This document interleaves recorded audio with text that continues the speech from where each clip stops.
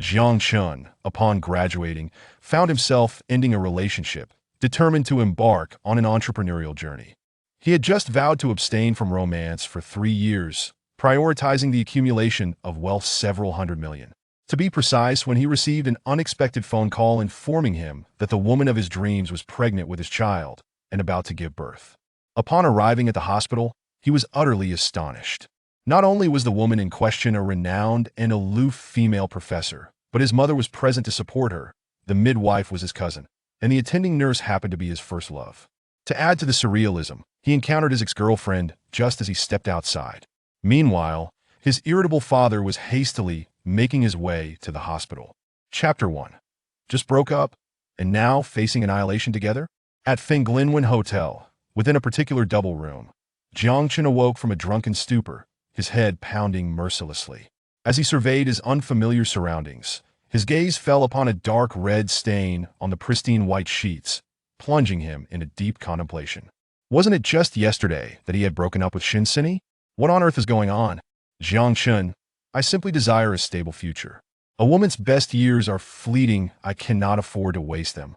I refuse to live a life burdened by mortgages and car loans, where a lavish meal at a fine restaurant requires meticulous budgeting.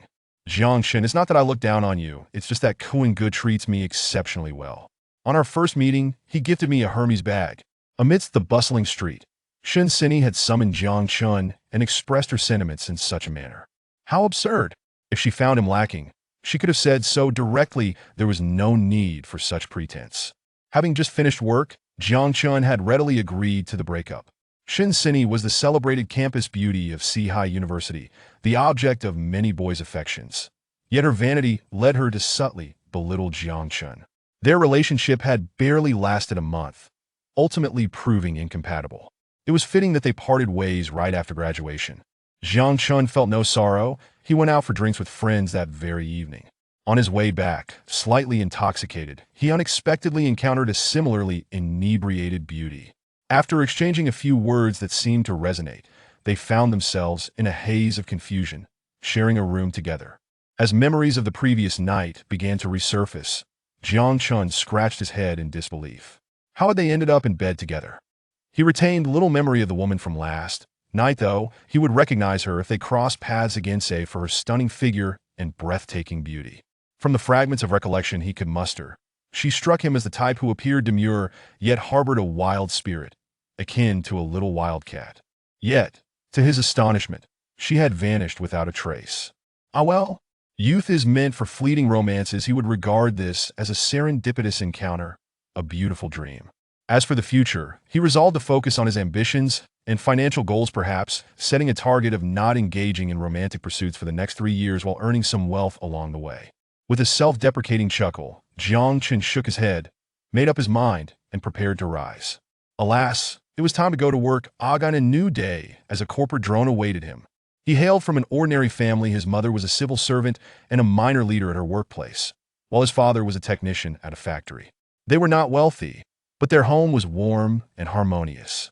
Being their only son, he was showered with affection, although he had endured his fair share of discipline during childhood, whether in singles or mixed doubles matches. About 3 years prior, he had bound himself to a legendary system, which, however, remained dormant.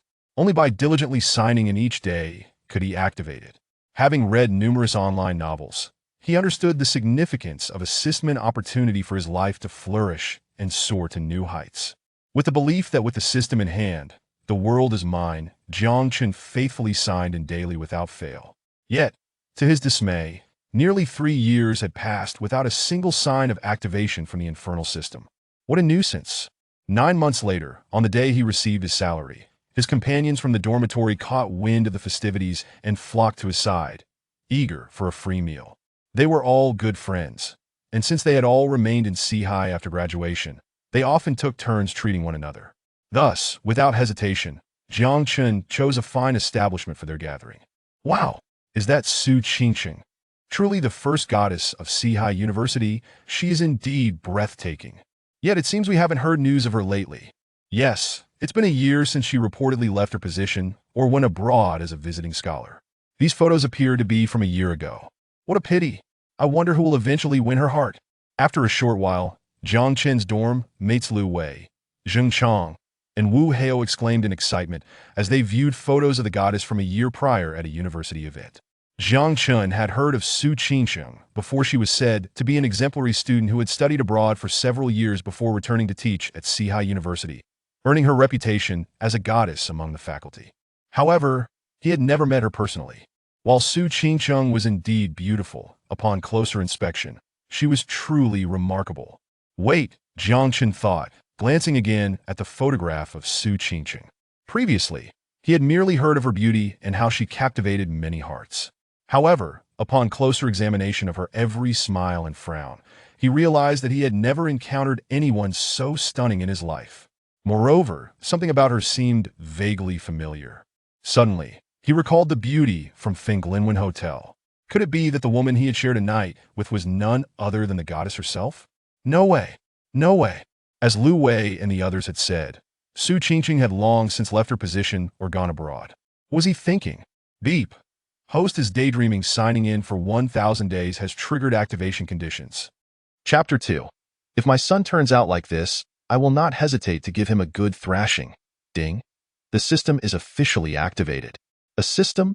Activated? As a series of mechanical prompts resonated in his mind, Jiang Chen felt a surge of excitement. After a grueling 1,000 days of waiting, the dam system had finally come to life. However, before he could examine the system, the door to the private room suddenly swung open with a bang. Jiang Chen, is that you? What on earth is going on? You didn't answer your phone or reply to any messages, making me search high and low for you. At that moment, the class monitor, Yuan Yin, burst into the room, her forehead glistening with sweat and her breath ragged, startling everyone present. What business do you have with Jiang Chen? Lu Wei and a few others inquired, as Yuan Yin had reached out to Lu Wei to find Jiang Chen's whereabouts. Spotting him not far away, she rushed over. Jiang Chen, realizing the situation, quickly pulled out his phone and discovered that it had been on silent mode. I'm sorry, monitor. My phone was on silent. But what is so urgent that you need me right now? Of course, it's a matter of utmost importance, Yuan Yin said, wiping the sweat from her brow. Jiang Chen, you need to come with me immediately. Teacher Su is about to give birth. Upon hearing Yuan Yan's words, Jiang Chen was left dumbfounded. Wait, the teacher is giving birth. Which teacher Su are you talking about? Is it the goddess senior, Su Qingsheng? But why does her giving birth concern me? He asked. Yes, it's teacher Su Qingsheng. What do you mean, why does it concern you? Because the child she is carrying is yours. Enough with the days, Jiang Chen. We must hurry. Without giving him a chance to react, Yuan Yin took his arm and hurried out. Inside the private room, Lu Wei, Zhang Chong, and Wu Hao exchanged bewildered glances. Their expressions were a mix of shock and disbelief. Jiang Chen, this guy. Quiet as a mouse, and suddenly, a child is about to be born? And the mother is the goddess of Sihai University? What the hell? Am I dreaming? Su Qingsheng. She is the goddess of Sihai University, her figure and beauty far surpassing that of the campus belle. And now, she has been out with Jiang Chen. When did they even get together? Xiangzi, pinch me out. Why did you pinch me so hard? But it does hurt, which proves I'm not dreaming. Not dreaming, but it certainly seems impossible. Although Jiang Chen is handsome and indeed a good match for Su Qingqing in looks, the key point is that they hardly know each other. It's likely that Jiang Chen is just trying to avoid responsibility, boasting with the monitor and playing us for fools. Exactly. What nonsense. Anyone can brag. I could say the campus belle gave me imported candy. I could say the girl I have a crush on winked at me last night and coyly invited me in for some sweet water. I could say I married a celestial fairy. I could say I married a fairy mother. On the roadside, a middle-aged woman hurriedly spoke into her phone while rushing towards an old Volkswagen car. Her tone urgent and her expression frantic. Xiaoqian, what did you say? Qingqing's water broke and she is about to give birth. That is so sudden. I'm still at work. Just wait a moment, I'll be there right away. The middle-aged woman, Song Mei, had just received a call from her niece, who is also an obstetrician at the maternal and child health hospital, informing her that Su Qingqing's water had broken and she was about to give birth. Since Su Qingqing was carrying triplets, a cesarean section was necessary. Thus, Song Mei, having wrapped up her work, rushed towards the hospital. She and Su Qingqing were close friends, having met during yoga classes. Despite the age difference, they quickly bonded and became confidants. Regarding Su Qingqing's unexpected pregnancy, Song Mei felt both sympathy and anger towards that heartless ma and at the same time. She felt somewhat helpless because, although they were best friends and shared everything, Su Qingcheng had never mentioned her unexpected pregnancy, revealing almost nothing. Triplets are no ordinary pregnancy. The 9 months of carrying them would be far more arduous, and without her parents nearby, Su Qingcheng had only confided in Song Mei after 5 or 6 months, seeking her help. Thus, Song Mei could only speculate that her dear friend must have been harmed by some heartless scoundrel. Ah, these scoundrels. They are so ruthless, quick to abandon their responsibilities, truly despicable, to put it bluntly. They are like dogs raised without a mother. And there's no need to rush. The mother is stable in the hospital now. The main concern is that she needs a cesarean section. But the man hasn't arrived yet. What? That scoundrel hasn't shown up yet? Upon hearing this, Song Mei couldn't help but feel indignant. Does this person have no conscience? The mother has endured 10 months of hardship without bothering him. And now that she is about to give birth, he hasn't even bothered to show his face. Thank goodness it's not my son. If my son acted like this, I would surely thrash him to death. Chapter 3. What on earth? She's actually my mom's friend. At the Sihai City Maternal and Child Health Hospital, Su Qingcheng lay on the hospital bed, looking utterly exhausted. Even so, her impressive figure and exquisite beauty could not be concealed. She gently caressed her belly, letting out a silent sigh. Earlier, she had no choice but to contact that person through Yuan Yin, as she knew very little about him. Only his name and appearance, but not his contact information. Would that person actually come? She herself was uncertain. After a while, obstetrician Sun Qian approached her, lifting the bed sheet to check Su Qingcheng's condition. It was nearly time. Yet the family members had still not arrived. Given that this was a triplet birth and her first pregnancy, a cesarean section was certainly necessary. However, since a cesarean is a surgical procedure that carries risks, especially with triplets, it was crucial to have family present to bear the surgical risks. I understand, Su Qingcheng nodded. If it comes to it, I'm willing to shoulder the risks myself. Seeing Su Qingcheng in such a distressed state, Sun Qian couldn't help but feel sympathetic. She didn't know much about Su Qingcheng, only that she was her aunt's close friend, and it appeared she had fallen victim to a scoundrel and faced an unexpected pregnancy. A beautiful woman like her would stand out anywhere, her looks and figure rivaling those of top celebrities. Especially with her stunning physique, even if she gave birth to triplets, there would be no shortage of food for the children. However, beauty aside, her stubbornness seemed to be her downfall. Otherwise, she wouldn't have ended up with a scoundrel. Even if she was pregnant with his child, she wouldn't insist on carrying it to term and enduring endless suffering. Oh. Could she be one of those legendary beauties who are both stunning yet lacking in common sense? Since the family hasn't arrived yet, let us wait a little longer. If they still don't show up, we'll reassess the situation. Sun Qian checked Su Qingcheng's condition once more before making a call to Song Mei. Aunt, when you come up, please bring some essentials for the mother. Maternity pads, towels, nursing pads, and diapers for the baby, as well as wipes and bottles. Not a problem, I'll go get them right now. Song Mei drove over to the hospital, as it was not far. Upon hearing Sun Qian's request, she immediately headed to the hospital shop to gather the necessary items. After all, she had been through it herself just over 200 months ago, so she was quite familiar with these things. Meanwhile, on Jiang Chen's side, Jiang Chen, I can hardly believe this, but the situation is indeed as it appears. Yuan Yin led Jiang Chen out of the restaurant, explaining what she knew. Jiang Chen was taken aback at so. It turns out, the pig that has been with the goddess was actually himself. Not that I'm a beast. How could I doubt it now? I'm going to be a father. But I'm still so young deep down, I still feel like a child. Jiang Chen, I have a flight to the beautiful country today. It's almost time. You should head to the hospital yourself. The address is Sihai Maternal and Child Health Hospital. Okay, thank you, Monitor. Yuan Yin had urgent matters to attend to as she was heading abroad for studies, with her flight scheduled for today. Seeing that time was of the essence, she quickly briefed Jiang Chen and headed straight to the airport. Jiang Chen expressed his gratitude, hailed a taxi, and rushed towards the Maternal and Child Health Hospital, his heart racing with urgency to find out what was happening at the hospital. However, urgency alone wouldn't suffice. The distance was considerable, and the traffic was heavy, causing the taxi to crawl along. Approximately an hour later, he finally arrived at the hospital. Jiang Chen rushed to the 5th floor, the room that Yuan Yin had mentioned. To his surprise, he spotted his mother in the corridor. Mom, what are you doing here? Jiang Chen exclaimed in astonishment. Song Mei, carrying a bunch of essentials, had just huffed her way up the stairs when she heard Jiang Chen's voice. Turning around, she replied, "Oh, don't even mention it. I'm just helping a friend. Here, help me carry these." The elevator was too crowded, and climbing the stairs nearly exhausted me. After catching her breath, she suddenly realized, "Wait a minute, this is the maternal and child health hospital. What are you doing here?" "You're not." Her expression shifted to one of surprise. "You little rascal. Spill it out. Have you gotten some girl pregnant? Wow, you're really something." In today's society, young people are so straightforward and enjoy life. What can't they do? It's not uncommon to hear about it in the news every few days. Song Mei was well aware of the current state of affairs. As she spoke, she playfully gave her son a light smack, followed by a kick to his backside.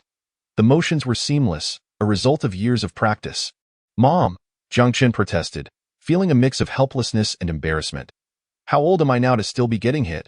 The last time you hit me was 10 years ago. No, it seems it was just half a month ago." "Mom, about this situation, it's not what you think, Dotto. You think you can fool me? Coming to a place like this must mean something bad. Thank goodness I'm busy today, or I'd give you a proper scolding." Song Mei shot Jiang Chen a glare and entered the hospital room, with Jiang Chen trailing behind. Just as he was about to step inside, he caught sight of the room number and his expression changed. It was indeed the same room number that Yuan Yin had mentioned. What the hell? Has fate conspired to bring these two events together? Jiang Chen felt a headache coming on. Upon entering, he confirmed that it was indeed Su Qingcheng. Unmistakably her. "Qingcheng, this is my son Jiang Chen. I happened to run into him outside and asked him to come in and lend a hand. If you need anything, feel free to ask him." Song Mei, oblivious to the tension between Jiang Chen and Su Qingcheng, naturally introduced them. Upon hearing this, Su Qingcheng turned to Jiang Chen, her expression shifting dramatically, her beautiful eyes filled with astonishment.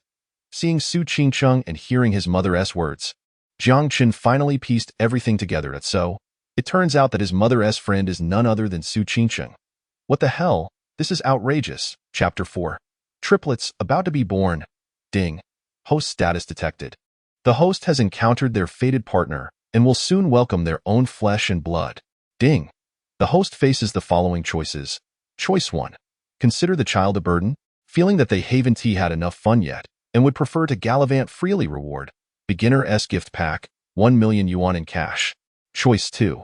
Consider the child a treasure, willing to sacrifice everything to raise them. Reward. Beginner's gift pack, 100,000 yuan in cash. Two choices. Choice 1 is to view the child as a burden, wanting to enjoy life alone. Choice 2 is to see the child as a precious gem, willing to do whatever it takes to raise them. Is there even a choice? What good is 1 million yuan? I must choose the second option. If I choose the first, how am I any different from a scoundrel? Jiang Chen immediately formed his judgment. Regardless of what others think, this is how he feels. Though bewildered and still feeling young at heart, he could never abandon his child. "Son, this is my good friend Su Qingcheng, also from Sihai University, a few years your senior, a top student who returned to teach after graduating from a prestigious foreign university. In fact, she is your senior." Song Mei continued, oblivious to Jiang Chen and Su Qingcheng's expressions. Rambling on, "But your senior here has had a bit of bad luck. She is pregnant now, about to give birth, and the father of the child hasn't even bothered to show up. He is the epitome of a scoundrel. Let me tell you, you must not act like that." "Enough, I want to say more. You go ahead with your business, but remember what I said. No matter what, you must take responsibility for the girl. If it comes to it, just marry her. Whatever you do, don't act like a scoundrel. Got it?" Song Mei delivered her heartfelt advice to her son. This kid, grown up but still under his mother's influence, he came to the maternal and child health hospital for a reason, and she had digested it all. Although she was angry, she understood. After all, he was now grown, with hardened wings, and had graduated university. If it weren't for Su Qingcheng being in such a predicament, she would have wanted to see what kind of girl her son had gotten involved with. If she were suitable, she wouldn't mind becoming a grandmother a few years earlier. While Song Mei rambled on, Jiang Chen and Su Qingcheng exchanged glances, both recalling the fateful night they had encountered each other about 10 months ago at the Fenglin Inn. Their eyes were filled with shock. "So it was you." The revelation was overwhelming. One had not anticipated that the stunning woman he had crossed paths with was his mother's dear friend. The other had not expected that the boy she had encountered was actually the son of her good friend. And why heavens? A flush of color returned to Su Qingqing's pale face, and she felt too embarrassed to look at Jiang Chen again. Although they were merely senior and junior students from the same university, this was all too shameful. Mom, I need to tell you something. In an effort to avoid a severe reprimand, Jiang Chen carefully organized his words. What is it? Speak up that actually, I'm the scoundrel you've been talking about. Oofed. Song Mei had just taken a sip of water after climbing the stairs and nearly choked upon hearing Jiang Chen's words. Her expression one of shock. What did you say? I mean, I'm the scoundrel you mentioned. Su Qingqing is carrying my child. Jiang Chen braced himself and repeated, his voice steady. Song Mei was left utterly dumbfounded. What was happening? The scoundrel she had been berating for so long turned out to be her own son. How could this be? The son she had painstakingly raised could not possibly be so despicable. Turning to Su Qingqing, she sought confirmation. Upon meeting Song Mei's questioning gaze, Su Qingqing, though embarrassed, reluctantly nodded. Sister Mei, he's right. The child I'm carrying is indeed his. The revelation left Song Mei in a state of utter shock. It was true. Her son was indeed that scoundrel she had been criticizing. My heavens! How on earth did I give birth to such a son? What a sin! Yet does this mean I am to become a grandmother? Am I finally to cradle the long-awaited grandson? What a momentous occasion! Ahahaha! However, this little rascal, he is utterly devoid of conscience. How could he act in such a despicable manner after everything I taught him? Not to mention how he has harmed his dear friend. She carried him for 10 months and is expecting triplets, yet he didn't even bother to inquire about her well-being now. As she approaches the cesarean section, he finally arrives after much delay. Has his conscience been devoured by dogs? Upon this thought, Song Mei felt a surge of anger, and she was about to kick Jiang Chen. Have the family members of the patient arrived? Just then, Sun Qian entered and, upon seeing Jiang Chen, exclaimed in surprise, Xiao Chen, what brings you here? Upon noticing the expressions of Song Mei and Jiang Chen, she found it hard to believe. No way. Xiao Chen, are you a family member of the patient? Jiang Chen, who had narrowly escaped a calamity, only then realized that his cousin from his aunt's side was currently employed at the Sihai Maternal and Child Health Hospital. Feeling awkward, he sheepishly nodded. Yes, that's me. Sun Qian was immediately taken aback. So the scoundrel is the son of my aunt, and the child she is carrying is actually Xiao Chen's? This is utterly outrageous. Song Mei could no longer contain herself, grabbing Jiang Chen by the ear. You did a good deed, and now you still have the audacity to smile. I'll make you laugh. Just you wait. Jiang Chen, caught off guard, exclaimed, Mom, can't you be a little gentler? You want me to be gentler? Fine, Song Mei retorted, exerting her strength. Jiang Chen, truly, a biological mother. All right, Auntie, let us discuss this later. The patient is about to undergo a cesarean section. Sun Qian interjected, attempting to mediate, and amidst her shock, she covered her mouth and chuckled, saying to Jiang Chen, I never would have guessed, Xiao Chen, that you'd become a father right after graduating. Quite impressive. Your partner is carrying triplets, which is statistically almost impossible. And now that her water has broken, a cesarean is imperative. As she spoke, she couldn't help but scrutinize Jiang Chen, thinking to herself that although her cousin was undeniably handsome, he was indeed quite outrageous, especially since he seemed unwilling to acknowledge his own child. What? Triplets? Jiang Chen's mind reeled at his cousin's words, recalling that fateful night when not only did he score, but he did so with a triple whammy. This? Ding. Whoa. 2 choices. Which one will you choose? Speak up, why the silence? Jiang Chen, damn, is the dog system getting impatient? I choose option 2. Ding. Received. Ding. The host has made a choice.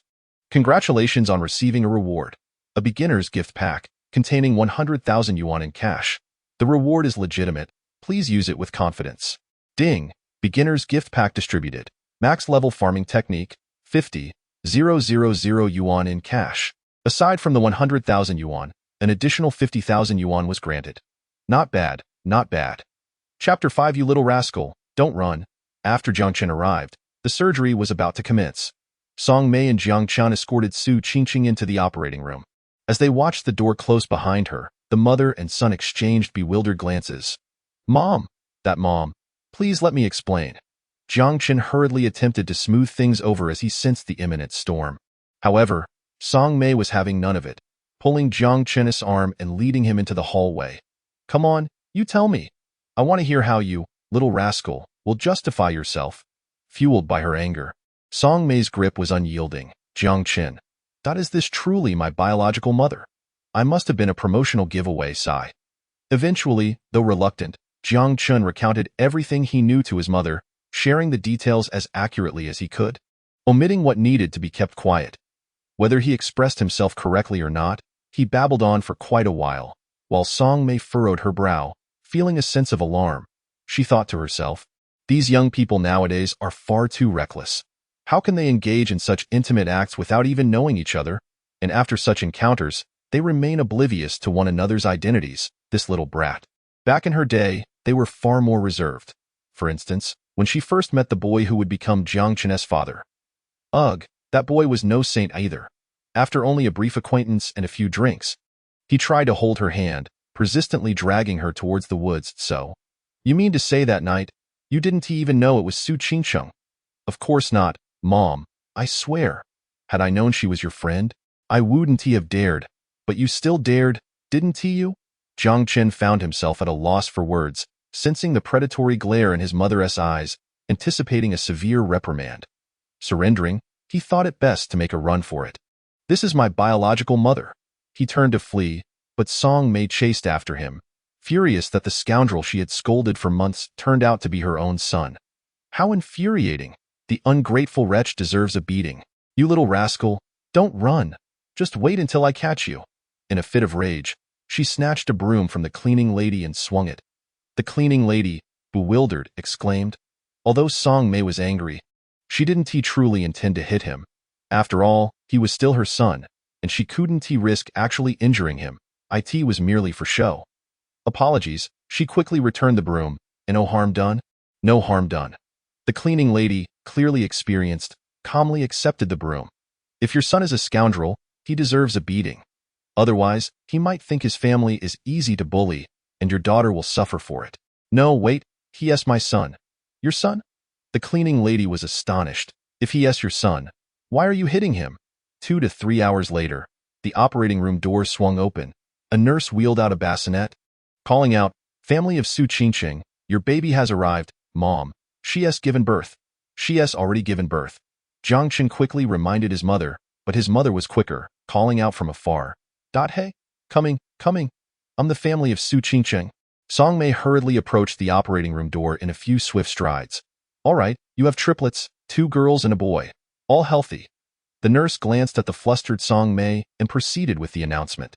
Outside the operating room, numerous anxious family members were seated, and upon hearing the nurse's words, they erupted in excitement, eagerly crowding around to catch a glimpse. What? Triplets? 2 girls and 1 boy. Wow, this is fantastic. They have a complete set. Normally, twins are already rare, but this is a rare dragon and phoenix triplet. How enviable for this family. When Song Mei beheld the 3 little bundles of joy, her eyes sparkled with joy, overwhelmed with happiness, eyeing the envious gazes of the onlookers. She carefully cradled one of the babies in her arms. Just moments ago, she was furious with Jiang Chen, yet now her heart swelled with affection for the infant. Her gaze was filled with maternal warmth. It felt surreal, almost like a dream. Here she was, at the age of 48, suddenly a grandmother, and she had 3 grandchildren. Moreover, the one who had gifted her these 3 grandchildren was none other than her dear friend. One could hardly imagine such a plot even in a drama. Oh, my dear son, you truly have brought pride to your mother. Chapter 6 Maternal Love and Filial Piety. He. Song Mei was beside herself with excitement. Jiang Chen felt similarly elated. However, upon glancing at the 3 little babies, he was somewhat taken aback. Why were they so wrinkled and flushed? They were clearly nothing like the cute, tender babies he had envisioned.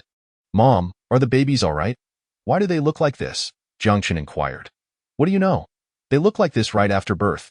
They'll improve in a few days. Besides, when you were born, you were even less appealing. Being premature, you resembled a little mouse. Seeing the 3 infants softened Song Mei's demeanor considerably, and her anger towards Jiang Chen began to dissipate. Mom, I'd like to hold one too. Jiang Chen, watching Song Mei dote on the babies, felt a twinge of envy and wished to hold one, yet the babies were so tiny and delicate, he hesitated on how to handle them. Wait a moment, I'll show you how. Supporting the neck with one hand and the bottom with the other, Yes, just like that, cradle them at an angle, as any loving mother would. Song Mei guided Jiang Chen on how to hold a child. Soon enough, Jiang Chen successfully cradled one of the infants, gazing at the tiny face and the barely opened dark eyes. He found it hard to grasp that this was his child. How had he suddenly become a father? He felt a surge of affection and proceeded to hold each of the three babies, gently kissing the top of their heads. Song Mei, witnessing this, frowned disapprovingly. Hey, you little rascal! You have germs in your mouth. What if you spoil my grandchildren? I know, I was just kissing their hair. Moreover, they're your grandchildren, but they are also my daughter and son. Ding. The host has kissed all three of their children. Congratulations on receiving a reward. A random lottery chance. A reward for kissing my children? Not bad, system. I choose to draw. Jiang Chen immediately thought. Ding. Lottery successful. Congratulations. The host has won 30,000 yuan and a comprehensive parenting skills guide. The 30,000 yuan was transferred to his bank account, while the parenting skills guide flooded his mind with a torrent of knowledge, swiftly assimilating into his memory and instincts. At that moment, Jiang Chen could be described as a top-tier parenting expert. Qingcheng, how are you? Shortly thereafter, the operating room door opened once more, and Su Qingcheng was wheeled out. Song Mei hurried over with concern. It's all right. I'm fine. Su Qingcheng lay on the bed, her complexion pale, a fine sheen of sweat on her forehead. As long as you're fine. As long as you're fine, Song Mei repeated, letting out a sigh of relief. Although she was enamored with the three grandchildren, her thoughts were also with her dear friend. Teacher Su, you've worked hard. Jiang Chen approached to express his concern. Su Qingcheng felt inexplicably nervous upon seeing Jiang Chen. She had intended to say it was no trouble at all, but what came out was, never mind, let us talk later. Song Mei shot Jiang Chen a knowing glance, and Jiang Chen immediately understood. He began to push Su Qingcheng's bed while Song Mei wheeled the baby's bassinet back to the hospital room. Son, now, in front of Qingcheng, you need to make a declaration about what you plan to do moving forward. Qingcheng endured 10 months of pregnancy, and due to health reasons and the fact that it was triplets, she couldn't bear to terminate the pregnancy, but this led to a fallout with her family.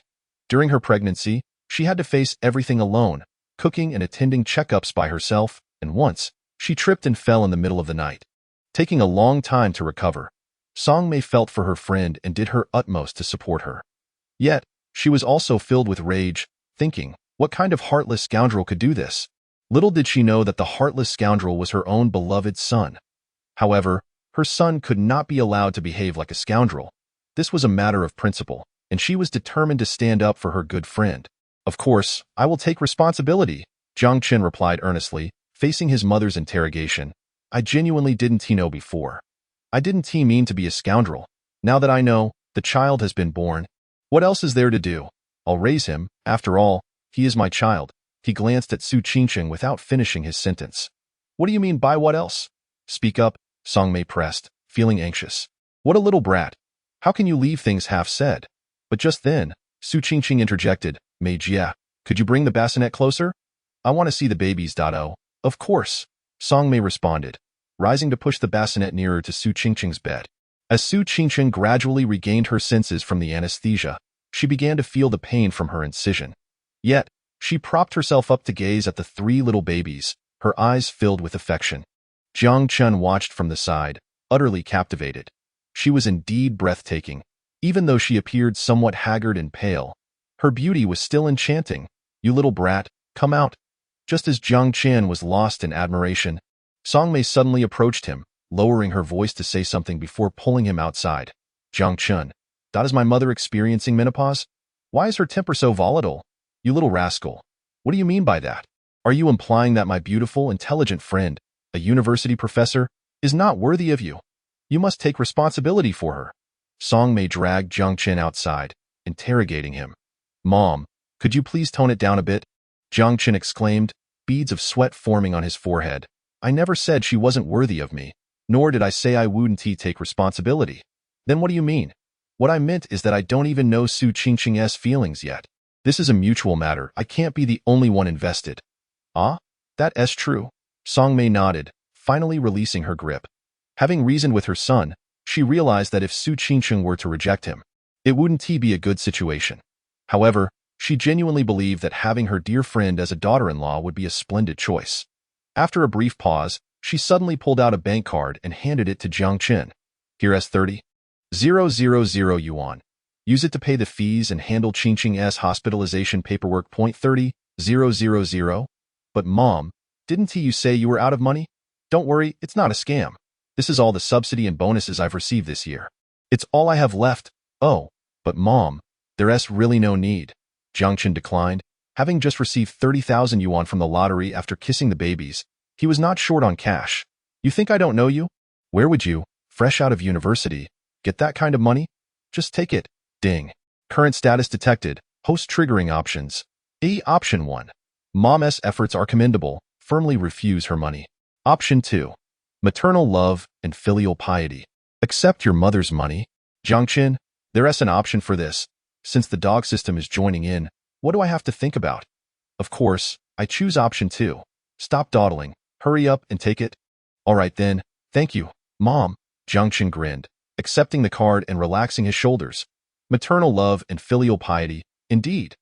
The host made a choice, and congratulations to the host for receiving a reward. A fully equipped BMW X7. The car's license and paperwork are complete, parked on the first floor of the underground parking lot of the Maternal and Child Health Hospital. Please rest assured, host, to use it freely. A BMW X7 as a reward? The system has been quite generous this time. It is well known that the base price of such a top-tier BMW X7 is nearly 2 million buzz. At that moment, the phone rang. It was the beautiful class monitor. Yuan Yin. Hello, Jiang Chen. Did I deceive you? Yuan Yin laughed on the phone. Congratulations, congratulations. Thank you, class monitor. But speaking of which, aren't you in the Magic City? How do you know about Teacher Sue? Jiang Chen asked. Hey, didn't I mention it? Teacher Sue didn't have your contact information. Asked the class monitor. I had previously participated in activities with Teacher Sue, and we exchanged phone numbers. Teacher Sue must have had no other choice but to contact you through me. Okay. Jiang Chen, to be honest, you are quite impressive, getting Teacher Sue to have a child for you. By the way, how many kids did Teacher Sue have for you? 3 little babies, 2 girls and 1 boy. Triplets, wow! Yuan Yin exclaimed in shock, unable to contain her surprise. After a pause, she continued, Jiang Chen, you really hit the jackpot, getting Teacher Sue. Well, you are truly impressive. Not too bad, hee. Jiang Chen modestly replied. Ching Cheng, it's not self-praise. But although my son can be unreliable and mischievous at times, he is actually quite decent, handsome and talented in many aspects. Don't think that I'm always complaining about him. In reality, I've been quite proud of him since he was little. Worrying about him a lot, but to be honest, he is indeed quite outstanding in looks. If you have no other thoughts, you might as well try getting to know my son in the hospital room. With no outsiders present, Song Mei began to persuade her close friend earnestly. What else could be done? Her son had gotten himself into quite a mess, and as his mother, she had to clean up after him. But Mei Jie, how could I even try? My relationship with your son was purely accidental. We hardly know each other. Besides, I'm quite a bit older than him. It just doesn't feel right. Faced with Song Mei's persuasion, Su Qingcheng's initial reaction was to disagree, voicing her concerns. Mei Jie, to be honest, I wanted to have these children myself. I am already very grateful that your son is willing to come. Regardless, I will take care of the 3 kids. Your son is still young and should have his own life. What are you talking about? Song Mei retorted. My son is still young. He just graduated from college at 22. Let me tell you, if he dares to neglect you and the children in the future, I, as a mother, will be the first to disagree. After all, they are his children. If he turns his back on them, I will not spare him. As for the age difference, how much is it really? He is 22 this year, and you are 28. That's only a 6-year difference. As the saying goes, a woman 6 years older than a man is still worth her weight in gold. The difference of 6 years is just 2 bricks of gold, nothing much. But Mei Jie, Yu Qing Cheng hesitated. There's no but. Listen to me, Qing Cheng, I have been through this. Trust me, being a single mother is not easy. And you surely don't want your child to grow up without a father, right? This statement left Su Qingcheng speechless for a moment, her lips pursed in silence. Qing Cheng, I understand your worries. You and my son don't know each other at all. There's no prior relationship, but what does that matter? Just look at me and Jiang Chen's father. We met through a blind date, and now look at us, we are doing just fine. Feelings need to be nurtured over time. The more you cultivate, the more likely you are to develop a bond. Take it slow, there's no rush. Seeing this, Song Mei seized the opportunity to further persuade her, even citing her own past with Jiang Chen's father as an example. Actually, I didn't have any feelings for Jiang Chen's father at first. He was quite persistent, wanting to hold my hand shortly after we met. I was initially resistant, but then I followed him to a small grove, and somehow, we just hit it off, quickly getting married and having Jiang Chen. So, about cultivating feelings, sometimes it just happens in an instant. But Mei Jie's Yu Qing Chung still wanted to resist. The concerns she had previously expressed had all been countered by Song Mei, and now she had no more excuses. Only a troubled expression as she said, "What if, in the future, I end up with your son? I mean, hypothetically speaking, how would we address each other? We've always called each other sisters, but he is your son.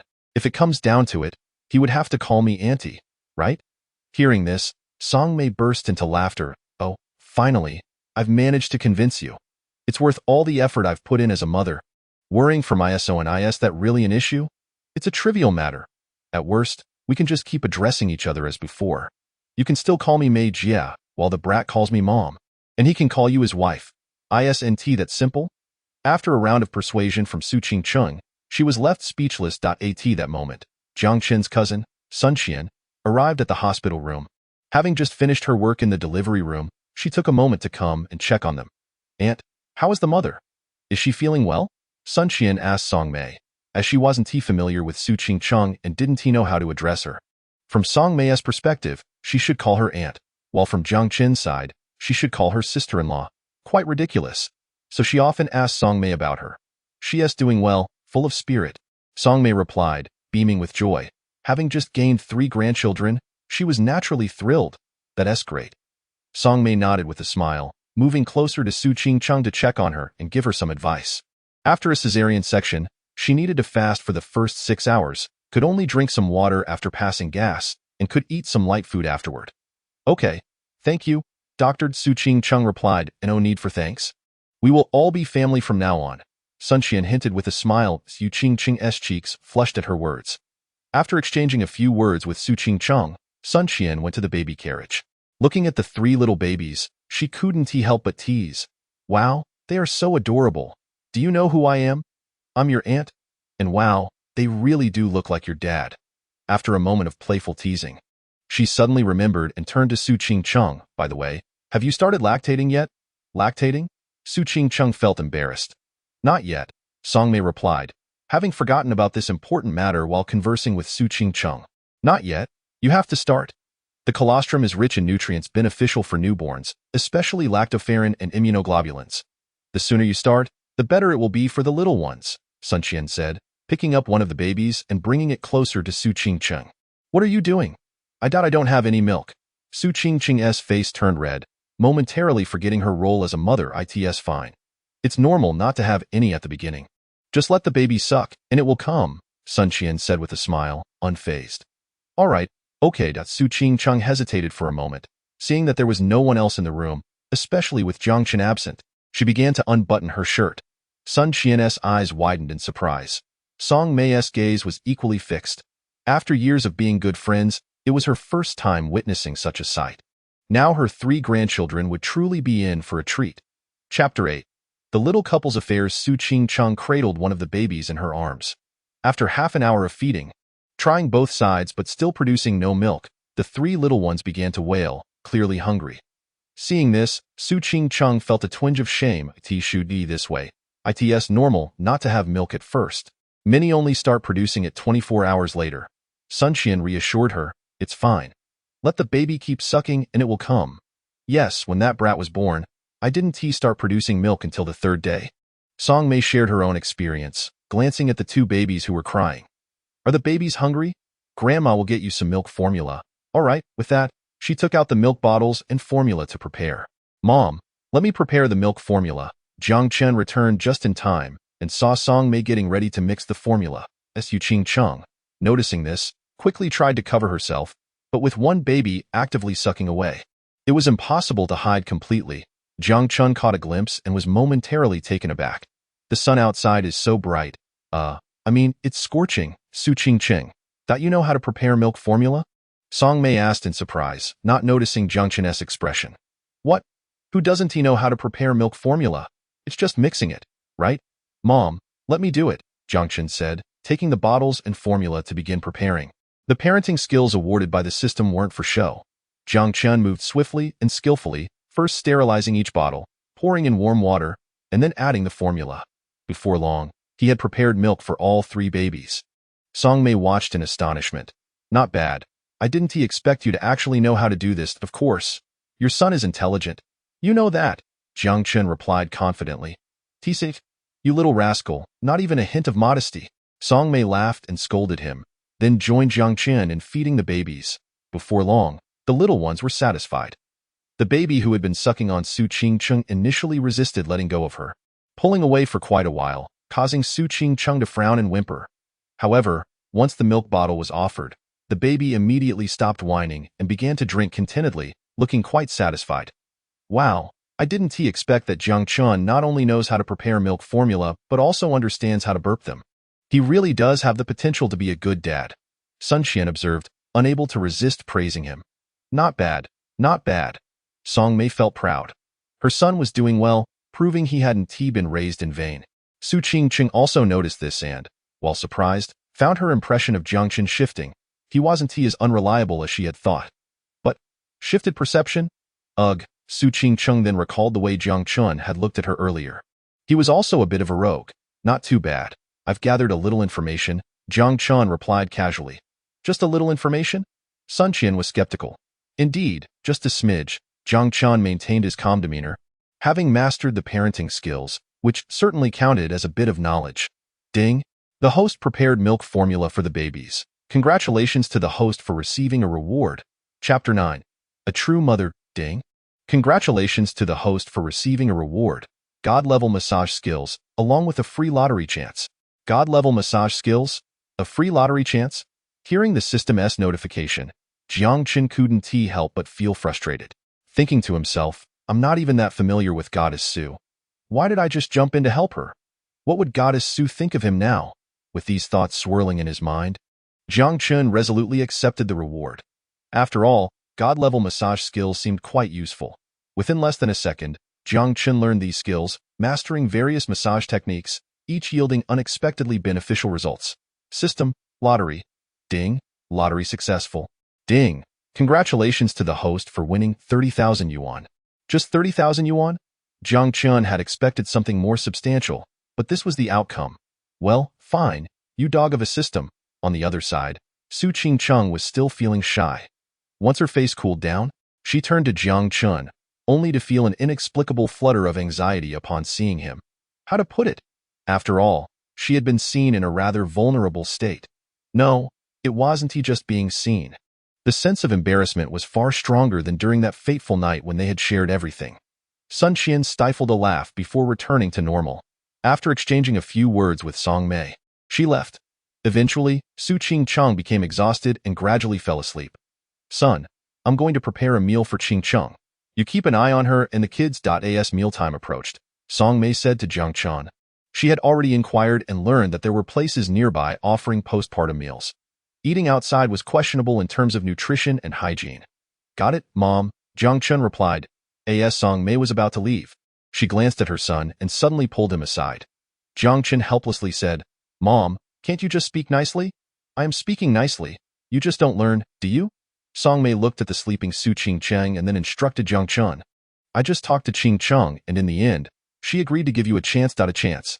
It means to date, though. What's wrong? Are you dissatisfied with this? Song Mei, noticing Jiang Chen's nonchalant demeanor, felt a bit annoyed. You little rascal. You've already taken advantage of her. She has been laid bare before you, and you have 3 children together. What more do you want? Have a little conscience.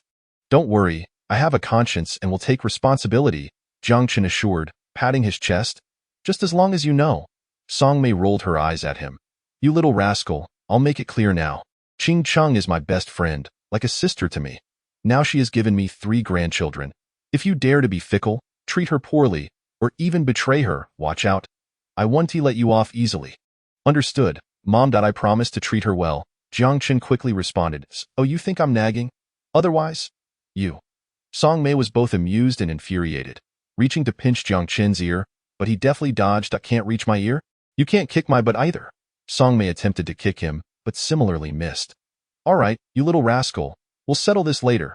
After giving Jiang Chen a glare, Songmei hurried off. It was mealtime, and if she delayed, she might have to wait in line. Jiang Chen returned to the hospital room, finding Su Qingcheng still peacefully asleep, prompting him to gaze at her for a while. At that moment, he still felt like he was dreaming. He had just graduated and recently ended a relationship. Yet now the renowned goddess Su of the university had given him 3 children? It felt utterly surreal. Suddenly, a peculiar scent wafted through the hospital room. Jiang Chen quickly snapped back to reality, glancing at the 3 little babies. It was evident that at least one had made a mess. He proceeded to check their diapers, discovering that 2 of them had pooped and 1 had peed. The discomfort caused the 3 little ones to squirm and whimper. "Don't worry, Daddy will change your diapers right away." Jiang Chen gently reassured the little ones, skillfully changing their diapers. How come the little baby's forehead is bouncing? Originally asleep, Su Qingqing suddenly noticed Jiang Chen changing the baby's diaper. To her astonishment, she discovered that not just one, but all 3 babies had their foreheads bouncing. She couldn't help but exclaim in surprise, followed by a wave of concern. Could it be that these 3 little ones have developmental issues? In truth, Su Qingqing had already awakened when Jiang Chen entered the ward. The pain in her body, the unfamiliar environment, and the innate vigilance that comes with motherhood kept her from sleeping too long, despite her exhaustion. However, upon waking, she felt quite awkward. With only Jiang Chen in the room, she found herself at a loss for words. So, she decided to continue sleeping until she unexpectedly observed the 3 babies' peculiar forehead movements.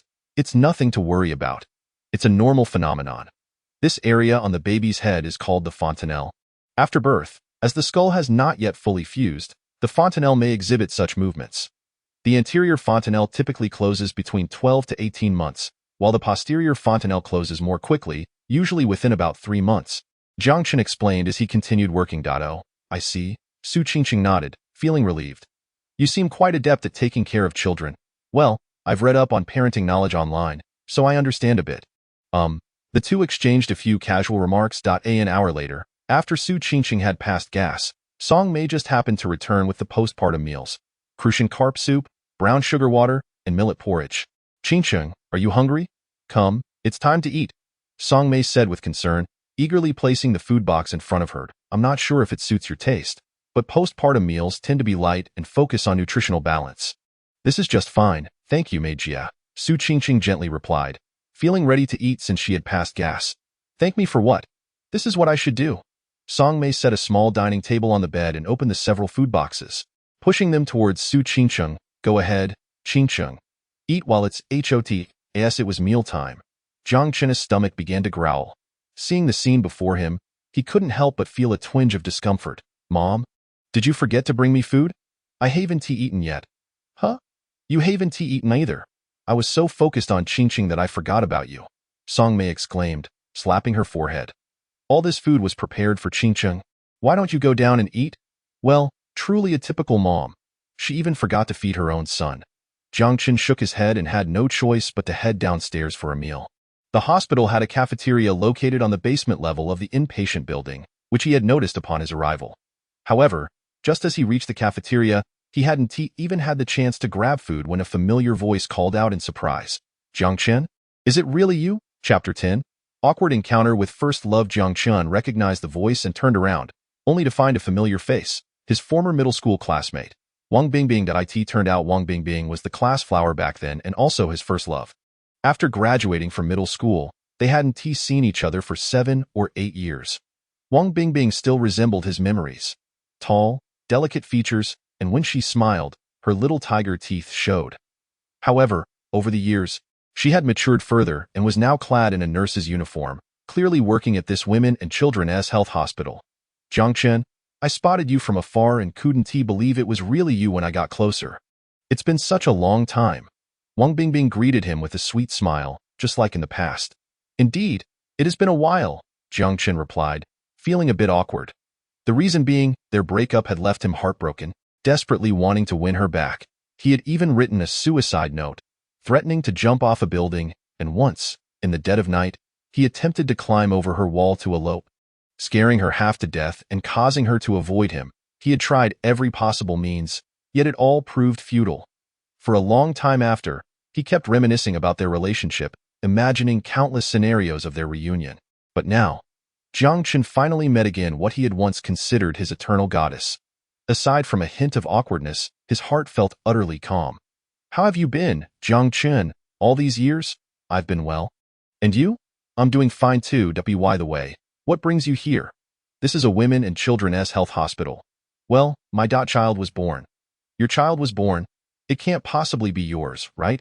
Wang Bingbing exclaimed in surprise. But after sizing up Jiang Chen, she quickly dismissed her thought. But that can't be. Considering the timeline, you've only just graduated from university, it must be a relative's child. Just then, a colleague called her, and she quickly answered, waving goodbye to Jiang Chen. All right, I can't chat any longer. We'll talk again when we have the chance. Sure, no problem. Jiang Chen continued to get his meal at the cafeteria. He couldn't help but reflect on the past, trying to recapture the youthful feelings of those earlier days, but found nothing but awkwardness, realizing how childish and silly he had been back then. Sigh. What is the big deal? Just a phase of self-destructive thoughts. Son, I need to head back. I do have a position to manage at work, and there's a pile of tasks awaiting my attention. It's getting late, so I'll take care of things and come back tomorrow morning. Just so you know, you need to be careful tonight by 8 or 9 in the evening. Songmei, being of a certain age, was feeling a bit worn out. With plenty of work still pending at her job, she decided to return home for a rest. Before leaving, she inevitably issued a series of warnings to Jiang Chen. Jiang Chen was quite accustomed to this behavior. Despite his mother often scolding him, he knew she had a heart of gold, caring for him more than she did for his father. Don't worry, Mom. If I can't take care of them well, you can break my legs, as long as you understand. Songmei playfully glared at her son. Then she turned to Su Qingqing, softly saying, Qingqing, I'll head back tonight and come again in the morning. If that rascal dares to bully you, just let me know. And if you need anything, don't hesitate to ask him. He's young and doesn't mind getting his hands dirty. Jiang Chen felt a cold sweat on his forehead. I don't mind getting my hands dirty? Where did you hear that? Su Qingqing, witnessing this exchange, couldn't help but chuckle softly. Got it? Meijia. Well then, I'll take my leave. Songmei was satisfied with her instructions to Su Qingqing and then turned to her son.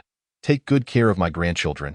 Otherwise, upon hearing this, Jiang Chen felt a headache coming on. I got it. Mom, you don't need to keep reminding me. They're your grandchildren, but they are also my children. If I don't treat them well, I want to forgive myself. Without further ado, he ushered Songmei out. Chapter 11. Successful nursing. The 3 babies won't go hungry. You and your mom are quite amusing. Huh? Once Jiang Chen returned to the ward, Su Qingqing spoke to him, marking her first initiative to converse with him. It's all right. We're used to it, Jiang Chen replied. That moment, with just the 2 adults left in the ward, Jiang Chen felt a bit awkward, as, in terms of seniority, he should actually call her Aunt. So you usually interact like this? It's quite amusing, but your relationship is genuinely good, Su Qingqing remarked, not enviously. It's evident you're your mother's biological child. Do you think I'm a biological child? Jiang Chen asked in surprise, suddenly intrigued by the question. Of course. If you weren't, do you think your mom would care for you like that? Just think, if she were polite, overly concerned about your feelings, yet kept a distance, you would probably panic instead. That's true. Jiang Chen helplessly patted his head. After exchanging a few words, the 2 felt a bit less estranged. Thanks to Su Qingqing's remarkable talent and Jiang Chen's assistance, before long, she successfully began nursing. Ding. Congratulations, host, for assisting your wife in successfully nursing. You have received a fully furnished apartment at Bingshui Residence. Ding. Congratulations, host, for receiving an additional reward. 10 physical fitness points. Completing the nursing task rewarded him with a fully furnished apartment at Bingshui Residence and an extra reward of 10 physical fitness points. Not bad at all. Jiang Chen received his 10 physical fitness points while in the bathroom. Then, a sudden surge of immense strength coursed through his body, spreading to every limb. Following that was a wave of intense pain as all his bones and muscles seemed to undergo transformation from that powerful force. In less than a minute, the pain subsided, and he was drenched in sweat. Jiang Chen decided to take a shower in the bathroom. When he looked in the mirror afterward, he saw a figure resembling a marble sculpture. With well-defined muscles, 8-pack abs, a chiseled waist, and an even more handsome face. All right, impressive. Just 10 physical fitness points, and my body transformed like this. What if it were 100 points? Best not to think about it. Qingqing, are you hungry? I've brought you breakfast.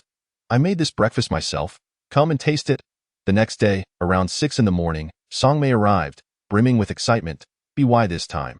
Su Qingqing had already woken up and was taking care of the little ones while Jiang Chen, who had stayed up all night, seized the opportunity to catch a bit of sleep. Although he had 10 physical fitness points, he still needed rest. The breakfast Songmei brought for Su Qingqing was quite sumptuous, featuring century egg and lean meat porridge, vegetable corn cakes, toasted bread slices, egg custard, fresh milk, and more. Knowing the importance of the baby's nourishment, Su Qingqing didn't hold back and began to eat. Thank you, Mei Jie. Oh, don't mention it. While handing food to Su Qingqing, Songmei inquired about the previous night. So, how was it, Qingqing? Was everything all right? It was fine, Su Qingqing replied, taking a small sip of the porridge. How about that rascal? Did he treat you well, or did he bully you? Songmei asked next. Him? No, not at all, Su Qingqing recalled the previous night, her cheeks inadvertently flushing red, and then glanced at Jiang Chen, her heart suddenly racing. What else with this rascal? How is he so handsome? Meanwhile, Jiang Chen, who was busy changing diapers for the 3 little ones, felt somewhat displeased upon hearing his mother's words. Mom, considering what you said, why would I bully someone for no reason? Well, as long as you understand, Songmei laughed, saying, Come on, son, here is your breakfast.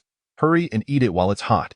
Satisfied with Jiang Chen's behavior, she felt that a harmonious relationship between the young couple and the health of the 3 babies was her greatest wish. After visiting Su Qingqing and her grandchildren, Songmei hurried back to work. Due to an upcoming event at the office, as a small leader, she felt it was crucial to lead by example and couldn't afford to take leave. Son, take good care of Qingqing and the kids. I got it, Mom. You don't need to keep nagging. After Songmei left, the ward became significantly quieter. Shortly after, the nurse on duty for morning rounds entered. Upon seeing Jiang Chen, she exclaimed in surprise, Jiang Chen? What are you doing here? Chapter 12. Narrow encounters with enemies. The nurse, tall and lovely, was none other than Wang Bingbing, whom Jiang Chen had unexpectedly encountered the previous night. His first love. Wang Bingbing worked as a delivery nurse at the Sihai Women and Children's Health Hospital.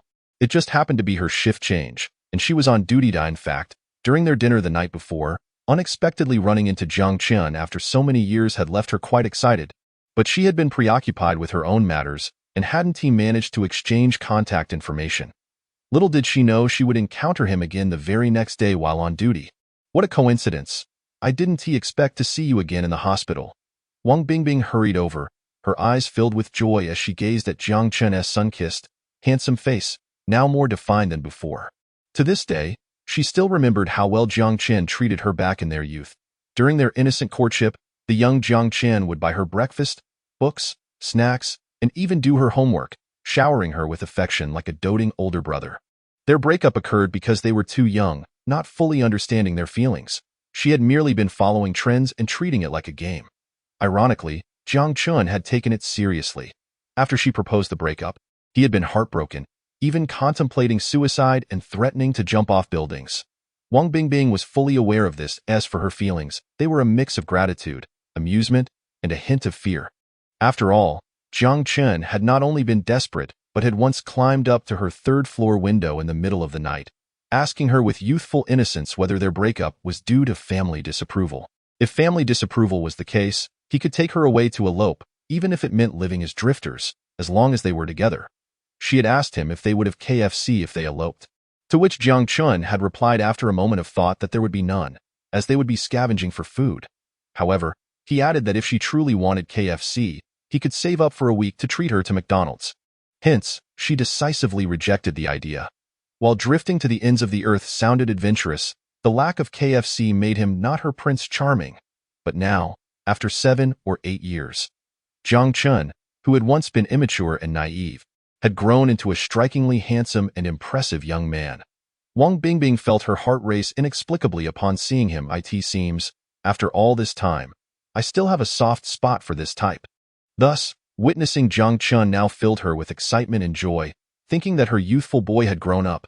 They say first loves and first experiences are unforgettable, lingering for a lifetime. Jiang Chen had been so devoted and passionate back then that surely he wouldn't have forgotten her. But what if he still held feelings for her and pursued her again? Well, of course, she would consider it and give him a chance. At that moment, Jiang Chen had just finished changing diapers for the 3 little ones and had sat down to drink a glass of water. The nurse, Wang Bingbing, Upon spotting Jiang Chen, couldn't he help but exclaim in surprise. She then approached him with great enthusiasm and surprise, even reaching out as if to grasp his arm, just like in the past. Jiang Chen, noticing this, felt a wave of anxiety. It seemed fate had conspired against him once more, so he subtly sidestepped, discreetly avoiding Wang Bingbing's outstretched hand. Chapter 13. Can't afford to be a... So, you're on duty today? Jiang Chen asked, lifting his gaze. Yes, we had a meeting yesterday, so it's my turn to be on duty today. Upon seeing Jiang Chen evade her hand, Wang Bingbing felt a slight surprise. Oh, look at you, acting a bit aloof, however. She brushed it off, realizing she had hurt him deeply back then, so it was only natural for him to have some pride now. But, she thought, as long as she extended her hand, he might come running back to please her, just like the young man he used to be. Wang Bingbing glanced over and noticed the 3 little babies beside Jiang Chen. Wow, triplets, Jiang Chen. Whose children are these? They're adorable. Her tone was genuinely surprised, with no hint of pretense, as she hadn't even considered the possibility that these could be Jiang Chen's children. Jiang Chen scratched his head and replied, These 3 are all my children. What? All 3 are yours? Wang Bingbing was taken aback, asking in disbelief, Jiang Chen, are you married? No, I'm not. Unmarried? How could you possibly have children? Wang Bingbing exclaimed in astonishment, casting a glance at Jiang Chen before bursting into laughter. Oh, I see. You must be joking, right? Surely, this is just a child from your relatives. I can't believe that after all these years, you still enjoy joking around so much. No, you've misunderstood. This is indeed my child. My biological child, Jiang Chen clarified boldly. What? Wang Bingbing's expression shifted dramatically upon realizing Jiang Chen was serious. Jiang Chen, that can't be true. By the timeline, you just graduated from university, didn't you? How could you have a child right after graduation? Her face was a portrait of shock and disbelief. There's nothing impossible about it. Some university students do have children before graduating, and besides, I have already graduated, Jiang Chen responded calmly, providing Wang Bingbing with a response that could not be more certain. Upon hearing this, Wang Bingbing's heart sank down. Oh my goodness, it really is true. But back then, you were so desperate for me, threatening to jump off buildings and writing farewell letters, even climbing through my window in the middle of the night, asking me if I wanted to wander the world with you. You even said you would spend a week's worth of trash collecting money just to treat me to McDonald's. Have you forgotten all that? Why didn't you wait for me? How could you have 3 children without even telling me? With a flurry of thoughts racing through her mind, Wang Bingbing felt a wave of frustration wash over her. However, realizing she was no longer a child, she quickly regained her composure and contemplated the implications of Jiang Chen's words and tone. She deduced several facts. Jiang Chen was unmarried, the children were a result of an unplanned pregnancy, and since it was unplanned, the future remained uncertain. In other words, she still had a chance. After all, she was the class beauty from back then, the dream girl of many boys, if she were to take the initiative.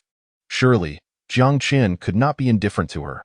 With this thought, Wang Bingbing straightened her posture, adorned her face with what she considered her most radiant smile, and approached her rival lying in the hospital bed. However, the very next moment, her smile froze on her face, because her rival was simply too beautiful.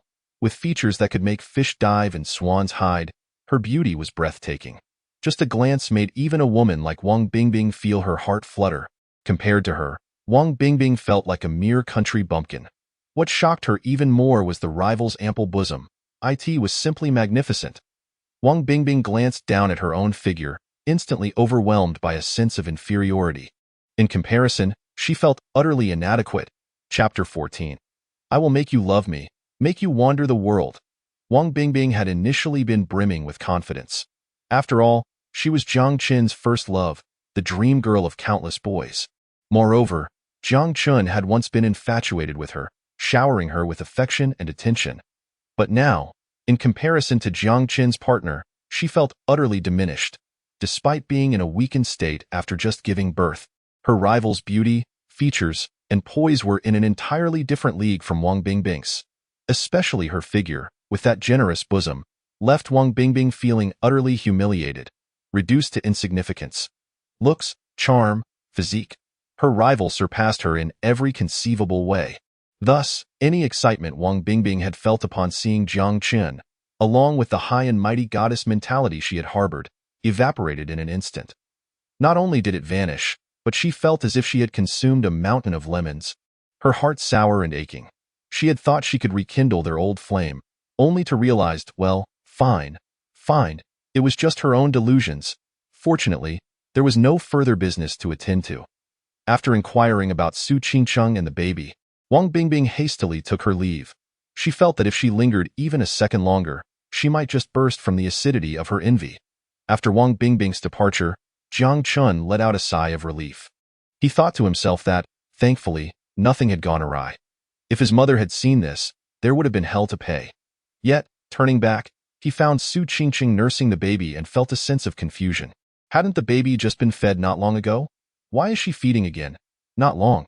It's been half an hour. Su Qingcheng replied lightly. I'm just worried the baby might be hungry. In truth, she was aware that the baby had only recently eaten, but she simply wanted to nurse, particularly in front of Wang Bingbing. Ever since Wang Bingbing had entered, she sensed a familiarity between the two, as if they knew each other, possibly even having a past. This realization made her restless.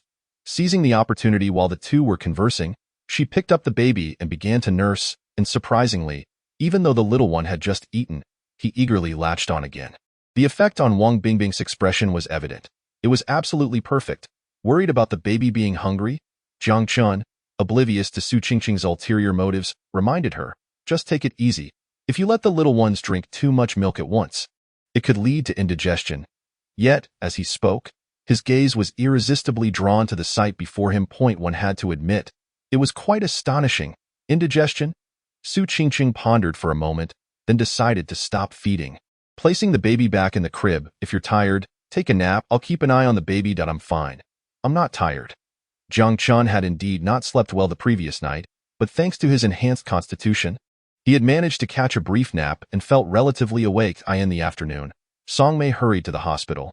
After wrapping up her work at the office, she couldn't shake off her worries about the hospital and asked a senior leader for leave.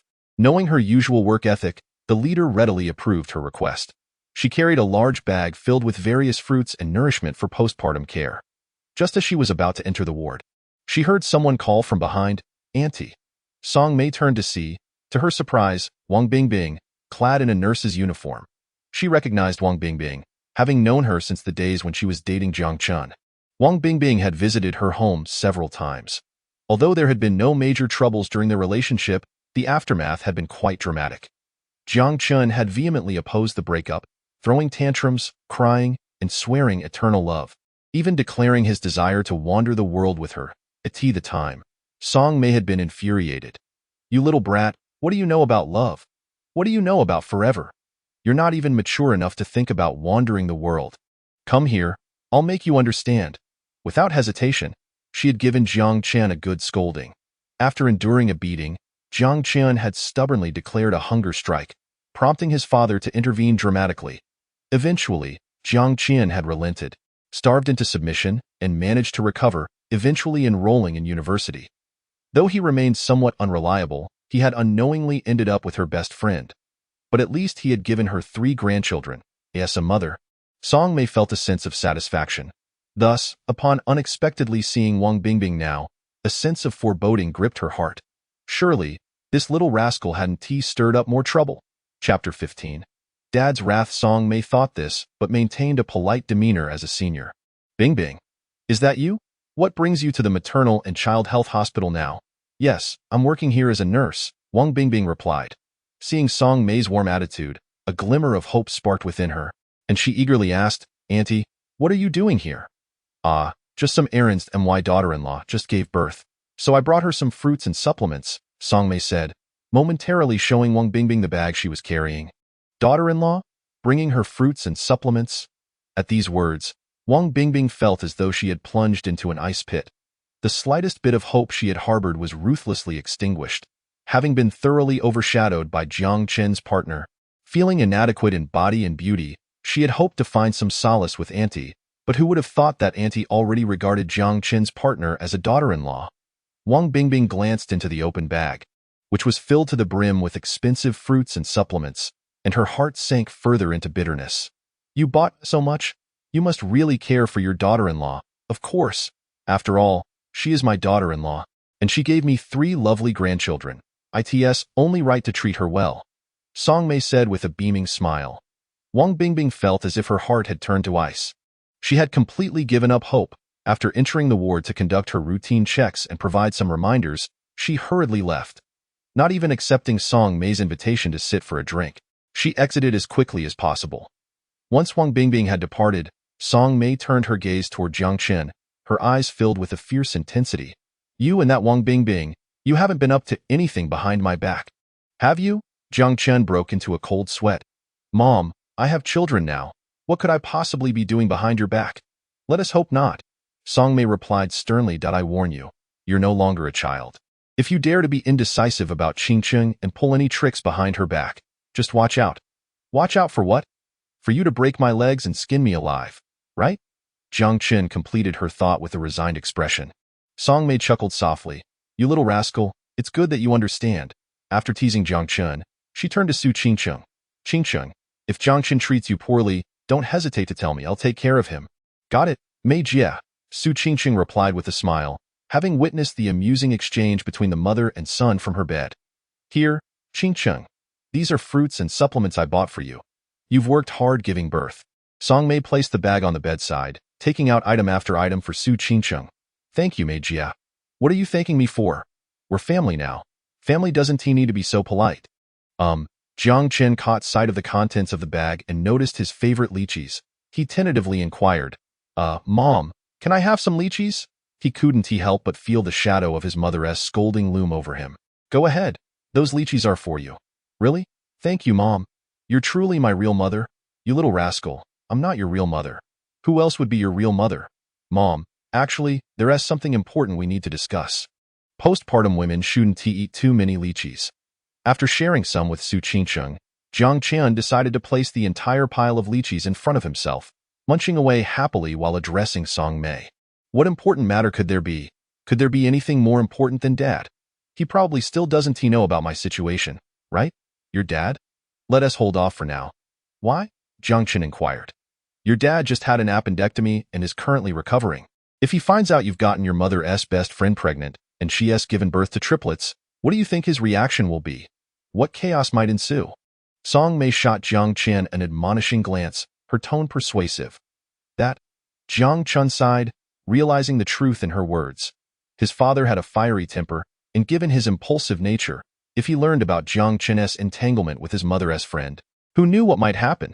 Just because he had recently undergone surgery didn't mean anything. Nothing could prevent him from unleashing his wrath. Let us put this on hold for now, especially for the sake of Dad's health and my own safety. However, just as he was contemplating this, his phone rang. It was his father calling. Chapter 16. Your father is professional at trapping you, Dad. It's your call. Jiang Chen felt a wave of panic as he handed the phone to Song Mei. Song Mei glanced at the screen, still munching on sunflower seeds, her expression unfazed. It's for you. Why show it to me? Just answer it. Jiang Chen. Reluctantly, he answered the call. Hello, Dad. You called me? What? Am I not allowed to call you anymore? Jiang Chen could feel his father's explosive tone even from a distance. He hadn't put the call on speaker, but Song Mei could hear every word clearly. You little brat, have you been up to no good lately? What bad things could I possibly be doing?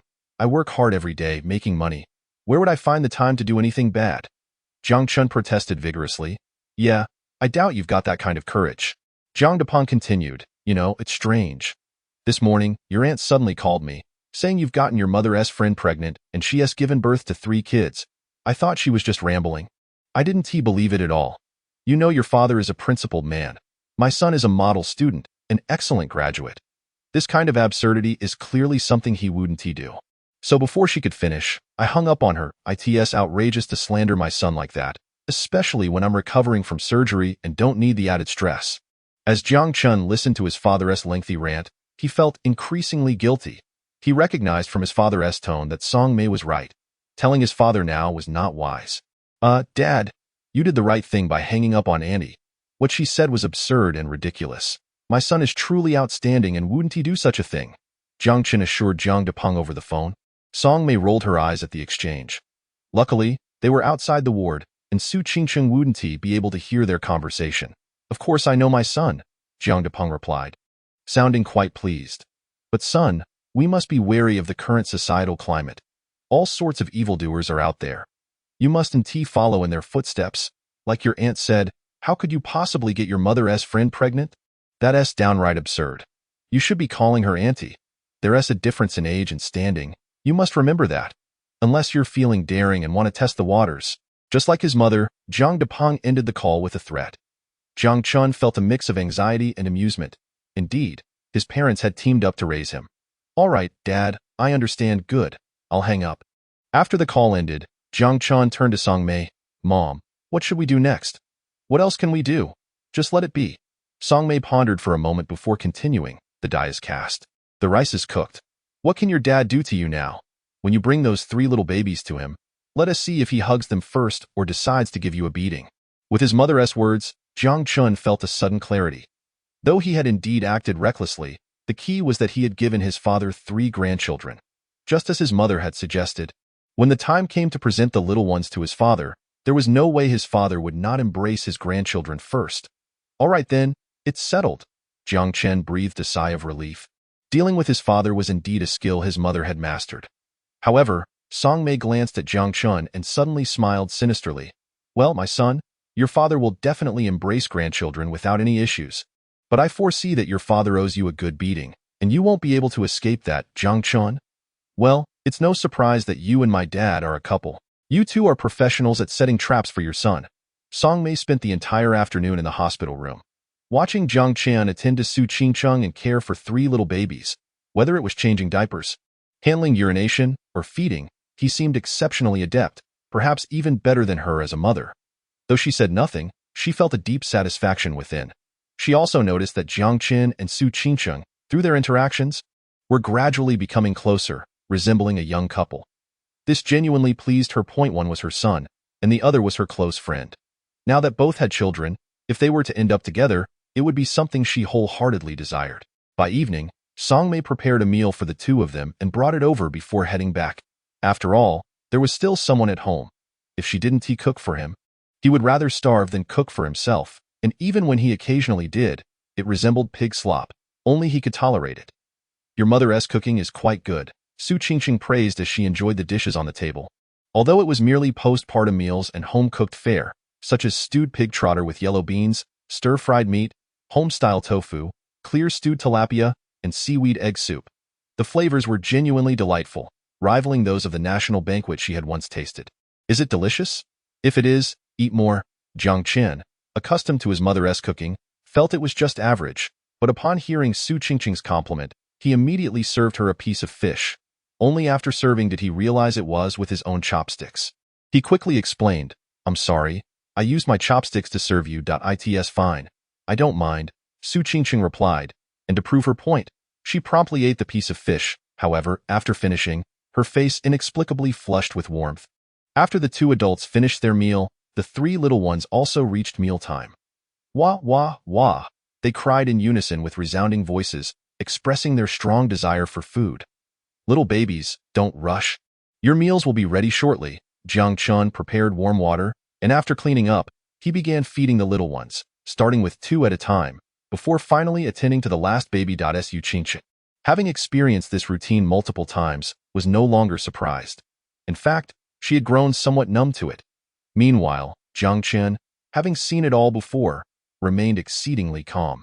After feeding all 3 babies, he gently patted their backs to help them burp and coax them to sleep. Then, fearing the heat might give them rashes, he carefully wiped their little bodies again. Before having children, watching others' children with their fair and tender skin seemed incredibly adorable, leading him to naively think that raising a child would be simple. Just dress them, feed them, and play with them. However, once he became a parent, he realized that such thoughts were purely treating children like pets. In reality, raising a child was far from simple and required immense care. He worried about them being too cold, too hot, not eating enough, or eating too much. Fortunately, Jiang Chen had acquired a comprehensive set of parenting skills, and with an added boost to his constitution, managing these tasks was effortless for him. Chapter 17. Will we be discharged tomorrow? Afterward, the 2 had nothing to do and stayed awake until dawn. Song Mei arrived early again, bringing a pile of items, including breakfast and fruits. Jiang Chen, thanks to his enhanced constitution, had little trouble with sleep deprivation and woke up as well. After snacking on some fruit, he felt anxious about how to tell or explain to his father that he had, well, encountered, no, secured, his mother's best friend, and unexpectedly had her bear him triplets. And speaking of, it was all his cousin's fault.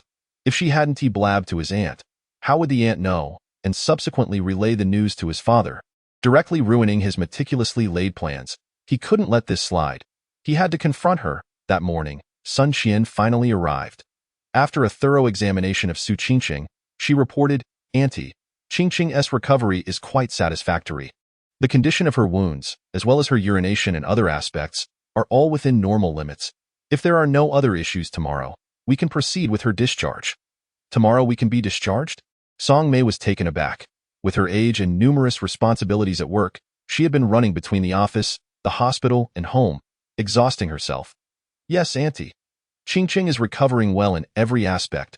She can be discharged tomorrow. Sun Qian confirmed. That's wonderful, Song Mei exclaimed joyfully. Su Qingqing felt a wave of relief. While having Jiang Chen and Song Mei care for her in the hospital was nice, it was still a hospital, not her home, and many things remained inconvenient. After Sun Qian finished her checkup, she was about to leave when Jiang Chen called out, Cousin, did you tell my aunt about my situation? No, not at all. Sun Qian instinctively denied, noticing Jiang Chen's accusatory expression. No? I don't believe you. If you didn't tell my aunt, how would she know? Jiang Chen pressed its one thing for her to know. But she even called my dad about it, Sun Qian. That her mother truly couldn't keep a secret and told her husband. Huh? But it was understandable. Who could hold back in such a bizarre situation? After all, her cousin had gotten involved with his mother's best friend, and even had triplets. It was fortunate that she had enough self-control to only inform her mother. As Jiang Chen's cousin, she certainly understood her uncle's temperament, fiery and impulsive. Once riled up, he was uncontrollable. Thinking of this, Sun Qian couldn't help but look at Jiang Chen with pity. However, while feeling pity was one thing, admitting it was another. Seeing Jiang Chen's determined expression, she decided to play the sympathy card. Xiao Chun, you know your cousin has always treated you well, right? Did she care for you? Sort of, Jiang Chen replied. To be fair, she had indeed treated him well during his childhood, bringing out all the good food and toys whenever he visited her house. Of course, she could be quite fierce when angry, snatching his lollipops and flicking his forehead until he cried. When you were a child, didn't you enjoy playing with your cousin? Sort of. Then don't you want to know whether your cousin leaked your situation to your dad? You said I didn't. I didn't. Don't say that. After a flurry of denials, Sun Qian seized the moment when Jiang Chen was momentarily stunned and made her escape. She couldn't take the blame for this. It was too heavy a burden for her to bear. Jiang Chen, so, you're the cousin who has always cared for me. He had initially planned to confront her and force her to help him devise a countermeasure. But it turned out she was even less reliable than he was. Forget it, forget it. When the water comes, the soil will cover it, and since he was his father's own son, he'd trust that his father, Zhang Daping, wouldn't obliterate him outright. Beep. Detecting the host's current state, triggering a random task. Within 3 days, call your dad and proactively confess everything. Jiang Chen, Chapter 18. Ah, the big pig's trotter. Call dad and proactively confess everything. This is pushing me into a pit of fire. System, can I refuse the task? Beep. The task is mandatory. If the host refuses, the system will self-destruct. Damn. The dog system threatens to self-destruct at any moment. This is too much. Why don't you just self-destruct if you want? Forget it. What's the point of reasoning with a dog system? Reluctantly, Jiang Chen accepted the task, thankful that it wasn't an immediate confession to his dad but rather within 3 days, granting him a buffer period. Qingqing, listen to your sister's advice. Just move in together. The child has just been born, and you're in confinement. My son may be a bit clumsy, but he's honest and well-behaved.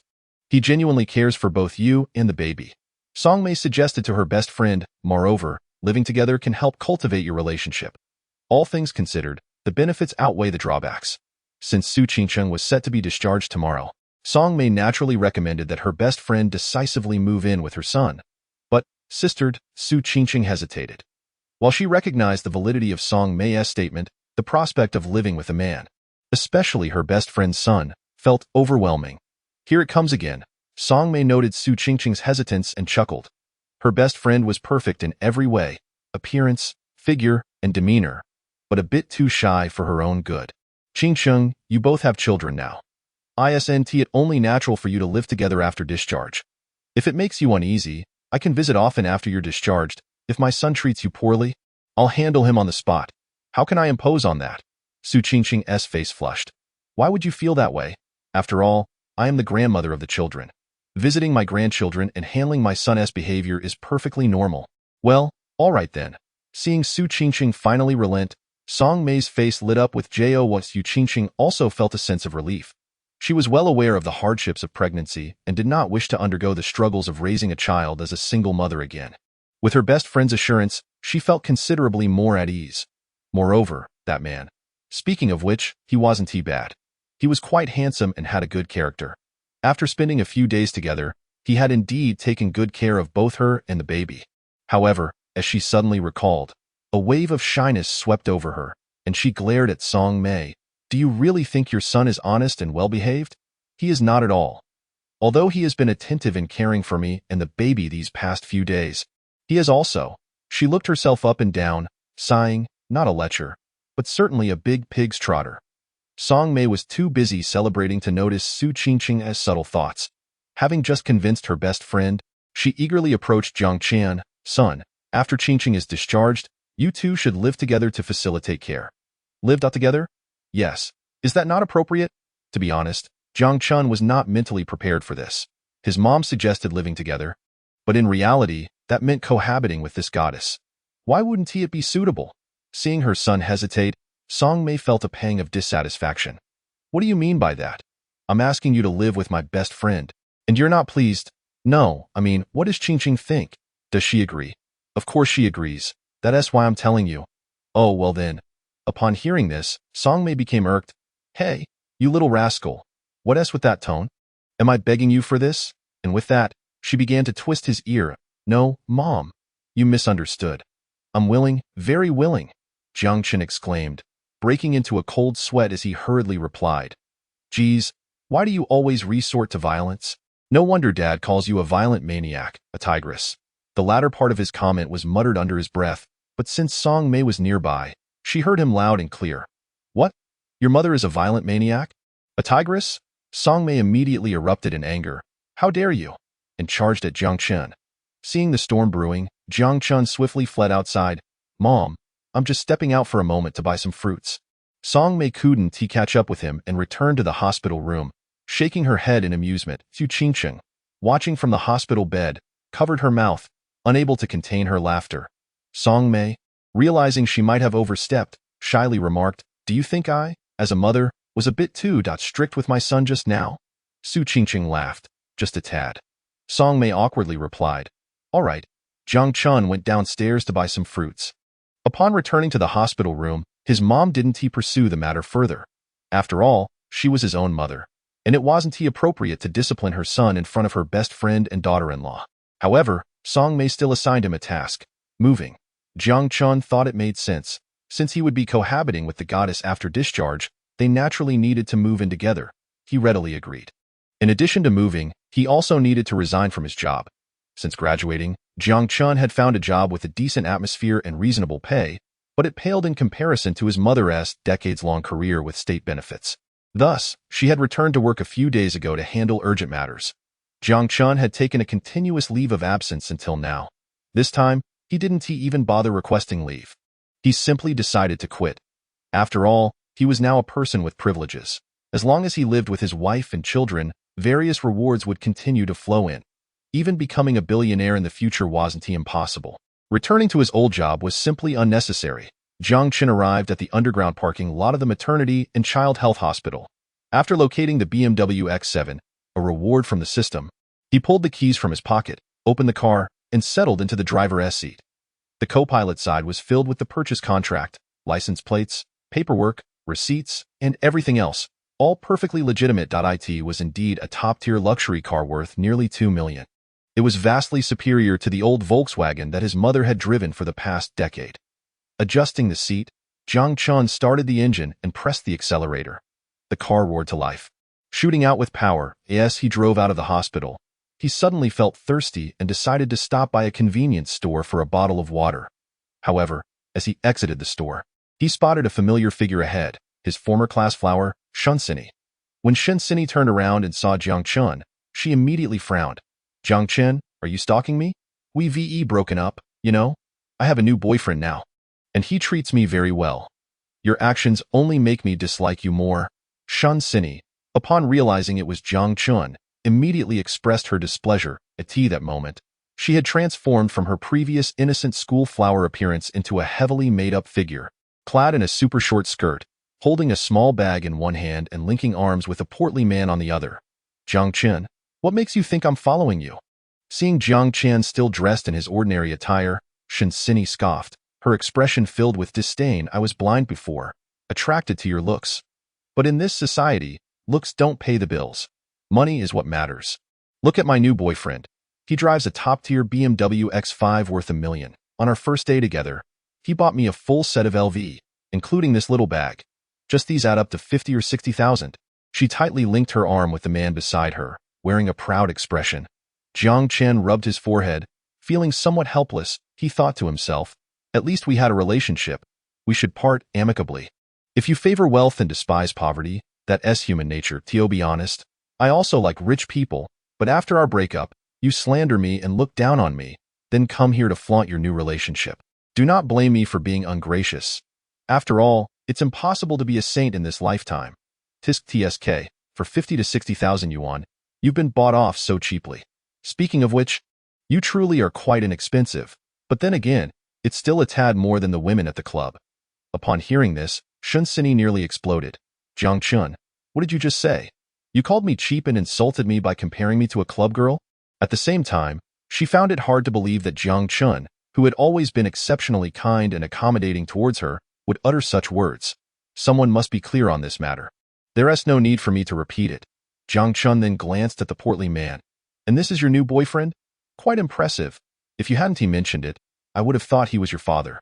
After casually delivering these words, he strode away. This time, not only did Shunsini lose her temper, but the overweight man could no longer contain himself. Isn't your ex-boyfriend a complete jerk? How can he be so brazen when he is poor? If it weren't for the fear of not being able to take him on, he would have genuinely wanted to confront Jiang Chen and give him a good thrashing. Shunsini's face turned an ashen shade as she shouted at the departing Jiang Chen. Jiang Chen, you worthless pauper. You deserve to be single for life. I was utterly blind to have liked you back then. After cursing Jiang Chen for a while, Shunsini turned to the portly man and said, Let us go. Darling, didn't you promise to buy me a new phone today? We needn't let a pauper ruin our mood. Come on, darling, let us go get that phone. The overweight man smiled at Shunsini. But you promised me? You must keep your word tonight. Rest assured, I always deliver on my promises, Shunsini replied, linking her arm through the man's as they blissfully walked towards a parked BMW X5. However, upon glancing ahead, her expression suddenly shifted dramatically, disbelief etched all over her face. For just ahead, Jiang Chen was getting into a brand new BMW X7, taking the driver's seat, and then speeding off down the road. What? Jiang Chen is actually driving a BMW X7. How could that be possible? Jiang Chen, who was clearly a pauper, had once scrimped for a week just to afford a high-end steak dinner, and his birthday gifts had never exceeded 1,000 yuan. The overweight man had evidently noticed as well, his expression equally astonished. Isn't this kid supposed to be poor?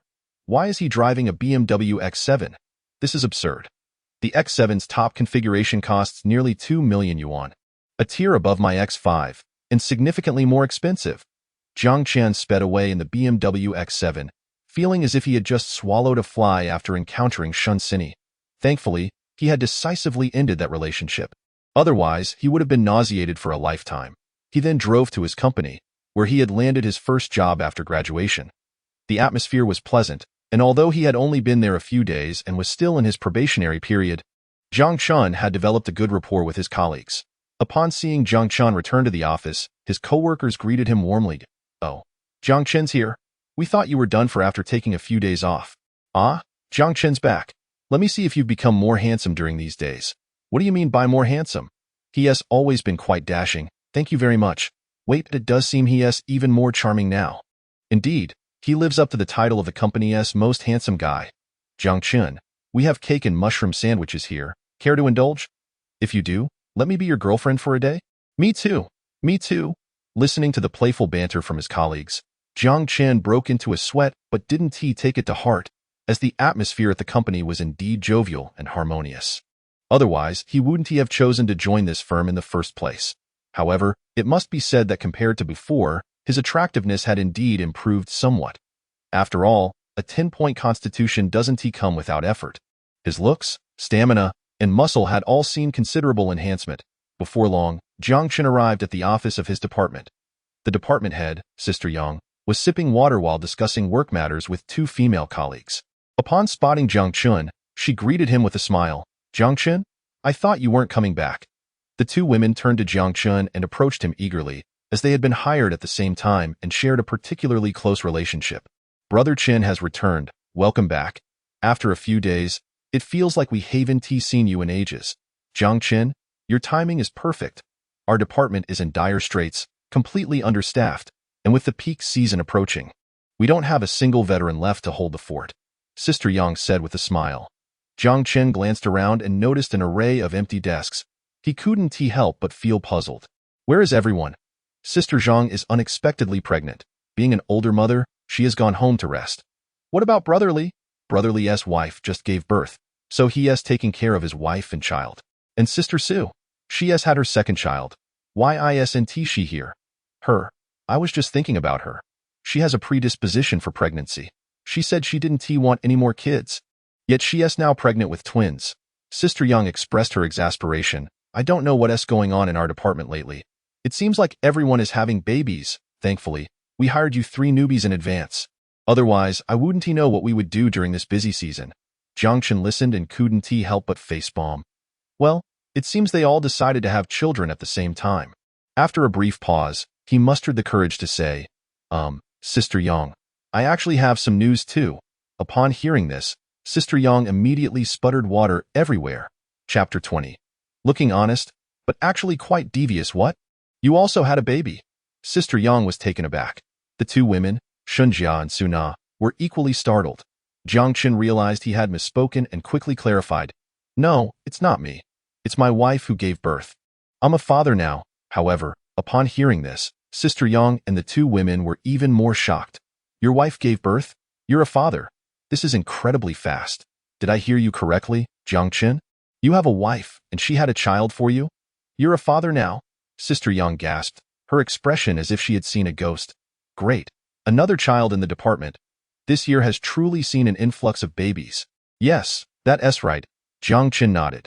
The two women, Shunjia and Suna, after the initial shock, were filled with immense disappointment. Their disappointment stemmed not from the sudden loss of a capable colleague, but from the fact that Jiang Chen had a wife. He had a child now. How could he have made such a hasty decision? At such a young age, how could he already have a wife and child? So you need to take leave as well? Sister Yang, having seen her fair share of life, quickly regained her composure. No, I'm actually here to resign. Resign? Sister Yang was once again astonished. The company is indeed denying your leave. Why not take care of your wife and child and then return to work? Besides, do you have a fortune at home? How will you support your wife and child if you don't work? I don't have a fortune, but I'm in need of money right now. Jiang Chen confessed. The important thing is, my wife just gave birth to triplets, and I want to be there for them. What? Triplets? Sister Yang, Shunjia and Suna thought they were momentarily speechless with shock. Sister Yang chuckled wryly. Triplets. Now she had lost another capable colleague. But seeing that Jiang Chen's mind was made up, she approved his resignation, and his salary would be settled next month as usual. After a simple handover of work, Jiang Chen said his goodbyes. Sister Yang, goodbye. Jiajia and Najia, goodbye. Goodbye. Jiang Chen, Brother Chen, see you again at the office sometime. Sure. After Jiang Chen left, Sister Yang stared blankly at the empty office, suddenly feeling a bit anxious as she looked at her only 2 remaining capable colleagues, Shunjia and Suna. Tell me, you two aren't planning to have babies too, are you? Upon hearing this, Shunjia and Suna quickly shook their heads. No, that's impossible. We don't even have boyfriends. How could we have children? However, Jiang Chen hadn't been known for having a girlfriend before, and suddenly he had a child. Sister Yang continued, but Jiang Chen was different. You know us. Since we started working, we've both been quite fond of the type of guy Jiang Chen is. With him suddenly having a wife and child, it feels more like we've experienced a breakup than anything else. We can't even muster any other feelings. Yes, Sister Yang, I feel like I've just gone through a breakup. I no longer have any fantasies about love. Sigh. I wonder what Jiang Chen is thinking at such a young age. He is already a father. Well, I suppose so. Hearing Xinjia and Suna's words, Sister Yang finally sighed in relief. There haven't been any recent government incentives for childbirth, so it's likely just a coincidence that our department is suddenly having so many babies. However, it was indeed a pity for Jiang Chen. He was a young man, handsome and capable, yet at such a young age, he had accepted the responsibility of raising children. If only I had made my move earlier. Sister Yang lamented, wearing a look of regret. Upon hearing this, Xinjia and Suna were left stunned. What is going on? If I had known, I would have made my move earlier. Wait a minute. Sister Yang, you've been hiding quite a bit. Meanwhile, Jiang Chen, who was in the BMW X7, suddenly let out a fierce sneeze that left him with a headache. Who the heck is cursing me? After resigning, it was time to move. Jiang Chen first drove to the place where Su Qingqing was renting. He quickly packed up her belongings in her room for easier transport. After that, he went to his own rented place. And once everything was packed, he called a moving company. Thinking they might be short-staffed, he also sent a message in the WeChat group. He assumed that everyone would be busy with their own matters, be it studying for exams or working, and that he would be lucky to get even one person to help. However, Lu Wei, Zhang Chong, and Wu Hao all showed up in a flash. Even those studying for exams abandoned their books, and those working took leave. Upon seeing Jiang Chen, the group immediately began to tease him. Jiang Chen, are you still human? You made the goddess Su give birth to triplets right after breaking up with the campus belle. I didn't realize you were so cunning, looking all honest but actually quite devious. And haven't you noticed? This kid is moving in with the goddess Su. What? Is there no justice left in the world? Beat him. Absolutely beat him up. The more they talked, the angrier they became, and they unleashed a flurry of playful punches on him. Of course, after a while, Jiang Chen was completely unbothered. They were all classmates who had shared a dorm, and their camaraderie allowed for such banter. After a bit of roughhousing, they all energetically helped Jiang Chen with the move. During the process, they quickly noticed Jiang Chen's BMW X7 and assumed it wasn't his. Over their 4 years of university, they had a good understanding of each other's situations, and Jiang Chen's family was merely of a middle-class standard. His mother drove an old Volkswagen that had seen 10 years of use.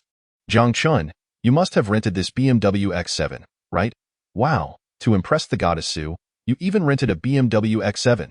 Speaking of which, the top-spec BMW X7 costs nearly $2 million. The daily rental fee isn't cheap. What do you know? You can't catch a wolf without letting go of the kids. The goddess Su has given Jiang Chen children. This small expense is nothing. Jiang Chen didn't immediately refute their assumptions. Should he tell them that he was living the high life now, not only with this BMW X7 but also owning a property in Bingshui residence, and that he could earn several tens of thousands of yuan a day without breaking a sweat? That would sound utterly ridiculous. Seeing that Jiang Chen didn't deny it, Lu Wei, Zhang Chong, and Wu Hao took it as an acceptance. However, they didn't think much of it. Renting a BMW X7 for a few thousand yuan a day was a trivial expense compared to being with a goddess like Su Qingqing. It was an obvious choice. But when they discovered that the moving destination was Bingshui residence, they lost their composure. Bingshui residence was the top-tier luxury residential area in Sihai City, with even the smallest unit costing 5 to 6 million yuan. Renting an apartment there would easily set one back over 10,000 a month. If I told you that I don't rent, but rather have my own apartment in Bingshui residence, would you believe me? Jiang Chen boldly declared. Believe you? We believe a big-headed ghost. Lu Wei, Zhang Chong, and Wu Hao dismissed him outright. Stop kidding around. This Bingshui residence is the most upscale community in Sihai City. Each unit costs over 10 million. Even renting here would be beyond the means of someone earning a salary of 1 to 2,000 a month. Yeah, Jiang Chen, don't pretend. We're all classmates. We know each other well. There's really no need to put on airs in front of us. Pretending to be pure will get you taken advantage of. Pretending to be impressive will get you struck by lightning. They urged Jiang Chen to stop pretending, and just as they were getting into it, suddenly, with a click, Jiang Chen placed his hand on the fingerprint lock, and the security door opened. Chapter 21. Honestly reveal your ill-gotten gains. What the heck? You really own a place in Bingshui residence? No way. Lu Wei, Zhang Chong, and Wu Hao stared in disbelief. Once inside Jiang Chen's exquisitely decorated apartment in Bingshui residence, they were left utterly speechless, gaping in astonishment. The layout featured 4 rooms and 2 living areas, boasting ample space. The apartment was airy with sunlight streaming in, and the decor was upscale, complete with crystal chandeliers, genuine leather sofas, and Persian carpets. The sight left the 3 of them dumbfounded. Once they regained their senses, they bombarded Jiang Chen with questions. It was painfully obvious that a property of this caliber would cost no less than 10 million. Even to rent such a place would be a significant expense, far beyond the means of a recent college graduate. Damn, Jiang Chen, you suddenly struck it rich? Rich? I think it's because he is with the goddess Su. But the goddess Su is just a university teacher. How much could she possibly earn? Honestly, where did the money come from? Is it ill-gotten gains? Don't tell us you have a wealthy grandfather abroad who left you a huge inheritance, which just happens to include a property in Bingshui residence. After receiving a playful beating, Jiang Chen was left speechless. Stop joking around. I actually earned this money. What? You really struck it rich? The 3 of them instantly changed their tone, surrounding Jiang Chen, eager to curry favor. How did you get rich, Jiang Chen? Share some tips with us. Come on, share some tips with us. Having been friends for 4 years, Jiang Chen was well aware of their personalities, playful, mischievous, and always up for a laugh. Thus, he played along. All right, my sons, once I'm in a good mood, I'll share some secrets to getting rich with you in a few days. Cut it out. Get lost? You're so full of yourself. Lu Wei and the others chuckled in response. They all understood it was just a joke. No matter how wealthy Jiang Chen became, it was still his own business. Moreover, among friends, discussing money was often a sensitive topic that could harm relationships. But jokes aside, Zhang Chong and Wu Hao suddenly had a different thought. Jiang Chen, I don't want tips on getting rich. Could you share some tips on how to pick up girls instead? Yeah, Jiang Chen, please share some tips on that. I've been single for over 20 years. I still don't even know what having a girlfriend feels like. Before Jiang Chen could respond, Lu Wei couldn't hold back any longer. Casting a glance at the 2 individuals, one standing just shy of 1.7 meters and the other sporting a face riddled with acne, I helplessly remarked, never mind you 2. I believe it would be far more practical for Brother Jiang to impart a few secrets to you regarding wealth accumulation. After moving into his new home, Jiang Chen returned to the hospital only to find that night had fallen, as was her custom. Song Mei prepared an extravagant dinner for Su Qingqing, of course reserving a portion for Jiang Chen. By then, Su Qingqing had already finished her meal and was reclining in bed. The 2 women dined at a table near the entrance. While eating, Song Mei inquired about Jiang Chen's new residence. My own home, he replied casually. Your own home? Song Mei expressed her disdain. That rented shack of yours, hardly worthy of being called a home. At the very least, now that you and Qingqing are living together, you should consider finding a better place. I've moved, Jiang Chen stated. Well, that's good to hear. Song Mei nodded approvingly. You 2 adults and 3 children cannot possibly be cramped in a subpar living space.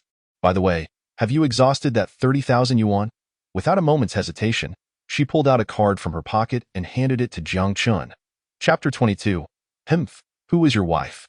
Jiang Chen felt a bit overwhelmed, quickly waving his hands. Mom, no need. I have money now. Money? What money do you have? You just graduated. Where would you get any? She retorted. Raising children is exceedingly expensive, and now you're caring for 3. Besides, Qingqing is my dear friend. You ought to treat her well. Take it, Jiang Chen. But Mom, I truly do have money. I'm not lying to you. After accepting his mother's 30,000 yuan previously, he had enjoyed a moment of familial warmth, but this time he was resolute about not accepting it again. Are you absolutely certain you have money? Absolutely certain. As for the 30,000 you previously gave me, I haven't touched it. All right then. With that, Song Mei reluctantly took back the bank card, yet still felt uneasy. She admonished him. Son, I didn't mention it before, but Qingqing endured immense hardship while carrying triplets. You must take good care of her and the children. Make it up to them as best as you can. Money is not an issue. Just ask your mother if you need more, understand? Understood. Mom. A warm current surged through Jiang Chen's heart. What a wonderful mother he had. Truly, no one is as dear as a mother.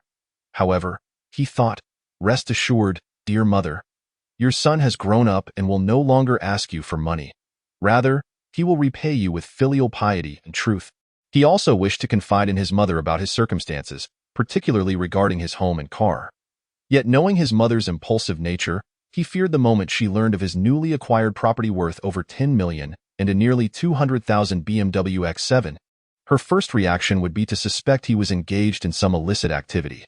After all, the most lucrative enterprises are often outlined in criminal law, and one misstep could lead to eternal regret, followed by her relentless questioning. There was no doubt that dinner would be ruined. Patience was key. After all, he had just been deeply moved by his mother, and it was only right to treat her with kindness. Qingqing, these are sunlight grapes, sweet and crisp, with thick, juicy flesh, excellent for postpartum recovery. After finishing her meal, Song Mei washed a bunch of grapes and placed them on a plate for Su Qingqing. Jiang Chen, seeing this, also desired some fruit for dessert. Mom, I would like some grapes too. These are specially bought for Qingqing. They're extremely expensive, so if you want some, you'll have to buy your own. Jiang Chen was momentarily bewildered. My own mother? Well, the earlier sentiment vanished in an instant. After tidying up, Song Mei exchanged a few more words before departing. Once she left, Su Qingqing smiled at Jiang Chen, holding the plate of grapes and beckoning him over. Come, let us share. I can't finish them all anyway. Sometimes I wonder if she is truly my mother, Jiang Chen remarked, walking over with a hint of resignation. Rest assured, she is undeniably your mother, Su Qingqing laughed heartily. Just from what your mother said earlier, I can tell that no one is more affectionate towards you than her. Jiang Chen shot a glance at Su Qingqing. You heard everything I said to my mom? Yes, I did. Besides worrying that you're broke, she also urged you to treat me better. Right? She insisted I be good to you and the children. So, what are your thoughts on that? What do you mean, what are my thoughts? Just that your mom wants you to treat me and the kids better. Is there even a need to think about it? Jiang Chen retorted, teasingly adding, Of course I will cherish my wife and children dearly. Upon hearing this, Su Qingqing's cheeks flushed bright red. Humph, who is your wife? Chapter 23. Let them handle the little matters. Following this exchange, Su Qingqing felt a bit fatigued. Upon returning to her hospital room, she yawned repeatedly, weary to the point of struggling to keep her eyes open. Rubbing her eyes, she relayed a few instructions to Jiang Chen before lying down to sleep. Jiang Chen, as before, played with his phone while keeping an eye on the children. His physical constitution had strengthened, allowing him to function well on just 3 or 4 hours of sleep a day. So it was still quite early for him. He scrolled through funny videos and played games, checking on the 3 little ones from time to time. Finally, in the early hours of the morning, he began to feel sleepy. Ding! The host has diligently cared for his wife and 3 little babies until their impending discharge, with utmost dedication and attention to detail. Congratulations on receiving a cash reward of 100,000 yuan. Ding! The host has triggered a special reward. Congratulations on acquiring a fully furnished apartment by Swan Lake. The next morning, in a state of drowsiness, Jiang Chen heard the system's notification in his mind. Wow, I actually received a reward of 100,000 yuan and a fully furnished apartment by Swan Lake. The system is rather generous this time. After helping Su Qingqing solve her issues the previous night, the 3 little ones began making a fuss again. Consequently, he changed their diapers, cleaned them up, fed them, burped them, and lulled them to sleep. After completing these tasks, dawn was breaking. However, due to his robust constitution, Jiang Chen merely took a quick nap in a chair and was no longer drowsy. Today, however, they were set to be discharged. Yet, a myriad of tasks awaited him. Not long after Jiang Chen woke, his mother arrived. Along with an assortment of fruits, she brought a sumptuous breakfast of steamed buns, tea eggs, 8 treasure porridge, soy milk, fried dough sticks, and Jiang Chen's favorite lamb and chive dumplings. Mom, I'm not hungry today. You all can eat, he replied. In the past, seeing his mother bring so much food would have compelled him to eat something, but this morning, he genuinely felt no hunger. You little rascal, what's wrong today? Your mother worked hard to bring you breakfast and included your beloved lamb and chive dumplings, yet you refused to eat? Song Mei was taken aback. Just a few days ago, her son had complained about her not bringing breakfast. Now, he was rejecting it. Mom, why would I lie to you? I'm really not hungry, Jiang Chen said, reluctantly picking up a bun and taking a half-hearted bite. Song Mei, if you're not going to eat, fine. I'll just share it all with Qingqing. Now that she had a daughter-in-law and grandchildren, Song Mei no longer indulged Jiang Chen. Seeing him refuse to eat, she piled the breakfast in front of Su Qingqing. Qingqing, come, let us eat together. Mei-chem, Su Qingqing nodded. Yes, Mom, you and Qingqing should eat. She must be very hungry. Jiang Chen chimed in. Yu Qingqing shot him a playful glare, her cheeks slightly flushed. Is that all you know how to say? Song Mei was no fool. Observing the interaction between the two, she suspected they had something going on. But considering Su Qingcheng had just undergone a cesarean section, Jiang Chen's eagerness couldn't be too excessive. Oh well, let them handle their little matters, she thought, dismissing her own musings. On the other hand, Su Qingcheng was indeed hungry. She devoured nearly twice her usual portion and, after finishing, rubbed her belly, feeling a twinge of regret. Oh dear, Mei Jie, if I eat this much, I'm going to gain weight. Upon hearing this, Song Mei smiled and scrutinized Su Qingcheng. Don't worry, Qingcheng, with your metabolism, no matter how much you eat, you won't gain weight. Moreover, you need to nourish yourself to provide enough milk for the 3 little ones. Chapter 24. Miracles through sheer effort? Su Qingcheng felt her face heat up at Song Mei's words. She had intended to emphasize that overeating would lead to weight gain. Little did she know. Song Mei had shifted the conversation to that topic, though. Mei Jie, you are unaware.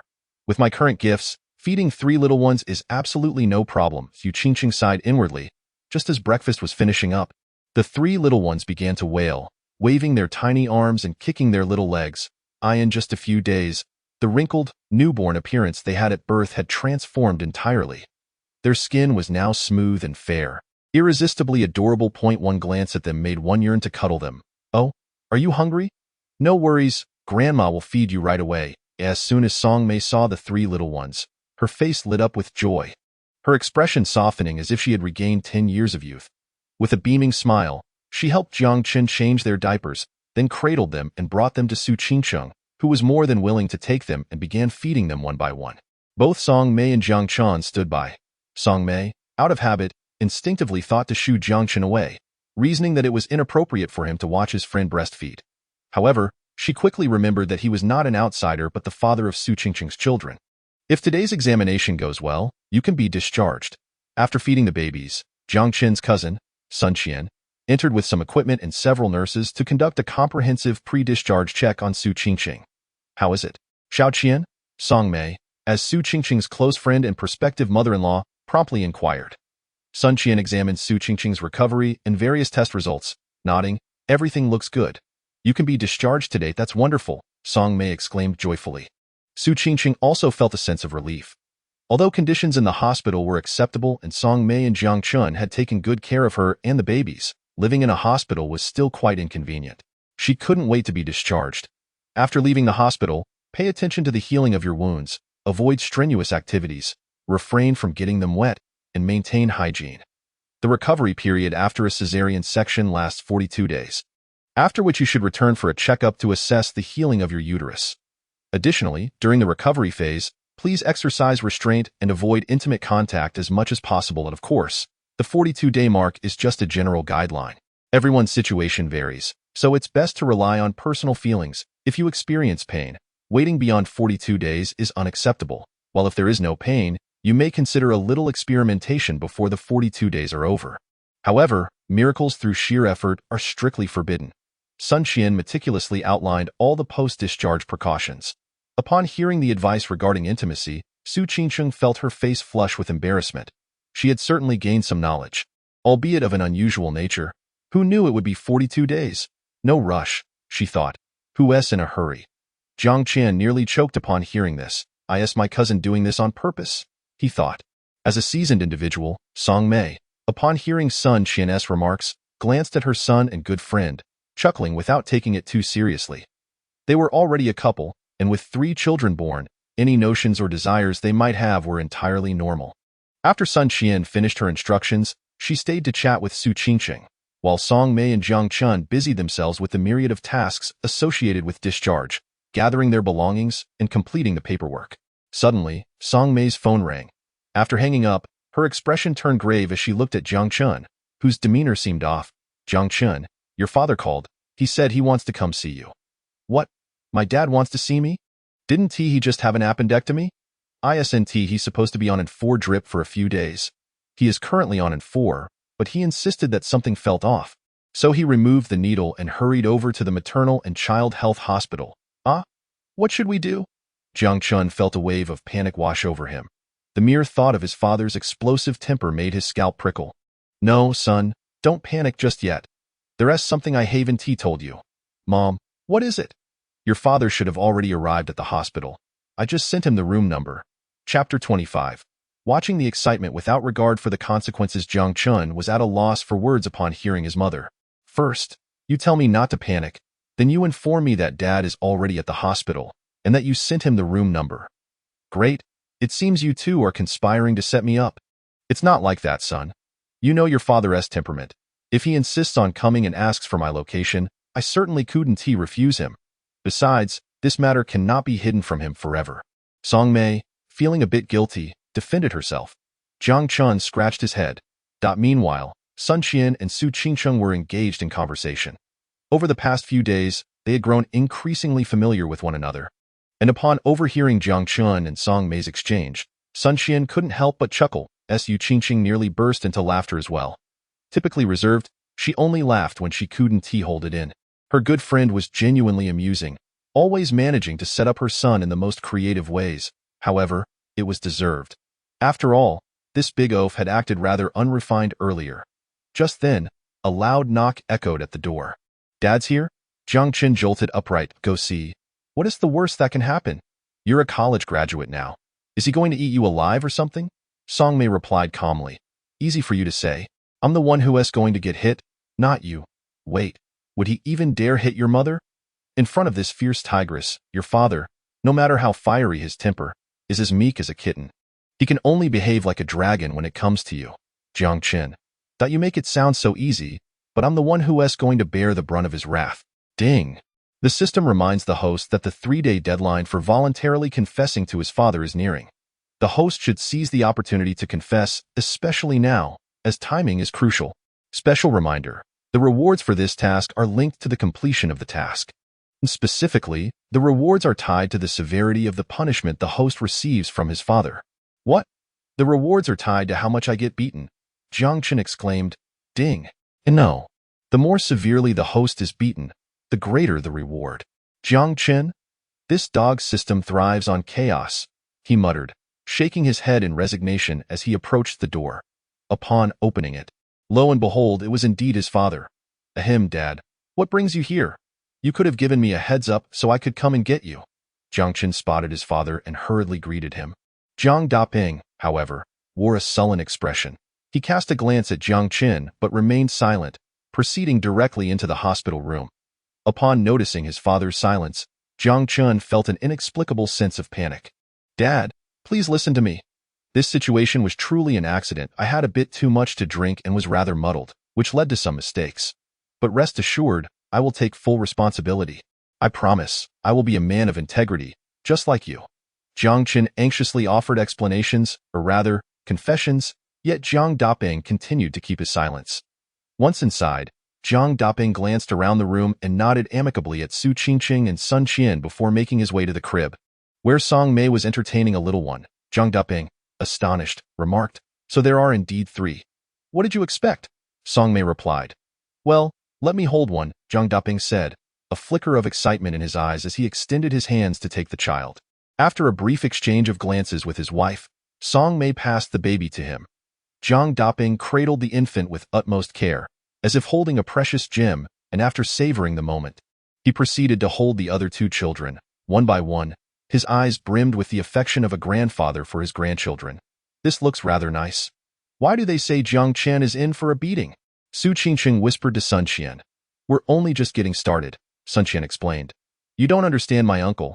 This is merely the calm before the storm. Let me give you an example. When my good cousin was still in elementary school, he had a quarrel with my uncle, and out of spite, he poured several years' worth of my uncle's cherished Maodai down the drain.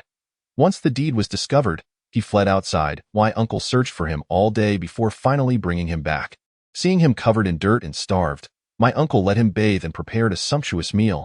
After he was well fed, my uncle took a broom and chased him around the house, breaking 2 or 3 brooms before putting that incident to rest. Ah, this, Su Qingcheng listened in trepidation, feeling anxious for her dear cousin. Despite his flaws, he was still the children's father. Sure enough. After a brief indulgence in holding the babies, Jiang Daping finally turned his attention to Jiang Chen. Come here, he said in a low voice, his expression darkening as he stood up and walked towards the door. Jiang Chen thought, here it comes, uncle. Xiao Chen really didn't do anything wrong. Besides, he's quite grown up now.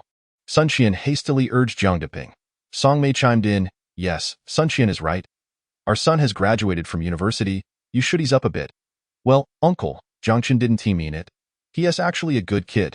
Su Qingsheng couldn't help but interject, it's all right. I'll be mindful of my approach. Seeing the three women imploring him, Zhang Daping responded with unexpected friendliness. However, despite his words, he suddenly pulled out a belt. The others were taken aback. Realizing further persuasion was futile, they could only relent. Jiang Chen followed Jiang Daping outside. Noticing that the adjacent room was unoccupied, Jiang Daping pulled Jiang Chen inside. It was impossible for Jiang Chen to claim he wasn't nervous at this moment. Having been on the receiving end of his father's wrath as a child, he felt like a mouse confronted by a cat. Nevertheless, it was too late to turn back. Worst case, he would just take a beating. After all, he had just given his father 3 grandchildren. Surely Jiang Daping wouldn't actually do him in. Once inside, Jiang Daping scrutinized Jiang Chen with a stern expression, making Jiang Chen feel increasingly uneasy. Just as Jiang Chen sensed the tension escalating and prepared for an inevitable confrontation, Jiang Daping unexpectedly retrieved a card from his pocket and handed it to him. Here, take this. Jiang Chen, bewildered, asked, Dad, what is this for? What do you think? You little rascal. You've really grown bold. This card holds 800,000.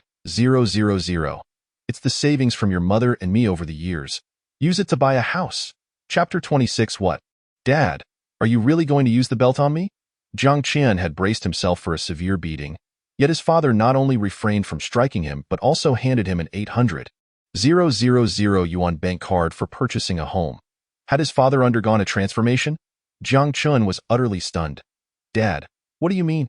Hey, you little rascal, what else could it mean? Just buy a house. Jiang Daping's demeanor softened as he adopted a serious tone. Initially, when I heard from your aunt that you had caused trouble for your mother's friend, resulting in a trio of babies, I naturally didn't believe it. After all, your mother's friend is from a different generation. You'd have to address her as aunt. Besides, the odds of having triplets are astronomically low, hundreds of thousands to 1. How could it possibly be you? But then I thought something must be off. Your aunt wouldn't just fabricate such a story. I called your mother multiple times. At first, she wouldn't admit anything. But after I pressed her, she finally caved and told me the details. Jiang Chen scratched his head. So that's why you rushed over after disconnecting your 4? Of course. With something this significant, how could I possibly remain calm? Jiang Daping continued. But listen here, son. Making mistakes is the end of the world. What matters is that a man must possess the courage to admit his faults and take responsibility. This is what defines a real man, understand? You're not a child anymore. Since this has happened, you need to treat the mother and child well and shoulder your responsibilities. This 800,000 was initially saved for you to buy a house and start a family. Now, take it and secure a place for them. It will also serve as a reassurance for the girl to know that our family is serious about this. The next step is to obtain a marriage certificate, organize the wedding, and give her a proper status, so she and the child don't face judgment from others. Jiang Daping said, pressing the bank card back into Jiang Chen's hand. Dad, I really don't need it. I have money and a place to live. Jiang Chen quickly refused. What money and place do you have? You think I don't know you just graduated? Jiang Daping scolded. I'm telling you to take it, so take it. Why are you being so stubborn? Without further ado, he thrust the bank card into Jiang Chen's grasp. Jiang Chen, resigned, thought, fine, I'll find an opportunity to pay it back later. Jiang Daping, noticing his son no longer pushing the card away, smiled with satisfaction. Tell me honestly, were you worried I'd beat you up this time? What do you think? You've scared me into submission. Jiang Chen glanced at the belt still in Jiang Daping's hand. Feeling a twinge of anxiety, Jiang Daping chuckled, but let us be real. You were quite the troublemaker as a child. Did you not deserve a good thrashing? Remember back in elementary school when you got upset over your homework and took it out on my treasured Maotai? 3 bottles of the finest liquor, and you poured them down the drain. Even now, just thinking about it makes my mouth water. And then there was that time in middle school when you decided to skip classes and hang out with the wrong crowd.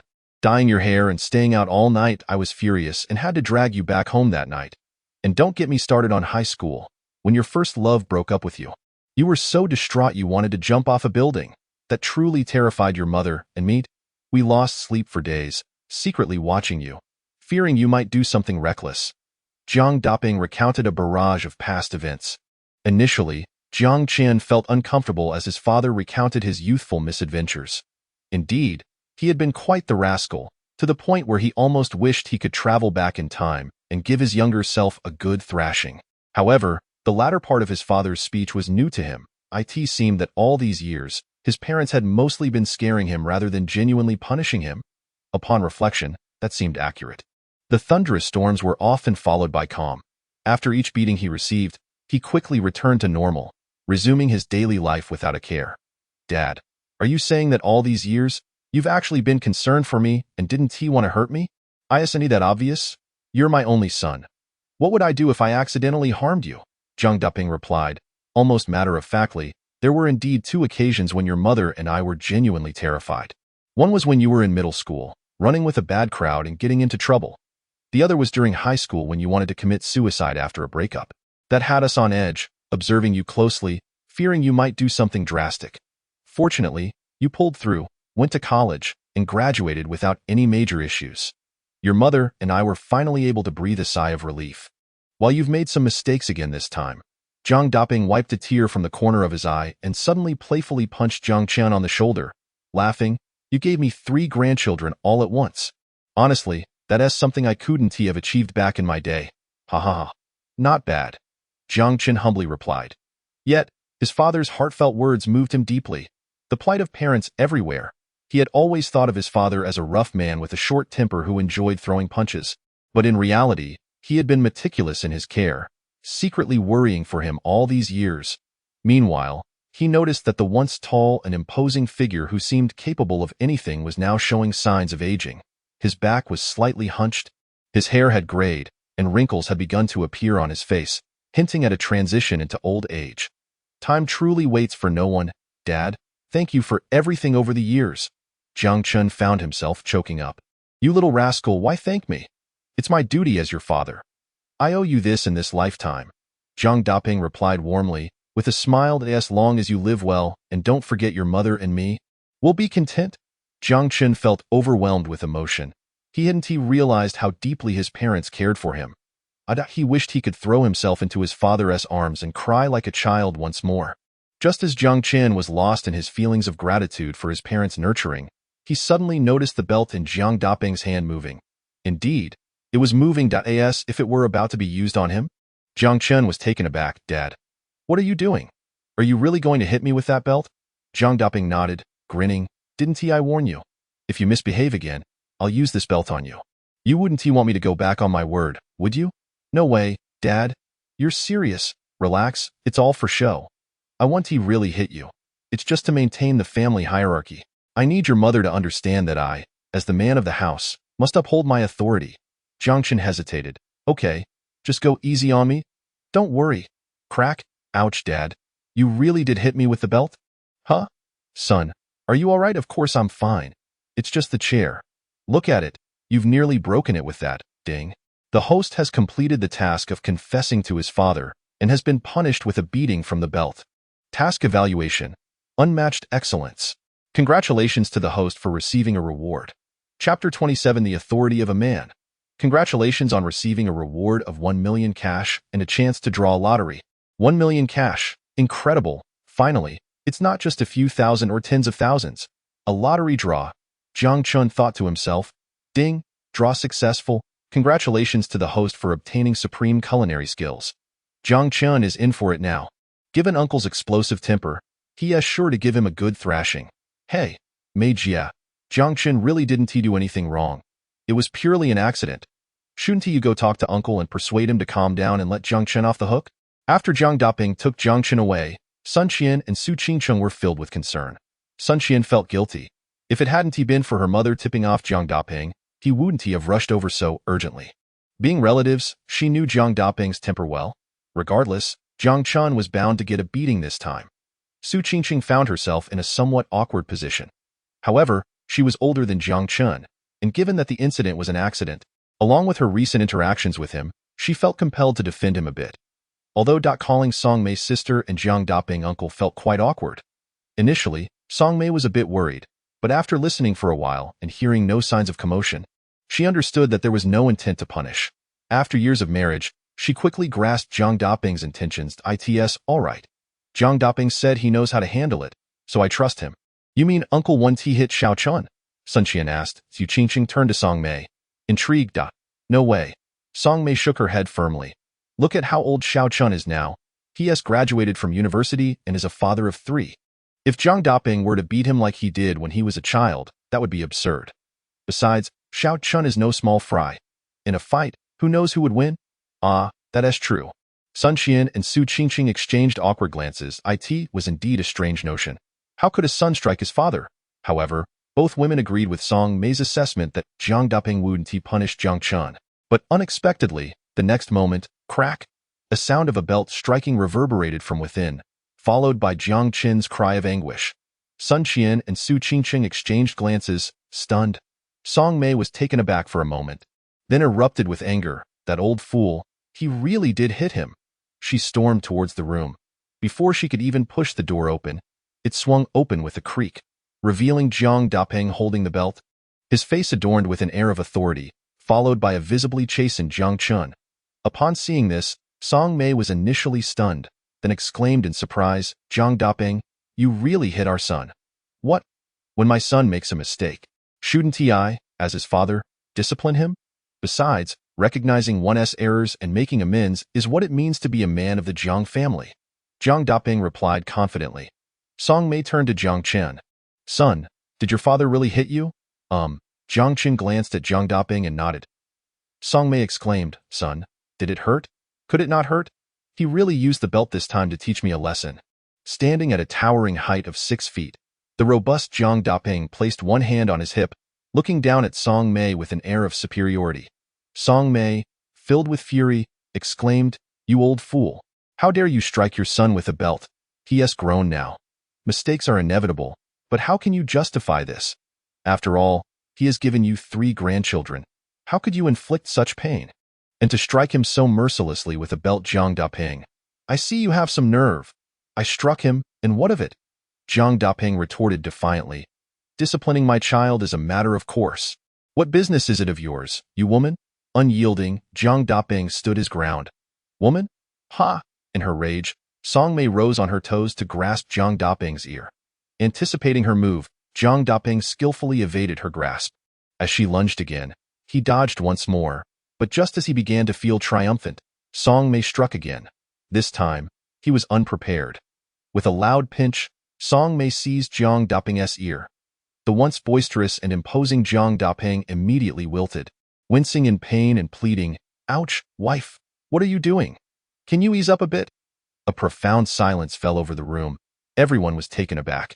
Even the 3 previously rambunctious little babies quieted down, turning their heads to follow the commotion.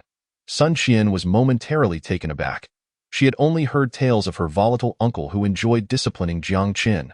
When enraged, he was said to be a force to reckon with. Yet here he was, reduced to a meek kitten before his sister-in-law, while she was the true tiger. Observing Song Mei's graceful movements, Su Qingqing realized her friend had clearly practiced this before. It was undeniable that her friend, standing at merely 5'6", possessed an astonishing combat prowess, almost as if she towered at 8 feet tall. Jiang Chen could only shake his head in exasperation.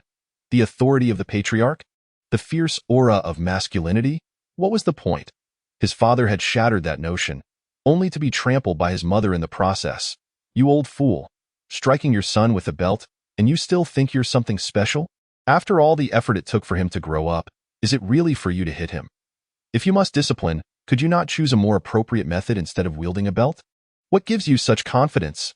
As Song Mei spoke, she tightened her grip. Ouch, ouch, Jiang Daping cried out, feeling as though his very life force was being squeezed from him. He hurriedly confessed, Wife, please let go. I didn't strike our son. Truly, I merely intended to frighten him, to reason with him. I never used the belt on him. Turning to Jiang Chen, Song Mei inquired, Son, did your father strike you? Well, no. Jiang Chen scratched his head and replied honestly, My dad did indeed reason with me, lecturing me on principles, but he never actually used the belt. What about the sounds of whipping and the cries of pain we heard earlier? Song Mei pressed further. That was my dad hitting a chair. As for the cries of pain, I was merely playing along with him, pretending to dramatize it for his patriarchal authority. Jiang Chen explained, trying to smooth things over.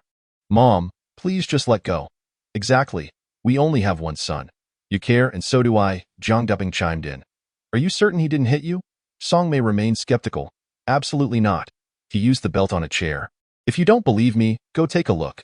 The chair is nearly falling apart, Jiang Chen replied. Song Mei went into the room to investigate. Indeed, she discovered a chair on the verge of collapse. Only then did she release her grip, saying, "Consider yourself fortunate. Let me tell you, Jiang Duping, if you had harmed my son, I would make you pay." "How could that be?" "Ha ha, if I harmed your son, who would I have left?" Jiang Duping chuckled nervously. Song Mei shot him a glare, then turned to Sun Qian, stating, "Xiao Qian, make sure your uncle compensates for that chair. He deliberately damaged hospital property, and he ought to be held accountable." "Understood, Auntie," Sun Qian replied promptly. Jiang Duping was rendered speechless. Truly, a mother tiger. Even for a broken chair, she demanded compensation. Now, his next week's cigarette money was in jeopardy. Alas, farewell to my patriarchal authority and the dignity of masculinity. Chapter 28. You youngsters, full of fire however, Jiang Duping, as a seasoned veteran, had long since grown accustomed to these dynamics. What family status? What masculine authority? It had never truly existed, to begin with. Thus, Jiang Duping remained unperturbed. Moreover, women may have long hair but short sight. Why should a man stoop to bickering with a woman of limited perspective? It would only serve to diminish his own standing. Once freed, Jiang Duping wasted no time and rushed over to his 3 adorable grandchildren. Gazing at the 3 cherubic little ones, he was overwhelmed with joy, unable to get enough of them. No matter how much he held them, it was astounding. At 50 years old, he was already a grandfather? Ha ha ha. Mom, my dad is actually quite good to me. Just now, he had no intention of hitting me. He was sharing a wealth of knowledge, and only then did I realize how much he and you care for me. I was truly touched. Jiang Chen continued. Also, my dad gave me this bank card with 800,000 yuan in it, saying it's for buying a house. Seeing that his mother was still somewhat angry, he attempted to defend his father. Upon seeing the bank card, Song Mei's expression shifted dramatically. Where did Jiang Duping find this bank card? I hid it so well, yet he managed to uncover it? No wonder he has so much private money now. Enough to smoke the finest cigarettes, Jiang Chen. Wait, my dad took this card without consulting me. But since it's like this, I should return the bank card. After all, I'm not short on money. I have a house and a car. Besides, I just received a reward of 1 million yuan after being hit with the belt. Mom, you should keep it.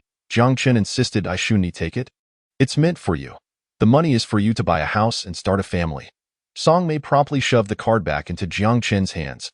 Then, with a teasing glance at Su Qingqing, she remarked, Qingqing, don't you agree? Oh, come on, Mei Jia. Don't tease me like that, Su Qingqing replied. Her cheeks slightly flushed. It dawned on her that her dear friend had fully intended to consider her as a potential daughter-in-law. Years of camaraderie had transformed her friend into her mother-in-law, while her friend's son had become her husband.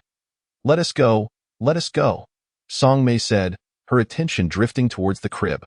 Although she had held the little ones many times before, seeing Jiang Duping cradling his grandchildren, especially with one in each arm, stirred her own desire to bond with them. Come, let me hold one, she said, extending her arms. There's still one left. You can take that one. I want to hold 2 like you, Jiang Duping retorted without hesitation. In a way, Jiang Duping dismissed. You've held them enough times. I've only just started. Why are you competing with me? Jiang Chen, overhearing the exchange, couldn't help but sigh. Are 3 little babies not enough for you 2 to hold? Just as he was about to intervene, Song Mei suddenly exclaimed, Oh my, Jiang Duping. Why is there blood here? Hearing Song Mei's words, Jiang Duping, who was happily cradling 2 babies, glanced down in confusion. Following her gaze, he was startled to discover a pool of blood. What happened? Sun Qian rushed over to investigate. Uncle, what happened? Is your wound opened?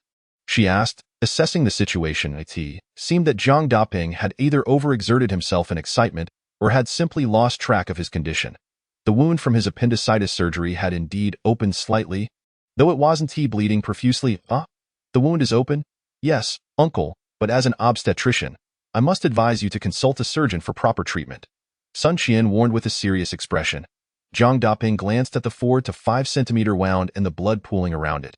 He merely waved his hand dismissively. It's nothing serious. I want to die. He said this cheerfully, still grinning as he continued to hold the 2 little ones, even contemplating picking up a third. At your age, why act like a child? You just had surgery. Do you not understand your own condition? Seeing this, Song Mei grew angry. Are you going to see a doctor or not? No, I want to go. Not even if I die. Jiang Daping continued to play with the children, completely uninterested in leaving their side.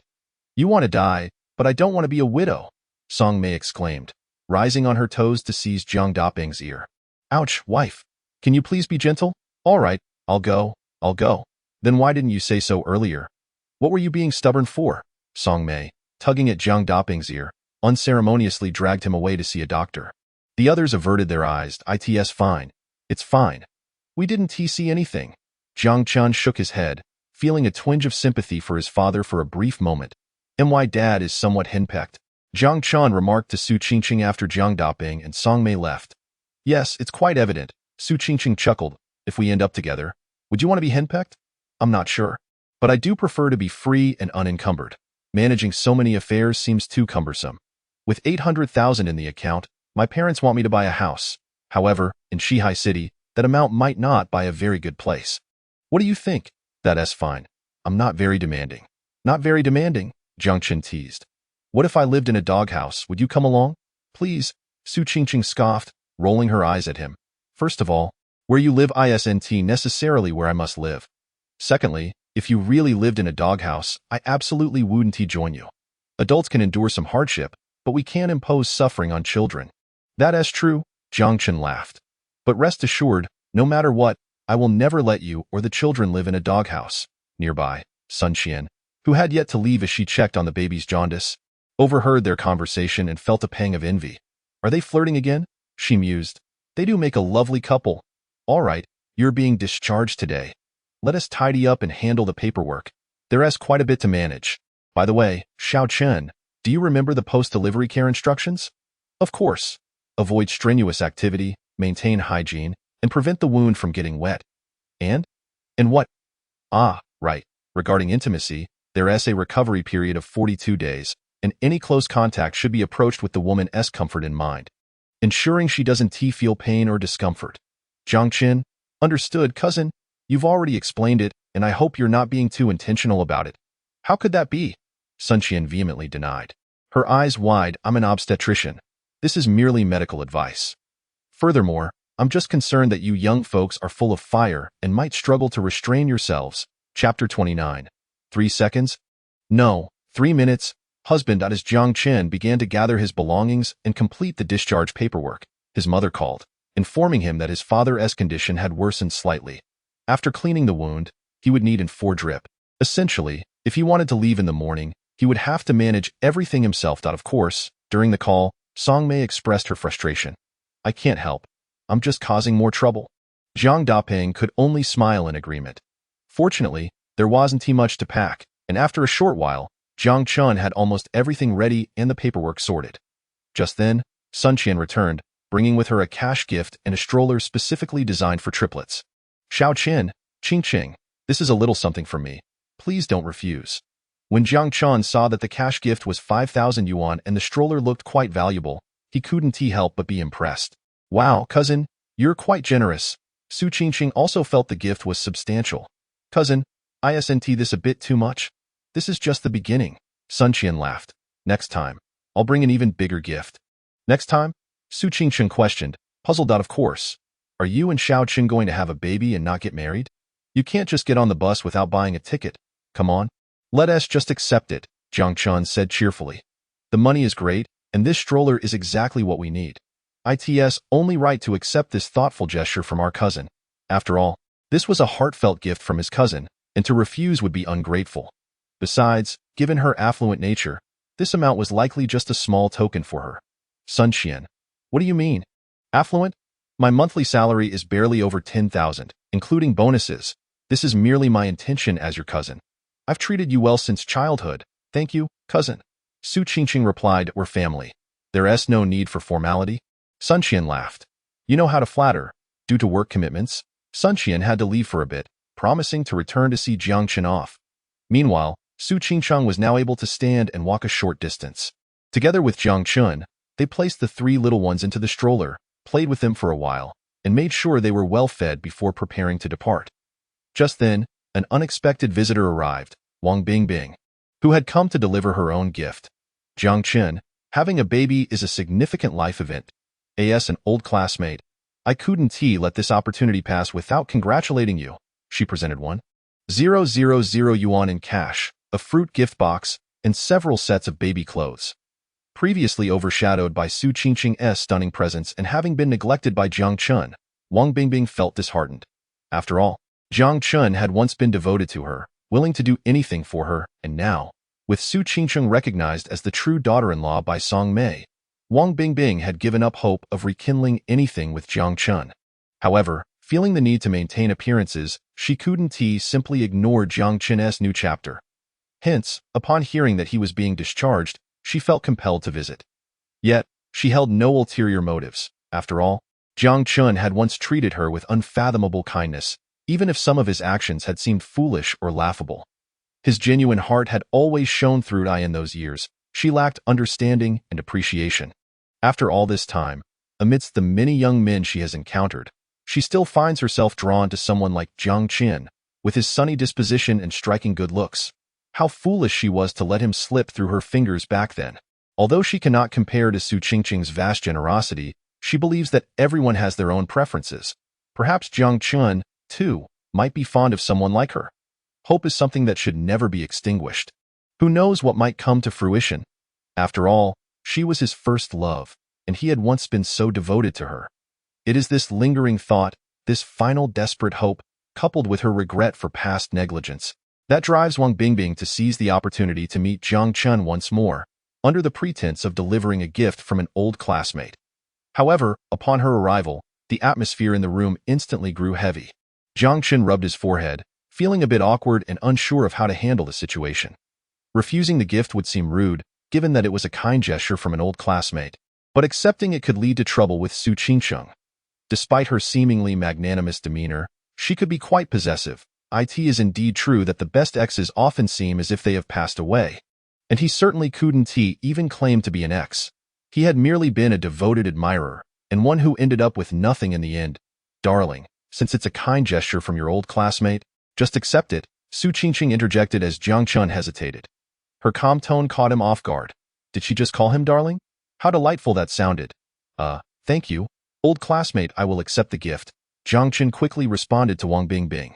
It's nothing, really, Wang Bingbing replied politely, though her heart ached at the sight of Su Qingqing referring to Jiang Chen in such an endearing manner. Then, to Wang Bingbing's utter dismay, Su Qingqing gracefully walked over and linked her arm with Jiang Chen's, saying, "We are being discharged today. Since you and my husband are old classmates, you are welcome to visit us at home anytime." As she spoke, her arm rested intimately against Jiang Chen's. In response, Jiang Chen instinctively wrapped his arm around Su Qingqing's slender waist.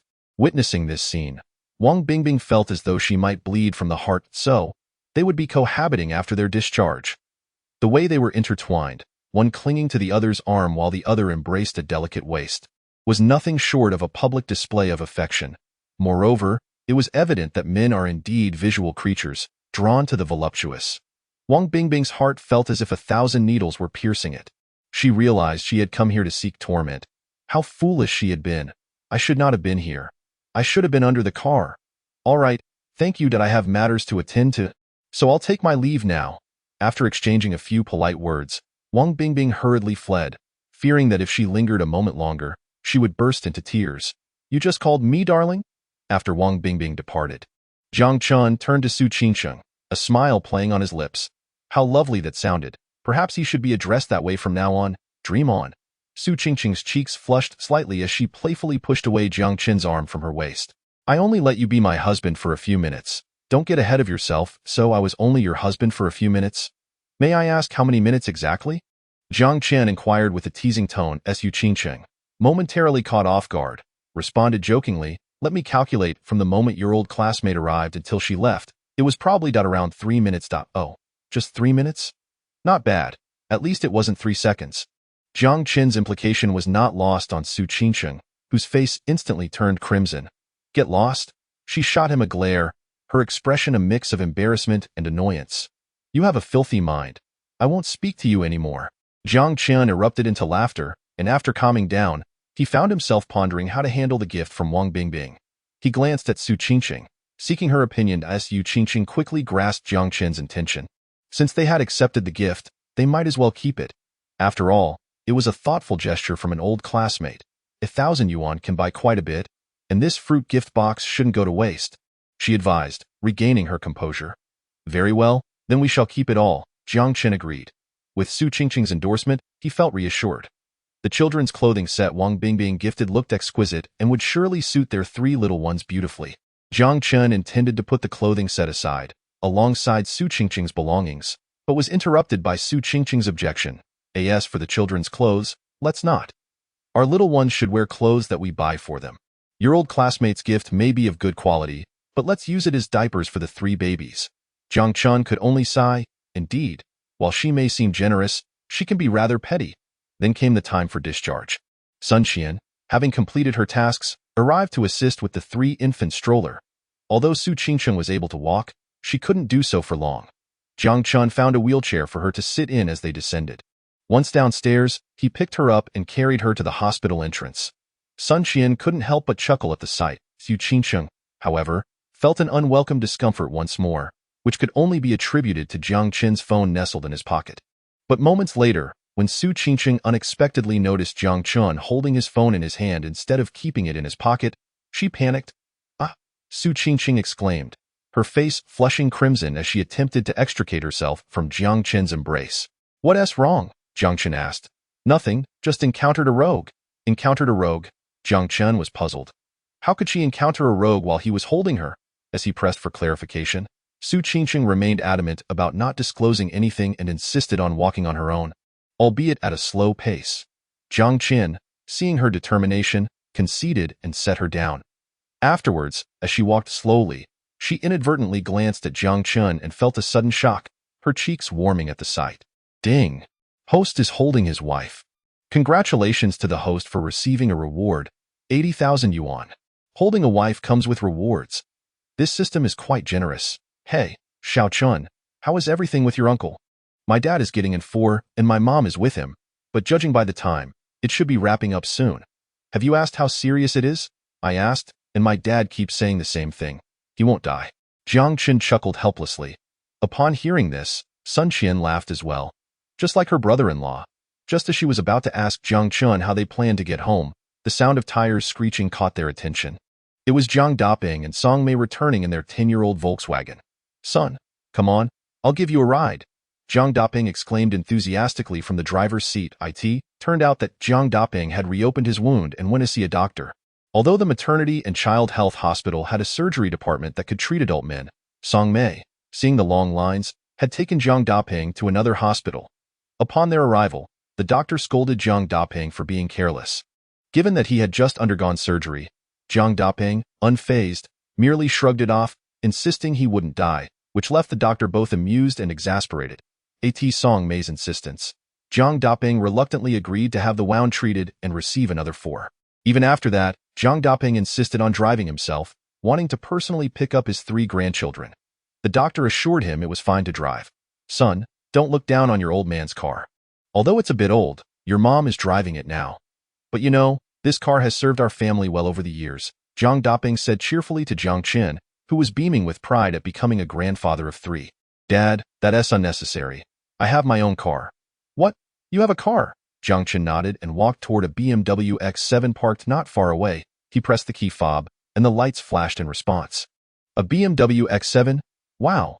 The surprise registered on Jiang Daping's and the others' faces. Song Mei, Sun Qian, and others were equally astonished. Son, is this really your car? Yeah, Jiang Chen replied. But this is a BMW X7. It costs 2 million yuan. Jiang Daping's expression reflected disbelief. He had never driven such a luxurious car. Why did his son get to drive one first? This is a BMW X7. You didn't steal it or rent it, did you? What if I said I bought it with money I robbed from a bank? Would you believe me? Get lost. Just tell me the truth. Is this your car? Of course, but this car costs 2 million yuan. You just graduated. Where did you get so much money? It's just over 2 million. It's not a big deal. Besides, it's quite normal for a recent graduate to own a luxury car, right? Jiang Daping was left speechless. All right, kid, you were just trying to show off. But despite his astonishment, questions bubbled up inside him. As they prepared to leave the hospital, they all approached Jiang Chen, eager to ask about his newfound wealth. They carefully placed the 3 infants and the stroller along with various items into the car. The back seat of Jiang Chen's BMW X7 had been modified to accommodate child safety seats, allowing the little ones to lie comfortably in the back. Seeing how spacious the interior was, Song Mei also settled in. With that, Zhang Daping's old car was left to carry only itself. As they drove home, Song Mei couldn't help but wonder where they were headed. Of course, it had to be Jiang Chen's rental apartment. However, half an hour later, they unexpectedly arrived at the entrance of Bisui Residence, the most prestigious community in the city. Son, do you live here? Yes. But this is Bisui Residence. Renting here must cost you a fortune. I don't rent. I own a house here. Jiang Chen's car drove directly into Bisui Residence, and after greeting the security guard, Zhang Daping's car followed suit. They arrived at Jiang Chen's luxurious home, and as they marveled at the lavish decor, the elderly couple was left in shock and confusion. Just moments ago, they learned about their son's 2 million yuan car, and now they discovered he owned a house worth over 10 million. They had always been an ordinary working-class family. Such a car and house would take them decades of frugality to afford. How had their son managed to pull this off? Is our son living in a cheat mode? Jiang Daping and Song Mei exchanged incredulous glances as they explored Jiang Chen's home.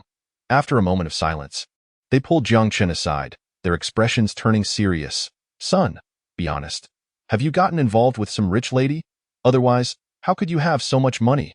Yes, son, you're still young. Don't think about living off someone else's wealth or taking shortcuts. Besides, what is so good about dating a rich woman? They only have money and know how to enjoy themselves, but they also come with complications. Jiang Daping lamented, his expression one of heartbreak. Rich lady complications? Song Mei asked, perplexed. It's just a metaphor for the issues that come with it. Jiang Daping stammered. Metaphor? I don't understand. Just search it online, Jiang Daping suggested. After Song Mei searched for the term, her face flushed slightly as she shot a glare at Jiang Daping. You're so unrefined. You seem to know too much. I'll deal with you at home. Jiang Daping's mouth twitched at her words. The couple then turned their attention back to Jiang Chen, pressing him to clarify if he had indeed gotten involved with a wealthy woman. No, Jiang Chen replied, exasperated. How could your son get involved in such things? I am a model student with good morals. I would never. Unless you didn't have the opportunity, he muttered under his breath. Then, are you involved in any illegal activities? Song Mei pressed on. Exactly. There are plenty of ways to make quick money listed in the criminal code. You better not do anything foolish, Jiang Daping warned, his gaze fixed on Jiang Chen. For instance, have you been selling ice sugar recently? Ice sugar. Song Mei echoed. That's just a euphemism for selling drugs, disguising them as ice sugar. Jiang Daping explained casually. Ah? Song Mei exclaimed, her voice trembling as she turned to Jiang Chen. Son, please tell me you're not involved in that. It could lead to severe consequences. Jiang Daping had only asked out of curiosity if Jiang Chen was selling ice sugar. But upon seeing Song Mei's reaction, he couldn't help but feel a twinge of anxiety as he looked at Jiang Chen. That can't be true, right? Meanwhile, Jiang Chen couldn't help but chuckle at his parents' serious demeanor. Are we really discussing selling ice sugar? Come on, I have a firm stance against gambling and drugs. Realizing how unbelievable his sudden success must seem to them, Jiang Chen retrieved the property deed and car purchase contract to prove his ownership.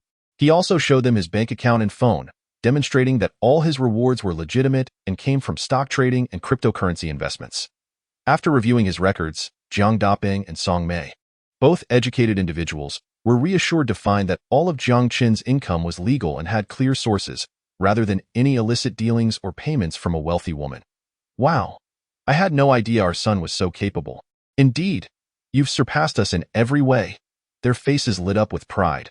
Well, this is remarkable. Our son is now a father of 3, and he is doing better than we ever did. Jiang Daping couldn't contain his joy. Look at our son. He's achieved so much. It's a blessing for us. Song Mei felt equally proud, realizing she had raised a son who could afford luxury cars and homes, with over $1 million in cash in his bank account. Life has truly come full circle, absolutely. With their son's accomplishments, their family felt complete and fulfilled. Upon reaching this thought, Song Mei's heart blossomed with joy. Just as she was reveling in happiness, she suddenly slapped Jiang Chen, exclaiming, "You little rascal! How can you earn so much and still deceive your mother?" Her expression bore a hint of anger. Jiang Chen, taken aback, thought to himself, what on earth is going on with this mother tiger? How have I deceived her? After all, he had merely secured a relationship with her close friend. Wasn't it reasonable considering he had also given her 3 grandchildren? Surely, there couldn't be any lingering resentment about that. Could it be an early onset of menopause? Mother, how have I deceived you? I have not deceived you at all. Song Mei, unrelenting, retorted. You think you can play tricks on me, huh? You first swindled me out of 30,000 in bonuses and subsidies, and then you drained 80,000 of your father and my lifelong savings. You dare say you haven't deceived us? Upon hearing this, Jiang Daping grasped the situation. He thought, forget about the 30,000. That 80,000 truly represents the fruits of our labor over decades. Indeed, son, your mother is right. Now that you are so wealthy, why do you still covet our money? Treat that 30,000 as a gift. But that 80,000 was originally intended for you to buy a house. Yet you already have a mansion worth over 10 million. Is it not a bit excessive to still demand that 80,000? A barrage of questions ensued. Jiang Daping, being a technician earning an average of 8,000 a month, had only seen a slight increase in salary in recent years. Meanwhile, Song Mei, working in a public institution, appeared to earn well on the surface but faced a reality of many responsibilities and little pay, bringing home only 6,000 monthly. Over the years, after covering their family's expenses and supporting Jiang Chen's education, they had managed to save only a meager amount. That 80,000 was indeed their hard-earned treasure, painstakingly accumulated over more than a decade. To say that 80,000 was their lifeline would not be an exaggeration. Jiang Chen understood his parents' feelings. With a bemused smile, he produced the 2 cards and returned them to them, saying, Mother and Father, I merely held on to them temporarily. How can you call that deceiving you? Besides, at that time, you practically shoved them into my hands. Yes, we did shove them into your hands, but how could you actually accept them? Well, I did try to be modest, but when I said I had enough money, you didn't believe me. If I hadn't accepted them, you would have insisted I take them. Both Song Mei and Jiang Daping paused to reflect, realizing that indeed, they had been eager to convince their son of his need for the funds. Father, Mother, you have worked hard over the years to support me through college, and now that you have a bit of money, let me present you both with a gift. Jiang Chen spoke sincerely. Upon hearing this, Song Mei and Jiang Daping's first instinct was to refuse. A gift for us? No, no. What do we need a gift for at our age? Surely, it can't be that you've gotten another girl pregnant and are bringing us more grandchildren? Old fool, what nonsense are you spouting? What I mean is, our son has inherited my dashing good looks and his charming young ladies left and right, and isn't it normal for him to have a few entanglements? Ow, dear. Could you be a bit gentler? Not a chance. I declare this. If our son dares to be trifling with Qing Cheng, he should beware of my wrath.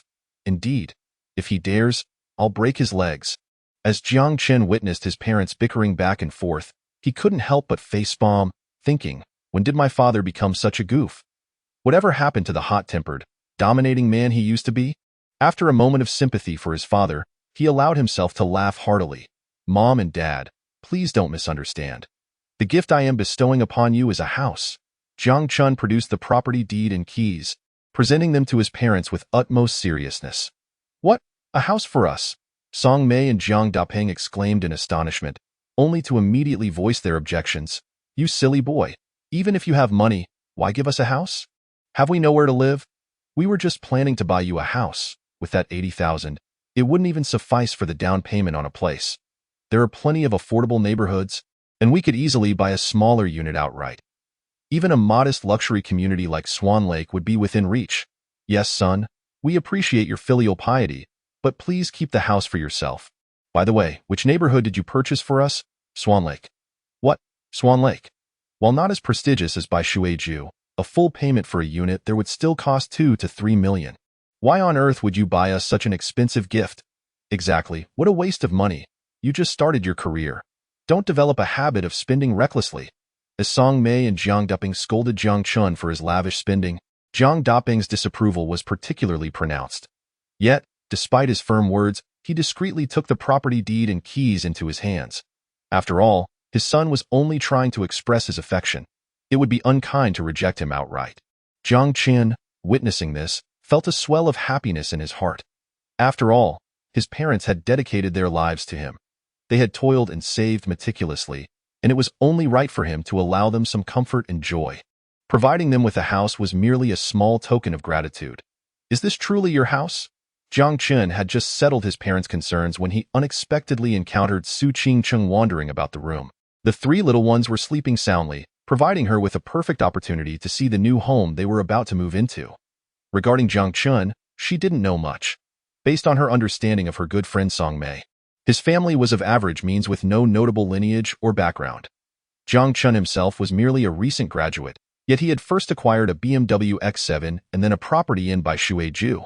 Leaving her astonished despite her worldly experience, a BMW X7 costs around 2 million, and a unit in by Shueju is notoriously expensive. The property they were about to move into would hardly be less than 10 million. Such wealth for a fresh graduate was rather astonishing. Of course it's mine, Jiang Chen replied with a smile. So, what do you think of it, Teacher Su? Not too shabby, right? Indeed, it is quite nice, Su Qingcheng nodded. Her gaze toward Jiang Chen becoming somewhat peculiar. I initially thought you were just a poor student, but it seems you possess quite a number of admirable traits, including hidden wealth.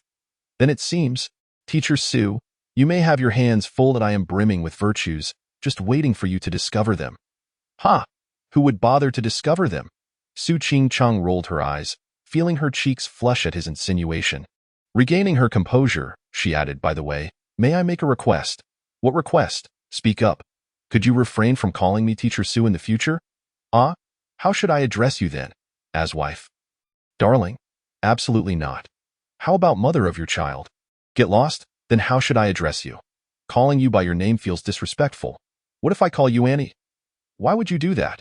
Because calling you Auntie is just so endearing. Su Qingcheng's face turned crimson, nearly causing her to lash out. Auntie? What on earth? Have you ever seen an auntie who has given birth to multiple children? Jiang Chen couldn't help but revel in her reaction, amused by how easily she could be teased. Su Qingcheng turned away in mock anger, but after a brief pause, she remembered something and asked Jiang Chen, did you really gift your parents a unit at Swan Lake? You heard? With how loudly your parents spoke. How could I not hear? Indeed, I did give them a unit at Swan Lake. Are you already feeling jealous? Jealous? It's not my house. I simply think it's commendable that you are so filial. With a son like you, Mei Jie and your father have not raised you in vain, of course. Filial piety is a cherished virtue in our culture, and I have always embodied this value, willing to give my best to my parents. Jiang Chen proclaimed proudly. Su Qingcheng blinked and replied, but isn't a unit at Bai Shueju significantly more expensive than one at Swan Lake? Since you are so devoted, why not let Mei Jie and your father live there? Ah, well, Jiang Chen stammered, caught off guard. Su Auntie, your question leaves me speechless. What do you mean if I am so devoted? Why not give them a unit at Bai Shueju? My intention was to ensure their comfort. Cough, cough. I also want to live comfortably myself. As the saying goes, filial piety is paramount, focusing on intent rather than mere appearances. Su Qingcheng chuckled, seeing Jiang Chen flounder. Oh, I see now. So this is your version of filial piety? Yes, I have a bit of a filial heart, but not too much. As Jiang Chen and Su Qingcheng exchanged playful banter, Song Mei and Zhang Daping were not idle either. After cheerfully accepting the keys to the house from their son, they hurried over to check on their 3 grandchildren, who were all peacefully sleeping. The sudden commotion stirred the little ones awake, and they began to squirm and cry. Upon inspection, Song Mei realized it was time to change their diapers. Zhang Daping, seeing this, volunteered to assist. Change a diaper? Can you handle that? Song Mei inquired. What do you mean, can I handle it? It's just a diaper change. I did it for Jiang Chen back in the day. Zhang Daping replied confidently, rolling up his sleeves and diving in. See? It's simple. Just unfasten the diaper, clean up the little one's bottom, remove the old diaper, and put on a fresh one. Easy as pie. Ah? Oh no. Ugh. You little rascal. Here I am, changing your diaper, and you just peed in my mouth. Filial piety at its finest. As Jiang Daping bravely took on the task of changing diapers, he boasted to Song Mei about how easy it was. Unexpectedly, while changing the first grandchild's diaper, the little one let loose a stream of urine that landed squarely in Jiang Daping's mouth, prompting Song Mei to burst into laughter. Look at you now. You thought you were so skilled at changing diapers. Both Jiang Chen and Su Qingcheng found it hard to contain their laughter. Jiang Chen, feeling a mix of amusement and exasperation, handed his father a glass of water. Jiang Daping, however, was unfazed. After spitting a few times, he refused to drink the water Jiang Chen offered, instead continuing to revel in the experience, declaring, "This is my first time changing a grandchild's diaper, and I get peed on. That just shows how close we are. And let's not forget, This is a child's urine. It's good for the body. In this carefree atmosphere, everyone else could only shake their heads in disbelief. Notification: the host's father was peed on by his grandchild. A display of grandfatherly love and filial duty. Congratulations, host. You have received a reward of 30,000. Jiang Chen was momentarily stunned. His grandchild peeing on his father resulted in a reward. What kind of logic is this? You ridiculous system? The logic is simple. Grandfatherly love and filial duty. System alert: a random task has been issued. Continue to encourage the host's father to change the grandchild's diaper. Achieving the goals of grandfatherly love or fatherly affection will yield additional rewards. The host may refuse the task. There will be no penalties or rewards for refusal. Jiang Chen. Grandfatherly love? Fatherly affection? What sort of nonsense task is this? Absolutely not. Determined, he approached his father. Dad, perhaps you should let Mom handle this diaper change instead. What do you mean? Let it be? I've lived long enough to never entertain such notions. Hearing Jiang Chen's suggestion, Jiang Daping bristled. I refuse to believe that I can't handle changing a diaper. Just watch me do it right. With sleeves rolled up, he dove back into the task. However, as he began, a loud ah escaped him. Everyone turned to see Jiang Daping, in his eagerness, had inadvertently grabbed a handful of the little one's poop. Notification: the host's father has successfully changed a diaper and reached the task goal. Congratulations, host. You have received 50,000. Jiang Chen. Notification: the host's father, feeling indignant, has successfully grabbed a second handful of poop and soiled his sleeve. Furious, he nearly considered disposing of his hand. Achieving the task goal. Congratulations, host. You have received 100,000. Jiang Chen. As noon approached, Song Mei and Jiang Daping's excitement began to wane, their stomachs growling in hunger. Ching Chung, what would you like for lunch? I'll whip up something delicious. Song Mei inquired, having shifted her focus from her husband to her son's girlfriend. Realizing the importance of their guest, I'm fine with anything. Su Ching Chung replied. All right then, since today is your first day out of the hospital, I'll make something casual. Song Mei chuckled, knowing her friend's straightforward nature. After purchasing fresh ingredients from a nearby supermarket, Song Mei began preparing the meal while Jiang Daping clamored to help. She immediately rejected his offer without hesitation. Jiang Chen, siding with his mother, also insisted that his father refrain from assisting. Faced with the determined opposition of his wife and son, Jiang Daping could only shake his head in resignation, glancing down at his hands in self-awareness as he gave up. Mom, how about I try cooking lunch? Jiang Chen suggested, recalling his exceptional culinary skills that had yet to be showcased. You? Cook? Are you sure you can manage? Song Mei expressed her doubts, recalling that the last time he cooked, merely not burning the pot was deemed a significant achievement. Son, no offense, but you really shouldn't attempt it. Previously, you had indeed prepared meals, and I must say, the taste of those dishes was such that even a dog would shake its head in disapproval. Jiang Daping spoke up, surprisingly aligning himself with his wife. As soon as Jiang Daping uttered these words, Song Mei and Su Qingcheng could not help but burst into laughter. Jiang Chen could only facepalm. Speaking of which, comrade Jiang Daping, you truly have a way with words. How could you say that my cooking was so bad that even a dog would turn its nose up at it? Clearly, it is my culinary skills that are exceptional, flavorful, and perfectly seasoned, that the dog would leap with delight, scampering away in sheer joy. Mom, just let me have a try. If I really can't cook well, you can take over again, Jiang Chen urged Song Mei once more. All right, I'll watch from the side. Seeing Jiang Chen's earnestness, Song Mei reluctantly agreed to let him into the kitchen, though she still held reservations about his culinary prowess. The meal was primarily for Qingqing. After all, our preferences were secondary. Qingqing is currently in confinement, needing to nourish 3 children, so it is imperative that she eats well. Understood, Mom. Jiang Chen responded, busily engaged in his task. His first dish was a simple stir-fried pork. After washing the fatty pork, he sliced it thinly, chopped garlic and ginger, and cut the scallions into sections. Thanks to his newfound culinary skills, not only was his cooking experience and technique remarkable, but his chopping speed was also astonishingly swift, his movements almost a blur. While Song Mei was still chattering away, preparing a side of radish stir-fried with pig liver, Jiang Chen had already heated the pan, added oil, and was frying the pork slices, rendering them beautifully. Before long, a fragrant and visually appealing stir-fried pork dish was ready. Son, Qingqing is my close friend, so I won't say much. She has given birth to 3 children for our Jiang family. That alone is no small feat and a tremendous contribution. We ought to treat her well.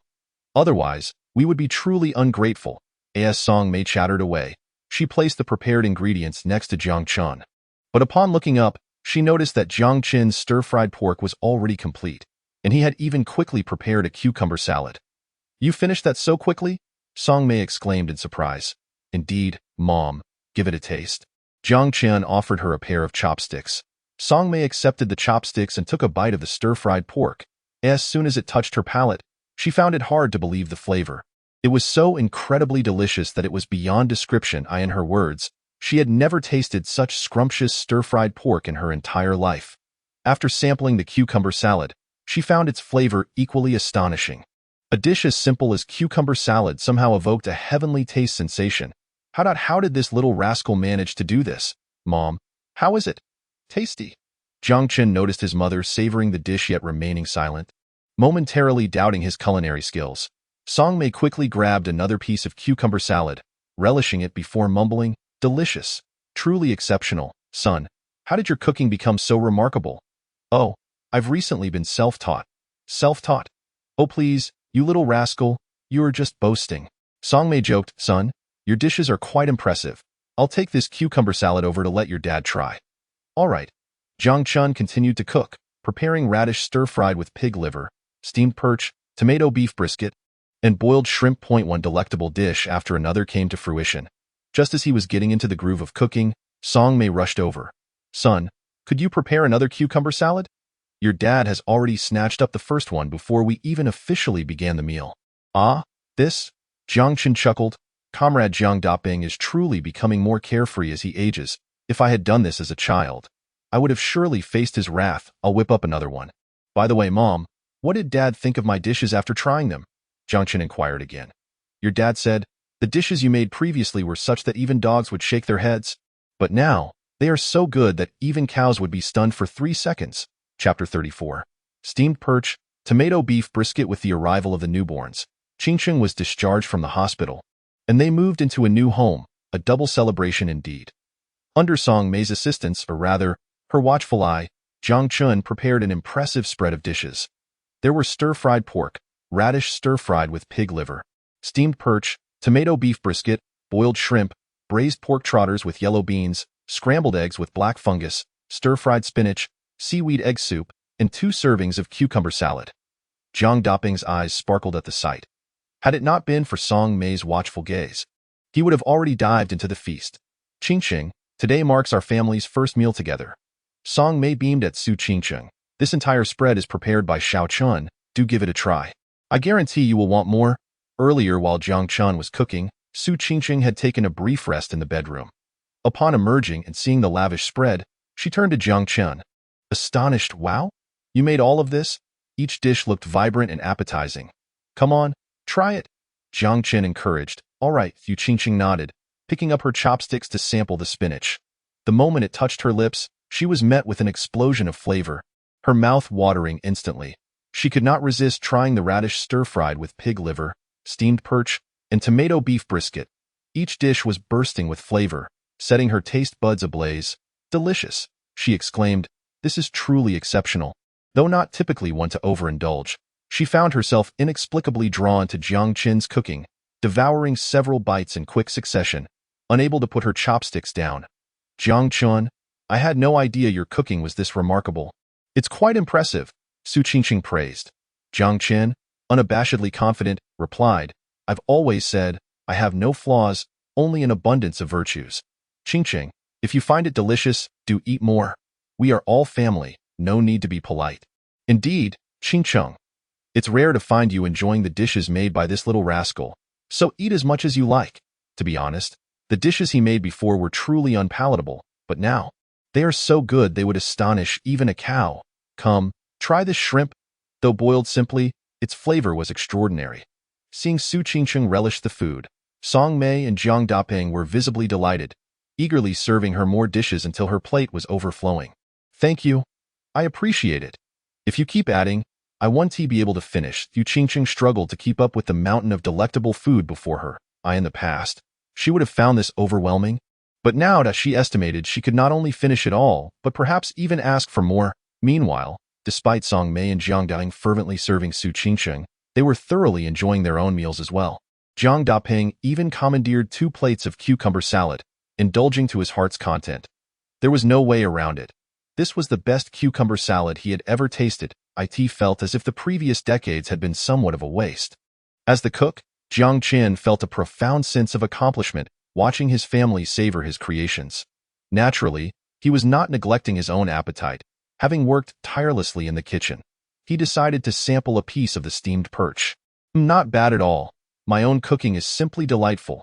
Just as the family was deeply engrossed in their meal, Su Qingsheng suddenly exclaimed, clutching her chest with a furrowed brow. "What's wrong?" Jiang Chen asked. Nothing at all, Su Qingsheng replied, standing up and signaling Jiang Chen while pointing towards the 3 infants in their crib, hastily making her way to the bedroom. Jiang Chen understood her intent immediately, but still found it hard to believe.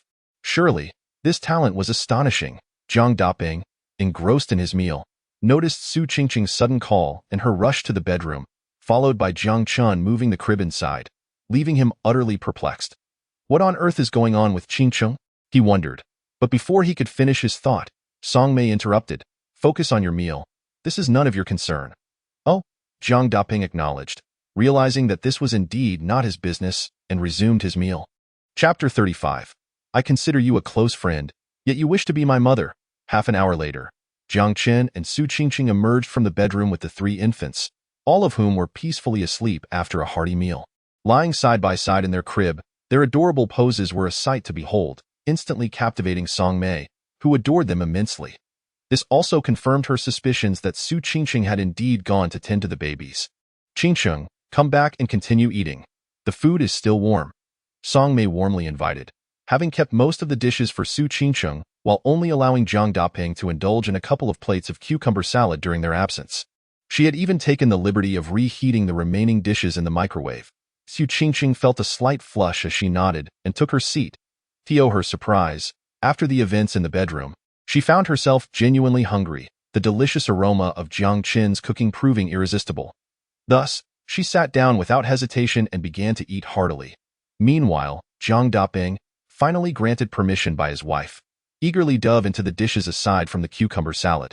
However, noticing Jiang Chen had yet to touch his food since coming out, he was taken aback. "Son, why aren't you eating? There is still so much food." Song Mei echoed his surprise. "Yes, son, you're a young man. You need to eat." "I doubt I'm just not hungry. You all enjoy." Jiang Chen offered a vague explanation. Both Song Mei and Jiang Daping exchanged puzzled glances, unable to comprehend. Yet, they did not dwell on it further, as their appetites remained strong, and they resumed their meal with gusto. Unbeknownst to them, as Su Qingsheng ate, her cheeks were secretly flushed with warmth. Were it not for her hunger, she would have preferred to hide away in a corner or the bedroom, refusing to emerge. As for Jiang Chen, the thought of this big, foolish boy, alas, she felt she had truly fallen into his hands. Beep. Host's family reunion brings harmony to the couple, to enhance the host's joyous and fulfilling life. Congratulations to the host for receiving a special reward, Golden Kidneys, Lottery Gift Package X1. Upon hearing the notification in his mind, Jiang Chen was taken aback. Another reward? Golden Kidneys, Lottery Gift Package X1. All right then.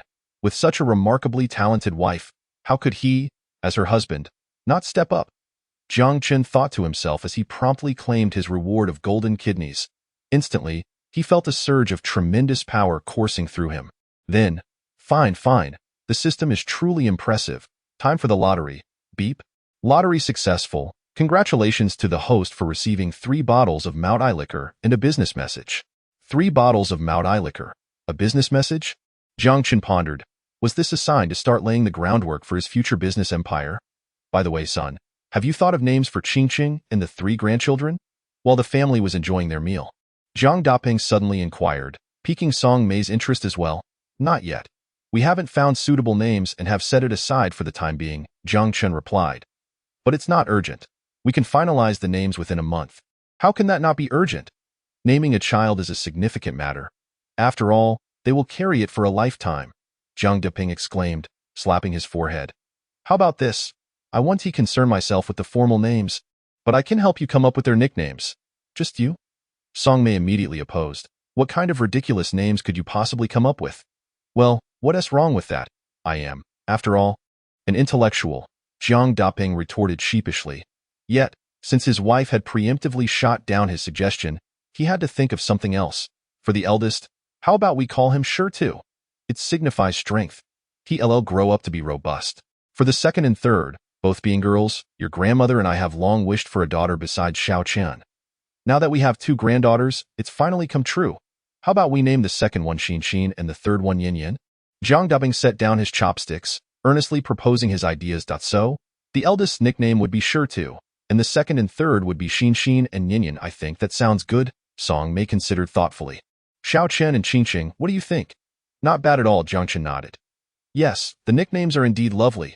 Su Qingqing chimed in as well. Seeing everyone in agreement with his proposed nicknames, Jiang Daping beamed with joy. Rubbing his hands together and continuing with the nicknames settled, it's time for you two to come up with the formal names for the children. Regarding the names of the 3 little ones, Jiang Chen and Su Qingqing had pondered many times but had yet to settle on anything satisfactory. Now that Jiang Daping had helped with the nicknames, they felt it was time to finalize the formal ones as well. Jiang Chen pulled out a dictionary, flipping through it with Su Qingqing while Song Mei joined in the search. After quite some time, their brows remained furrowed. Eventually, Jiang Chen began to see some possibilities. For the eldest, a boy, how about we name him after Bai Juyi's courtesy name, Zhang Letian? Jiang Chen suggested. As for the second and third girls, how about using a phrase from a poem, Yixiao Yin Ran, naming them Jiang Yixiao and Jiang Yin Ran?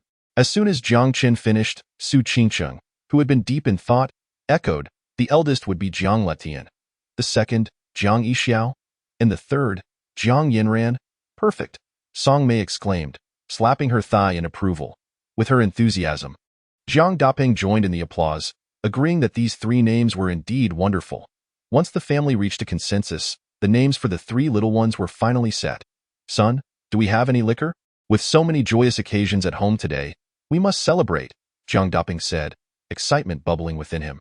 Liquor? Yes, indeed, Jiang Chen replied.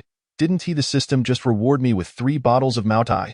He made his way to the bedroom to retrieve the 3 bottles and brought them back to the table. Upon seeing the Maotai, Jiang Daping's eyes lit up. Is that Maotai 80? This is a fine choice. A bottle costs several thousand. Where did you get this? Jiang Daping inquired. Just bought it, Jiang Chen replied. Just bought it? Jiang Daping exclaimed, momentarily wondering if it might be counterfeit, but upon glancing around at the lavishly decorated living room, he swallowed those thoughts. Could it possibly be fake? That was absurd. With his son's wealth, 200,000 for a car, over $1 million for a house, with hundreds of thousands in the bank, spending on high-quality Maotai was a mere trifle. Jiang Daping, being a lover of fine wine, was unable to contain his excitement upon seeing the 3 bottles of Maotai. Eagerly, he reached for a bottle, only to be stopped by Song Mei. You've just had surgery, and you received in 4 this morning. How can you drink alcohol? Oh, right. Jiang Daping smacked his forehead, suddenly recalling his recent medical procedures. Honey, how about just a small taste? I just want to sample this Maotai, he pleaded, his desire for the drink evident. As expected, Song Mei firmly refused. A single cup is simply out of the question. You wish to see me perish, yet I have no desire to become a widow. At once, Jiang Daping was rendered speechless. Upon witnessing this, Su Qingqing nearly burst into laughter. Jiang Chen, however, was accustomed to such scenes and promptly urged, Dad, let's call it a day. This time, you truly cannot drink. We'll just pretend the water is wine for now, and next time, I'll indulge with you to my heart's content. Well, very well then. Jiang Daping cast a lingering glance at the 3 bottles of Maotai 80. Thus, he and Jiang Chen shared cups of water, each taking a hearty gulp while stealing glances at the Maotai bottles. Song Mei observed for a while, and seeing that Jiang Daping had no chance to sneak a drink, she finally felt at ease to depart, making her way to the crib to check on the 3 infants. Su Qingqing, having nearly finished her meal, joined her. The 2 of them entertained the children while sharing whispers. Sister Mei, perhaps I should start calling you Annie from now on, Su Qingqing suddenly suggested. Annie? Why would you do that? Song Mei was taken aback. Aren't we the best of sisters? You've always had me call you Sister Mei. That's just awkward, Su Qingqing replied bashfully. Think about it. You are Jiang Chen's mother, I call you Sister Mei, And I refer to Jiang Chen's father as uncle. It just feels off. Song Mei chuckled at her words. Upon reflection, it indeed felt strange to refer to a married couple in such a manner. And no need to worry, Qingcheng, she comforted with a smile. This way of addressing each other is only temporary. You can change how you call me when you and Xiao Cheng get married. When I marry Jiang Chen. Of course, I don't wish to be called Andy. I long to hear you call me Mom, ha ha ha. Song Mei said, unable to suppress her laughter. Qingcheng rolled her eyes in exasperation. Great. Here I am thinking of you as my close friend, and yet you wish to take on the role of my mother. Sigh. All of this is the fault of that big oaf. After a bout of laughter, Song Mei, contemplating the future lives of the young couple, felt it necessary to impart a few words of wisdom as a prospective mother-in-law. Qingcheng, I am thoroughly pleased that you are with my son. However, I must say, since you are older than him, there are certain things you ought to teach him. Teach him certain things. Su Qingcheng momentarily failed to grasp her meaning. Sister Mei, what exactly are you referring to? Cough. Cough. Song Mei felt a tad embarrassed but pressed on for the sake of their harmonious life together. What else could it be? Just the matters concerning married life. Su Qingcheng's face flushed a deep crimson. Oh, I thought it was something else, however. Teaching that big oaf? Ha! Sister Mei, you have no idea. While I may be older than your son, he is far more knowledgeable in that regard. Ah? Song Mei's eyes widened in realization. Indeed, the younger generation is far more enlightened than in their time. What could they possibly not understand? Considering her son, he was hardly a naive boy. Otherwise, how would they have 3 grandchildren?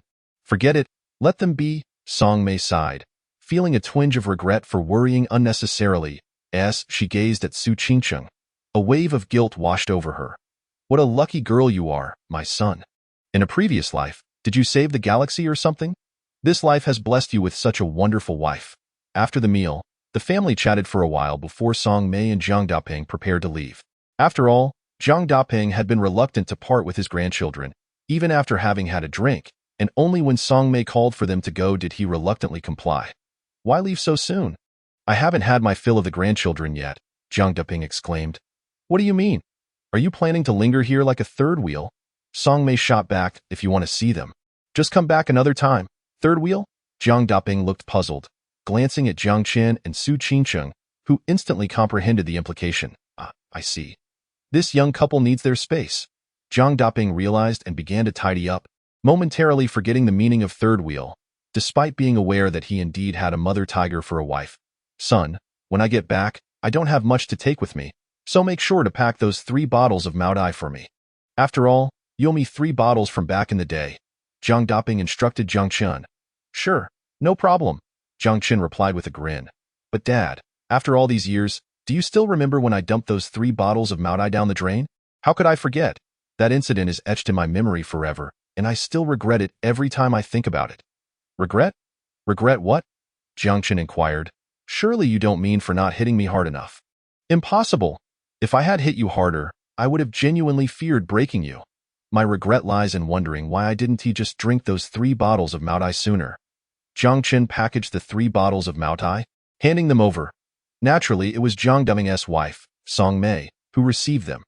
You can't drink now, so I'll keep this Maodai safe for you, she declared at its Maodai 80, not 800. Not an issue, my dear. Given my current health, I have no intention of drinking. I actually plan to leave this with you for safekeeping. Well, good for you for being sensible. Afterward, the couple prepared to depart. Jiang Chen and Su Qingcheng accompanied them downstairs. Before leaving, Song Mei shared a few whispered words with Su Qingcheng and then pulled Jiang Chen aside for a serious talk. Son, as you embark on this journey with Qingcheng, remember as a man, you should be accommodating. Women can be a bit temperamental, so don't be overly particular. Also, Qingcheng is in her confinement period. Take your time, be patient, and always consider Qingcheng's feelings. Never mistreat her. Got it? Mom, that if you keep this up, my ears are going to develop calluses. Chapter 36. Practicing the trumpet. Don't even think about it, Mom. How can I not understand what you're saying? Don't understand. Huh, just wait a moment. Do you understand now? Ow, Mom, can you be gentle? Please ease up on the squeezing. Now do you comprehend? I understand. I understand. Though it hardly hurt, Jiang Chen pretended to rub his ear, feeling a wave of cold sweat. This mother of mine, is she really my biological parent? I'm a college graduate, after all. No wonder Dad secretly calls her a mother tiger. Sighing, he thought, indeed, a true mother tiger, always ready to strike and reason with force. After seeing his parents off, Jiang Chen was about to head back when he turned to find Su Qingqing standing behind him, laughing heartily. What are you laughing at? At how amusing that was just now. Was it my mom squeezing my ear? What else could it be? Ha ha, by the way, you had a time like that too. Ha ha ha Su Qingqing laughed uncontrollably, unable to contain herself. Jiang Chen thought, what else with this foolish woman? Why is she so delighted over my mom squeezing my ear? Just wait. There will come a time when you will be crying. As Song Mei and Jiang Daping drove away, Jiang Daping was eager to return home and stash the 3 bottles of Maotai. Although the mother tiger forbade him from drinking, merely gazing at it brought him immense satisfaction. If he could show off in front of his old friends, it would be even better. However, Song Mei, driving their decade-old Volkswagen, had other plans. Dear, where are we headed if we're not going home? Where else could it be? Of course, we're heading to Swan Lake Community. Swan Lake Community? Upon hearing this, Jiang Daping realized, oh yes, our son gifted us a house there. If we don't check it out now, when will we? The couple had long heard of Swan Lake Community, known for its prime location and excellent layout, and had initially planned to buy it as a wedding gift for Jiang Chen. However, unexpectedly, they found themselves benefiting from their son's generosity and moving into a home there first. Song Mei drove straight to Swan Lake Community. Upon entering, they were astonished by the lush greenery and public amenities. While it may not compare to Bishui residence, it was a vast improvement over their old, dilapidated home of over a decade. The trees were abundant, flowers bloomed vibrantly, and there were fountains, crescent lakes, and fitness areas. Everything they could wish for. Once inside the house, they marveled again, as the decor was nearly on par with Jiang Chen's residence at Bishui residence. Am I dreaming? We had planned to save for a lifetime to buy a wedding house for our son, and now he has gifted us one directly. Our son has truly succeeded and grown up. Indeed, all our efforts in raising him were worthwhile. Efforts? True. But you, as his mother, tend to use your hands quite liberally. You've bullied me for decades, so I'm used to it. But now you turn around and twist our son's ear right after he gifts us a house. That has quite the emotional toll. What do you know? Do you think I lack discretion? I merely pretended to scare him. You think I really twisted his ear? He is our only son. Of course. I cherish him. If you have discretion, then why do you truly lay hands on me? Because I treat you differently. Hitting is a form of love. Then should I also treat you with hitting as a form of love? By all means. I lend you 10 times the courage. Go ahead and give it a try. As the couple bickered, they continued to explore the house with great interest. From the living room to the kitchen and bedroom, they discovered the furniture and appliances were all complete, making it a fully furnished home ready for immediate occupancy. They could not help but feel genuine appreciation. Not bad at all. Everything is splendid. Upon entering the master bedroom, which was tastefully decorated with a comfortable mattress, Jiang Daping's mind began to wander. Truth be told, Song Mei was quite attractive and had always taken good care of herself. Otherwise, how could she have given birth to such a handsome son like Jiang Chen and maintained a close friendship with Su Qingqing? Dear, do you remember when you mentioned wanting to practice a trumpet together? I remember, but I said that in a moment of anger. That rascal was so mischievous and caused so much trouble at the time. I was just too exasperated to care and truly wanted to practice a trumpet. Well, there's no need for anger now. Come on, my dear, let us put it into practice. What a shameless thought. What are you thinking? You haven't even fully recovered yet. No worries, it won't hinder me. Get lost, you old rascal, practicing the trumpet? Don't even think about it. Back at Bishui residence, after Su Qingqing returned home, she soon felt fatigued and headed straight for the bedroom to sleep. Part of her exhaustion stemmed from the adjustment of cohabiting with a man from now on. Although this man had fathered 3 adorable babies with her, they were still not familiar with each other, especially since he was the son of her best friend. Once Su Qingqing fell asleep, she remained undisturbed until the evening, when she was roused by the cries of the babies. She promptly got up and rushed to the crib, only to find Jiang Chen there, soothing the infants while preparing formula. What's wrong? Are they hungry? Su Qingqing inquired. Yes, they had their afternoon feed, but the stored breast milk has run out, so I had to resort to formula for now, Jiang Chen explained. Why didn't you call me? Su Qingqing asked with a hint of reproach, as breast milk is undoubtedly better than formula at this stage. I wanted to. But you were in such a deep sleep that I called out and you didn't respond. Su Qingqing's cheeks flushed, and she chose not to say anything further. She took the two infants from Jiang Chen's arms, cradling them as she unbuttoned her blouse to feed one while Jiang Chen stood by. Accustomed to the scene, assisting as needed. Soon, all three infants were fed. After placing each baby back in the crib, Jiang Chen straightened up to it's nearly dinner time. What would you like to eat? Anything is fine. I'm not picky. Anything? Really? Jiang Chen feigned a grin. What about ordering takeout then? Su Qingqing shot him a look of disbelief. I still need to feed the babies, and if you're willing to part with your own children, then go ahead and order takeout. Exactly. You're still in your confinement period. So let us keep it simple and healthy, Jiang Chen declared generously. What do you want? I'll cook for you personally. Since Jiang Chen had impressed her with his cooking at lunch, Su Qingqing, feeling quite hungry herself, was eager to taste his culinary skills. I've been craving fish lately. How about sweet and sour fish? Just sweet and sour fish? Ah? Is that not enough? Then let us add garlic shrimp. Just garlic shrimp too? Are 2 dishes not enough? Fine, let us also have a seafood soup. That will make it 2 dishes and a soup. Just right, I want to be able to finish more than that, Su Qingqing hurriedly clarified, anxious not to waste food. Then, recalling that she had only asked about her own meal without checking on Jiang Chen, she inquired, what about you? What are you having for dinner? But as soon as she asked, she regretted it. What was she thinking? That big oaf probably wouldn't be hungry at all. Jiang Chen, however, was not overly concerned. He found it amusing that his earnest wife had initially suggested just 1 dish for dinner, only to add another and then a soup upon his prompting. She genuinely worried that I can't support her? Due to dwindling kitchen supplies, Jiang Chen took a trip downstairs to buy more ingredients. When Su Qingqing saw him return with numerous bags, she couldn't help but ask, why so much? Are you planning to cook a feast? Not for just 1 meal. Just eat light tonight, let us keep it simple. Once Jiang Chen had finished shopping, he began preparing dinner. Thanks to his exceptional culinary skills, he worked swiftly, and within an hour, dinner was ready. Dinner is served. When Su Qingqing approached the dining table, she was taken aback by the lavish spread. In addition to the sweet and sour fish and garlic shrimp, there was seafood soup, stewed lean pork with daylily, stir-fried shredded celery with meat, steamed egg with minced meat, chicken stew with mushrooms, and stir-fried greens. Nearly 7 or 8 dishes in total. Is this your idea of eating light and simply cooking a few dishes? Su Qingqing exclaimed, astonished at the abundance of delectable options. Why, Mom said you're in confinement, so I should treat you well. This is just a few dishes? You've really misunderstood the meaning of light eating and simple cooking. Su Qingqing marveled, her appetite piqued by the array of dishes. I've only made a few, so don't worry about it. Jiang Chen replied nonchalantly.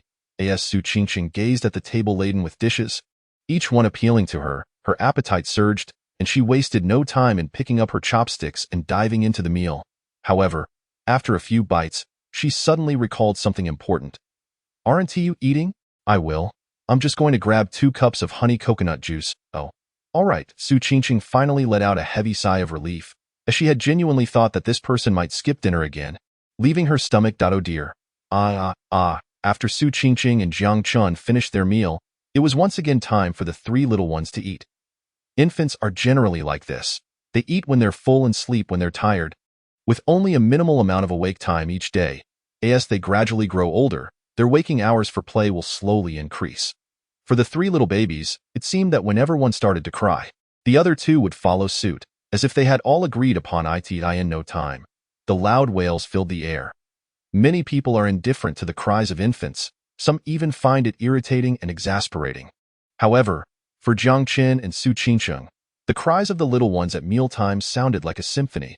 For what child isn't a treasure in the eyes of their parents? All right, don't cry, don't cry. We will feed you soon. Jiang Chen was the first to approach the crib, pushing it towards Su Qingqing. The 2 worked in harmony and soon had the 3 little rascals fed. With the heat and the discharge from the hospital, shall we give them a bath later? Yes, it's time for a good wash. Due to their delicate stomachs, the little ones could not be bathed immediately after eating, so Jiang Chen pushed the stroller around the living room balcony for a while. Feeling it was about time, Jiang Chen then took them for their bath. After settling the 3 little creatures and lulling them to sleep, it was time for the evening rest. Due to her cesarean section, Su Qingqing couldn't take a bath for a while, but with the heat and the discomfort of sweating, she asked Jiang Chen to help her clean up a bit. Jiang Chen readily agreed to this request. Previously at the hospital, he had only cleaned certain areas, but now it was certainly not limited to just those areas. Jiang Chen quickly entered work mode. while Su Qingqing suddenly felt shy, a bit flustered. Wait a moment, maybe you should close your eyes. You mean let me close my eyes while I help you wash? Yes, okay, no problem. Jiang Chen did not hesitate and immediately agreed. Chapter 37 Perhaps, this is fate. Su Qingqing felt overly shy revealing her body in front of Jiang Chen, so she asked him to close his eyes while she was being washed, and Jiang Chen readily obliged. She breathed a sigh of relief. After all, being completely exposed before Jiang Chen was quite an affair. Having him close his eyes, though it made the washing process a bit more challenging, would alleviate some awkwardness. However, what puzzled her was that despite Jiang Chen having his eyes closed, the washing process went remarkably smoothly, without any hindrance, prompting her to curiously ask, "Did you really close your eyes?" "I did. Don't believe me? Look." "But if you've closed your eyes, how do you know how to wash?" "Of course, I can feel it. It's all about touch. You just know where everything is without thinking." Su Qingqing was initially taken aback but quickly realized what he meant. Feeling it out by touch. That does seem to be the case, you big pig's trotter. No wonder." At this thought, her cheeks flushed crimson like a ripe tomato. However, since it was like this, she had no more words to say and simply closed her eyes and lay back, allowing Jiang Chen to take charge. Due to the layout of the 4 rooms and 2 halls, aside from the main bedroom, there were 3 other bedrooms with bedding and sheets ready. However, since they needed to care for the 3 little babies, Jiang Chen decided to sleep in the main bedroom at night. Of course, he would sleep on the bed as well, just at the foot of the bed, while most of the space was occupied by Su Qingqing. So often, he would just lie at the foot of the bed for a short nap. Given his current constitution, even a brief rest was better than sleeping for several hours before. "Why don't you come sleep at this end?" As the night deepened, Su Qingqing tossed and turned in bed, struggling to fall asleep. Living with someone else required a period of adjustment. Deep down, it felt as if just yesterday she was a carefree little girl, and suddenly, she had transformed into a wife and mother of 3. Unable to sleep, Su Qingqing decided to open her eyes, only to discover Jiang Chen sleeping at the foot of the bed. Her heart ached a little, prompting her to gently call out, "Hey!" Jiang Chen, who had not been asleep, responded and moved to the head of the bed. The space at the head of the bed was ample, and Su Qingqing shifted a bit to make room for him. "So you weren't asleep either?" "No, I rarely doze off. Since neither of us is asleep, shall we chat for a bit?" "Sure, but what should we talk about?" "Anything, for instance, about you and your parents." As Su Qingqing spoke, she inexplicably felt like laughing. Jiang Chen sighed. "You want to know about me and my parents? All right, my dad has a bit of a temper, and my mom has a sharp tongue but a soft heart. As a child, I was notorious for being a troublemaker, often getting beaten up by them. Whether it was a single attack, a double whammy, or a combination of both. At the time, I was annoyed by them, always trying to reason with me. But now I understand that they weren't really hitting me. It was more about scaring me. Worried I would go astray. I can see that." Su Qingqing nodded. "Even though your dad's temper isn't great, it's your mom who does most of the hitting. And there's a clear difference between how your mom treats you and how she treats your dad. Have you noticed that?" "What difference?" "When your mom hits you, it's for show, but when she hits your dad, it's often quite serious." "What? I thought it was all just for show." Jiang Chen was hearing this for the first time. But upon Su Qingqing's reminder, he thought about it and realized it was indeed the case. His mom was quite fierce with his deity. "Oh, you know why?" Su Qingqing stifled a laugh. "Nope." Jiang Chen shook his head in confusion. "Do you know?" "Kind of, but your mom hasn't said it outright. The gist is that you're her only son. She can't exchange you or return you, so she can't really hit you. Once you hold a grudge, who will take care of her in her old age? But your husband is different, and if he misbehaves, then he should be dealt with, and if it comes to it, he can always be replaced." Jiang Chen was left speechless, though that was how his mom thought about it. No wonder. "Oh, I can't help but feel sorry for my dad for a second." The remaining 99 seconds. Meanwhile, in their new home by Swan Lake, Jiang Dapeng was basking in the comfort of his mattress, happily holding his wife while sleeping. Just as he was in deep slumber, he was suddenly jolted awake by a nightmare as he saw that his wife was still there. He felt a bit relieved, but recalling the nightmare made him reach out to touch her. To his surprise, his wife's response was smack. A rather unceremonious slap. "By the way, how did you meet my mom?" Jiang Chen asked, curious since Su Qingqing seemed quite familiar with his mother. "That was years ago. We met in a yoga class." Su Qingqing replied candidly. "We clicked due to our similar personalities, and soon enough, we became good sisters." "Years ago? I should have still been in high school back then, right?" "No, You were probably still in middle school. What?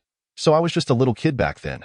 Pretty much. As Su Qingqing reminisced about those years, she recalled how she had met Song Mei, who had a straightforward personality and had helped her out several times out of loyalty.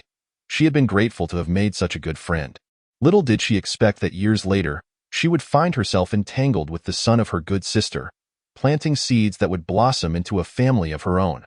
Reflecting on the time she first met Song Mei, Jiang Chen had indeed been just a little kid. Perhaps this is fate. What you perceive as reality may have been quietly sowed long ago at some point in time. After a moment of silence, Su Qingcheng began to feel drowsy, closing her eyes in an attempt to sleep, but after a while, she still couldn't drift off, so she nudged Jiang Chen with her arm. Let's talk a little longer. About what? Jiang Chen, having enhanced his constitution, was wide awake. Anything is fine. Then, since I spoke about my parents, why don't you share about yours? I don't have much to say about my parents, but I can tell you about my personality and hobbies so you can get to know me better. Alright. My personality is actually quite cheerful. I prefer tranquility over chaos and don't particularly like crowded places. That's nice. And my hobbies are also quite simple. I enjoy taking solitary walks, listening to music, reading, meditating in a corner of the park, and playing the flute. Chapter 38. How about giving him a little sweetness? What? Jiang Chen felt a surge of excitement. Wang Defa, the renowned goddess professor at Sihai University, multi-talented, can actually do that. But come on, you are the cool goddess, right? Su Qingqing initially remained calm, but Jiang Chen's reaction startled her. She quickly realized that, despite being an adult, she had never dated and wasn't naive enough to be unaware of certain matters. It's not what you think. It's playing a musical instrument. Su Qingqing realized she had been misunderstood, and not just any misunderstanding, but one that made her cheeks flush with embarrassment. I should have clarified sooner, I thought. Jiang Chen immediately felt relieved. Exactly. After all, she is a well-known goddess professor at Sihai University. How could she be that way? This little incident left Su Qingqing feeling rather awkward, her face burning with embarrassment. To distract herself, she hastily asked Jiang Chen a question, but as soon as she asked, she regretted it. Can you? No, I can't. I can only whistle. After that, an awkward silence fell between them. Su Qingqing never expected that she would have such an embarrassing day, especially in front of a man, casually mentioning playing that particular instrument, even though she had no intention of implying anything. Still, the term had been tainted and became hard to face. She shouldn't have said it. But what a pig's trotter! Su Qingqing couldn't help but glare at Jiang Chen in annoyance, thinking about his impure thoughts. However, even in the dark, Jiang Chen's handsome face was striking, with defined features and a striking aura that made her want to steal another glance. Truth be told, he might be the most handsome guy she had ever encountered. Reflecting on these past days, Jiang Chen had taken great care of her and the children, putting his heart into it. A peculiar feeling surged within her. How about giving him a little sweetness? At that moment, certain risque images flashed through her mind, and she quickly snapped back to reality, shocked by her own audacious thoughts. When did she become so lewd? Her cheeks flushed once more. Even if she were to surrender everything to Jiang Chen, it would certainly not be now, but rather a long time in the future. Forget it, forget it. For the time being, she decided to resolutely keep her distance from Jiang Chen to avoid muddling her thoughts. Just then, from the nearby crib, the baby suddenly began to cry. During the night, it was typically Jiang Chen who took care of the baby, but since Su Qingqing was still awake, she felt the need to check. Just as she was about to get up, Jiang Chen was quicker. Swiftly approaching the crib, he must be hungry again. The newborns often needed night feedings, and Jiang Chen was already accustomed to it. After checking and changing the diaper, he touched the baby's lips with his finger, prompting the little one to instinctively suck. Still hungry, huh? Jiang Chen smiled fondly. Hearing this, Su Qingqing, still feeling a bit miffed at Jiang Chen from earlier, deliberately avoided speaking to him. She picked up one baby and began to feed them, instantly silencing their cries. Looks like the little one is upset. Jiang Chen noticed and chuckled, choosing to remain silent. Thus, in the midst of an awkward silence, the two of them naturally worked together to feed all three babies. After ensuring the little ones were fed, Jiang Chen continued with the post-feeding duties, gently patting the babies to burp them and soothing them to sleep. Ding! Host has spent a day living with his wife, perfectly and memorably. Congratulations to the host for receiving a reward, 100,000 cash and a lottery gift pack.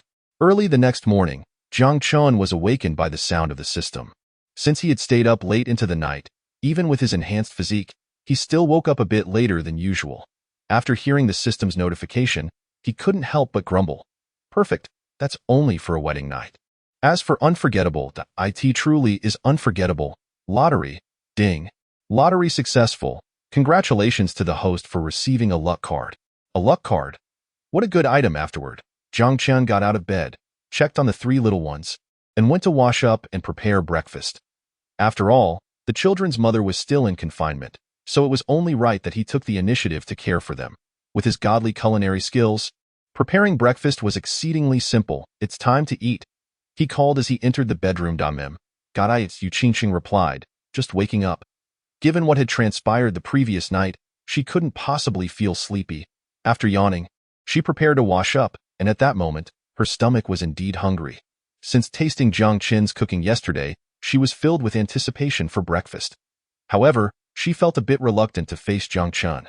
It was rather unavoidable. There had been a lot of things recently that made her want to find a hole to hide in. After washing up, Su Qingqing approached the dining table. On it were scallion pancakes, stir-fried potato shreds, fried eggs, and vegetable porridge. Just one glance made her feel it was exquisite and delicious.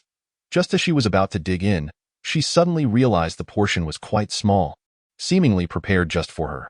Concerned, she asked, "Have you eaten breakfast?" "Yeah, you go ahead. I've had breakfast," Jiang Chen replied with a faint smile, pushing the stroller towards the balcony to let the three little ones bask in the sun. Newborns are prone to jaundice, and sunlight helps alleviate it. Just then, Jiang Chen's phone rang. Chapter 39. The waters of the senior sister are too deep. You can't grasp them. Jiang Chen saw that it was his classmate. Zheng Chong, calling. "Hey Chong, what's up?" "Jiang Chen, something's happened," Zheng Chong exclaimed urgently as soon as the call connected. "What's happened?" Lu Wei. Lu Wei has broken up. Broken up? But that guy doesn't seem to have ever been in a relationship. How did he break up? Well, it's all because of you. Because of me? Yeah, forget it. Just check the group chat. Jiang Chen hung up the phone and opened WeChat. The group chat for 303 immediately flooded with 99 messages. After skimming through, he finally grasped the situation. It turned out that Lu Wei had provoked Feng Rongrong, a senior from the year above. Feng Rongrong was known for her outstanding looks and figure, once dubbed one of the campus beauties. Throughout her 4 years at university, many guys had pursued her. The public boyfriend has changed 7 or 8 times, and it is said that there are just as many unacknowledged relationships behind the scenes. As for the admirers trailing behind, there are even more. Unfortunately, Lu Wei is just one among many such admirers. Over the past few years, he has squandered an inordinate amount of time, energy, and of course, money on Feng Rongrong. Always at her beck and call, he would come and go as she pleased. He even resorted to the absurdity of washing Feng Rongrong's boyfriend's socks. The reward for such devotion might just be a smile from the goddess Feng, or perhaps a meal shared with her, but certainly no further intimacy. He wouldn't even dare to hold her hand. As for anything more intimate, let alone any operation, he was utterly unqualified for that. Lu Wei, after enduring disappointment time and again, eventually came to his senses. However, recently, for reasons unknown, he has inexplicably resumed his infatuation, spending lavishly and even boldly confessing his feelings in public. Unsurprisingly, the carefully prepared gifts worth thousands were dismissed without a glance by Feng Rongrong, who tossed them into the trash right before his eyes and then climbed into a luxury car with a middle-aged man. At this point, Lu Wei could no longer contain himself and fell into despair. His friends, concerned, questioned him about his plight, yet he maintained his stance, stating that after years of affection, giving up was simply unbearable. Moreover, as the saying goes, fortune favors the bold. With the success story of Chen Gu to inspire him, he no longer sought any guidance. He just wanted to muster the courage to let his beloved senior take a break. Was that too much to ask? Reasonable enough, right? Was it reasonable? Quite audacious indeed. However, it was still somewhat reckless. After learning of this, Jiang Chen couldn't help but facepalm and utter a few sarcastic remarks. In their WeChat group, Zhang Chong and Wu Hao incessantly urged Lu Wei to reconsider. "Wei Zi, just stop. That Feng Rongrong is clearly toying with you." Tio put it bluntly, "She has as many boyfriends as a bus has passengers. Why would you want to fall for a bus?" Jiang Chen joined in. "Wei Zi, think rationally. That Feng Rongrong is far too complex for you to comprehend. Indeed, Wei Zi, She's too complicated for you to handle one. Far too complicated for you to grasp one. Faced with the counsel of his friends, Lu Wei still felt a sense of reluctance. I don't want to. But these past few days, Feng Rongrong has been reaching out to me, giving me various hints, smiling at me, even holding my hand. To be honest, in my entire life, no girl has ever smiled at me like that. I've never even held a girl's hand. So I was genuinely confused, thinking she had feelings for me. Little did he expect that within just a day, she would treat him like a doormat, discarding him for a middle-aged man's car. Alas, Wei Zi, that Feng Rongrong is merely using you as a pawn to attract the attention of her true interest. What do you mean she has feelings for you? To put it crudely, Wei Zi, you're not even permitted to make a move. She is definitely just playing with you. Jiang Chen and Wu Hao were indignant, momentarily transported back to their university days. They were, after all, close friends from the same dormitory. Jiang Chen then offered his advice. Wei Zi, do you know the fundamental difference between you and Feng Rongrong's boyfriends? It's not about looks, it's simply about wealth. Therefore, your priority should be to quickly pull yourself together and become affluent. Morning brother is right. Wei Zi, if you had money, just imagine, with Feng Rongrong's disposition, she would surely crawl into your bed at midnight, begging you for it. You know what? Yes, Wei Zi, get your act together. I too wish to become wealthy, but the problem is, I have no avenues. Why not ask Morning Brother for guidance? Right? Why not ask Morning Brother? Morning Brother, don't hold back now. You've already secured your goddess with a wife and children. Share your secrets to wealth. Lu Wei, Jiang Chen, and Wu Hao all chimed in. Jiang Chen was momentarily at a loss for words. Truth be told, there is indeed a secret to wealth. Just by lying around, money rolls in by thousands. However, that is only because of the system's advantages. Rubbing his head, he suddenly had a brainwave and actually conceived a method to attain wealth. Previously, the system had rewarded him with a business insight, which he initially thought was a business opportunity. Unexpectedly, it turned out to be a god-tier barbecue technique. In fact, his current culinary skills could produce exceptionally delicious barbecue, not to mention the competitive edge of this god-tier technique, which was far more professional and commercial, perfectly suited for large-scale application. Currently, Jiang Chen needed to care for his wife and child, and was a bit too busy, so he decided to let them try their hand at it. However, before he could say anything, Lu Wei, Jiang Chen, and Wu Hao had already started to bicker over the so-called secret to wealth. Hey guys, I'm already suffering enough. Why are you two arguing over this? Come on, have a little conscience. Ahem, Wei Zi, we also want to be rich overnight, marry a wealthy beauty, and reach the pinnacle of life. Besides, your situation isn't that dire. It's just that you failed to win over the goddess, right? In reality, you've never succeeded before. Exactly, your greatest misfortune is merely washing the boyfriend's socks. To be honest, I've done that too. What the hell? Xiangzi, with those eyebrows and big eyes, you've done that too? No way. You've licked too? How tragic. Do you really think helping the goddess wash socks is the worst? You're mistaken. Here's a secret. I've even washed the goddess's boyfriend's underwear. Lu Wei's final statement left Jiang Chen and Wu Hao, who were simply goofing around, utterly speechless, their eyes wide in disbelief. What? You even washed the goddess's boyfriend's underwear? Wow. You're the most tragic. You're incredible. Chapter 40, Delicious, a taste explosion. To be honest, once Lu Wei's words were out, not just Jiang Chen and Wu Hao, but even Jiang Chen stared in astonishment. No. Such a thing would leave even a cow dumbfounded for 3 seconds. Jiang Chen had thought that washing the goddess's boyfriend's socks was already absurd. But now there was even the matter of washing underwear, and the craziest part was that it wasn't just any boast. It was from a fellow dorm mate. This Wei Zi truly has it rough. Knowing Lu Wei's earnest nature and kind-heartedness, Jiang Chen couldn't help but shake his head and sigh for 3 seconds. He then proceeded to share the details of his secret to wealth. Lu Wei readily agreed. All right then, morning brother, I'll make time to visit your place. I've come to realize that money is a man's courage. I vow to earn money, to make a fortune, and someday, I will make that Feng Rongrong understand that when you disregarded me, you lost the chance to reach me now. Don't underestimate the youth in poverty. 30 years in the east of the river, 30 years in the west. Wait, Wei Zi, don't speak too soon.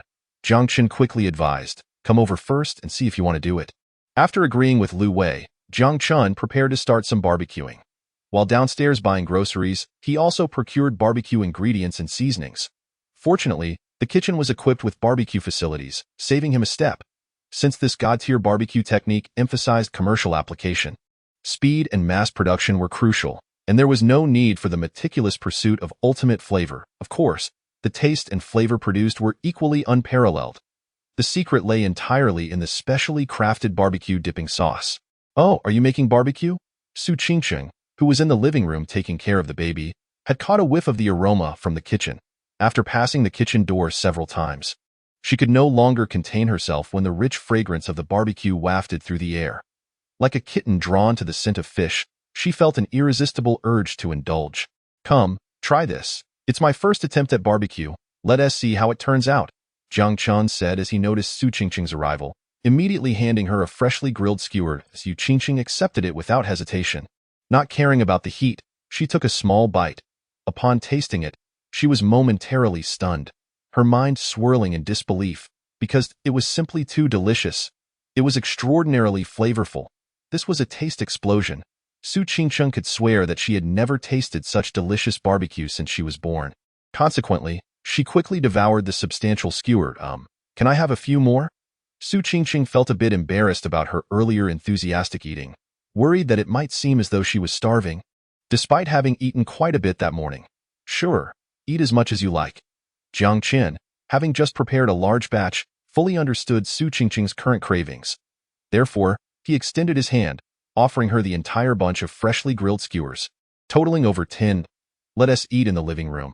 The kitchen is smoky." Su Qingqing accepted the skewers and was about to excitedly head to the living room when she suddenly realized. "I've taken all the skewers. How will you eat?" "No worries, take them. I'm still grilling more. Besides, whether you eat or I eat, it's the same." Jiang Chen smiled as he spoke. "It's the same whether you eat or I eat." Su Qingqing caught the underlying meaning in Jiang Chen's words and shot him a playful eye roll. Not bothering to be polite anymore, she took the skewers and, pushing the baby stroller, made her way to the living room. Just then, Song Mei called in for a video chat. She video called her best friend while munching on the delicious barbecue. Song Mei, who was initially focused on her grandchildren, noticed Su Qingqing holding skewers and eating.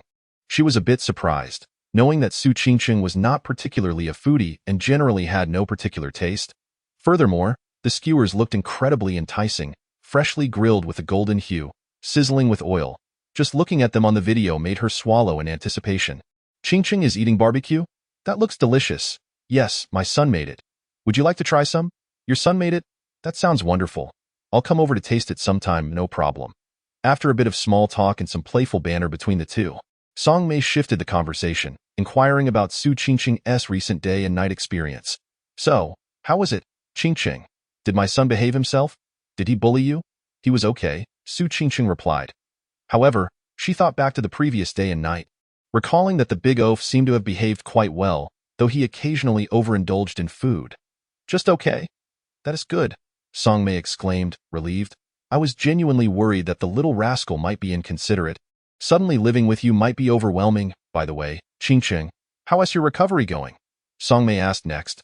"Overall, the recovery is quite good. The wound isn't as painful anymore," Su Qingqing replied honestly, though she rubbed her belly and complained. "But your son's cooking is too good. In just a short time, I feel like I've gained weight." While complaining, she still couldn't resist shoving more barbecue into her mouth. Song Mei couldn't help but laugh at the sight. "Gaining a little weight is fine. That just means you are getting enough nutrition, and sufficient nutrition leads to ample milk supply. It seems like the three little ones will never go hungry." Su Qingqing, upon hearing this, couldn't help but bitterly smile. "Oh, it's not just about having enough nutrition and milk supply. I feel like I'm eating more and more lately. I'm close to becoming a pig. What am I going to do?" Thinking this, guilt washed over her, prompting her to hastily indulge in a few more skewers to quell her anxiety. After finishing her call with Song Mei, Su Qingqing polished off the 10 or so skewers she had eaten. Still feeling a bit unsatisfied, she wanted more, but her stomach was already too full. "Did I really finish them all so quickly?" Jiang Chen had grilled another batch and, upon entering the living room, was startled to see the pile of bare skewers in front of Su Qingqing. "You finished all of them so fast? Can you handle that?" This struck a chord with Su Qingqing. It'll be fair. The skewers were incredibly delicious. After tasting the first one, she couldn't stop, as if she were addicted. "My stomach feels a bit uncomfortable. Could you give it a rub?" "Sure, but be careful next time. Don't eat so much at once. I definitely will." Chapter 41. This barbecue sauce would taste great even on shoe soles. In the afternoon, Lu Wei arrived, carrying a bag of fruit and a handbell for the baby. Jiang Chen opened the door to welcome him in. Weizi, why are you bringing gifts? Oh, it's nothing much, Lu Wei replied. This handbell is specially for the baby. Lu Wei entered, placed the fruit and handbell on the table, greeted Su Qingcheng with a hello, sister-in-law, and then, excited, went to the kitchen with Jiang Chen. Morning, brother. What's your secret to wealth? Just the thought of a bright future and marrying a wealthy beauty made Lu Wei feel impatient. However, upon entering the kitchen and seeing the barbecue ingredients, sauces, and already grilled skewers, he was taken aback. Wait, are you telling me that your secret to wealth is barbecuing? Correct, it's barbecue, Jiang Chen replied with a grin. What, you can't be serious, right? Your secret to wealth is just barbecuing? Lu Wei couldn't hide his skepticism. What's wrong with barbecuing? If done right, it could guarantee a life of indulgence, Jiang Chen said, handing Lu Wei a skewer to try. Try it? Yes. Lu Wei skeptically accepted the skewer. Having been grilled for a while, it was somewhat cool, and he assumed the flavor wouldn't be remarkable. Having previously worked at a barbecue shop, he thought skewers were just average food, nothing special. With this thought in mind, he took a bite, and as he chewed, he was immediately electrified. What? This flavor is incredible. His eyes widened in disbelief as he gobbled down the skewer in a few bites. Still craving more, he then turned his attention to the skewers on the plate, reaching for them, but suddenly paused to ask, Morning, brother, can I eat more? Go ahead. They're all for you, Jiang Chen said. Having spent 4 years in college together, Lu Wei was particularly close to Jiang Chen. There was a time when Jiang Chen got into a scuffle playing basketball, and Lu Wei stood in front of him without fear, ready to defend him on another occasion. When Jiang Chen missed class and faced a strict teacher who threatened to revoke his exam eligibility, Lu Wei selflessly gave up his own chance to help Jiang Chen maintain his eligibility. Given all this, Jiang Chen felt he had every reason to lend a hand to his brother. Of course, his brother had it rough too, not only being an admirer but also having washed the goddess's boyfriend's underwear. This was truly a rarity in terms of misfortune. Lu Wei, being a foodie, upon encountering delicious food, was captivated, unable to move away. When he heard that everything was reserved for him, he eagerly devoured every skewer on the plate. At last, he wiped the oil from the nozzle, finally regaining his composure. Wow, delicious. This grilled skewer is absolutely incredible. Lu Wei showered a barrage of compliments. Now you understand why this is the secret to wealth, don't you? I get it. But Chen Ge, did you cast a spell on these skewers, or employ some divine technique? How can they taste so good? I finished eating and was so moved I almost cried. Not that exaggerated. The deliciousness of these skewers depends on the ingredients, grilling method, and cooking time. However, the key to the flavor of this skewer lies in the barbecue dipping sauce. Dipping sauce? Yes, this is a family recipe. With this sauce, even the soles of your shoes would taste great. Afterward, Jiang Chen demonstrated the essential elements of his divine grilling technique to Lu Wei, including ingredient selection, grilling methods, and temperature control. These aspects were quite simple. Most people would grasp them after a couple of viewings. Besides, Lu Wei had worked in a barbecue shop before, so learning these was a breeze. As for the crucial dipping sauce, it required Jiang Chen's personal touch. This wasn't Jiang Chen's intention to keep a secret, but because it involved some advanced culinary techniques that Lu Wei simply couldn't master even if he wanted to. Weizi, what do you think of this barbecue? Is there a future in it? Incredible, absolutely incredible. There's definitely a bright future ahead. Lu Wei's face radiated excitement. As long as this barbecue is launched, with this flavor, I assure you, even a deity couldn't resist. It will surely sweep across the entire city, captivating everyone from all walks of life. Lu Wei, having previously worked in a barbecue shop, knew the flavors of those skewers. Compared to Jiang Chen's, they were utterly inferior. Once Jiang Chen's skewers were launched, there was no doubt they would be a hit.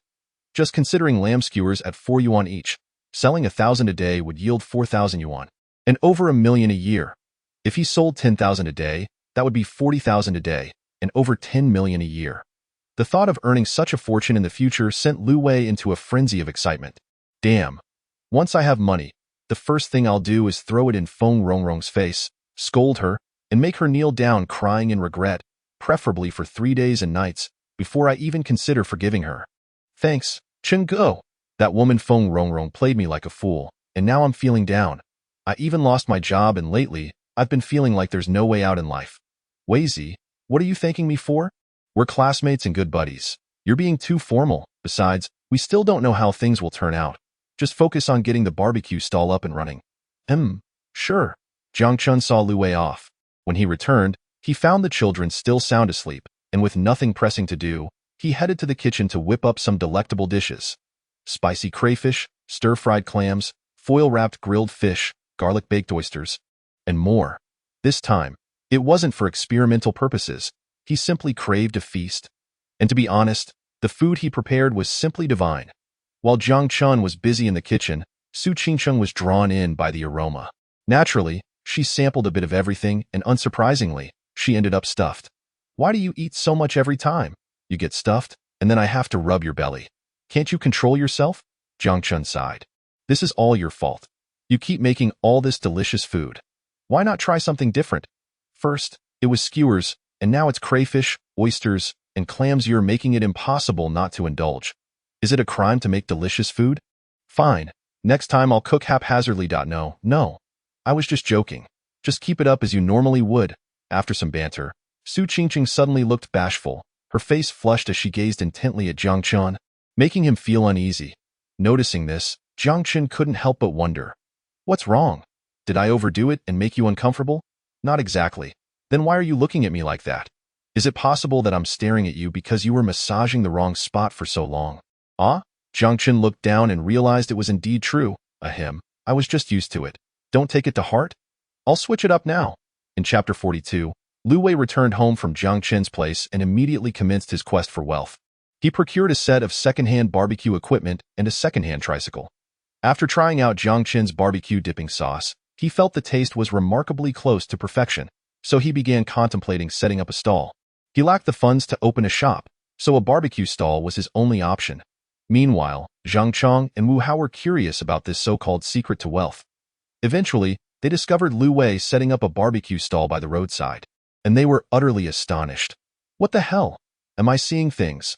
Lu Wei, didn't you acquire the secret to wealth from Jiang Chen? How did you end up setting up a stall? Don't tell me the secret to wealth is just setting up a stall. Lu Wei shot them a disgruntled glance. What's wrong with setting up a stall? Can't one become wealthy from it? Lu Wei's statement confirmed Jiang Chen and Wu Hao's suspicions. The secret to wealth was indeed setting up a stall. No way, that's really it? Weizi, is this the secret to your wealth? What a letdown, damn. Jiang Chen must have played you for a fool. But then again, perhaps not. There are countless professions and one can succeed in any of them. Who knows, Weizi might actually achieve greatness through this stall and end up marrying a rich beauty. Ha ha ha. Facing the teasing remarks from Jiang Chen and Wu Hao, Lu Wei shrugged it off. Having spent 4 years together in university, he was well aware of their personalities. He then began preparing the skewers. With the divine barbecue dipping sauce enhancing the flavor, the skewers soon sizzled and emitted an irresistible aroma, making Jiang Chen and Wu Hao salivate. However, as Lu Wei was a newcomer, despite the bustling street, no one stopped at his stall to purchase or taste the food. Some were lured by the enticing aroma, but upon glancing at Lu Wei's stall, they hesitated and moved on. Weizi, look, nobody's buying your skewers. Why don't you let us try some? Yes, we'll taste them and give you some feedback. Fine. This was Lu Wei's first time running a stall, and he had no experience. Seeing so many people on the food street and how crowded other stalls were while his remained empty for most of the day, he began to doubt whether his skewers were any good. You can try, but each of you can only have 2 skewers. I'm running a business here. No problem. Jiang Chen and Wu Hao readily agreed. But once they tasted the skewers, their taste buds exploded with delight, causing them to exclaim in astonishment. Lu Wei, anxious about why he wasn't making any sales, turned around only to find most of the skewers he had just grilled were gone. Furious, he shouted. What the hell? You 2 gluttons have eaten them all. How am I supposed to run my business now? Weizi, these skewers are absolutely delicious. We simply couldn't resist. Suddenly, 4 or 5 beautifully dressed young women approached the stall. Boss, are these skewers for sale? How much are they each? These women were university students from a nearby dance academy, shopping together when they stumbled upon the new stall selling skewers. The aroma was enticing enough to draw them in despite their initial hesitation. Lu Wei, still scolding Jiang Chen and Wu Hao, immediately flashed a smile upon seeing the group of women. Yes. Each lamb skewer is 4 yuan. Then I'll have 5 skewers, the lead girl said. Great. Lu Wei quickly got to work. Although he had prepared some skewers in advance to attract customers and reduce grilling time, seeing his first order come through, he decided to grill them fresh. Sizzle, sizzle, sizzle, sizzle. The 5 lamb skewers quickly glistened with oil, golden in color, and exuded a mouth-watering aroma. Here you go. The lead girl took the skewers and shared them with the other girls, each receiving one. Unable to resist the temptation, they tried a bite, and their expressions collectively lit up in surprise and admiration. So delicious. Boss, we want 5 more skewers. No, wait, 5 for each of us. Sure. Lu Wei was ecstatic. It seemed the first order was a success. With that first order, more people began to follow suit, eager to buy and taste the skewers.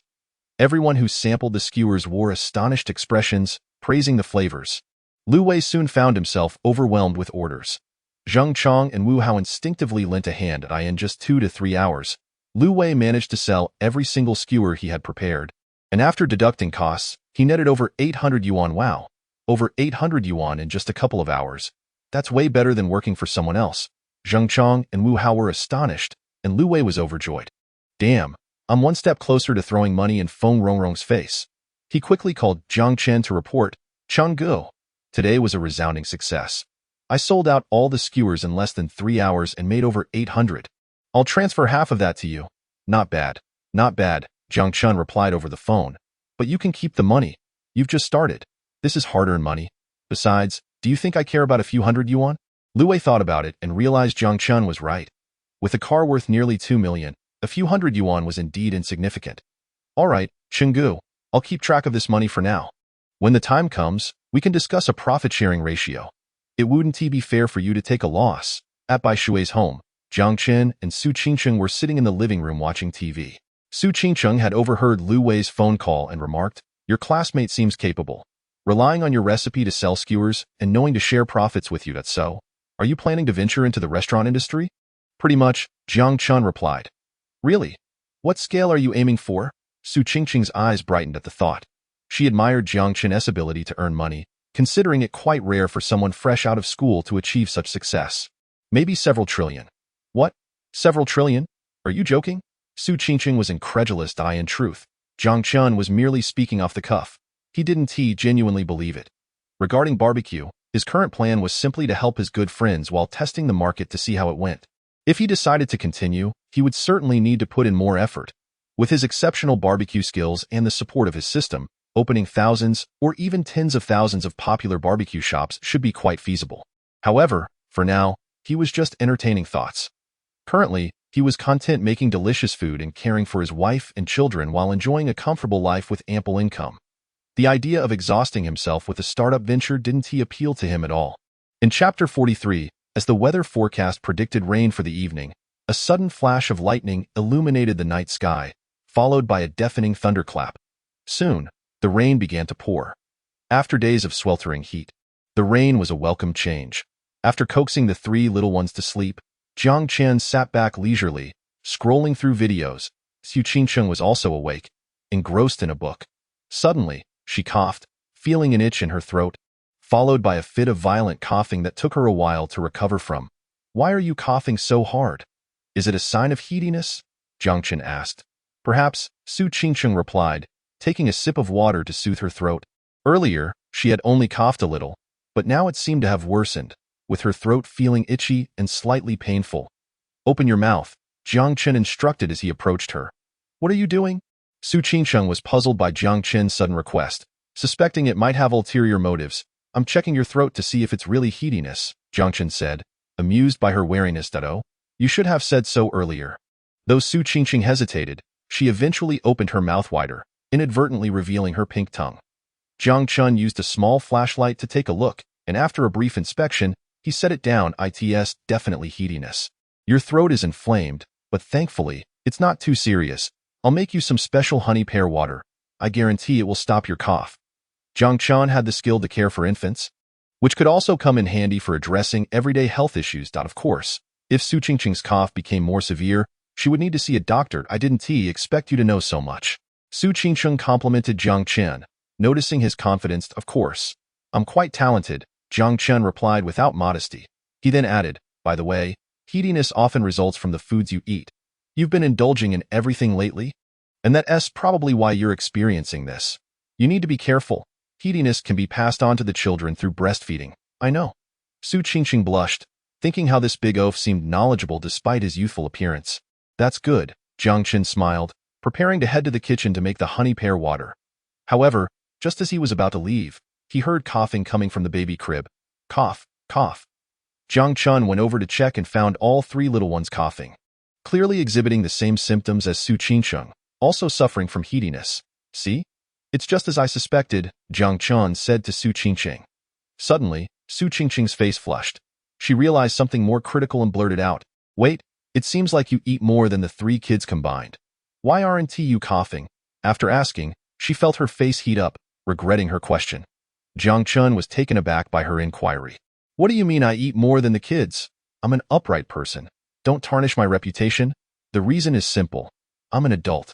After making the honey pear water, Jiang Chen served some to Su Qingqing, and its effects were immediate, greatly alleviating her throat discomfort. He then diluted it with water and fed it to the three little ones in turn. Soon, they stopped coughing and peacefully drifted back to sleep. This honey pear water was meticulously prepared by Jiang Chen according to the recipe provided by the system, as for why it is so remarkably effective. He himself cannot quite articulate the reason. All he knows is that it is a divine skill. Indeed, he possesses extraordinary talent. Su Qingqing exclaimed in admiration, and she took the initiative to peel an apple for Jiang Chen. "After all my hard work, I was rewarded with just an apple.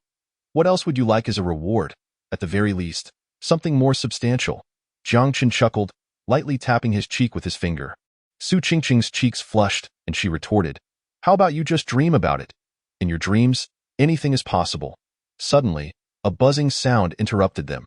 Su Qingqing's phone rang. She glanced at the screen, and her expression changed instantly. She looked up at Jiang Chen and said, "It's my mom calling." Surprised, Jiang Chen thought, "Is it really Qingqing's mother?" After spending time together, he had grown accustomed to his own parents, and he almost forgot that Qingqing had parents of her own. Noticing Su Qingqing's unease, Jiang Chen figured there might be something in their mother-daughter relationship that was not appropriate for him to hear. Thus, he suggested, "You should take the call. I'll go take a shower."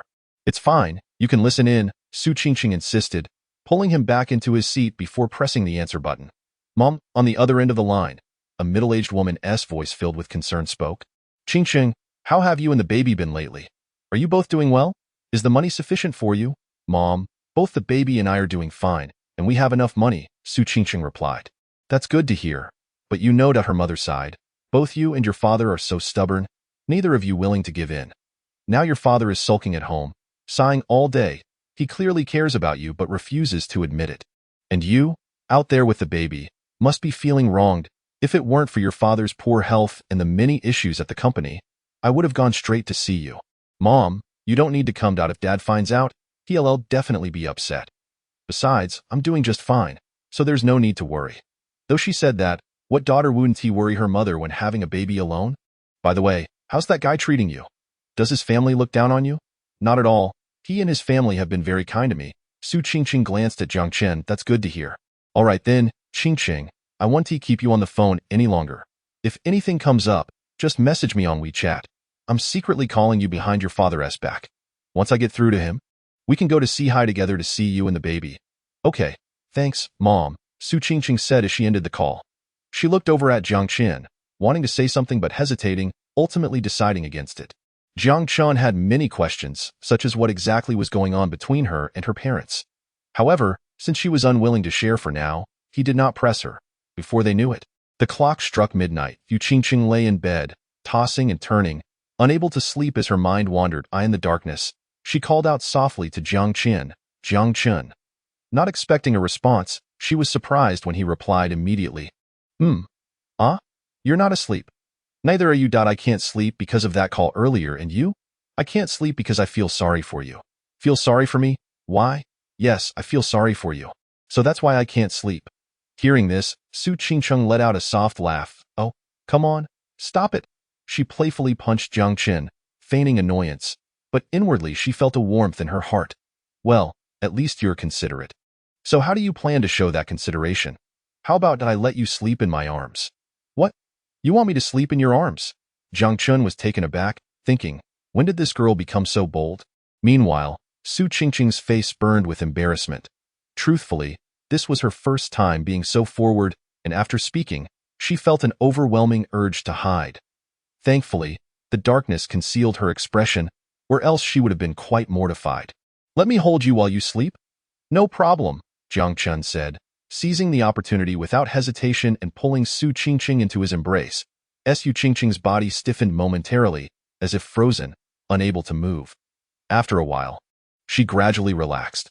They both pretended to sleep, but in such a state, how could they possibly doze off? "Let us talk for a bit," Su Qingqing suggested first. "What should we talk about?" Jiang Chen replied. "Oh, anything really. For example, what were your dreams when you were a child?" "My childhood dreams. That's quite simple. I remember in elementary school, during class, when the teacher asked us what we wanted to be when we grew up. Some said they wanted to be doctors, scientists, generals, or martyrs. When it was my turn, I said I wanted to be a swordsman who could walk on roofs and walls, which caused the whole class to burst into laughter. The teacher said to believe in science, that there were no such swordsmen in the world. I firmly insisted that there were. They just hadn't been discovered yet. It is quite strange, but for a long time afterward, I genuinely believed that the world was vast and full of wonders, and there must be martial arts and mystical skills. I thought that one day, I would surely have an adventure, and some master would impart their skills to me. Because, no matter how you look at it, being a swordsman was simply too cool.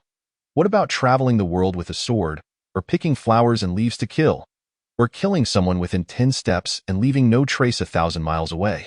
Then leaving gracefully, burying oneself in obscurity. Su Qingqing listened intently, chiming in, "Yes, that's the essence of it. All about being chivalrous and helping those in need." "Aside from being chivalrous, is there nothing else?" Su Qingqing inquired further. "Oh, there is. While wandering the world, it would be even better if a female swordsman accompanied me," Jiang Chen replied. "Wow, you have quite the imagination." Su Qingqing laughed lightly. "What about now? Do you still want to wander the world and be a swordsman?" "Certainly not. Besides, even if I wanted to, there is no way to do that anymore." Jiang Chen glanced at Su Qingqing in his arms and continued, "Right now, I just want to earn some money, take care of my wife, and raise the children. A simple and ordinary life is all I desire." Hearing Jiang Chen mention taking care of his wife, Su Qingqing's cheeks flushed again, but she complimented him. "Well, that is commendable. You do have a conscience. That is a must. Otherwise, my mom would have my head. Jiang Chen, tell me, how did I end up meeting you?" After a moment of silence, Su Qingqing suddenly said thoughtfully, "Perhaps it's fate." Jiang Chen scratched his head. "Then will you treat me well in the future?" "Of course, you're my wife. If I don't treat you well, who else will? Plus, with my mom around, if I dare to mistreat you, she would be the first to take me down. By the way, since we'll be living together from now on, do you have any thoughts or requests?" "I have no demands, just that you bully me less in the future." "Bully you less? Is that to say I can occasionally bully you?" Jiang Chen teased. "Get lost?" Su Qingqing understood what Jiang Chen meant. It wasn't the kind of bullying she was concerned about.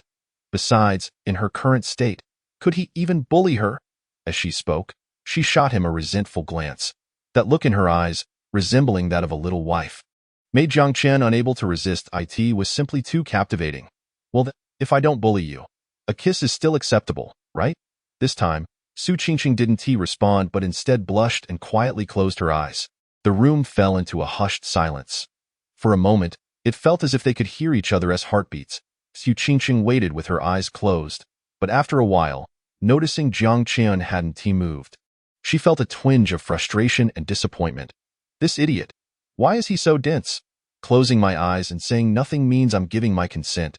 Just as she was feeling a bit let down, a warm breath suddenly enveloped her. The next morning, Su Qingqing awoke to the bright light of day, finally stirring around 9 o'clock. "Awake.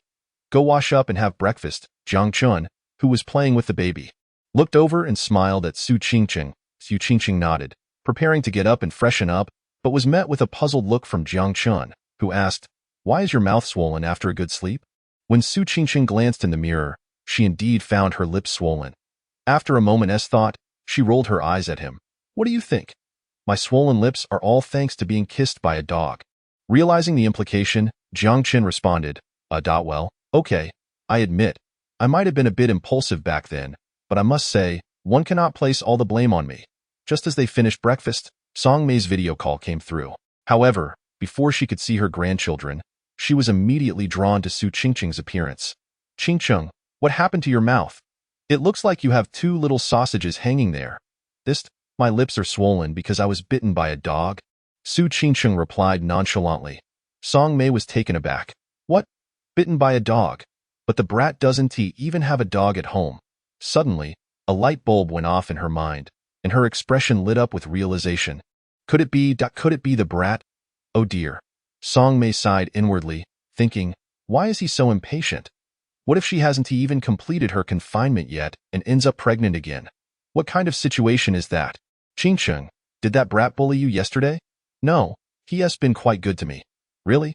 Does that mean he didn't force you? Song Mei inquired, concerned. You know, like making you do something you didn't want to do? Well, if you put it that way, there are some things he does insist on. What?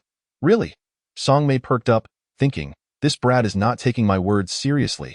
Don't worry, Qingcheng, just say the word. If that brat truly did something to you, I'll make sure to break his legs. That it's not that serious, just that your son insists on making sure I go to bed on time and eat breakfast on time.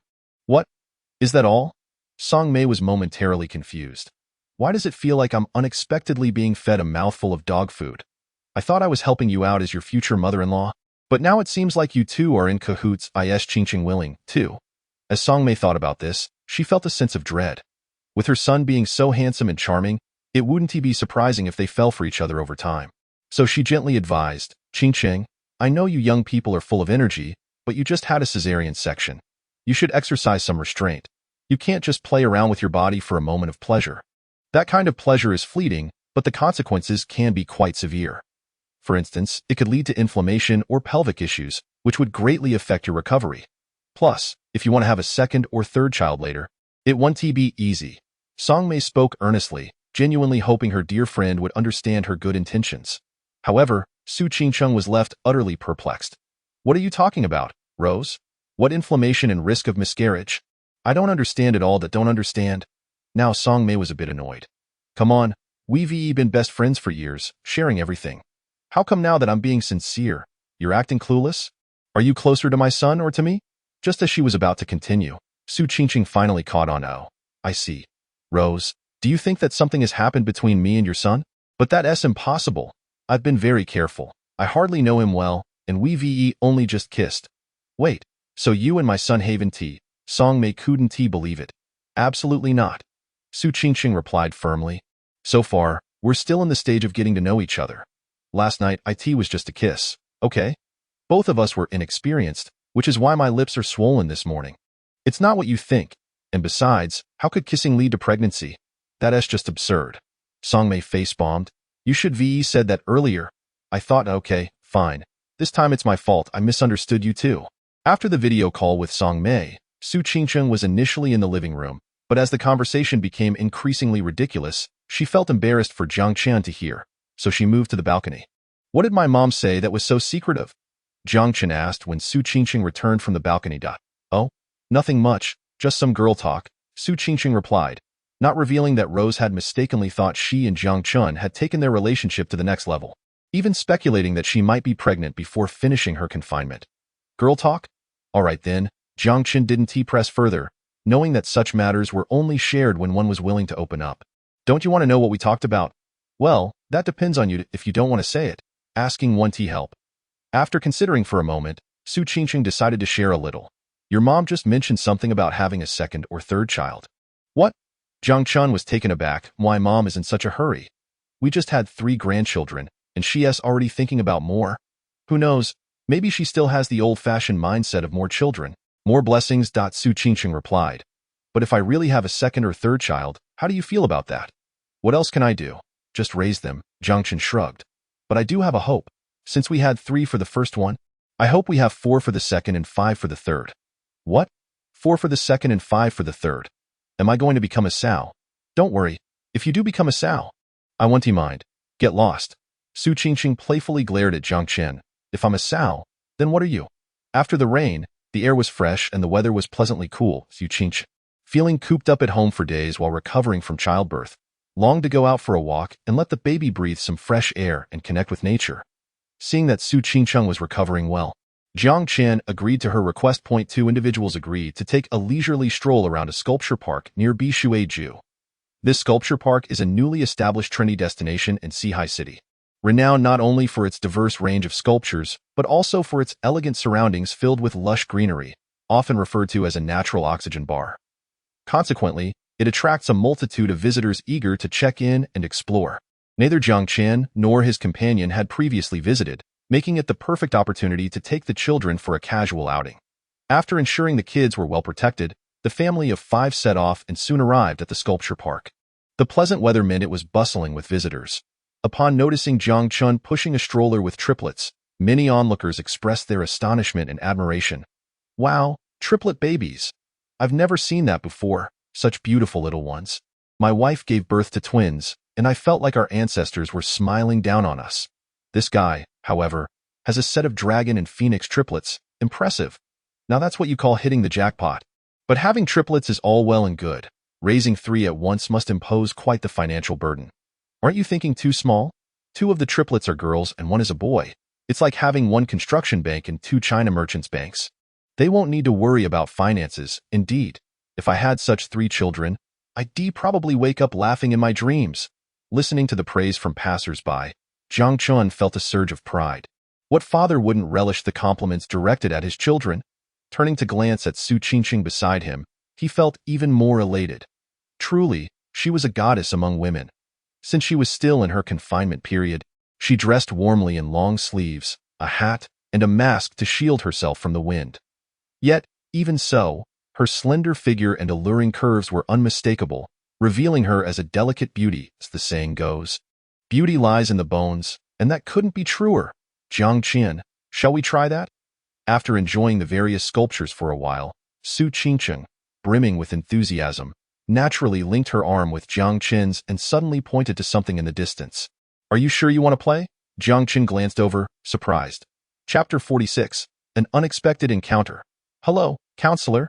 The area Su Qingqing indicated was a section of the park designated for various amusement activities, and what she wanted to try was clearly the bumper cars, where a group of children were joyfully playing. Yes, of course. Upon Jiang Chen's rhetorical question, Su Qingqing promptly replied with a playful tone, "We have nothing else to do, so why not have some fun? But that's for kids, or for adults accompanying kids. Are you sure you want to play bumper cars?"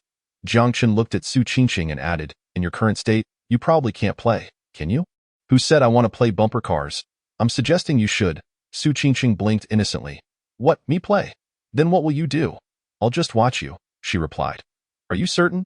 "Absolutely." Jiang Chen felt a deep sense of helplessness. Who would have thought that playing bumper cars could come with such peculiar demands? Watching others play instead of participating. What kind of psychology is this? Ding. The host faces a choice. Choice 1. Comply with your wife's wishes, earn a smile from her, and receive a mysterious gift. Choice 2. Reject your wife's unreasonable request, gain the title of Iron Man, and lose 1 centimeter. Jiang Chen, is this even a choice? Losing a centimeter? No man can withstand that. Choice 1. Jiang Chen thought to himself as he approached the bumper car ticket booth. Spending 20 yuan on a ticket. Truth be told, it had been years since he last played bumper cars. The sudden excitement of playing again was invigorating, as it stirred fond memories of his childhood. The bumper car ride lasted 3 minutes, and Jiang Chen relished the experience, while Su Qingqing watched with delight, practically bursting with joy as she snapped several photos to send to Song Mei. "Mei Jie, come see what your son is up to. Doesn't he look like the silly son of a landlord? Ha ha ha. Indeed. But a silly son deserves a silly daughter-in-law. They're a perfect match." Ding. The host complied with his wife's wishes, earned a smile from her. Congratulations on receiving a mysterious gift. Ripped stockings? You deserve it. Ripped stockings? This ridiculous system. Why can't it reward something useful and decent? Jiang Chen couldn't help but grumble, wishing it would at least reward him with several thousand yuan instead of a pair of ripped stockings. "What are you giggling about?" After finishing her conversation with Song Mei, Su Qingqing returned to her cheerful self and, upon noticing the strange smile on Jiang Chen's face, asked, "Oh, nothing. I just bought you a little gift online." "You bought me a gift? Wow, how thoughtful of you. But can you tell me what it is in advance?" "Well, that you'll find out when the time comes, but it's something you can wear." "Something I can wear? Sounds good." Su Qingqing's face lit up with anticipation. Jiang Chen stole a glance at her long, slender legs, a particular image flashing in his mind. Although it felt a tad inappropriate, He couldn't suppress his excitement. Ah, this confounded system is making a mess of me. Once a serious person, now. After exploring the amusement park, Su Qingqing, despite not being able to play due to her physical condition, still enjoyed herself immensely. Eventually, they arrived at a ring toss game, where colorful stuffed toys were scattered across the ground, and tossing a ring onto one would allow a player to take it home. Want to play? Jiang Chen inquired. Su Qingqing nodded eagerly. All right then, I'll get you some rings, Jiang Chen said, noting that standing and tossing rings required minimal physical exertion, making it a suitable activity for her. The area around the ring toss was bustling with participants, each aiming for their desired toy, striking poses as they tossed the rings, thoroughly engrossed in the game. However, the success rate was dismally low, much to the proprietor's delight as he chuckled at the minimal winnings. Sir, how does this ring toss work? 10 yuan for 10 rings. Whatever you land on is yours. All right, I'll take 20 yuan worth of rings. Sure thing. Here are your 20 rings. Enjoy. Jiang Chen accepted the rings and handed them to Su Qingqing, who immediately began playing with great enthusiasm. It was hard to believe that this playful, childlike spirit was actually a renowned professor at Sihai University. However, despite her excitement, Su Qingqing managed to throw 20 rings without successfully landing a single toy. Jiang Chen, I want to toss some more. Su Qingqing turned to him with a pleading look. Jiang Chen sighed. All right, boss, I'll take another 20 rings. Sure. Here are your 20 rings, and I'll throw in 5 extra. Have fun. The proprietor chuckled as he handed Jiang Chen 25 rings. Su Qingqing continued her enthusiastic play, but once again, after tossing 25 rings, she left empty-handed. Let us go, she said, disappointment evident as she gazed longingly at a particular toy she had set her sights on. After tossing 45 rings without success, it seemed her skills were lacking. You really seem to like that toy, Jiang Chen observed. It's okay. I just find its appearance appealing, Su Qingqing said, stealing another glance at the toy. Let us just leave it. I couldn't land it anyway. Let me give it a try, Jiang Chen offered, heading back to the proprietor to purchase another 20 yuan worth of rings. The proprietor's smile widened at the sight of Jiang Chen's determination. All right, that'll be 20 rings, and I'll add 10 more as a bonus. The proprietor beamed as he handed Jiang Chen 30 rings, feeling as if he had just won a small fortune. He knew from experience that even he would struggle to land a few toys with that many rings. Although Su Qingqing wanted to stop him, it was too late since he had already paid. So she could only watch from the sidelines, fully expecting him to fail as well. However, just a few minutes later, the proprietor of the ring toss was nearly in tears. The young man had successfully tossed all 30 rings, winning every single toy. It was astonishing. Despite his seemingly poor technique, he managed to land each toss, even if the angles and force were off. What in the world is happening? Su Qingqing was overjoyed, knowing she couldn't take all the toys, so she picked out a few favorites and left the booth happily, utterly astonished at Jiang Chen's unexpected skill. Meanwhile, Jiang Chen was equally surprised. The luck card provided by that pesky system was incredibly powerful, granting him a 100 success rate at the ring toss. One word, amazing. After enjoying their time at the sculpture park, they decided to head home. Su Qingqing went to the restroom, and at that moment, Jiang Chen caught sight of a familiar figure. The girl also recognized him. Unable to avoid her, he steeled himself and approached to greet her. Hello, counselor. Chapter 47. The teacher who dislikes men. The girl approaching was none other than his former university counselor, Yanli. Though not very old, around 27 or 28, similar in age to Su Qingqing, she was notorious for her memorable nickname, the Iron-Willed Old Spinster, or simply the She-Demon. She was not one to be trifled with, especially when it came to tormenting students. Back in the day, Lu Wei and a few others, eager to escape their single status, actively sought out various social events to meet girls. However, they partied too hard and ended up skipping several days of classes, which led to them being targeted by the She-Demon. For the next few years, they were subjected to relentless torment. They were saddled with all the dirty work while reaping none of the rewards. Whenever they complained, Yanli would reprimand them, questioning why they had such shallow goals and were only focused on chasing girls. She saw it as her duty to correct their misguided paths. One particularly frigid winter, Lu Wei and his friends were caught committing infractions and were once again coerced into cleaning duties during a holiday gaming marathon. With no heating in the cold weather, their hands turned red from the chill. They requested some gloves or hand warmers from Yanli, hoping for a bit of compassion.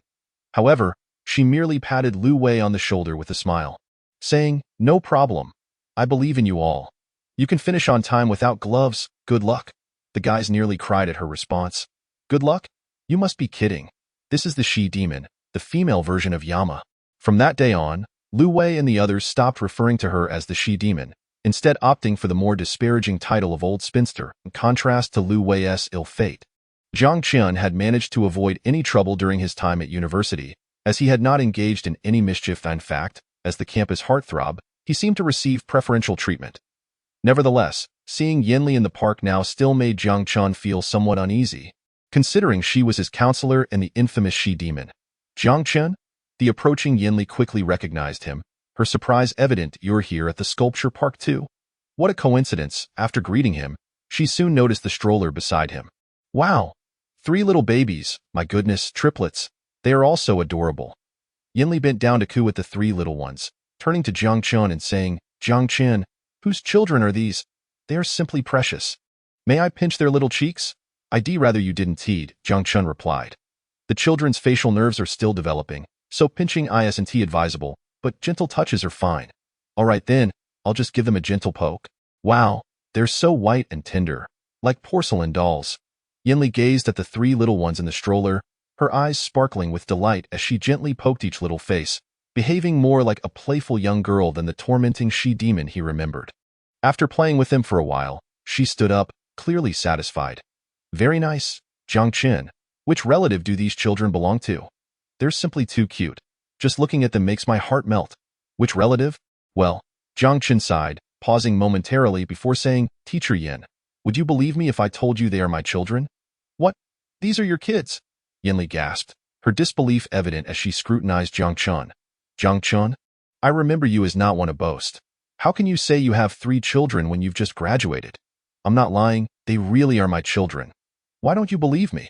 Jiang Chen defended himself. I believe a big fat lie. How old are you? You've barely graduated, and you claim to have 3 kids? Yinli continued to size him up, her expression shifting to one of incredulity. Jiang Chen, you're not trying to use your looks, thinking you were a campus heartthrob back then, as a shield to fend off girls, are you?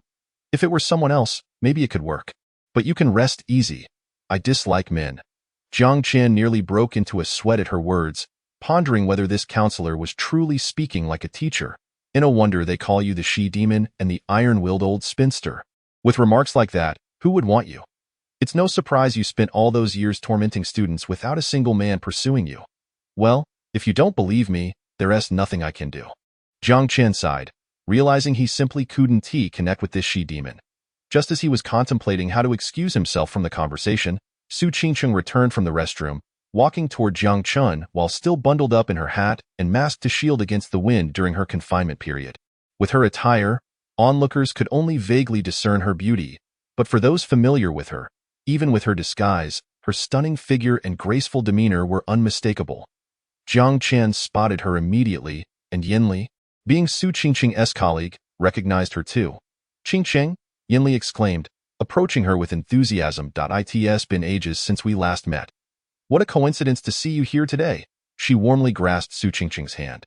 Indeed, at Sihai University, there were 2 renowned goddesses, one being the genuine beauty that was Su Qingcheng, and the other the formidable Yinli, the iron-willed old spinster. Both women were well known in their own right. With their similar grades and occasional interactions at school, their relationship was relatively amicable. However, due to the brevity of their acquaintance, Yinli could not compare to someone like Song Mei, who had been her close sister for years. Yet, did this hinder Yinli's enthusiasm for meeting Su Qingcheng? Not at all. What had she just said? The teacher doesn't like men. Indeed, it was quite a coincidence. Su Qingcheng chuckled, admitting that she was not particularly eager to encounter her colleague at this moment, especially since she was an unwed mother of triplets, a situation that would not be well received at work. Isn't it a coincidence? I told you so. Haha. Qingcheng, come, let me introduce you to my excellent student and the former heartthrob of Sihai University, Jiang Chen. Yinli giggled like a sparrow, pulling Su Qingcheng in front of Jiang Chen and began to introduce him with exuberance. You won't believe this, Qingcheng. I was just wandering around this sculpture park when I happened to bump into my brilliant student. Do you see those triplet babies in the stroller? They are clearly the children of Jiang Chen's relatives, yet he insists on claiming them as his own, swearing it to me. Can you believe it? How old is he? Just graduated and already a father of triplets. What kind of absurdity is that? And who would be foolish enough to have a child at such a young age? Ha ha ha, it just cracks me up. If you're going to put on airs, at least find someone reliable, right? Ching, if those triplets are truly his, I will eat my phone right here. Chapter 48. Early marriage. Soul-searching questions. Yinli rambled on and on. Su Qingqing listened patiently, though her expression was somewhat stunned. It was one thing to criticize her good student, but why was she dragged into it? So, I am the foolish one here. And as for having a child at such a young age, please, I am already an adult, graduated from university, and quite capable. Jiang Chen was equally speechless, silently repeating the names of the formidable Yinli, the iron-willed old maid and the merciless teacher. No wonder no man dares to pursue her at such a young age. Teacher Yin. Whether you believe it or not, there's no need to bring others into this, Jiang Chen said, exasperated, as she was, after all, the mother of his children. Oh, Jiang Chen, are you addicted to putting on airs? Now that the children's mother is here, let me see her, Yinli exclaimed, still disbelieving. How could such a handsome young man be married so early and have children? What a ludicrous thought. Moreover, she genuinely believed Jiang Chen was still quite young. Just a bunch of kids in front of her, not fully matured yet. Teacher Yin. Jiang Chen could no longer hold back and decided to lay all cards on the table. Is it possible that the person next to you is indeed the mother of my children? Yinli was taken aback. What? The person next to me is your children's mother, but there's only Su Qingqing here. You can't possibly mean that Su Qingqing is your children's mother, your wife, right? Please, Su Qingqing is the renowned goddess professor of Sihai University. You can't be serious, however. Just as Yinli was about to launch into another tirade against Jiang Chen, she suddenly noticed the expressions on both Su Qingqing and Jiang Chen's faces, and the words caught in her throat, her finger pointing incredulously at Su Qingqing. Yes, Jiang Chen is correct. Those triplets are indeed his children, and I am their mother. Su Qingqing nodded, readily admitting it. What? No way. The triplet babies are Jiang Chen's. Su Qingqing is the mother of Jiang Chen's children? Yinli felt as if she had been struck by lightning, her mind frying like a perfectly roasted skewer, bewildered and incredulous, in a way. Qingqing. Her eyes widened, her brain momentarily malfunctioning, unable to process such a ludicrous reality, that a former student of hers had actually gotten involved with the goddess professor of Sihai University and even had 3 adorable children together. Damn! And she had just laughed so hard moments ago. This was too much of a slap in the face and utterly unbelievable. Yes, it is true, Su Qingqing confirmed again. There is nothing more to discuss. It is what it is. Yet, even as she reflected upon it, she still found it absurd, truly absurd. Qingqing. Come, I need to have a word with you. Yinli gestured to Jiang Chen and led Su Qingqing aside, intending to exchange whispers that were not suitable for Jiang Chen's ears. When did you two start dating? Yinli asked, astonished, with a belly full of gossip. Coughed, it was purely an accident, Su Qingqing explained. As Yinli, known for her iron-fisted demeanor among students, had always been quite supportive of her in the faculty. I can't believe it. This sounds like a storyline from a drama, Yinli exclaimed, unable to fathom that such a thing could happen to her, or rather, that it would never happen to her. So, you have children now and are living together? Yes, what else can we do? We need to take care of the children. All right. You just said you met the parents? Yes, I met his parents, but my parents have not yet met them. That's fine. You will meet them sooner or later, Yinli said, looking enviously at Su Qingqing. Jiang Chen is a good lad, handsome and capable. You two make a lovely pair. However, who would have thought that such a foolish boy would have children at such a young age? Su Qingqing rolled her eyes. Recalling the earlier teasing, I apologize, that was not my intention, Yinli quickly said. I truly did not think about it at the time. Qingqing, you must understand, Jiang Chen seems like a decent guy, but who would have expected him to pull such a stunt? However, to be honest, he is quite good overall, handsome and capable. He was even on the school's basketball team, strong and fit. You were lucky to have him first. Otherwise, one of my friends might have gone for him. One of your friends? Yes, one of my friends.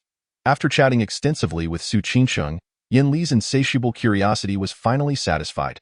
However, a small issue lingered in her mind, causing her some distress. Qingqing, I have one more question. Go ahead. Well, since you had triplets with Jiang Chen, how many times did you two, that night? Su Qingqing's face flushed crimson as she shot Yinli an annoyed glare. What do you think? We were both drunk at the time. How many times could it be? So, you mean just once? Once for 3 children? Yinli gasped in shock. Wow, that's not just a single shot. That's a 3-for-1 deal. Impressive. Chapter 49. An old maid is still a maiden. Jiang Chen, you little rascal. You managed to get Qingqing to have 3 children all at once. That's quite the feat. After her whispered conversation with Su Qingqing, Yinli turned to Jiang Chen and remarked, this was indeed the truth. In all her years, it was her first time encountering triplets, especially among familiar faces. One a colleague and the other a student. Zhou put it in a cheeky way. It was like a little cow stepping on a power line. Impressive indeed. Well, I suppose it was all right, Jiang Chen replied, conscious of the need to temper his boasting in front of the formidable Yinli. After all, who could tell if her compliments were genuine or just flattery? Oh, feeling modest now, are we? Yinli teased with a grin. What do you do for work? I don't really work. I'm taking care of Qingqing and the kids. And I also do some part-time work from home to earn a little extra. That's commendable. Quite responsible of you. Yinli praised again, as she had initially come to the sculpture park for a casual stroll and had chatted for quite a while. It was time for her to head back, so she bid farewell to Su Qingqing. Qingqing, goodbye. I'll visit you and the little one sometime. Sure, you're always welcome. Goodbye, Jiang Chen. As Yinli prepared to leave, Jiang Chen suddenly called out, Teacher Yin, have you forgotten something? What is it? Yinli asked, puzzled. Did you not say that if the triplets were my children, you would eat your phone? Ah? Yinli face-bombed, realizing she had spoken too confidently. Yet, Jiang Chen was being a bit too persistent. Did he expect her not to make mistakes? Ah, I was just joking, Jiang Chen. You can't hold me to that. Come on, Teacher Yin. You used to be quite the force back then. Just go for it. Well, this phone is rather large. I can't possibly eat it. All right. It was all in jest, Jiang Chen. Don't take it too seriously. At this moment, Su Qingqing intervened, trying to ease the tension. Exactly, Jiang Chen. I was just kidding. You really expect me to eat my phone? Besides, you're just a student. Why would I hold a grudge against you? Haha. Yinli laughed nervously, trying to regain her composure. Then, as she was about to leave, Su Qingqing suddenly added, Yinli, please don't let anyone else know about the triplets. I still have to go to work. Got it. You can trust me, Qingqing. I'm known for my discretion. Watching Yinli bounce away, Jiang Chen and Su Qingqing exchanged glances of astonishment. How should one describe her? She was quite peculiar, to say the least. Was she carefree like a young girl, or did she often act authoritative and condescending? Was she an old maid or a merciless teacher? Yet, she was only 28. Yinli was truly unique. Su Qingqing struggled to find a more tactful term to describe her. Indeed, she is something else. Back when she was our counselor, we came up with a plethora of nicknames for her. Jiang Chen chuckled. A plethora of nicknames? Do tell. Well, like the iron-willed old maid, merciless teacher, and so on. Really? You all gave her so many nicknames? Su Qingqing exclaimed, her eyes wide with surprise. She then mischievously winked at Jiang Chen. I should tell her about this sometime. Hey, no need for that. She already knows about the nicknames. What? She knows? How did she react? I'm not entirely sure, but I heard she seems rather proud of it, almost as if she takes it as a badge of honor. Why would that be? Because she believes that an old maid is still a maiden. Jiang Chen's explanation left Su Qingqing momentarily speechless, as she pondered the absurdity of the statement, an old maid is still a maiden. Well, that was certainly a cold take. After spending a considerable amount of time outside, it was now mealtime. Despite her desire to linger a bit longer in the sculpture park, Su Qingqing had to return home, as the little ones needed to eat. And trying to feed 3 hungry babies outside would be quite the challenge, especially with a big-hearted but clumsy Jiang Chen around, always eager to help during meals. What were you two whispering about? Jiang Chen asked as they made their way back home. I guess you were talking about me. And what do you think I said? You said I was handsome and impressive, and that I made you have triplets. Please, not at all.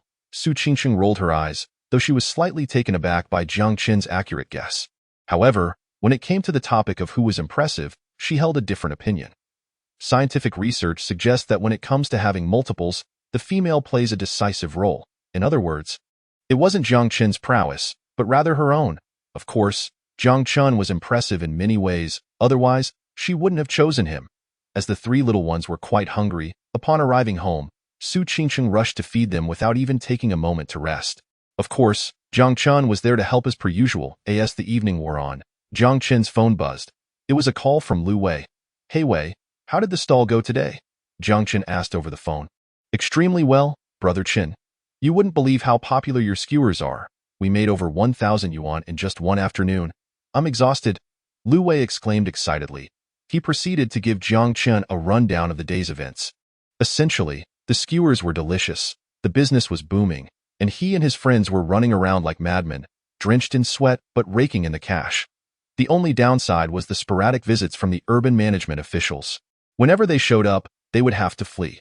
Once the coast was clear, they would return, engaging in a game of cat and mouse reminiscent of guerrilla warfare. Brother Chin, we made 1,280 yuan from noon until now. I've noted your share. After all, without your secret recipe, I wouldn't have been able to earn this much. Wow. No more time for chit-chat. The urban management is back. We have to run. Lu Wei abruptly ended the call. Earning over 1,000 yuan in just one afternoon at a barbecue stall. That's impressive. Su Qingqing, who had been listening to Jiang Chen's conversation, commented, honestly, if you calculate the time, that's quite a bit more than my salary. Of course. Who do you think taught him how to barbecue? Jiang Chen replied. Su Qingqing rolled her eyes at Jiang Chen's self-promotion, but couldn't help but feel a sense of admiration. However, it's not good for your friend to constantly be chased away by the urban management. But as soon as they thought of that, both Jiang Chen and Su Qingqing realized a startling truth. Song Mei was actually part of the urban management, due to Jiang Chen's prolonged absence and his mother's frequent job changes. He had almost forgotten that his mother worked in that system. As for Su Qingqing, she had initially overlooked this detail because Song Mei hardly mentioned her work. In reality, Song Mei was not only a member of the urban management, but also held a relatively significant position within it. Meanwhile, near the food street, Lu Wei, Zhang Chong, and Wu Hao were catching their breath in a corner after narrowly escaping yet another surprise visit from the urban management. Zhang Chong and Wu Hao, both of whom hold respectable jobs, have become daily visitors ever since they learned that Lu Wei had set up a barbecue stall on the food street. Ostensibly, they come to lend a hand to their beleaguered brother. But in reality, it is the tantalizing skewers that draw them in. Oddly enough, the skewers are exquisitely delicious. One bite is enough to send them into a euphoric state, far surpassing the mundane tasks they once performed at home. Moreover, the earnings are substantial. In just one short afternoon, they managed to rake in over 1,000 yuan. Admittedly, they seemed somewhat inept. Beyond playing a game of cat and mouse with the urban management officers, the three of them were incessantly busy, skewering, grilling, flipping, seasoning, and bagging. So much so that they scarcely had time to sip water amidst the bustling business. Having been pampered in the past, they were not accustomed to such laborious toil, especially under the sweltering sun. Consequently, all three were drenched in sweat, with Lu Wei, who was notably rotund, panting as if he had just run a marathon. Damn it! Earning money this way is fine, but to be honest, I've never felt this exhausted even after working my craft 3 times a day. Chapter 50. Capture. Not quite. A certain division of the Urban Management Bureau in Sihai City. A strikingly poised female team leader was delivering a motivational speech to her team regarding a special campaign aimed at enhancing the city's appearance. The aesthetic of a city is its visage, and the vibrancy of its street life embodies its economic vitality. However, untidiness and chaos are the antitheses of that vibrancy, posing a significant threat to urban civilization. Recently, the situation near Liberation Avenue in Sihai City had deteriorated, with rampant, unauthorized stalls giving rise to a food street that was filthy and disorderly, severely disrupting traffic and inciting public outcry. This campaign will focus on the Liberation Avenue area, particularly the food street, which is of utmost importance. Additionally, we have reporters from Sihai Television joining us to cover this operation. Lastly, I must remind everyone that while this is a special enforcement action, we must adhere to the law and conduct ourselves with civility and fairness. The television station will be broadcasting live. Any officer who resorts to violence or acts against the public will face my wrath. The motivational speech was met with a round of applause. The commanding female team leader was none other than Song Mei, Jiang Chen's mother. Outsiders might think that Comrade Zhang Daping is under the thumb of his wife. Yet before the fierce matriarch, he often resembles a mouse caught in the presence of a cat. Little do they know that in her younger days, Song Mei was as delicate as a flower, gentle as a stream, and as docile as a kitten. After all, how else could Zhang Daping have lured her into a secluded grove after just one blind date? The fierce and capable demeanor she possesses today is a result of years of hard work and experience. All right, let us get moving, Song Mei commanded, and the team set off towards Liberation Avenue, with the food street as their primary target. As evening approached, the food street was teeming with people, pulsating with life. Stalls lined the street, and business was at its peak. Lu Wei and his companions had set up their barbecue stall in a prime location, hoping to earn another hefty sum. Given the current circumstances, making another 1,000 yuan seemed entirely feasible. They eagerly spread out their stall, determined to give it their all. Just then, however, Lu Wei suddenly panicked and sought a place to hide. Jiang Chen and Wu Hao, noticing his distress, were equally alarmed. What is going on? Is the urban management here again? No, it's the old maid, Lu Wei exclaimed. What? It's the old maid. Jiang Chen and Wu Hao rushed to look. And indeed, there she was. Damn. Why is she coming this way? Quick, hide, brothers. Without hesitation, the three of them ducked aside. They had no choice. The old maid was their nemesis. Although some time had passed since their graduation, the dread she instilled in them remained fresh. Unfortunately, despite their attempts to conceal themselves, the sharp-eyed Yinli spotted them immediately. Lu Wei, Jiang Chen, Wu Hao, what are you three doing? The moment you see your advisor, you try to hide? Am I really that frightening? Yinli laughed mischievously. At the Bishi residence. After dinner, Jiang Chen and Su Qingcheng were lounging on the sofa, both engrossed in their phones. Suddenly, Su Qingcheng looked up in surprise. I just chatted with Sister Mei. She said she's leading a campaign tonight to improve the city's appearance, and guess where they're going? Liberation Avenue, with the food street as a key target. Your classmates are in trouble. This operation is quite intensive. Do you think they'll get caught? Jiang Chen expressed his concern. It's unlikely they'll be captured. They haven't committed any crimes. At worst, they might just receive a fine. He scratched his head and added, I should probably let Weizi know. Chapter 51. This world is insane. Mice's bridesmaids for cats. As Lu Wei and his friends scrambled to evade Yinli, she had already spotted them, her mischievous smile sending chills down their spines. Is it really that scary to see me? You guys actually tried to escape. Realizing they could not escape, they exchanged exasperated glances. Come on, you're not that kind and courteous, are you? Who has ever found you approachable enough to the point of being unnerved? And your so-called civility has often been more about imposing reason. Hello, Teacher Yin. Hello, Teacher Yin. Seeing there was no way out, the three reluctantly greeted Yinli. Jiang Chen, who had a knack for socializing, quickly plastered on a smile after the initial awkwardness. Welcome, Teacher Yin. What brings you to the food street? I'm just wandering around aimlessly, enjoying a stroll to unwind, Yinli replied, seemingly oblivious to the commotion. I didn't expect the food street to be this lively. Indeed. Jiang Chen chimed in. This place is a hot spot for trendy street food. He then turned to Lu Wei and Wu Hao, saying, What are you standing there for? Hurry up and grill some skewers for Teacher Yin. Can't you see she has been standing there for quite a while? All right, right away. Jiang Chen's exaggerated enthusiasm left Lu Wei and Wu Hao momentarily dumbfounded. Once they regained their composure, they hastily set to grilling. Before long, a few golden, fragrant skewers emerged. Here you go, Teacher Yin. Give it a taste and let us know how it is. Yinli, a known foodie, typically couldn't resist delicious food. However, faced with skewers grilled by her former students, she hesitated. After all, these were the same students who had earned a reputation for being troublesome, and she wondered, what if they sought revenge by poisoning the skewers? Or worse yet, what if they had urinated on them? The old maid, Yinli, had a rather peculiar way of thinking.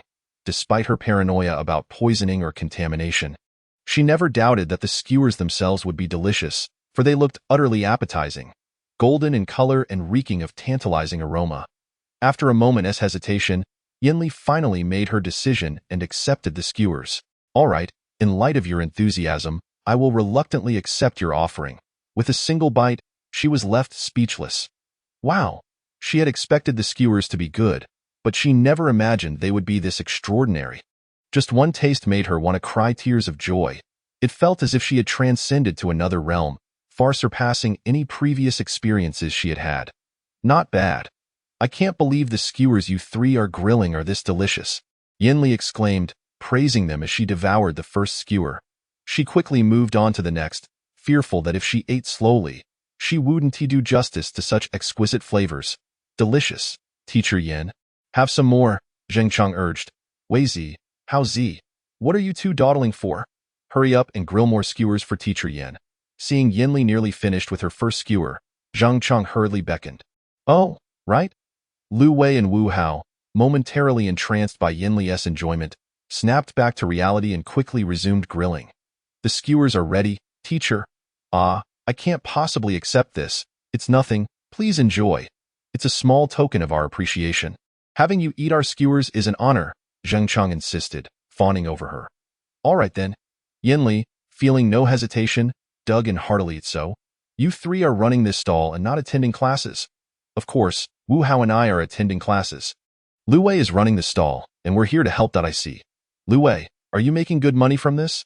Not too shabby. We earned over 1,000 yuan in just one afternoon. Yin Li, still savoring her skewers, was taken aback.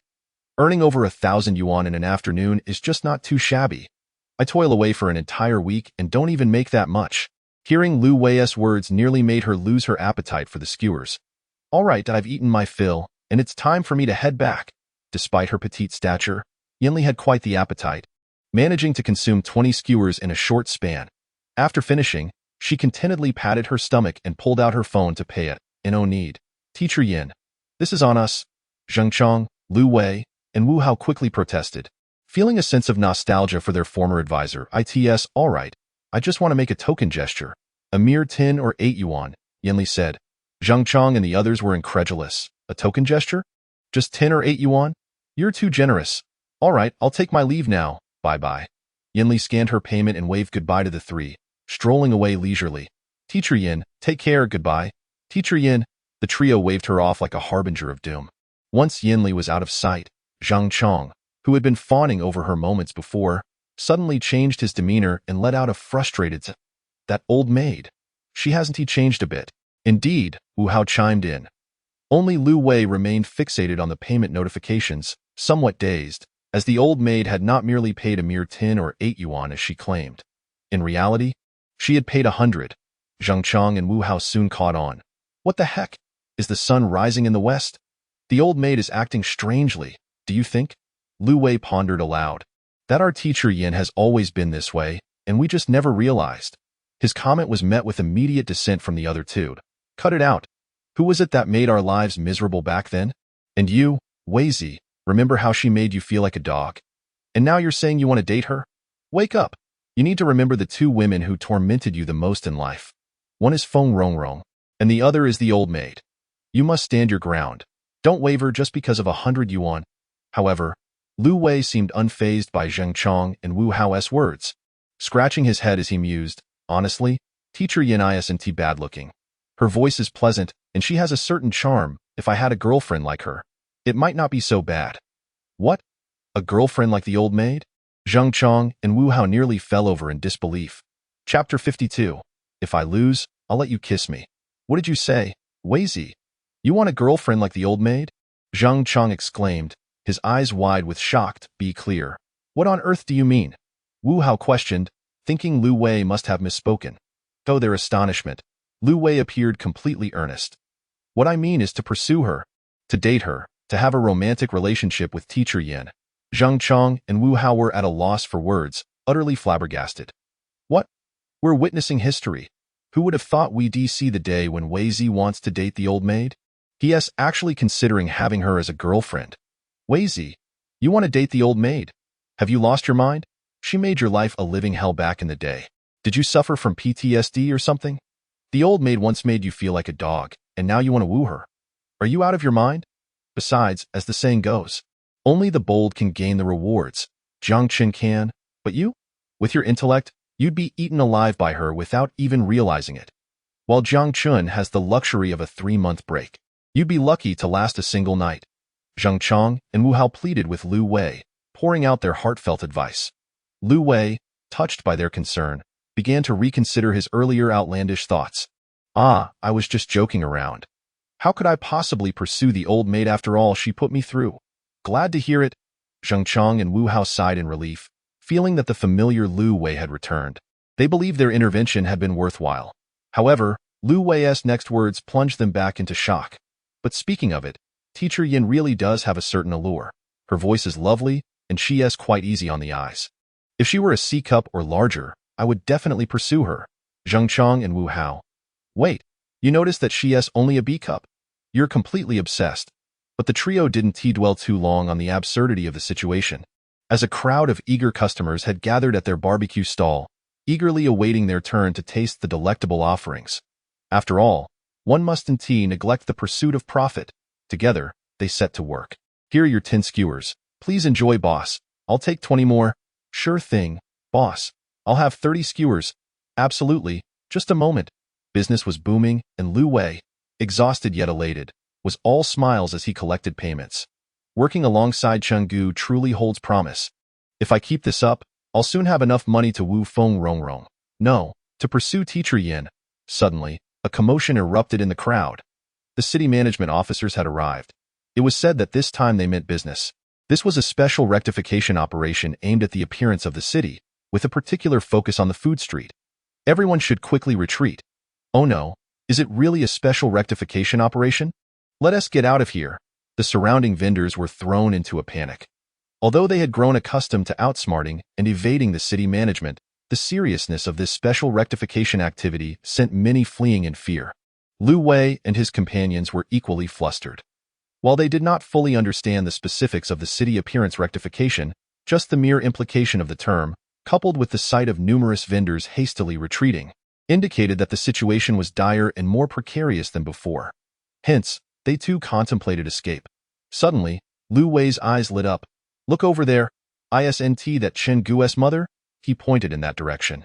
Wu Hao and Jiang Chen were equally astonished. Really? It truly is.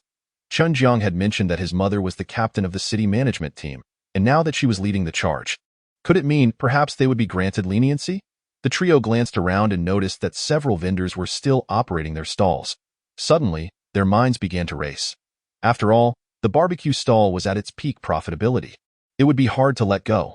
Just then, Jiang Chen called. Lu Wei quickly answered, Dagu. My mom is leading the team for a special rectification of the food street. You three should stop your stalls and run. No worries, Chenga, I see many others still operating. Besides, with your mom leading, it's even better. We're all university classmates and we're once dorm mates. Surely, your mom would show us some leniency. But Weizi, don't worry, Cheng Gu. The worst that could happen is a fine for our stall. Anyway, I have to go now. Customers are arriving. Talk later. At Bai Shui's residence. After ending the call, Jiang Chen shook his head in exasperation.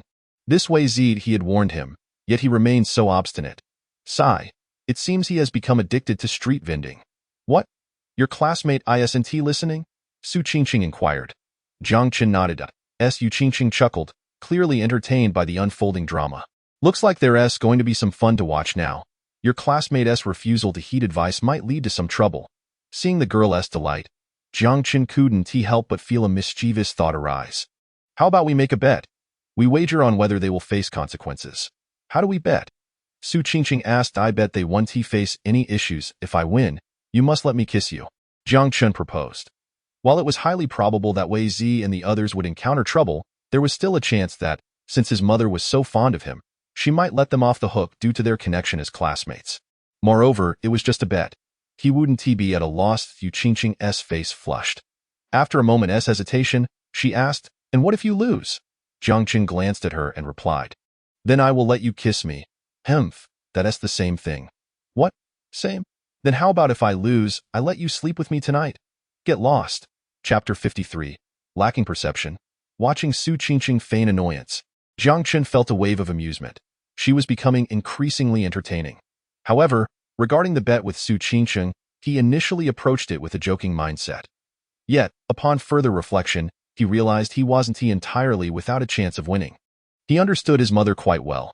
Due to the well-known challenges associated with city management work, it was often a no-win situation. Actions taken could be wrong, and failing to act might also lead to trouble. Since his mother had been transferred to the city management department in Sihai City, she had changed her previous blunt methods and truly began to engage with people, helping farmers sell their produce and buyers procure goods. This earned her considerable public support, leading to her promotion to a certain captaincy. As for the food street.it, had once been a hub for illegal street vending, but now it had transformed into a well-known hotspot in Sihai City. Why would his mother waste her time enforcing regulations there? That would simply be counterproductive. Given his mother's famous gentle approach, if she were to visit that area, it was more likely she would assist vendors in selling snacks than impose fines. Furthermore, he was her only cherished son.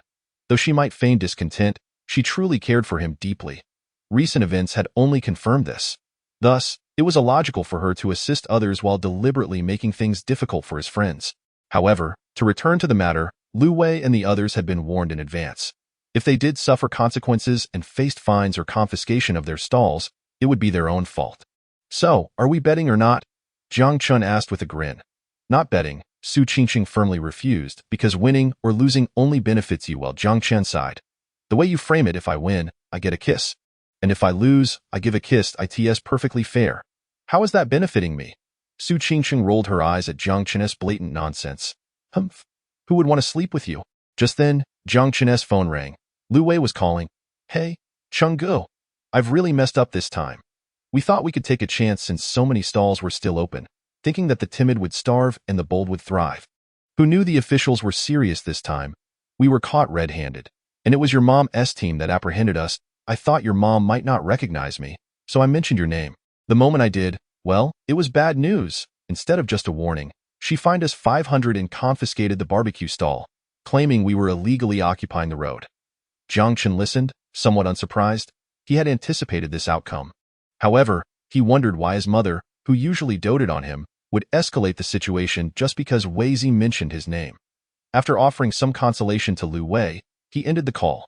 Just then, Jiang Chen's phone rang again. It was his mother. He quickly answered. Mom, did you catch my classmates at the food street? Yes, I did catch them. They were illegally occupying the road and refused to accept rectification orders, Song Mei replied. Oh, but Mom, didn't you used to handle things differently? Why are you being so stringent now? Everyone keeps talking about the vibrancy of urban life. And what about it? She interjected. The reason we weren't strict before was due to the lack of complaints. Now, the locals are voicing their discontent, and the roads are congested. We couldn't stand by any longer. Furthermore, disorder is disorder. Does vibrancy equate to chaos? As for your classmates, they were quite audacious. Initially, when I saw 3 young people trying to set up stalls, I was prepared to let them go since it's not easy for them. However, when I approached their location, they insisted on staying open, called me Andy, and claimed to be your classmates. What could I do? With so many people watching, leaders, my team, and reporters recording everything. If I let them off the hook, wouldn't that be favoritism in public? Jiang Chen was left speechless. So that was how it was. In that light, it was no wonder Wei Zi and the others were caught by his mother. They truly lacked awareness. Chapter 54, Yoga Master Level Skills. But don't worry, those classmates of yours are fine. They weren't truly detained. They were just taken to fill out a guarantee form and then released. Even the barbecue stall was returned to them. Song Mei continued. Thank you, Mom. Why are you thanking me? Who do you think I am? But tell your classmates that street vending isn't a sustainable endeavor. The food street is a key area for regulation, so they shouldn't consider setting up there in the future. It's best for them to find a shop and operate legitimately. Understood, Mom. By the way, I'll transfer 500 yuan to you shortly to cover the fine for your classmates. Is that for the fine? No, that's the fine, which has already been recorded and submitted. This is my own money, no need. Mom, it's just 500 yuan. I can handle it. That's not the same. If you give it, it won't hold the same weight. I'm an elder. Since I find your classmate, it wouldn't be right for me to leave you out of the picture. This money should be considered compensation for them. All right then. With that, the matter seemed to reach a satisfactory conclusion. Yet, it was clear that street vending was no longer a viable option. As Mom said, it was not a long-term plan. It was time to legitimize their operations. Therefore, the next step was urgently to secure a shop. Fortunately, Lu Wei had gained enough experience from his recent vending endeavors, and Jiang Chen had developed a clearer understanding of the barbecue industry. It was indeed full of potential. Ding! Due to the host's failure in the bet, congratulations on receiving the reward. Yoga Master Level Skills. What? This can also yield a reward. How peculiar. Other systems typically grant rewards for achieving specific goals. Yet mine takes an unconventional route and grants rewards even for losing a bet.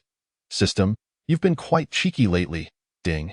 Thank you for the compliment, host. The system will strive to improve. Excellent. Jiang Chen praised and accepted the Yoga Master Level skills. Within mere seconds, he gained all the experience and skills equivalent to a Yoga Master. Previously, he associated yoga solely with women's exercise. However, upon acquiring Yoga Master Level skills, he felt as though a new world had opened up, realizing that yoga could be practiced by men too, and even better, together. What are you grinning about? Su Qingqing approached Jiang Chen, inquiring at, "Oh, nothing. Just reflecting on how reasonable my mom actually is." Jiang Chen replied, snapping back to the moment, "Of course. Sister May has always been reasonable," Su Qingqing echoed. Then, she suddenly winked and added, "Who would have thought I'd win this bet? Ha ha ha." Her delight was unmistakable. Jiang Chen, taken aback, observed her exuberance and thought, "Wasn't she forgetting something? You seem quite pleased." "Isn't that expected? Of course, I should be happy for winning the bet.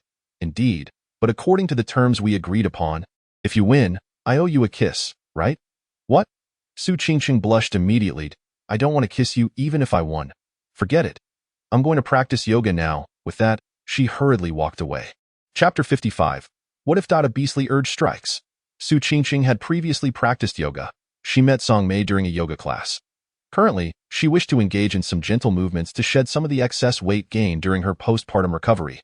Of course, due to her cesarean section, she could only attempt simpler poses, avoiding anything too strenuous. Jiang Chen, having nothing else to do, watched her for a while. "What are you staring at?" Su Qingqing shot him a flushed glare. She had changed into a yoga outfit that accentuated her graceful curves, her alluring figure undeniably visible beneath the thin fabric. Jiang Chen watched in fascination, realizing why the term yoga beauty existed. The allure of a yoga outfit was unmatched compared to other clothing. Moreover, if not for the knowledge of her recovery, he might have been tempted to join her session. After all, he was now at a yoga master level. Guiding her through some poses would be a piece of cake. "What am I looking at?" "Obviously, I'm enjoying the view. If you want a view, go look out the window where the scenery is better." "No need. The view here is just fine, uniquely beautiful." "All right, I'll let you enjoy the view to your heart's content later." Su Qingqing whispered this last remark, quickly avoiding Jiang Chen's gaze, her cheeks flushed with embarrassment. Jiang Chen, having enhanced his physique, heard her words distinctly, yet remained perplexed. What did she mean by enjoying the view later? Was there something else planned? But that seemed unlikely. They were alone in the house. And she was still in her recovery period, adhering to a 42-day guideline from the doctor. How could there be anything else? Jiang Chen scratched his head, pondering for quite some time without clarity. Oh well, it was not a big deal. About half an hour later, as Su Qingqing finished her yoga session and was sweating, Jiang Chen found himself in the bathroom helping her wash up. It was not his first time assisting her with bathing. Previously, it had merely been a cleaning. However, now, confronted with Su Qingqing's exquisite figure, words escaped him. The picturesque scenery was breathtaking, a feast for the eyes. He even felt it necessary to retract a previous thought. Truth be told, Su Qingqing's current state was far more stunning than her in a yoga outfit. So, how does the view look? Beautiful. Absolutely breathtaking. Jiang Chen immediately responded, "Is it more beautiful than when I was doing yoga?" "Absolutely. And how about my figure?" "It's fantastic. Compared to Teacher Xiao Zhe, you outshine her effortlessly." "What? Teacher Xiao Zhe?" Get lost. That night, neither of them slept well.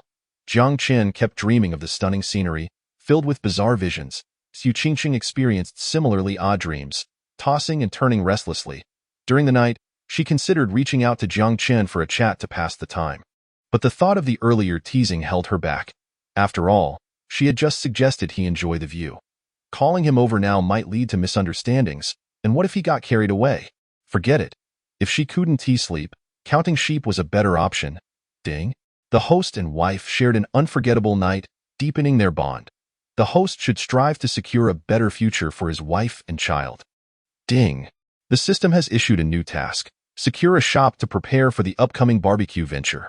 Jiang Chen, still half asleep in the early morning, was roused by the system's notification regarding the new task, securing a commercial property. This was, in fact, already within Jiang Chen's plans. After yesterday's incident with his mother leading a surprise raid on the food street, it was evident that allowing Lu Wei to continue grilling and setting up stalls while evading the urban management authorities was no longer appropriate. A proper commercial establishment was necessary. Tio quoted his mother, "It was time to formalize things." Whether to rent or buy would depend on a detailed analysis of the situation. After finishing breakfast and ensuring the child was well fed, Jiang Chen said to Su Qingqing, "I'll step out for a bit to resolve the matter regarding the shop. I'll try to return by noon, but time is tight, so it might be a challenge." "Go ahead, it's no trouble," Su Qingqing immediately replied. "If you don't have enough time in the morning, don't rush back. I can cook lunch for myself." "You can cook?" Jiang Chen asked. Of course, don't underestimate me. While my cooking may not rival yours, I certainly can manage. How about this? If you return in the afternoon, I'll prepare a sumptuous dinner for you. Sounds good, Jiang Chen chuckled, thinking to himself how quickly the girl was adopting the demeanor of a virtuous wife. Not bad at all. Jiang Chen drove out of the Bishuiju community, heading straight for the university town's food street, in contrast to the food street's chaotic nature, which was occasionally raided by the urban management. The food street in the university town was the heart of the city, bustling and immensely popular. He initially intended to go directly there, but Lu Wei called just in time. Upon hearing that Jiang Chen was looking for a shop in the food street, he insisted on joining. Thus, Jiang Chen swung by Lu Wei's place to pick him up. Whoa! A BMW X7. Upon arrival, Lu Wei was thoroughly envious as he spotted Jiang Chen's car. Although he had seen Jiang Chen drive it before, the sight still left him astonished. He circled the vehicle, then settled into the seat, praising it profusely. Impressive. Incredible. When can I drive a car like this? Stick with me, and I guarantee you'll be behind the wheel of such a car within 3 years. Jiang Chen replied. Are you serious, Chingu? Would I joke about something like this? If you put in the effort, you might even achieve it in a year. It's fine, Chingu. Even if you're just teasing me. It's still a dream to drive a car like this. As they chatted, Jiang Chen pressed down on the accelerator, and with a roar, the car surged forward like a beast. Chapter 56. Bargaining to the bone. By the way, Weizi, my mom didn't give you a hard time the other day, did she? Jiang Chen suddenly remembered, asking Lu Wei on their way to the university town's food street. No, not at all. Though Annie did catch us, confiscate our grill stall, and fine us 500 yuan. But honestly, Auntie was very nice about it. She took us aside to write a guarantee letter and gave us a few pointers before letting us go and returning our grill stall. So, essentially, it was just a 500 yuan fine with no other issues? Jiang Chen remarked. No worries. I'll transfer that 500 yuan to you shortly. You're giving me 500 yuan? Lu Wei was taken aback. You're joking, right? Besides, I'm not exactly in need of 500 yuan. It's not my money. It's actually from my mom. She thinks the fine is reasonable, but since you're my classmate and running a stall is tough, she asked me to send you the money. Really, it's unnecessary. I haven't even given you your share from the grill sales. Why are you being stubborn? The share is a separate matter. This 500 yuan is my mom's money, and she insisted I pass it to you. I can't just keep it for myself. Well, okay then. Thank you, Annie. Lu Wei finally agreed to take the money. By the way, Weizi, in the future when handling matters, you should be a bit more perceptive. Understood? Absolutely. About half an hour later, the two arrived at the university town's food street. Since it was still morning, the crowds were sparse. After parking nearby, Jiang Chen and Lu Wei began observing the various shops lining the street. Beforehand, Jiang Chen had done his homework and discovered that while the food street boasted a variety of cuisines, there was only one barbecue shop, which happened to be up for transfer due to poor management. Consequently, after making a round of the food street, the two headed straight for the barbecue shop. The shop was open, and its location was excellent. One could easily spot its prominent sign upon entering the food street.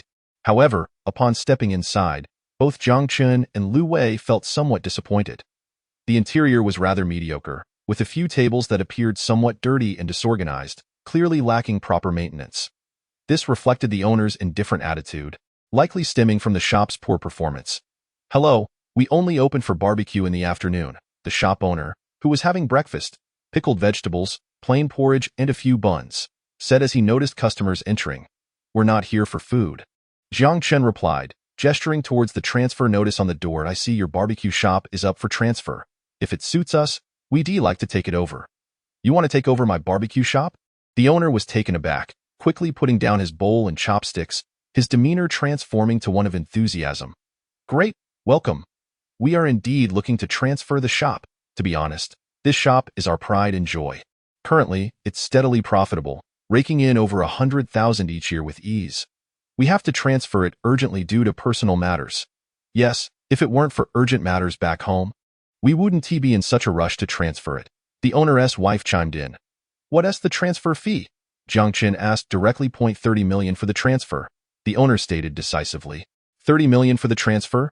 Jiang Chen remained composed, but Lu Wei, who had previously worked part-time at a barbecue shop, was immediately incredulous. You claim to have daily revenues of 10,000, and you dare to ask for 30 million? Well, of course, there's reasoning behind that.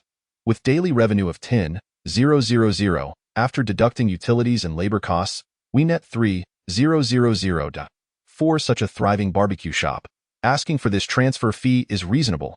Exactly. If you don't believe us, you can inquire around. We are actually asking for less than it's worth. Hearing this, Lu Wei couldn't help but laugh. Daily revenue of 10,000 with a net profit of 3,000? Are you joking? If that's the case, let me do the math for you. If you're averaging 100 yuan per table, that means you need to serve 100 tables daily, but you have less than 10 tables set up. In other words, you need to turn those tables over more than 10 times to achieve that daily revenue. Do you really think that's feasible with your setup? Lu Wei's argument left the shop owner and his wife momentarily speechless. They had initially thought these two young men would be easy to deceive, but instead, they were quite knowledgeable. Why can't we turn tables over 10 times? Our business is booming. Customers line up to dine. Our record is 20 turnovers in a day, so averaging 10 turnovers is quite reasonable. The owner's wife insisted, losing touch with basic facts. Jiang Chen shook his head, chuckling. That sounds quite reasonable, just looking at the layer of dust on the tables. I'd say, even if you claimed 10 turnovers a day, or even 20 or 30, it would still be hard to believe. As he spoke, he ran his finger across a dusty table in the corner, leaving a clear mark of dust on his fingertip. The shop owner and his wife felt increasingly embarrassed. With such a thick layer of dust on the tables, to claim that the barbecue shop averages 10 turnovers daily? Only a fool would believe that. Well, perhaps the transfer fee of 30 million is indeed a bit high. Why don't you make an offer? The owner wiped his forehead, saying helplessly, in my view, at most 15 million. I can't go any higher. Lu Wei declared. 15 million? No way. When we took over the shop, the transfer fee was still 18 million. The owner protested, secretly cursing Lu Wei for being so aggressive with his bargaining. Seeing Jiang Chen, who appeared to be more agreeable, the owner turned to him, feigning generosity. Brother, just name your price for the transfer fee. Really? Jiang Chen simply raised a single finger. The shop owner was taken aback. 10 million? He thought to himself, these two young men are ruthless negotiators. 30 million for the transfer fee, and the first one slashed it in half, while this one had cut it down to the bone at 10 million. Chapter 57. Willing? I would be willing to die. Yes, exactly 10 million. Brother, you really are ruthless. You've slashed it by a huge margin. Indeed, my friend, just add a little more, and we'll hand the shop over to you. The couple urged with strained expressions. Noticing their reaction was not overly strong, Jiang Chen gauged the situation. He then walked around the shop and asked the couple, this barbecue shop, is the premises also yours? Yes, we are in the restaurant business ourselves. After buying this shop, we decided to open a barbecue business here, the owner casually explained, but then suddenly realized. Could it be that you are interested in buying the premises? Yes, I am interested in purchasing your premises, Jiang Chen affirmed. Are you willing to sell? Sell? You mean you want to buy the shop? The couple was astonished, sizing Jiang Chen up. Yes. They then invited Jiang Chen and Lu Wei to sit down and offered them tea. Explaining the details of the shop, I bought the premises 5 years ago, taking a loan of 2 million. If you don't believe me, I can show you the purchase contract later. The first floor is the restaurant, and the second floor is for storage and living quarters. I had hoped that being located in the University Town Food Street would lead to a significant profit, whether through the barbecue shop or through property appreciation. But unexpectedly, the pandemic hit, which dealt a severe blow to the restaurant industry. To be honest, our barbecue shop isn't doing well, and the value of the premises has decreased rather than increased. I can see you are sincere, so I won't ask for much. I'm offering the premises for a flat 1.8 million, and you can have the barbecue shop as a bonus, free of charge. What do you think? Originally purchased for 2 million, now asking for 1.8 million, with the barbecue shop included as a bonus. Jiang Chen estimated that the price was pretty reasonable with no hidden costs, and since he could afford it, he decided to go ahead without further ado. All right, deal. After securing the premises, Jiang Chen took Lu Wei to a renovation company to finalize the transformation and renovation plans for the barbecue shop. The second floor, originally a storage area and living space, would be transformed entirely into a dining area, complete with private rooms and a lounge. After confirming the renovation plan, Jiang Chen handed the barbecue shop keys and the renovation contract to Lu Wei, who was caught off guard. Chenggu, what's this for? You mentioned wanting to partner with me. Since I'm busy, I'm placing the barbecue shop in your hands to manage. Handing the barbecue shop to me? Yes, so tell me, are you willing? Absolutely, hell yes, Lu Wei replied without hesitation. Having known Jiang Chen had a knack for the restaurant business, he was thrilled. He had not expected Jiang Chen to entrust the barbecue shop to him. All right, Wei Zi, as classmates and friends, I'll be straightforward. There are two options for managing this barbecue shop. One is to be my store manager, and the other is to be my partner. Which do you prefer? Lu Wei blinked. Changgu, which pays more? The store manager earns a monthly salary of 10,000, while the partner earns 5,000 monthly plus a 5 share. Jiang Chen explained. 10,000 a month. 5,000 a month plus a 5 share. I'll definitely choose the one with the higher pay. Changgu, I'll be your business partner. Lu Wei scratched his head and chuckled, realizing that being a partner in the barbecue shop was far more lucrative than a mere monthly salary. All right, it's settled then. Yes, it's settled. Regarding Lu Wei, Jiang Chen trusted this classmate and good friend from their 4 years in university. However, given the two options, had Lu Wei been greedy and chosen the monthly salary of 10,000 as the store manager, Jiang Chen would have felt somewhat disappointed.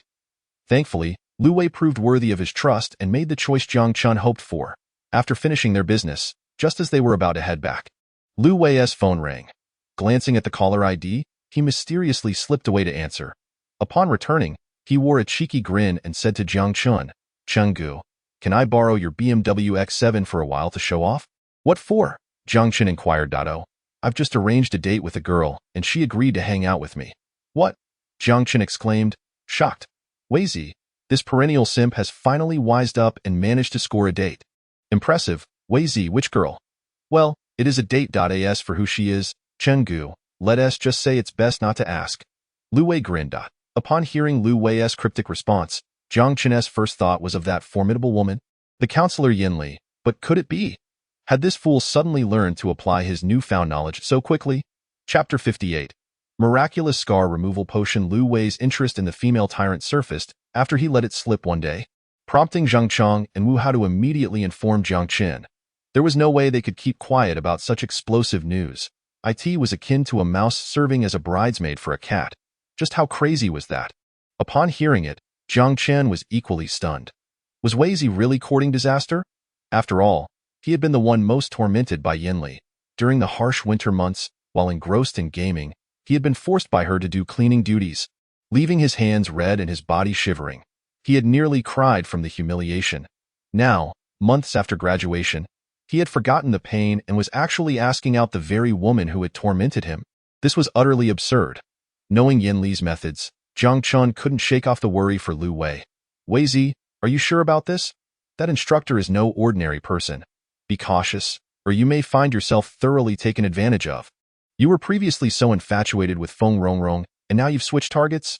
That's a good thing, but Yinli might be a bit out of your league." Jiang Chen cautioned. "It's fine.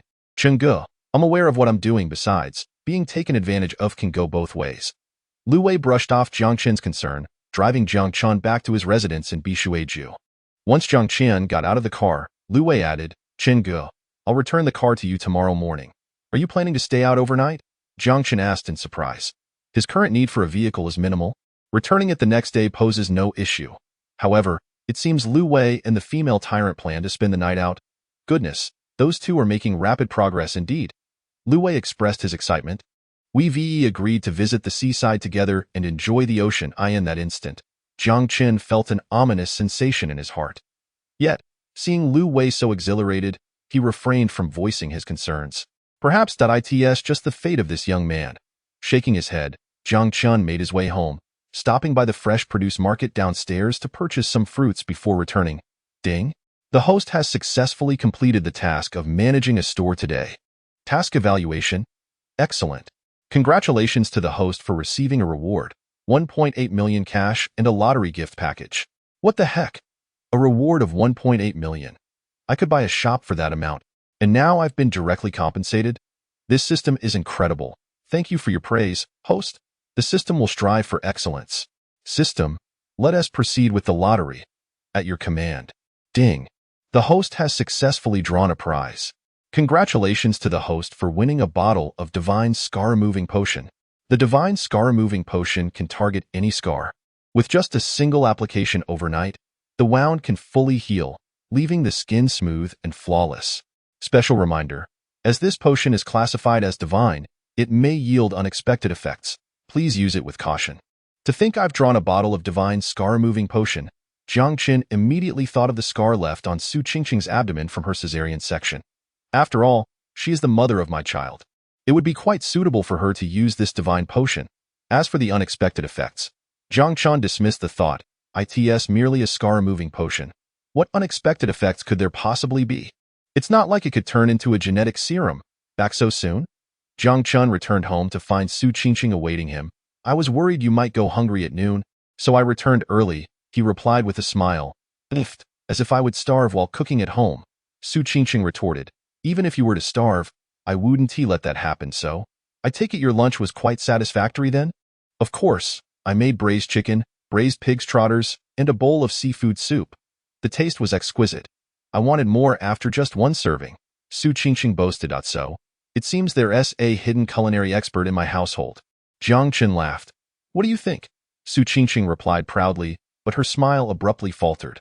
Because Jiang Chen, right before her eyes, retrieved a takeout bag from the garbage, with the order still visible. Young Grandpa's braised chicken. Number 007, 1 serving of braised chicken, 1 serving of braised pig's trotters, 1 serving of seafood soup, 1 serving of rice, with notes. No spice in the braised chicken, no cilantro in the seafood soup. Jiang Chen read the order aloud. So, this is what you had for lunch, or rather, ordered for a feast? Su Qingqing suddenly felt incredibly awkward, her expression akin to that of a caught thief. Well, there goes her persona as the family chef. Jiang Chen rummaged through the takeout and noticed that nearly every dish had barely been touched. Why did you order takeout if you didn't eat? Isn't that quite wasteful? It was too terrible. So I only had a few bites, so. Did you actually cook anything for lunch? I did. It's still in the pot. Upon hearing this, Jiang Chen became interested and wanted to see what she had prepared. However, upon lifting the pot lid in the kitchen, he was greeted by a large mass of charred, foul-smelling food. What on earth is this? It's scrambled eggs. I added too much dark soy sauce and cooked it over too high a flame, resulting in this disaster. Jiang Chen could only sigh in disbelief. To transform such a simple dish into this abomination is truly a talent. So today, you attempted to cook, realized it was inedible, then ordered takeout, discovered that too was unappetizing, and tossed it in the garbage. Am I correct? Jiang Chen inquired. Yes, but to be fair, this is all your fault. My fault. Yes, it's all your fault for cooking so deliciously that I've become spoiled. Su Qingqing defended herself. I used to be indifferent about food. As long as it was cooked, I could eat it.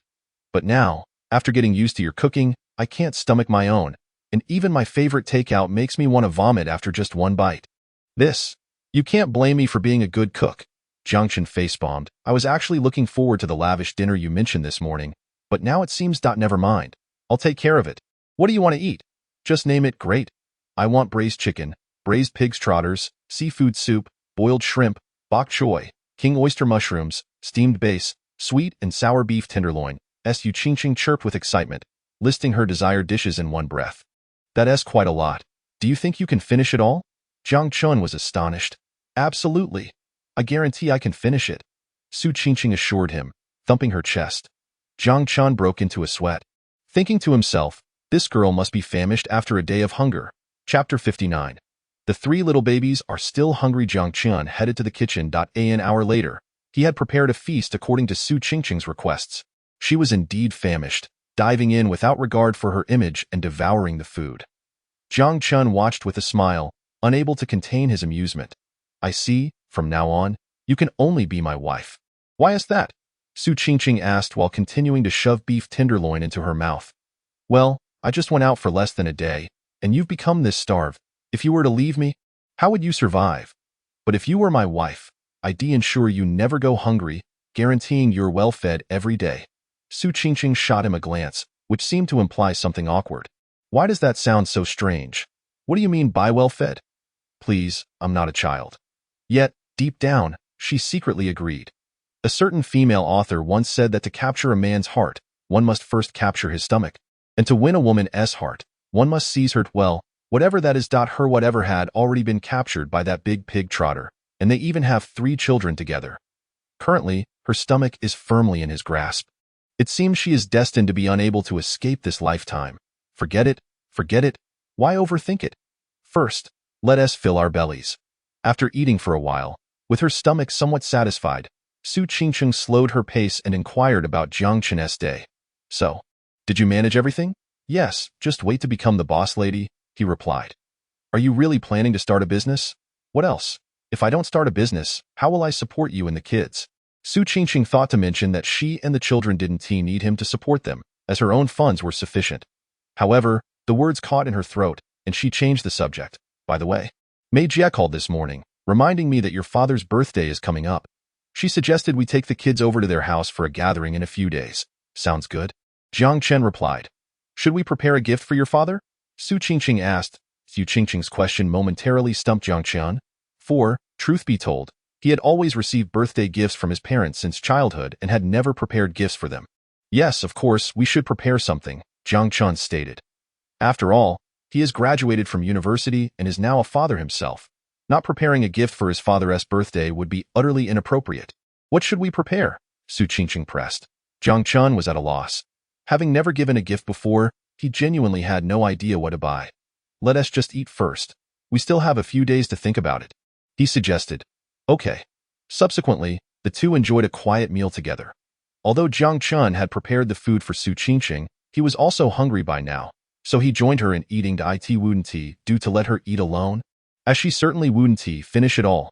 Regardless, Jiang Chen intended to play the role of a side character.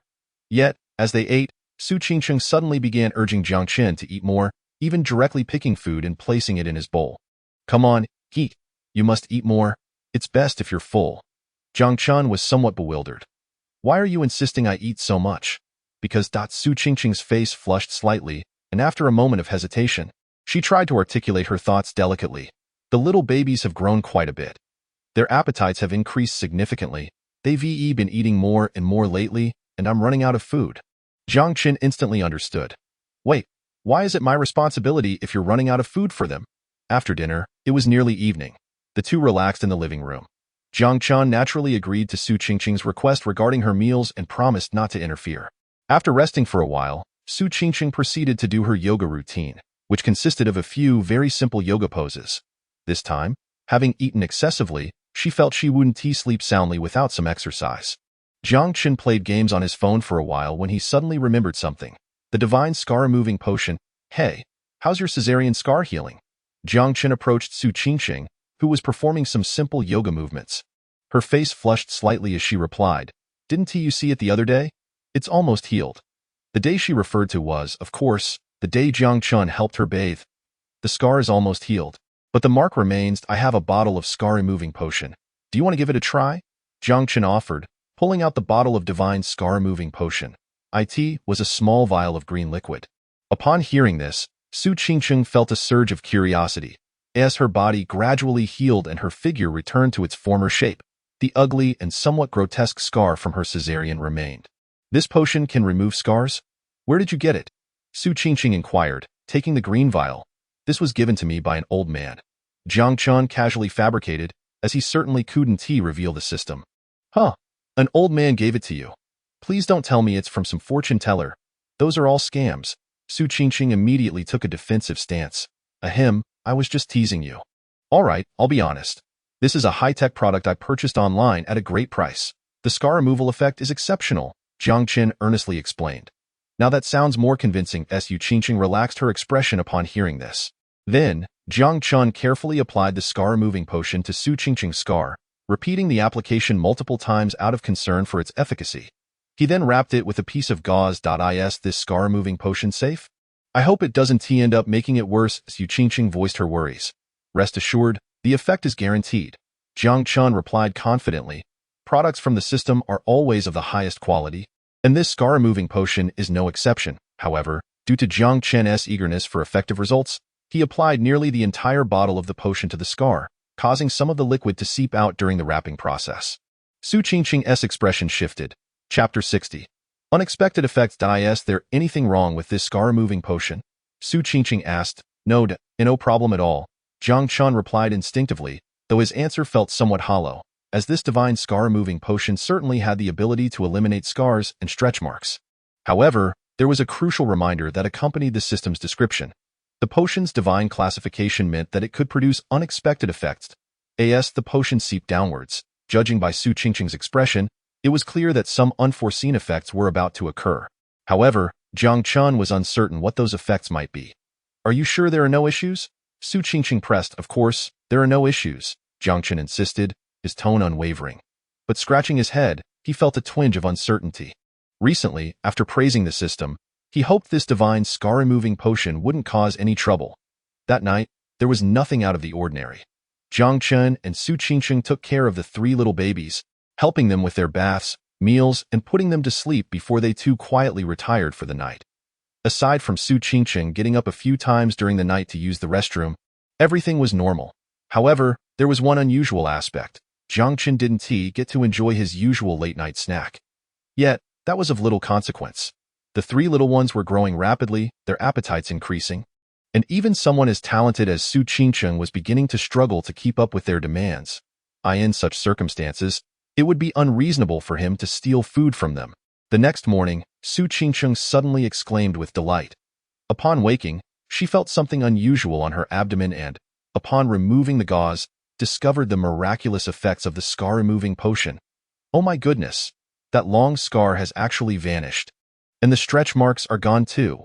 This potion is simply incredible." Su Qingqing marveled in disbelief.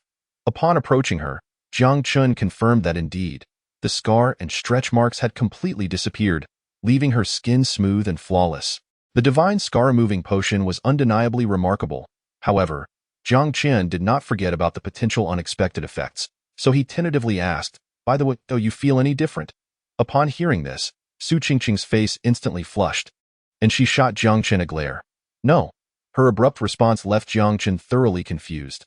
What does that "no" even mean? When he attempted to inquire further, Su Qingqing simply told him to guess and gave him a captivating and meaningful look before heading off to wash up. Jiang Chen stood there, stunned for a moment, unsure if he comprehended what had just transpired. He simply shook his head and proceeded to make breakfast for guessing. That was utterly impossible. You can never decipher a girl's thoughts. Even if you try, you'll never understand. Chapter 61. For the first time in my life, I held a girl's hand after breakfast. Jiang Chen took the 3 little babies out onto the balcony to bask in the sunlight when Lu Wei called. Saying he had returned from his seaside date and would drop off the car shortly, Jiang Chen agreed. He then checked his phone and found the group chat ablaze with activity.it. Turned out that Lu Wei was boasting about his date with the old maid at the beach. Zhang Chong and Wu Hao, of course, expressed their disbelief and mocked him for not providing evidence. To their surprise, Lu Wei actually shared photos and videos from the date, claiming that his first date was quite eventful. The presence of images reveals the truth. Zhang Chong and Wu Hao were initially taken aback. "What the hell, Wei Zi? You actually went on a date with Teacher Yin, and you're flaunting it? Impressive, truly impressive." Both were left pondering how Lu Wei had managed to learn from Jiang Chen, the master of mischief. It should be noted that the old maid Yin Li was no gentle soul. She had tormented him mercilessly in the past, however. After a while, their astonishment turned to speechlessness. At first, everything seemed quite normal, but soon it devolved into a tormenting affair. Indeed, it was a torment. What the hell? Wei Zi, is this your idea of showing off? More like a lament, if anything. Your state is utterly pitiful, bruised and battered. A sight too gruesome to behold. Goodness. Did you really go on a date with the old maid? Were you serving as her human punching bag? Speaking of which, were you playing Ace of Affection? My word, you've gone too far. Beware, lest the old maid play you to your demise. Subsequently, Zhang Chong and Wu Hao tagged Jiang Chen, urging him to advise Lu Wei not to let Yin Li ruin him. Jiang Chen, upon seeing the state of affairs, could only facepalm in disbelief. Lu Wei had previously groveled before Feng Rongrong without limits, even washing her boyfriend's undergarments. Now he was provoking Yin Li. Alas, it seemed he had leapt from one pit of fire into another. Just as Jiang Chen was about to share a few words in the group chat, Lu Wei was already at the door. Jiang Chen opened it. "Morning, Brother Chen. Hello, sister-in-law." After greeting Su Qingqing politely and placing a selection of seasonal fruits on the table, Lu Wei entered the room. "Thank you. But really, you didn't need to bring fruits." Su Qingqing, who had been watching television on the sofa, greeted him in return, somewhat taken aback by the gesture. "Oh, it's nothing of value. Just a little something for you and Brother Chen to enjoy. Besides, I borrowed Brother Chen's car," Lu Wei said enthusiastically, having driven back overnight without a hint of fatigue. Jiang Chen noticed his battered appearance, but refrained from questioning him in front of Su Qingqing. instead pulling him into the kitchen. Wei, what on earth happened? You merely went on a date with Yinli to watch the sea together. How did it come to this? Jiang Chen was baffled by Lu Wei's state. His originally baggy pants were now cut short, resembling oversized shorts. Yet despite his disheveled appearance, Lu Wei's spirits were undeniably high. We did go to the beach. I merely had a date with Teacher Yin. How could I be said to be tormented? Besides, who wouldn't he willingly endure a little hardship at the hands of Teacher Yin? Lu Wei defended himself. Jiang Chen was taken aback. Wait a moment. Even in this state, you're still defending Yinli? You refer to her as Teacher Yin?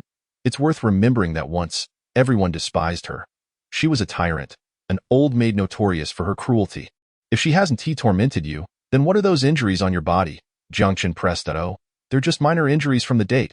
Lu Wei replied cheerfully. Minor injuries from a date? How did that happen? Jiang Chen inquired, bewildered. Well, we were at the beach, and Teacher Yin noticed I was rather overweight and that I'm type A blood, so she suddenly wanted to see the sea at night.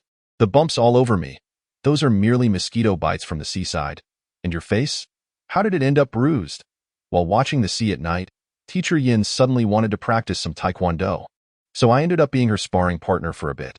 And your pants? Well, while we were digging in the sand, Teacher Yin thought my pants were too long and kept getting sand in them. So she kindly helped me cut them shorter. Jiang Chen couldn't help but break into a cold sweat upon hearing this. This Yinli was indeed a peculiar character, playing with Wei as if it were a game. If she were to find herself in some fantastical realm, with a bit more power, she would undoubtedly become a merciless demoness, a super sadist. In her presence, someone like Lu Wei wouldn't last 3 minutes. No, not even 3 seconds would be too long. Out of camaraderie, Jiang Chen, like Zheng Chong and Wu Hao, chose to counsel Lu Wei to turn back before it was too late, preventing Yinli from playing with him any further. Wei, heed my advice, it's best to back off. Yinli is simply not the right match for you. Feng Rongrong might not be a good person, but she only asked you to wash her boyfriend's socks and undergarments. However, Yinli is a demoness. Continuing down this path, I genuinely worry for your well-being, Jiang Chen earnestly implored. Yet, a fervent Lu Wei was not in a position to take heed. Brother Chen, it's really nothing. Teacher Yin is quite delightful. She praises my resilience. I'm a fully grown man. She can't possibly harm me. Besides, whether she is my type is irrelevant. What matters is that I'm her type. Wei, why can't you grasp this? I, Zheng Chong, and Wu Hao have no reason to lead you astray. Jiang Chen was growing frustrated, thinking how stubbornly Lu Wei refused to listen to reason. Brother Chen, Lu Wei argued that I understand you're looking out for me, but I have my reasons. What reasons could you possibly have? Well, Lu Wei scratched his head. When I was pursuing Feng Rongrong, or rather, serving as her backup, I was utterly devoted, sacrificing for her, even washing her boyfriend's clothes. Yet in the end I ended up with nothing. Not even a kiss, let alone a touch.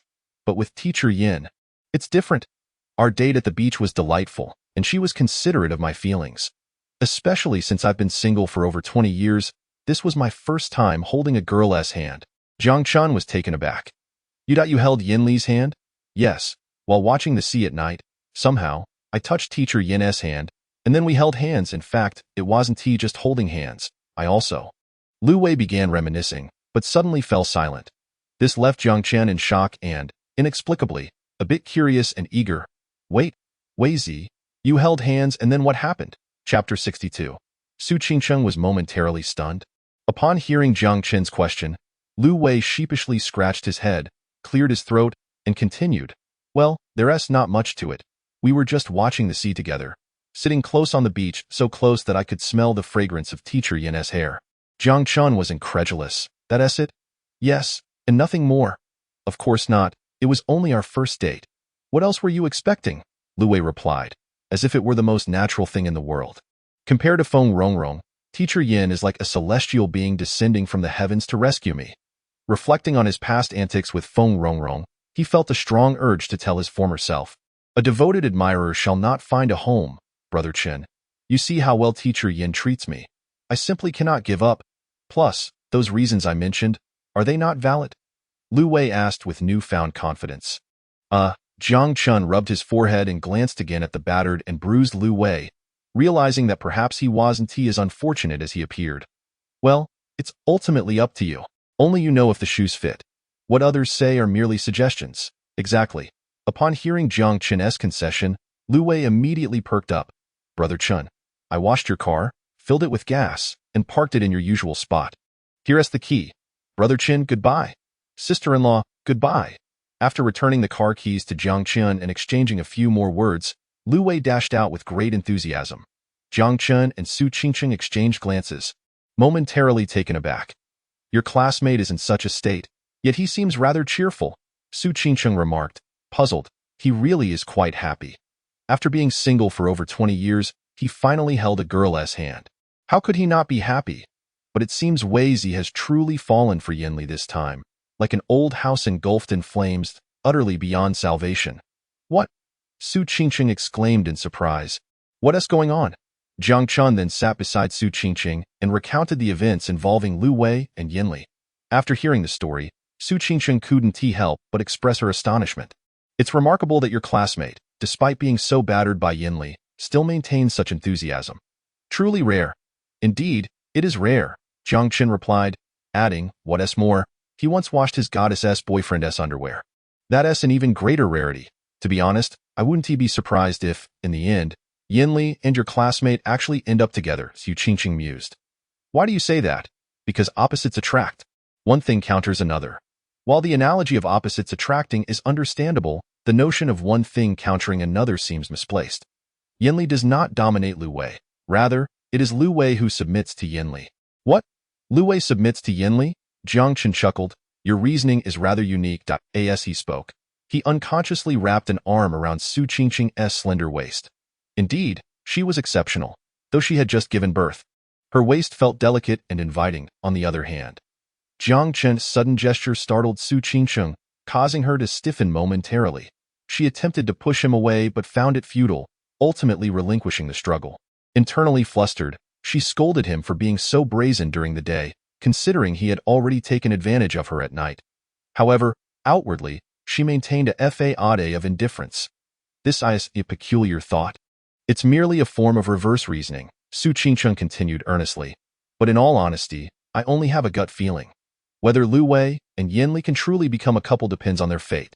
That's true, Jiang Chen agreed solemnly. By the way, based on your description, your classmate should be an M, right? An M? Jiang Chen immediately grasped the implication. However, he was somewhat surprised that such words came from the cool, composed professor. Devotion? What does that mean? Jiang Chen feigned ignorance. Su Qingqing's cheeks flushed. What do you think it means? You clearly understand but still ask me. I was puzzled. I was just curious how you knew. She retorted playfully. Humph. Just because I haven't eaten pork doesn't mean I haven't seen a pig run. Su Qingqing teased, giving Jiang Chen a sidelong glance. Seeing Su Qingqing's playful demeanor, Jiang Chen couldn't help but chuckle. For a moment, he felt a twinge of desire, a yearning to embrace her. Ding. Host, having taken the initiative to embrace his wife during the day for the first time, is rewarded with 30,000 yuan. Ding. Host's action has triggered an additional reward. From now on, every minute spent embracing his wife will yield a reward of 30,000 yuan. Note. Only applicable today. At this very moment. Wait. Embracing my wife earns money? 30,000 yuan for every minute. Why hesitate? Jiang Chen decided to embrace her fully. Su Qingqing. Now thoroughly bewildered, she thought, this big pig trotter is getting bolder. She attempted to struggle but found herself trapped in Jiang Chen's strong embrace. Yet, realizing she couldn't escape, she relented. After all, this big pig trotter had taken care of both her and their child for so long. She thought it might be nice to grant him this small indulgence. Chapter 63. What was promised to be verbal, why resort to action? With Su Qingqing's half-hearted acquiescence, Jiang Chen felt even more liberated in holding his wife.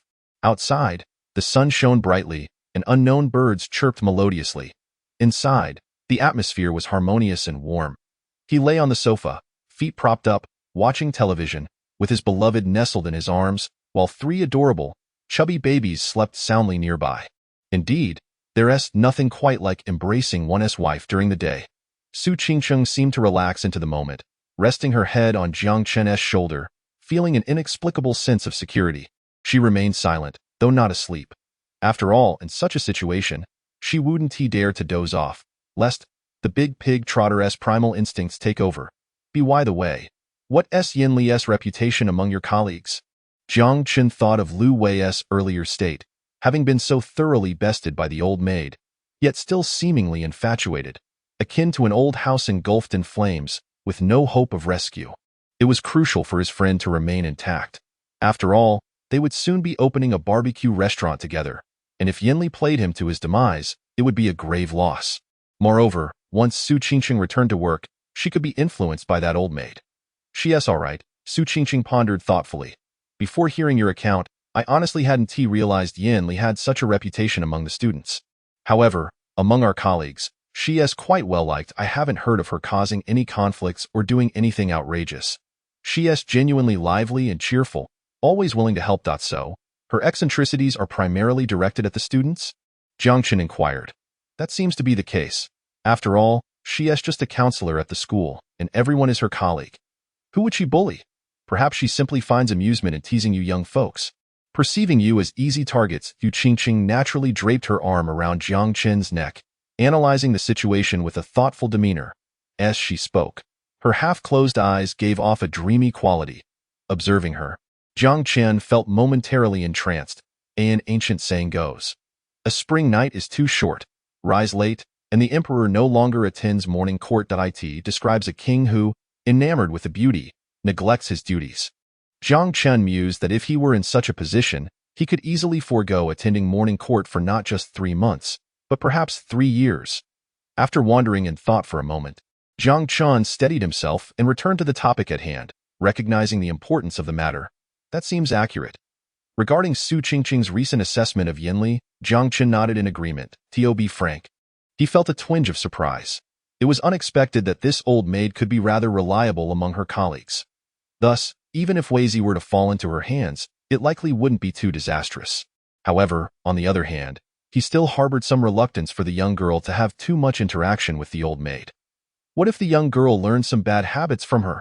She could be quite cruel, inflicting wounds that were visceral and deep, or even if not physically damaging, indulging in bondage or wielding a little whip could make for a rather grotesque scene. Ahem, far too explicit. Jiang Chen considered himself a decent man, yet he couldn't tolerate that kind of thing. The current state of their relationship, simple and mundane, was far preferable.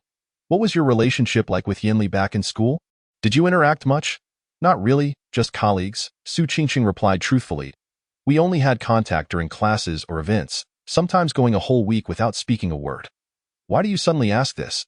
Oh, it's nothing much. Just wanted to suggest that you should limit your interactions with Yin Li in the future. Huh? Why? Su Qingqing inquired. What else could it be? Birds of a feather flock together, right? Yin Li is quite the eccentric and unusual character, and I fear you might pick up some of her bad habits. Yu Qingqing was initially taken aback, then broke into a knowing smile. Oh, I see. You're worried I might learn from Yin Li and end up tormenting you, right? As she spoke, her eyes sparkled with mischief, and Jiang Chen found himself even more captivated. Torment you?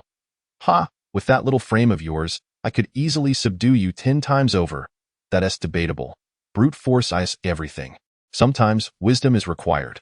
What, are you still unconvinced? If you're not, why not give it a try? Try. I shall indeed. Su Qingqing, in a rare playful mood, engaged in a spirited exchange with Jiang Chen, just as she was eager to challenge him to an arm-wrestling match. Her innocent nature left her oblivious to Jiang Chen's mounting impatience. When she dared to provoke him, he immediately took action, not with force, but with a kiss. Su Qingqing was caught off guard. She hadn't anticipated Jiang Chen's audacity. Ah, this big pig's foot doesn't follow the rules. Yet, fortunately, she had already mentally prepared to reward Jiang Chen, so despite her surprise, she playfully punched him a couple of times, yielding to the moment and losing herself in it. Minutes later, they finally parted. Su Qingqing, still miffed at Jiang Chen's disregard for decorum, shot him an irritated glance. Jiang Chen couldn't help but chuckle at her expression. How do you feel? He asked with a grin. Not much, but compared to before, your technique has improved.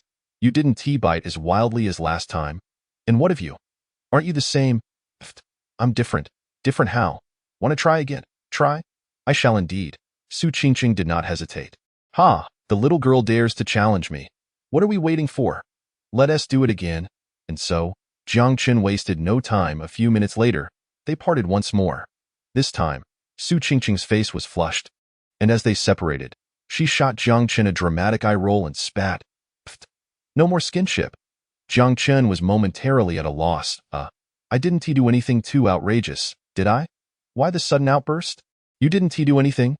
Just look at your earlier behavior. How can you claim you did nothing?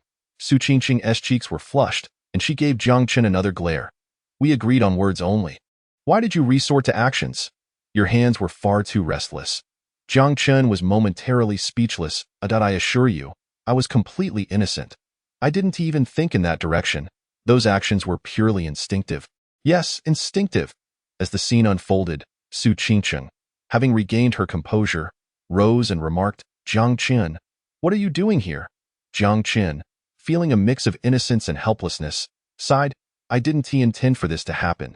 At that moment, the system's voice echoed in his mind. Ding! The host embraced his wife for a total of 11 minutes and 33 seconds during the day, earning a reward of 34.65 thousand yuan based on a reward of 30,000 per minute. The system rounds up. Congratulations to the host for receiving 400,000 yuan. Ding! The host kissed his wife repeatedly and triggered an additional reward. Congratulations to the host for acquiring the skill of a divine musical instrument. Please choose a type of instrument. Option 1, Western instruments. Option 2, Eastern instruments. Jiang Chen was astonished that it was only 11 minutes and 33 seconds. He had thought it had been at least half an hour. However, the system was surprisingly generous. After rounding up, he received 400,000, which was quite nice. Then came the divine musical instrument skill with a choice. I choose option 2, Eastern instruments. Jiang Chen decided without hesitation. He had to support domestic products. Ding, received. Please continue to choose the type of instrument. Option 1, Shao. Option 2, Guqin. This was a no-brainer. It had to be option 2, Guqin. If he chose the Shao, it would be akin to his wife. And what would they do? If the little lady found out, she would surely burst into laughter. Isn't your father's birthday approaching? What gift have you chosen? After Su Qingqing returned from the restroom and regained her composure, she suddenly asked Jiang Chen a gift for Dad's birthday. Jiang Chen scratched his head at the mention. They had discussed this previously, intending to think it over in the days leading up, but so far, he had no clear idea. It was somewhat embarrassing. After all, his father had worked hard his entire life, and this was Jiang Chen's first time preparing a birthday gift. However, he was at a loss for what to get, as he genuinely had no idea what kind of gift his father would appreciate. Oh, you have any thoughts? Jiang Chen pondered for a while but still had no ideas, so he turned to Su Qingqing again. Me? Su Qingqing smiled. This is your gift for your father. Honestly, I have no ideas either, but when I came this morning and saw your classmate returning your car keys, I suddenly had a suggestion. What suggestion? Jiang Chen inquired. Your parents only have that old Volkswagen at home. Why not gift your father a new car for his birthday? A new car as a birthday gift for his father. Jiang Chen's eyes lit up. His parents' old Volkswagen had been in use for over 10 years. It had served them well, but it frequently required repairs. Although his father often boasted about the old Volkswagen's contributions to the family, if he were to replace it with a new car, Zhang Depeng would undoubtedly be overjoyed. That's a brilliant idea. A new car it is, Jiang Chen exclaimed eagerly. But then came another dilemma. What kind of car to buy? Jiang Chen already owned a BMW X7, and given his current financial situation, purchasing another BMW would be no problem at all. However, would his father even like it? His father, an engineer, had always championed domestic products and despised the current situation regarding foreign brands. Additionally, while the car was ostensibly for his father, his mother would surely drive it as well. If she suddenly switched from the old Volkswagen to a brand new BMW, it would undoubtedly raise eyebrows. Taking all that into consideration, after some discussion with Su Qingqing, Jiang Chen decided to buy a domestic new energy vehicle instead. At that time, domestic new energy vehicles were exceptionally popular and developing rapidly, matching or even surpassing foreign brands like Tesla in terms of technology, performance, and quality. Since he had settled on a domestic new energy vehicle, how about the new Wanjier M7? After comparing several models, Su Qingqing suggested again. Yes, that's the one. Jiang Chen nodded in agreement. Although the new M7 had its fair share of flaws, considering his parents' needs for a vehicle that could run on both fuel and electricity, it would alleviate any worries about range anxiety. It would be perfect for the couple to take leisurely drives to the suburbs or countryside. The weather was lovely today. Now that we've decided on this car, let us go buy it today, Jiang Chen proposed. Absolutely. Su Qingqing wholeheartedly agreed. During her confinement, She had been cooped up indoors due to the cold and various restrictions, and she felt as though she would mold if she stayed in any longer. It was the perfect opportunity to get out and explore. However, going out meant bringing along the three little ones, which necessitated a plethora of supplies: wet wipes, diapers, formula, bottles, water bottles, and a light blanket, among others. Once they had gathered everything, just as they were about to head out, Su Qingqing suddenly paused and said, "It's not convenient to feed them formula outside, and it could also cause heatiness. So let us just feed the three little ones at home first." Jiang Chen readily agreed.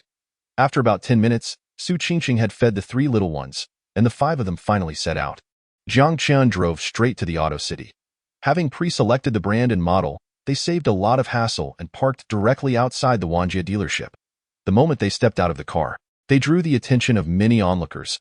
Wow, a family of 5, and they have triplets? What a sight! Plus, the dad is handsome, and the mom is beautiful. Such a match. Many voices from the crowd expressed admiration. The Auto City featured numerous brands dealerships, and many salespeople from BBA spotted Jiang Chen's BMW X7 from a distance. They assumed he was a high-spending customer and that he would likely choose a luxury brand like BBA if he were to buy another car. Little did they expect. After Jiang Chen parked, the family headed straight to a domestic new energy dealership. Inside the Wanjie dealership, business was brisk, and there were many people. Jiang Chen quickly found the real car for the new M7. Since Su Qingqing was busy with the 3 kids, she sat down on a nearby bench in the store to rest. "Jiang Chen, what are you doing here?" Just as Jiang Chen was contemplating whether to proceed with the test drive and purchase, a girl in a work uniform suddenly exclaimed upon seeing him. As her voice rang out, 3 other girls dressed similarly rushed over in surprise. In an instant, Jiang Chen found himself surrounded by 4 girls. Initially taken aback, Jiang Chen was unaccustomed to being approached so enthusiastically while he was focused on the car. Turning to see who it was, he recognized the 4 girls. The leader was Bai Lu, and the others were Zheng Qiu, Su Ping, and Lu Bingyan. They were all younger students from Sihai University, 1 year below him, and had previously been his little fans. Back when Jiang Chen was a sophomore, he was selected for the school basketball team due to his exceptional skills and good looks, attracting a fair number of female fans. Bai Lu, Zheng Qiu, and Lu Bingyan were among those who had fervently followed him for 3 years, attending every game he played and often bringing him drinks or bubble tea. However, to be frank, despite their enthusiasm and directness, especially Bai Lu, who was quite attractive and had once been voted a campus beauty, Jiang Chen felt no particular attraction towards them. They were smaller and leaner, lacking the inviting curves he preferred. If he had to express a preference, it was undoubtedly for someone like Su Qingqing, graceful and alluring, with a figure that was both slim and curvaceous, truly a rare find. "Hello, senior. Hello, senior. After you all graduated, I thought I'd never see you again. I didn't expect to run into you here in Sihai City. Such a coincidence. You still look as dashing as ever. Senior, are you here alone? Are you also here to look at cars?" The 4 girls, upon spotting Jiang Chen, immediately surrounded him, chattering excitedly like sparrows, creating quite a racket. Jiang Chen felt overwhelmed by the noise. He recalled how he previously thought that noisy kids could be bothersome, and now he felt the same about these girls. Yet, considering they were his junior classmates, he felt compelled to be polite. "I'm here to look at cars," Jiang Chen said, scratching his head in resignation. He glanced at their uniforms and asked, "So, are you all salespeople at this dealership?" "Yes, we are. Since our classes are fewer now, we're here to work part-time and intern." Upon hearing Jiang Chen's question, the 4 girls nodded eagerly. "Since you're here to look at cars, have you already set your sights on a specific model? Would you like us to introduce you?" Bai Lu eagerly inquired. "Yes, it's no trouble at all. We're just here to help and compare options for you." Zheng Qiu, Su Ping, and Lu Bingyan chimed in, eager to assist. Although their enthusiasm was palpable, they assumed Jiang Chen was merely browsing and wouldn't actually buy a car, given his modest spending habits during college. However, they were taken aback when Jiang Chen revealed he was genuinely interested in purchasing a vehicle. "I'm here to look at cars, and I actually do want to buy one." Jiang Chen replied honestly that "I'm interested in the new Wanjie M7 at your dealership." "What? You're really here to buy a car? The new M7 is over 30,000. I didn't expect that from you." The 4 girls were taken aback, and after their surprise faded, admiration set in. Being able to afford a car worth over 30,000 indicated that Jiang Chen was quite capable. Their gazes grew more fervent as they regarded him. Handsome, fit, and financially capable, he was a prime catch. Senior, can I help you select the configuration? Or would you like me to assist you with the test drive? The girls pressed on enthusiastically, but Jiang Chen politely declined their offers. He had intended to test drive the car, but the noise was giving him a headache, so he decided against it. Then, Senior, just let us know how we can assist you. Yes, don't hesitate to ask us. I would like you all to be quiet, Jiang Chen said. Faced with Jiang Chen's refusal of their assistance, Bai Lu and her three companions were initially puzzled. But upon hearing Jiang Chen's words, they suddenly realized that they had perhaps been excessively enthusiastic. Why apologies, Senior? Sorry, Senior. We were too loud just now. The four young women instantly recognized their mistake and, eager to leave a good impression on Jiang Chen, immediately quieted down and it's all right. You all meant well, Jiang Chen casually remarked. How about this? I'll take a look here first, and if I need anything, I'll reach out to you, all right? When shopping, he found it most irksome to have a salesperson chattering away beside him, incessantly introducing and promoting products. These several junior sisters, though familiar faces and well-intentioned, still annoyed Jiang Chen. Sure. Then, Senior, we'll be nearby. If you need anything, just come find us. The four young women readily agreed. However, Bai Lu suddenly felt compelled to ask Jiang Chen a question that had been troubling her for an exceedingly long time, one that had kept her awake at night, leaving her feeling restless. Thus, as she was about to leave, she turned back and approached Jiang Chen, asking, Senior, may I ask you a question? Her face flushed with heat. She gathered her utmost courage. What question is it? Go ahead, Jiang Chen replied nonchalantly, still engrossed in further examining the vehicle's performance data. Su Qingsheng, accompanied by her three children, was resting in the adjacent area. After glancing at her phone for a while and entertaining her three little ones with some water, she sat there for about half an hour. Thinking that Jiang Chen should be almost done, she cast a glance in his direction, only to be taken aback that, there were 3 or 4 young women surrounding Jiang Chen, showering him with attention. Although they were all dressed in uniforms, evidently female sales associates from the 4S shop, their eagerness was unmistakably excessive. Tsk. It seems that the big pig's hoof is rather in demand. Su Qingxing couldn't help but praise. Chapter 66. In the end, did it benefit me, this sly vixen? Senior, I hope this question doesn't come off as too forward, but I simply cannot contain myself any longer. It's just that, Senior, that have you and Shun Sini already broken up? Bai Lu mustered her courage and finally asked the question. After posing it, her heart raced as she fixed her gaze on Jiang Chen, fearing he would utter an answer she dreaded to hear. Back in their freshman year, having seen Jiang Chen play basketball, she had developed a certain fondness for him. Jiang Chen, of course, was well aware of this. He was neither cold nor warm towards her, but his stance was quite clear. Stay away, you are not my type. Yet, she remained undeterred, and when she learned that Shun Sini had become Jiang Chen's girlfriend, her heart had nearly shattered. Fortunately, she heard that their relationship lasted only 2 or 3 months, and upon hearing that news, she felt somewhat relieved. However, she had only heard it secondhand and could not confirm their breakup with absolute certainty. This matter had tormented her sleepless nights. Thus, when she fortuitously encountered Jiang Chen here, she seized the opportunity to muster her courage and ask him directly. Meanwhile, Zhang Qiu and Lu Bingyan looked on with envy, as they too harbored similar intentions. Jiang Chen, observing Bai Lu's timid and humble inquiry, initially thought she was about to confess her feelings, only to be met with such a question. Nonetheless, he found himself at a loss for words. Sigh, why should I play the role of the simpering fool? What of being a female sycophant? A sycophant is still a sycophant. Why not live life well? You're right, we have indeed broken up.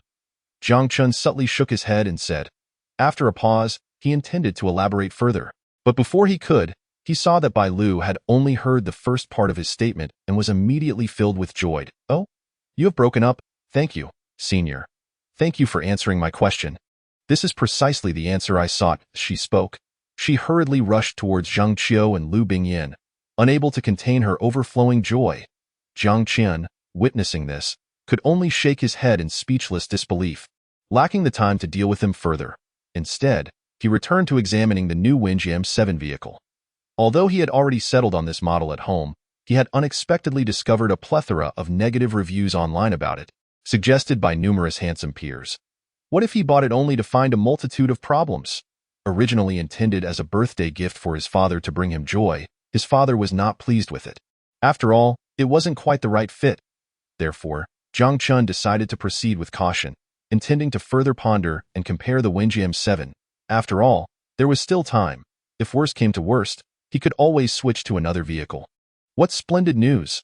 The senior has broken up with Shansini. This news is absolutely true, as the senior just confirmed it himself. Oh?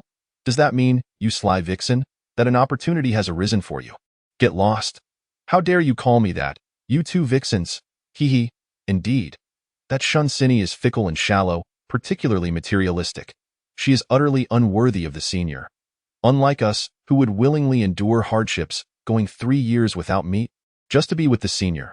Exactly. Let's compete fairly and win over the senior based on our merits. All right, it's settled then. Bai Lu, Zhang Qiu, Su Ping, and Lu Bingyan excitedly discussed their plans. All 4 young women possessed a certain beauty, and at school, they were often the center of attention, pursued by numerous boys, known as the 4 beauties. Especially Bai Lu, who, in terms of looks, even surpassed the campus flower Shansini. This gave them the confidence and assurance to compete fairly. After a lively discussion, they noticed Jiang Chen was deeply engrossed in examining the car. Not wanting to disturb him abruptly, and seeing that he was providing service to other customers, they decided to take a seat in the resting area for a while. However, in the resting area, they unexpectedly spotted a familiar face. Professor Su Qingqing from Sihai University. Hello. Professor Su. Hello. Bai Lu, Zhang Qiu, and Lu Bingyan were taken aback and rushed to greet her, as Su Qingqing was a renowned goddess at Sihai University. And in comparison, the campus flower Shansini paled in significance. She was virtually a household name. Thus, encountering the illustrious Professor Su at their 4S shop left the 4 young women exhilarated. Truly a goddess. Even without makeup and dressed simply, she still appeared stunning. Every gesture, every smile captivated them, leaving even the girls feeling spellbound. Hello. Su Qingqing nodded in acknowledgement. Originally, she had merely been observing from a distance as these girls lavished attention on Jiang Chen. Little did she expect that, before long, they would approach her in the resting area, recognizing her. Though they didn't know her personally, she surmised they must be students from Sihai University. After greeting and marveling at Su Qingqing's beauty, their attention was quickly drawn to the baby stroller beside her. The 3 little ones were simply radiant. Wow, triplets. So adorable. Fair-skinned and chubby, they were utterly delightful. The 4 young women surrounded the stroller, showering praises. Of course, they were also surprised, for it had been nearly a year since they had seen Professor Su at school, and it was evident that she must have been married and had children during her absence.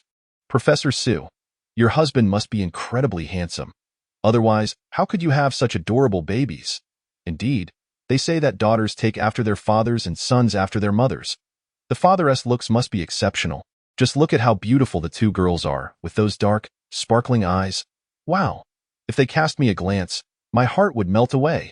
Hearing the praises from the 4 young women, Su Qingqing casually glanced at Jiang Chen from a distance.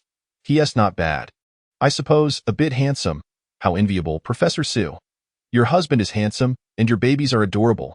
A family of 5, harmonious and blissful, truly a picture-perfect life. Rest assured, you will have that too. Su Qingqing smiled. Thank you, Professor Su. I hope to borrow your good fortune to successfully win over the senior. Hee. The 4 young women exchanged pleasantries with Su Qingqing for a while, but their gaze was inevitably drawn back to Jiang Chen in the distance. And the topic naturally turned to him. The senior is so diligent in his work. A serious man is indeed attractive, but a laid-back senior is just as charming. Sigh, such an exceptional man. I wonder whom he will ultimately end up with. Su Qingqing, who had been listening to the entire conversation, couldn't help but be taken aback. Could it be that in the end, he is destined for me, this sly vixen? Sigh. These infatuated girls and their poor taste. How could they possibly be enamored with the big pig's hoof? Sure, he may have a touch of charm, but he is riddled with flaws. A lecherous hand, a seasoned player, gluttonous, shameless, and especially overstepping. Isn't that simply lacking in taste? With such qualities, what do they see in him, this so-called male god? Ha, a male god, indeed. Aside from being somewhat handsome, he is practically worthless. Su Qingqing thought to herself, sighing repeatedly. She then took out her phone and sent a voice message to Jiang Chen.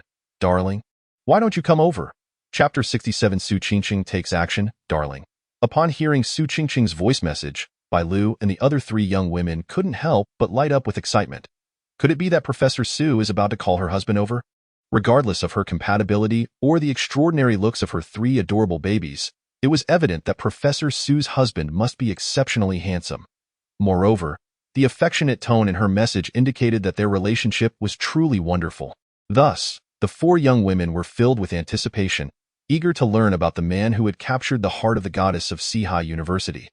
Yet, even if this mysterious man, Professor Su's husband, were to be incredibly handsome, talented, and charming, he could never compare to Jiang Chen in their hearts. Jiang Chen, the senior, would always be the most handsome man in the world. After sending the voice message, Jiang Chen received the notification and listened immediately. "Darling, why don't you come over?" This such a familiar tone. What does this girl want? Jiang Chen, busy with his tasks, was momentarily puzzled by the message. When he turned to glance at Su Qingqing's location, he noticed the four junior sisters sitting beside her. He quickly understood. Great. The girl must have seen the scene where those junior sisters were fawning over him and is feeling a bit jealous. She wants him to come over and play along. Without hesitation, he scratched his head and walked directly towards Su Qingqing. The four junior sisters, Bai Lu, Zheng Qiu, Su Ping, and Lu Bingyan, had just heard Su Qingqing's voice message and were eagerly scanning the area, hoping to catch a glimpse of the mysterious husband. Their anticipation and curiosity were palpable, and they couldn't sit still. However, after searching for a while, they found no sign of him, due to Su Qingqing's extraordinary beauty and the undeniable cuteness of her three little ones. Many passers-by couldn't help but glance over, yet none fit the image of the mysterious husband they sought.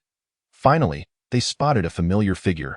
Yes, that familiar figure was Jiang Chen. Why is the senior here? After waiting for so long, the senior has come over instead. Could it be that Professor Su's husband is the senior? Get lost, get lost. Just thinking about it makes it impossible. The senior just graduated. While Professor Su is already a professor, there is such a significant age gap, and they seemingly didn't know each other before. How could that be possible? Exactly. What is the senior doing here? What else could it be?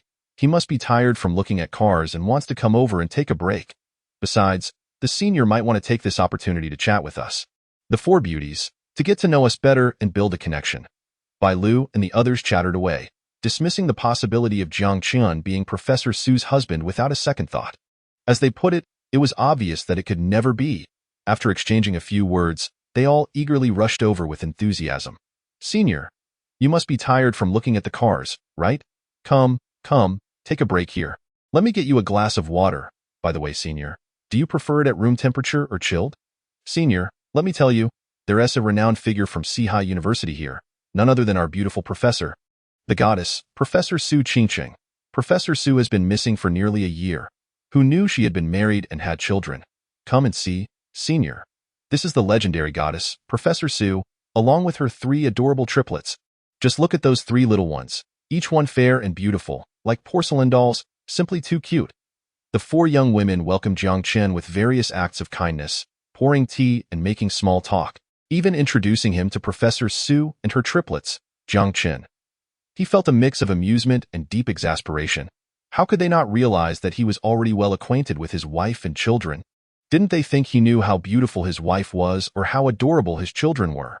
He cast a glance at Su Qingqing, who happened to be looking back at him, her gaze playful, teasing and tinged with mischief, as if she were enjoying the spectacle. Senior, why are you so quiet upon meeting Professor Su? You should know that she is the most famous goddess professor at our university. So many people wish to see her. They would give anything for just one glimpse. Are you so excited that you can't find the words? That's very normal. Ha ha ha. And what about these three little babies? Senior, come take a look. Don't you think they are incredibly adorable? You have no idea. I just watched them for a while and felt my heart nearly melt. The four young women, oblivious to the subtle expressions exchanged between Jiang Chen and Su Qingqing, continued to introduce Jiang Chen to Su Qingqing and her triplets. And as Jiang Chen listened to the praises being showered upon his wife and children from the four junior sisters, he felt a sense of satisfaction and enjoyment. He would never tire of hearing such compliments. After all, wasn't his wife stunning? And weren't his children simply delightful? After adjusting his forehead, he finally spoke with composure. Ahem. Well, I wholeheartedly agree with all your evaluations just now. Truly, I couldn't agree more. However, allow me to mention one more thing. You see, Teacher Su is actually my wife. Upon hearing this, Bai Lu and the others were immediately dumbfounded, feeling as if they had misheard. What? The senior said that Teacher Sue is his wife. This. Senior, are you sure you didn't misspeak? So, Teacher Sue is your wife. You two are a couple? Yes, senior, you must be joking. Teacher Sue is a renowned goddess professor at our High University, not just anyone. You can't make such a jest about being her partner. Who's joking here? If you don't believe me, you can ask your Teacher Sue. Jiang Chen replied. Bai Lu and the others then turned to inquire of Su Qingqing. Is it true, Teacher Sue, that your partner is Senior Jiang Chen? Are you two a couple? Yes, we are indeed a couple. Su Qingqing replied straightforwardly, nodding her head. The four girls, upon receiving Su Qingqing's affirmative answer, were utterly shocked, as if struck by thunder. Their previously overflowing curiosity about gossip vanished in an instant. Senior Jiang Chen actually managed to win over the goddess professor. Teacher Sue, and the partner of Teacher Sue, who they had longed for and pursued relentlessly, was none other than Senior Jiang Chen. It can't be true. How is this possible? The four girls felt as if they were about to collapse. Yet, Bai Lu, the leader, remained somewhat unconvinced. She turned back, looking incredulously at Jiang Chen. Senior, please tell us the truth. Is Teacher Sue really your wife? Indeed, Teacher Sue is truly my wife. And what about the children? Well, you see, since I call Teacher Sue my wife, then these adorable triplets must certainly be our children, Jiang Chen said candidly. Upon hearing this, Bai Lu felt as though she were going mad. Heaven, how is this even possible? How could it be like this? It wasn't just Bai Lu. The other three girls felt the same way. They were momentarily frozen in shock. The various attentions they had previously given now felt like a joke. Their excitement and smiles had completely frozen on their faces. But just like the last time they discovered Jiang Chen was with Shun Sini, the so-called four beauties were filled with profound disappointment and dejection. Yet, when looking at Jiang Chen, there remained a hint of lingering affection and fantasy. Alas, what could be troubling Senior? Why marry so young? And 3 children already. What if one day, he comes to his senses and has regrets? Seeing this, Su Qingqing couldn't help but chuckle quietly to herself, and then she took action. Chapter 68. You've become addicted to acting, haven't you, darling? You must be tired from driving earlier. Here, have some water. Su Qingqing retrieved a bottle of water from her bag and was about to hand it to Jiang Chen. She was fully aware of the girls' infatuations and felt a deep sense of helplessness, realizing how utterly foolish they were to be so enamored. She had once found the obsessive behavior of certain fans incomprehensible, but now, she began to understand. At the same time, she felt a twinge of pity for Jiang Chen. No, wait, pity him? What a laugh! This guy is so confident and knowledgeable. Who knows, he might even enjoy having such mindless admirers around him. Thank you, my wife, Jiang Chen said as he reached for the bottle she offered. Wait, I'm thirsty too. Let me have a sip first. As Su Qingqing unscrewed the cap and took a sip herself before smiling and handing the bottle over. Jiang Chen, Bai Lu and the others. Just as Jiang Chen was about to take the bottle, Su Qingqing unexpectedly brought it to his lips. It's fine. Let me feed you. Jiang Chen understood immediately. He took several gulps from the bottle. After drinking, Su Qingqing took out a tissue and gently wiped the corner of his mouth. The 4 girls, witnessing this, felt as if they were about to crack. If earlier they felt as if they had fallen into an ice cavern, now it felt like 1,000 arrows piercing their hearts. Each sip of water Su Qingqing fed to Jiang Chen, and each gentle wipe of his mouth felt like 1,000 arrows ruthlessly striking their hearts, leaving them in agony. But surely Teacher Sue didn't do this on purpose, right? Darling, sit down and take a break. After feeding Jiang Chen water, Su Qingqing produced several oranges. I have some oranges in my bag. Shall I peel one for you? Sure. I'll peel one for you as well. Jiang Chen also picked up an orange, excitedly peeling it. Once they both finished peeling, they exchanged segments of the fruit, feeding one another. Seeing this scene, Bai Lu and the others were left in a daze. Oh my! Are you two done flaunting your affection? Can you show a little consideration? Please stop torturing us like this right in front of our eyes. But was that the end of it? Certainly not. After sitting for a while and feeling a bit warm, Su Qingqing decided to remove her thin outer jacket, revealing a black spaghetti strap dress that perfectly accentuated her figure, which then boldly presented itself before the 4 girls. Su Qingqing then affectionately linked her arm with Jiang Chen's, especially with her ample bosom pressed closely against him. That moment, the 4 girls' eyes widened, nearly going mad. They had heard rumors about Teacher Sue's stunning figure, but seeing it in person was an entirely different experience. Faced with such a magnificent and imposing presence, the four girls looked down at themselves. Some were barely in a cup, others a B cup, and suddenly felt utterly inadequate. They could no longer bear it, unable to withstand any longer. Thus, the so-called Four Beauties by Lu and her companions fled the scene without even saying goodbye. Jiang Chen and Su Qingcheng exchanged glances as they watched the four girls depart without a word. Their eyes reflected a mixture of bewilderment and amusement. "You really are something else," Jiang Chen pretended to complain to Su Qingcheng about her behavior. "And what about you? You're no better," Su Qingcheng retorted immediately. Ding. The host and his wife publicly display affection, triggering hidden rewards.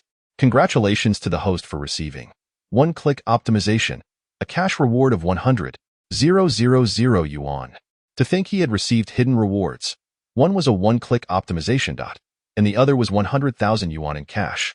Although he didn't yet know what the one-click optimization was for, one thing was for certain. Since it was produced by the system, it must be impressive. Ding. The system reminds that if the host can also kiss his wife in public while showing affection, it would be perfect. What? A kiss with my wife would make it perfect? I can't deny that I have that in mind. Wife, turn your head, Jiang Chen suddenly said to Su Qingcheng with a smile. What? Su Qingcheng felt her cheeks heat up a bit as he called her his wife again, yet she obediently turned her head, gazing at him with a smile, somewhat puzzled. What do you want to do? Don't talk, Before Su Qingcheng could react, Jiang Chen had sealed her lips with his own, resulting in a flurry of embarrassment and anger as she playfully punched him several times. You big oaf. You got so into it with the acting? Who said I was acting? I'm being sincere, Jiang Chen said as he cradled Su Qingcheng's face and kissed her again. Su Qingcheng. Ding. The host kissed his wife in public. Once again, congratulations to the host for receiving a reward of 1 million yuan. Chapter 69. This heart is dead. Another 1 million yuan reward. Should I go for another round? Jiang Chen felt a bit unsatisfied and wanted to continue. But Su Qingcheng wiped her lips and quickly stopped him. No, stop. Everyone's watching. She shot him a playful glare, a mix of shyness and reproach. Jiang Chen glanced around and indeed, a large crowd was watching them, including two dogs curiously observing the couple. Honestly, who wouldn't be struck dumb by such a handsome couple passionately kissing in public? Even the dogs were bewildered. Okay. Jiang Chen's face flushed with embarrassment, and he had to relent. Fine. After all, my wife will just have to enjoy it secretly when we get home. By the way, put your jacket back on, Jiang Chen reminded her, glancing at Su Qingcheng in that black dress. Despite being familiar with her figure, he couldn't help but feel a bit lightheaded. What? I'm feeling a bit hot, Su Qingcheng replied. Nothing. It's just that you don't want others staring, Jiang Chen said again. Realizing she was a bit slow, Su Qingcheng quickly understood. Okay. She nodded and put her jacket back on. After all, such an exquisite sight should only be for the eyes of her big oaf at home. Taking a moment to rest, Jiang Chen decided to check out the system's one-click optimization reward, discovering that it was indeed impressive. This one-click optimization could be considered a skill. Why? Because it targets various items. More specifically, it allows Jiang Chen to optimize any car he purchases to its utmost perfection, in other words. The Wenjie new M7 he had chosen, under the reminders of several handsome guys, he had discovered various issues and shortcomings. He might have bought it anyway, but knowing there were problems and still gifting it to his father as a birthday present would be inexcusable. However, this one-click optimization could perfectly resolve all issues, elevating the Wenjie new M7 to its highest potential. As for the various problems and shortcomings pointed out by the handsome guys, they would all cease to exist. If they said its range-extended hybrid power system was mediocre, after the one-click optimization, the hybrid system would instantly become the best in the world, far surpassing the likes of Volkswagen, Tesla, or any other brands. If they said it was a new energy vehicle but consumed 7 liters per 100 kilometers, after the one-click optimization, it would only consume less than 1 liter per 100 kilometers. If they said it was too heavy, after the one-click optimization, the body would utilize composite materials, reducing weight by 1/10. In summary, after the one-click optimization, this new M7 would be astonishingly superior, matching or even exceeding the performance of Jiang Chen's own BMW X7 in various aspects. That being so, Jiang Chen thought to himself, why not just buy the Wenjie new M7 and optimize it, saving the hassle of comparing other cars? He wasn't particularly fixated on any specific car. He merely happened to choose the Winjia new M7. He simply wanted to buy a car and didn't want to waste time meticulously comparing options. Better to optimize it with one click. Besides, his wife was so stunning, why waste time? It was far more enjoyable to go home and embrace her. Ding! The system reminds that in addition to the main optimization for cars, you also receive 2 additional small optimizations that can be used on small electronic products. 1 main optimization plus 2 small optimizations? Perfect. Time to optimize a phone. Wife, is your phone slow? Jiang Chen asked Su Qingqing. Is it slow?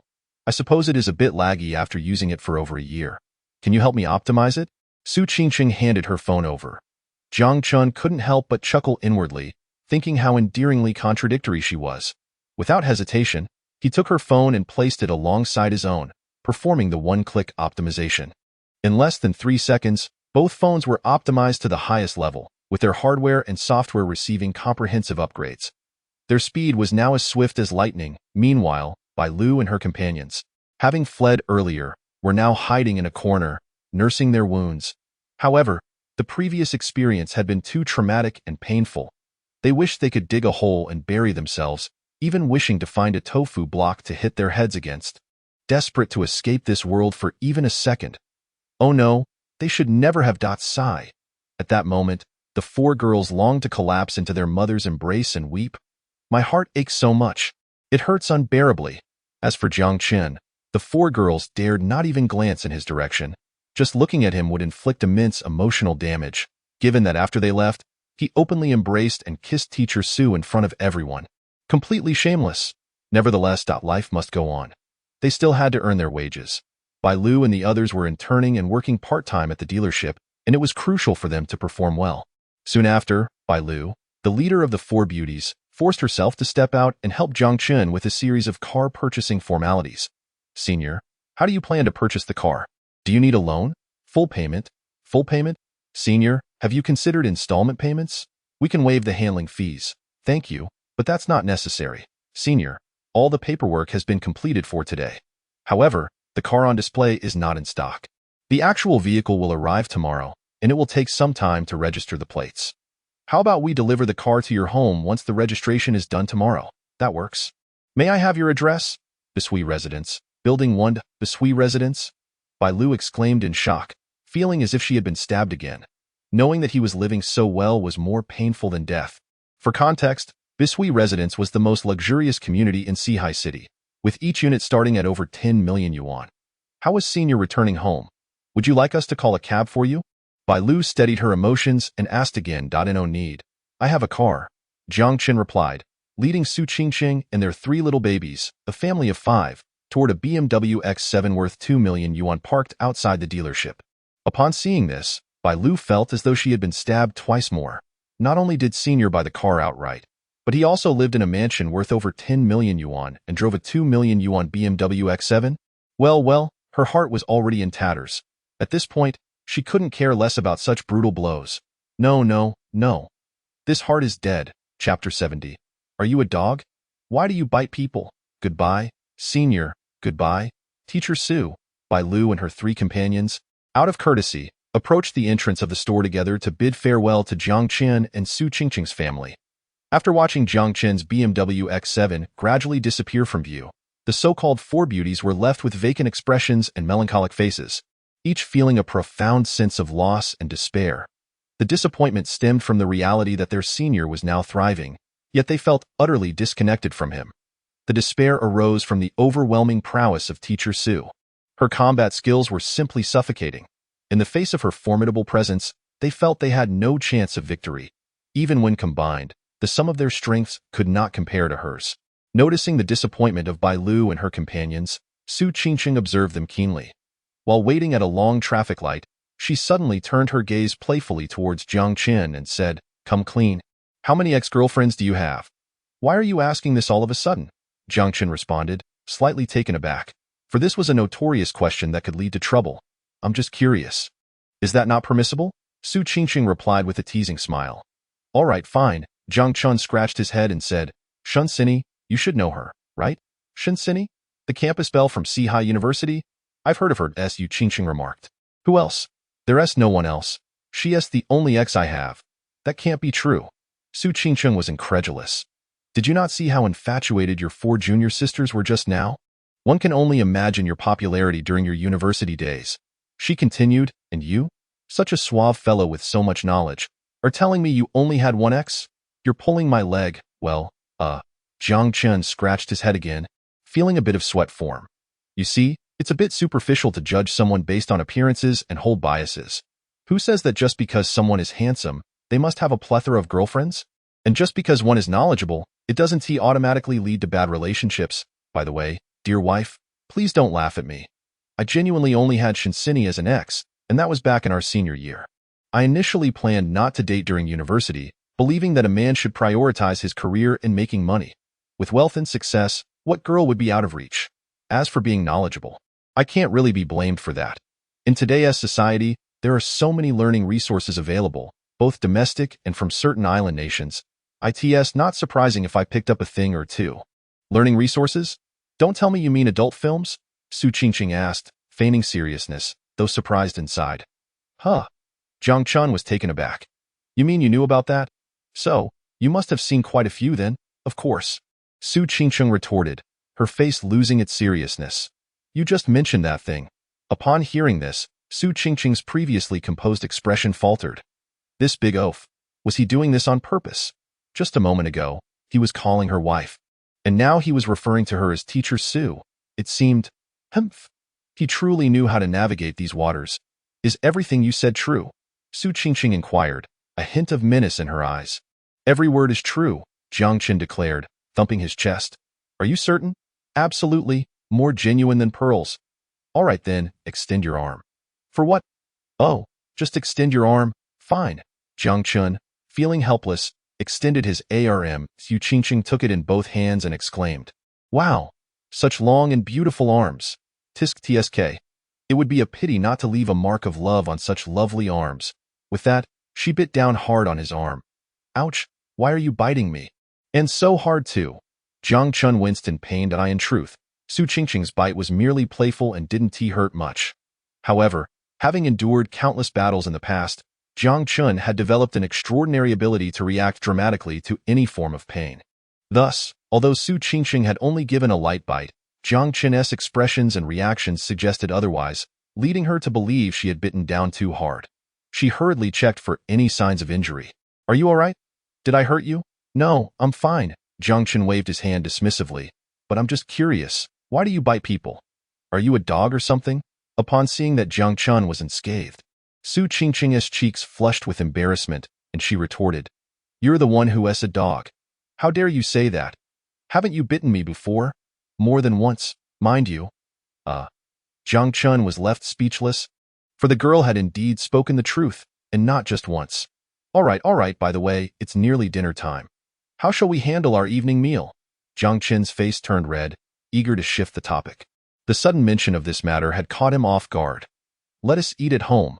The food outside is just mediocre. Su Qingqing glanced at the various enticing food signs lining the street, momentarily hesitant, but thinking of the meals prepared by the big oaf, she quickly decided to return home to eat. Then let us go home and cook. Just in time. I'm hungry too.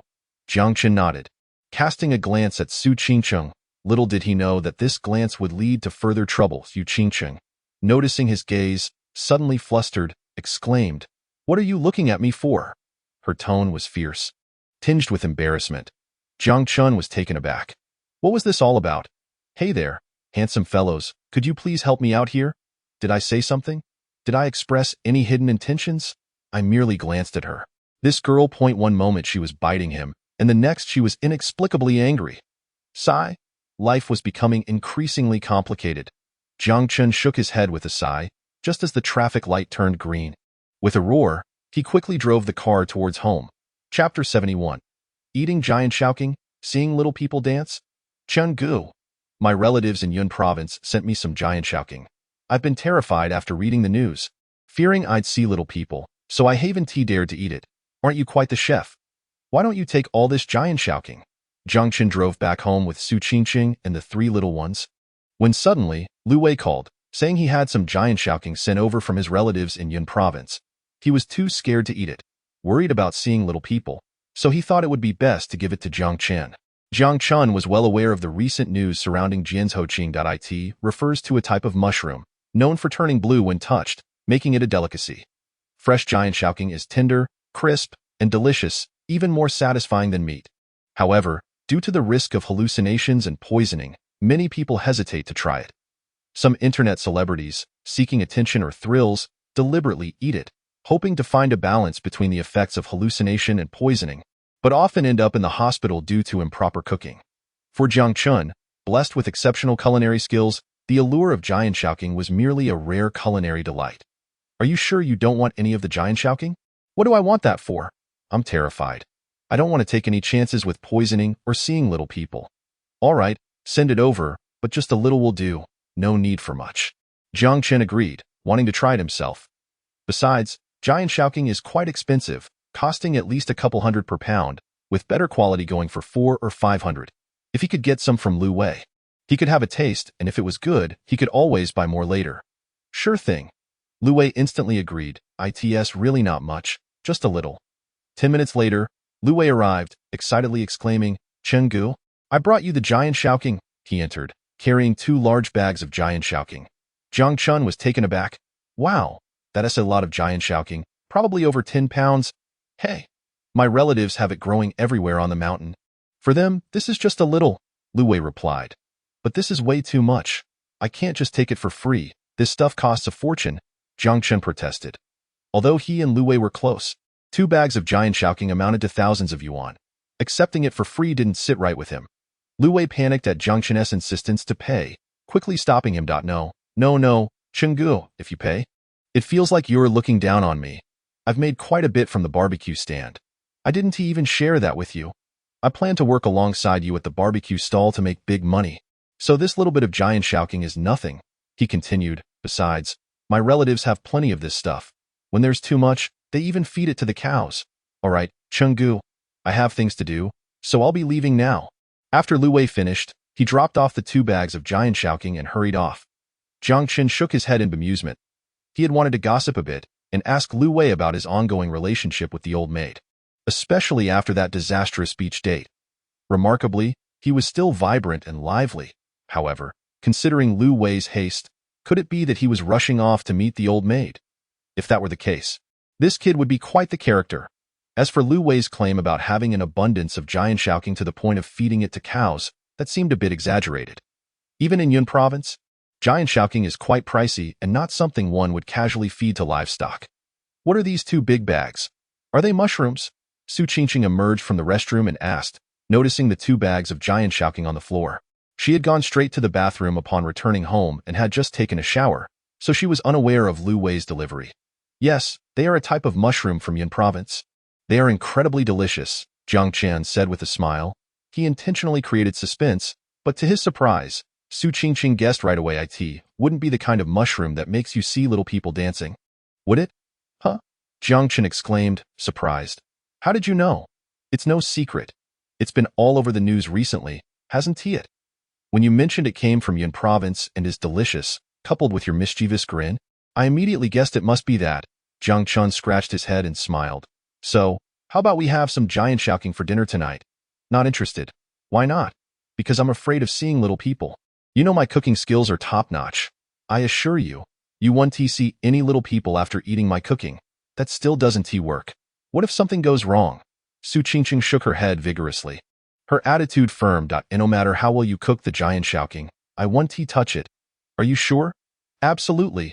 If I eat it, I'll turn into a little dog. An hour later, Jiang Chen had prepared a grand feast, featuring braised ribs, steamed base, boiled shrimp, sautéed greens, scallion beef, lotus root soup, sweet and sour yam, and cola chicken wings. The spread was lavish, and after spending the day out, both were ravenous. As soon as the dishes were served, they dug in with gusto. However, amidst the lavish feast, one little dog was fixated on just 2 dishes, devouring them with relentless enthusiasm. Her chopsticks never pausing. One dish was stir-fried giant shaoqing, while the other was braised giant shaoqing. Jiang Chen had intended to try some, but in the blink of an eye, both plates of giant shaoqing were completely devoured by the girl. Hey, can you eat a bit slower? I would, but it's just too delicious. I can't help myself. It's so fragrant. Absolutely delightful. Aren't you worried about seeing little people dancing after eating so much? With how delicious it is, even if I see little people dancing, it would be worth it? Well, can you leave me some? I hardly got to eat any from those 2 plates. Darling, this is where I must speak up. As your wife, it's rare for me to enjoy something this much. Shouldn't you let me have some? What is going on? The girl is actually calling him her husband for the sake of Jiang Chen. This is ridiculous. Chapter 72. Is the little girl acting cute towards him? While Jiang Chen was momentarily stunned, Su Qingqing swiftly claimed both plates of Jiang Chen, her eyes gleaming with triumph. The taste of Jiang Chen was truly unexpectedly delightful. Previously, she had been apprehensive about eating it, fearing the hallucinations, but thinking of the big oaf's culinary skills, her worries faded. Once she tasted the first bite, all her fears vanished. The flavor was simply exquisite, even more satisfying than meat. If being a little dog meant indulging in such delights, then so be it. After all, this little dog had bitten before, as for calling the big oaf her husband. That had been part of her plan all along. What could she do? At this point, they had 3 children together, and her innocence was long gone, having experienced everything. There was no turning back. Moreover, the Jiang Chen prepared by the big oaf was simply too delicious, leading her to blissfully call him her husband in a moment of joy.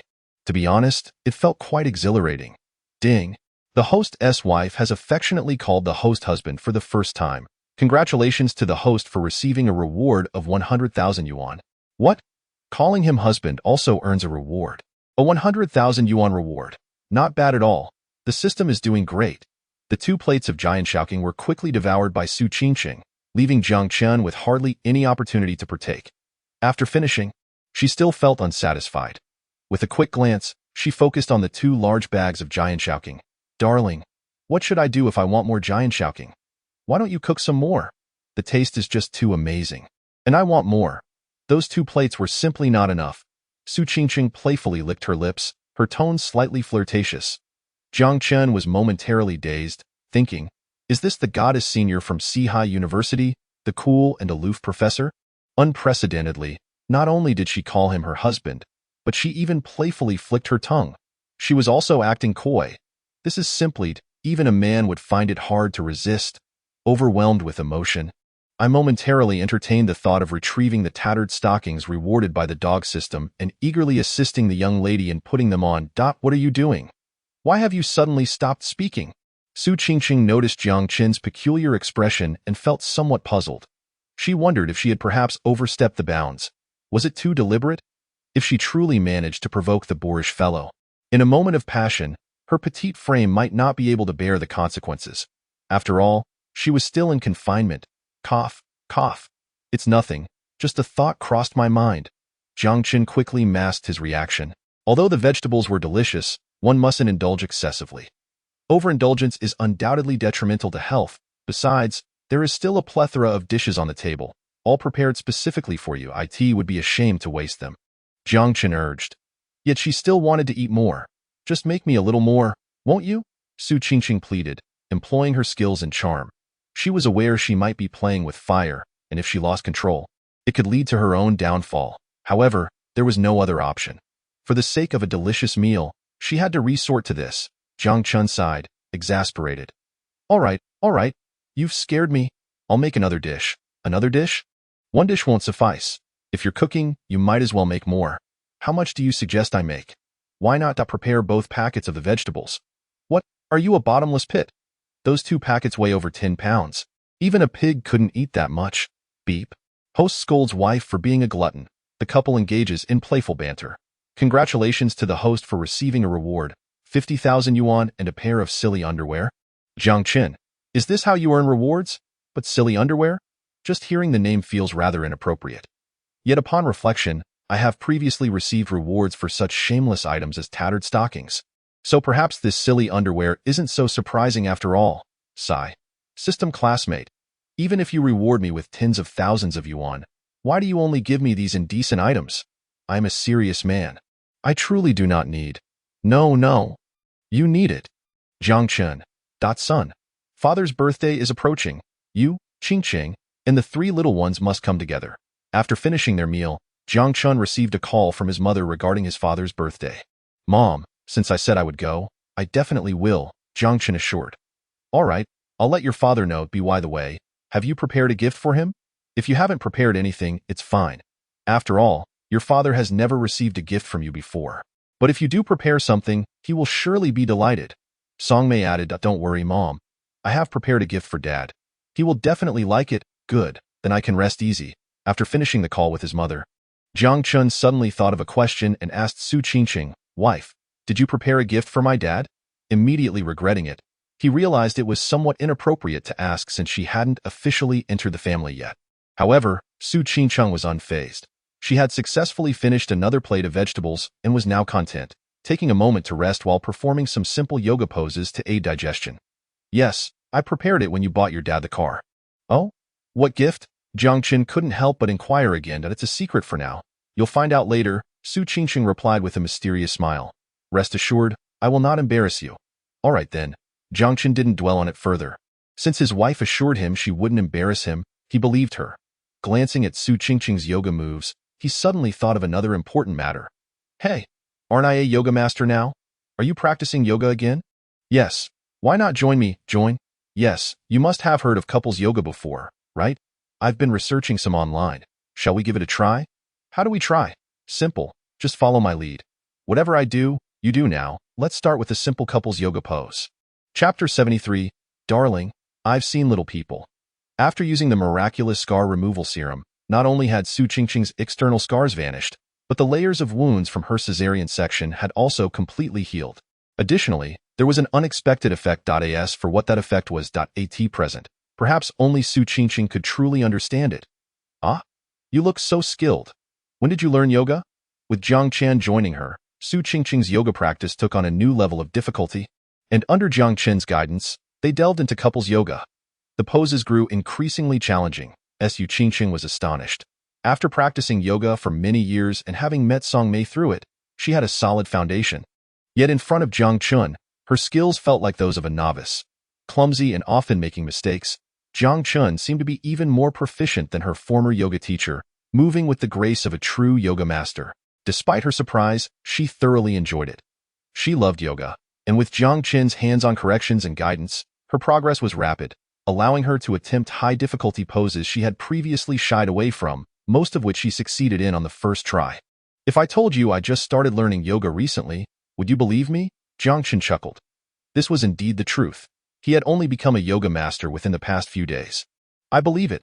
I'm totally convinced, Su Qingqing replied with a look of disdain, thinking he was joking. After all, Jiang Chen's current yoga level could not have been achieved without years of diligent practice and guidance from a master. However, it seems you possess a remarkable array of skills: cooking, massaging, taking care of children, and now yoga. It's truly astounding. Su Qingqing counted off on her fingers.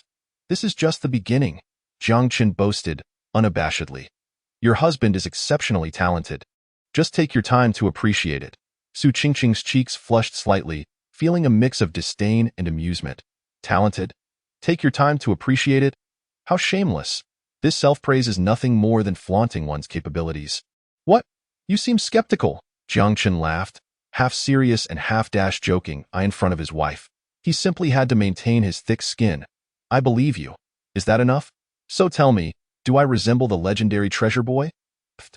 You're just like an old woman selling melons. Self-praising. Su Qingqing rolled her eyes dramatically. Upon seeing Su Qingqing's captivating yet meaningful expression, Jiang Chen couldn't help but chuckle again. If not for the pressing matters at hand, he might have been utterly entranced. Once the laughter subsided, Jiang Chen returned to his teaching, increasingly amazed. His rapid ascension to yoga mastery was due to the system's enhancement, but Su Qingqing's talent was genuine. She grasped concepts effortlessly, learned quickly, and sometimes demonstrated an innate understanding, particularly with her remarkable flexibility and lithe figure, almost resembling a soft noodle. It was truly breathtaking. Not hesitating, Jiang Chen decided to increase the intensity. The difficult poses such as the chair pose, soaring whale, camel pose, flying bird, and modified boat pose were all introduced. Although it was Su Qingqing's first time attempting these, Jiang Chen worried he might be pushing her too quickly. However, to his surprise, Su Qingqing executed them all flawlessly. As her partner, Jiang Chen was astounded. Truly a prodigy. They practiced couples yoga for nearly half an hour. Although Su Qingqing had recently undergone a cesarean section, the scars had healed completely and driven by her enthusiasm. She continued until she was drenched in sweat before finally stopping. Impressive. Quite the performance. After a mutual exchange of compliments, Su Qingqing, now drenched, went to take a shower. Meanwhile, Jiang Chen, who had hardly broken a sweat, rushed over to their 3 little bundles of joy. These little ones had already awakened, lying in their crib, chewing on their hands, or gazing around with their big, bright eyes. As they grew, their appetites increased, and Su Qingqing was beginning to feel overwhelmed. Moreover, not only were they eating more, but they were also more active during the day. The 3 little ones, now awake, weren't necessarily hungry or in need of a diaper change. They were simply curious about the still somewhat unfamiliar world around them, instinctively chewing on their hands and gazing around. Initially, it was harmless, but as time went on, they began to fuss. Just then, Jiang Chen and Su Qingqing completed their couples yoga session, and Jiang Chen approached to address the situation. What's wrong, my little stinkers? Let daddy take a look.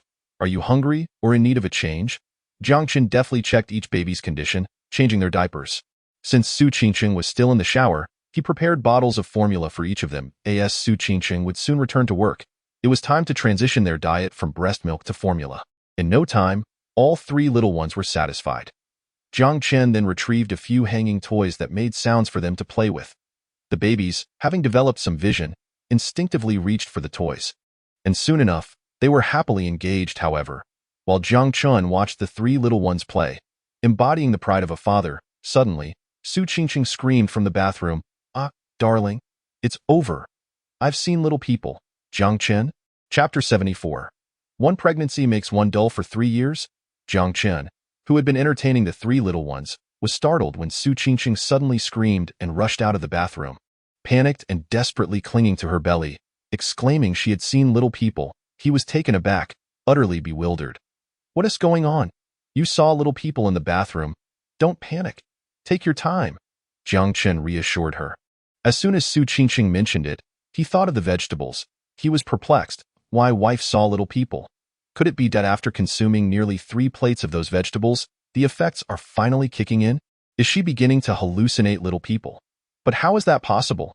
My culinary skills are exceptional. Handling those vegetables is a piece of cake for me. Even if she consumed 10 plates, there shouldn't be a problem. But what could this mean?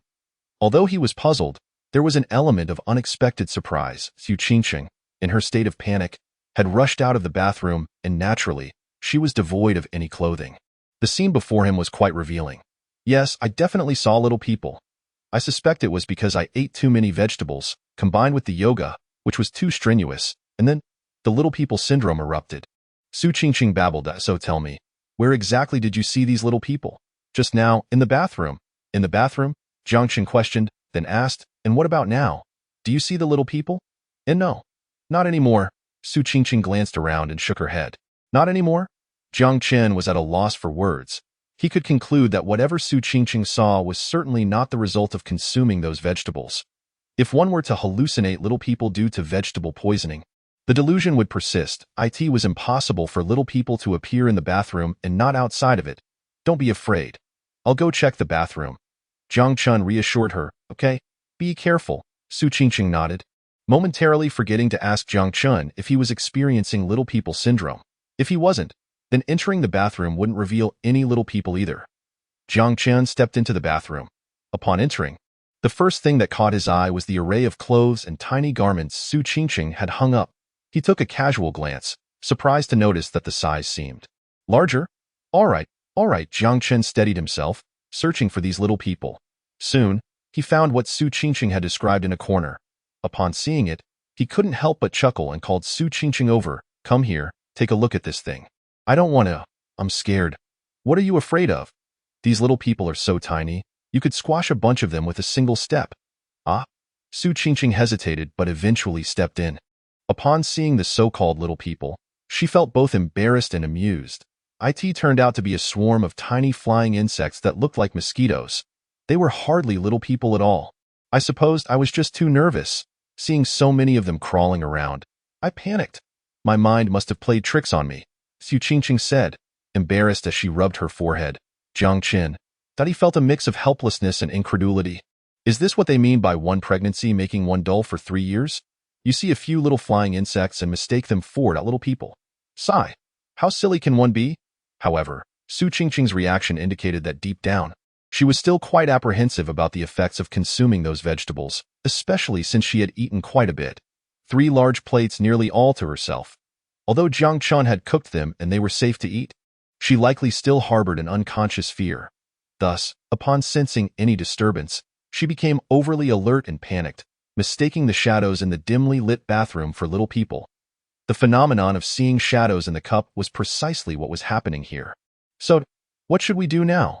Su Qingqing, feeling extremely embarrassed, scratched her head, or rather, the towel wrapped around her head, as she had just washed her hair. What should we do? Naturally, we need to eliminate them completely, Jiang Chen stated. He was slightly puzzled that even in a luxurious new home like Bai Shueju, there could be tiny flying insects. However, considering they had wings, they might have flown in. Regardless of how they got in, they needed to be dealt with. Without a second thought, Jiang Chen grabbed some mosquito repellent and sprayed it directly, instantly wiping out a swarm.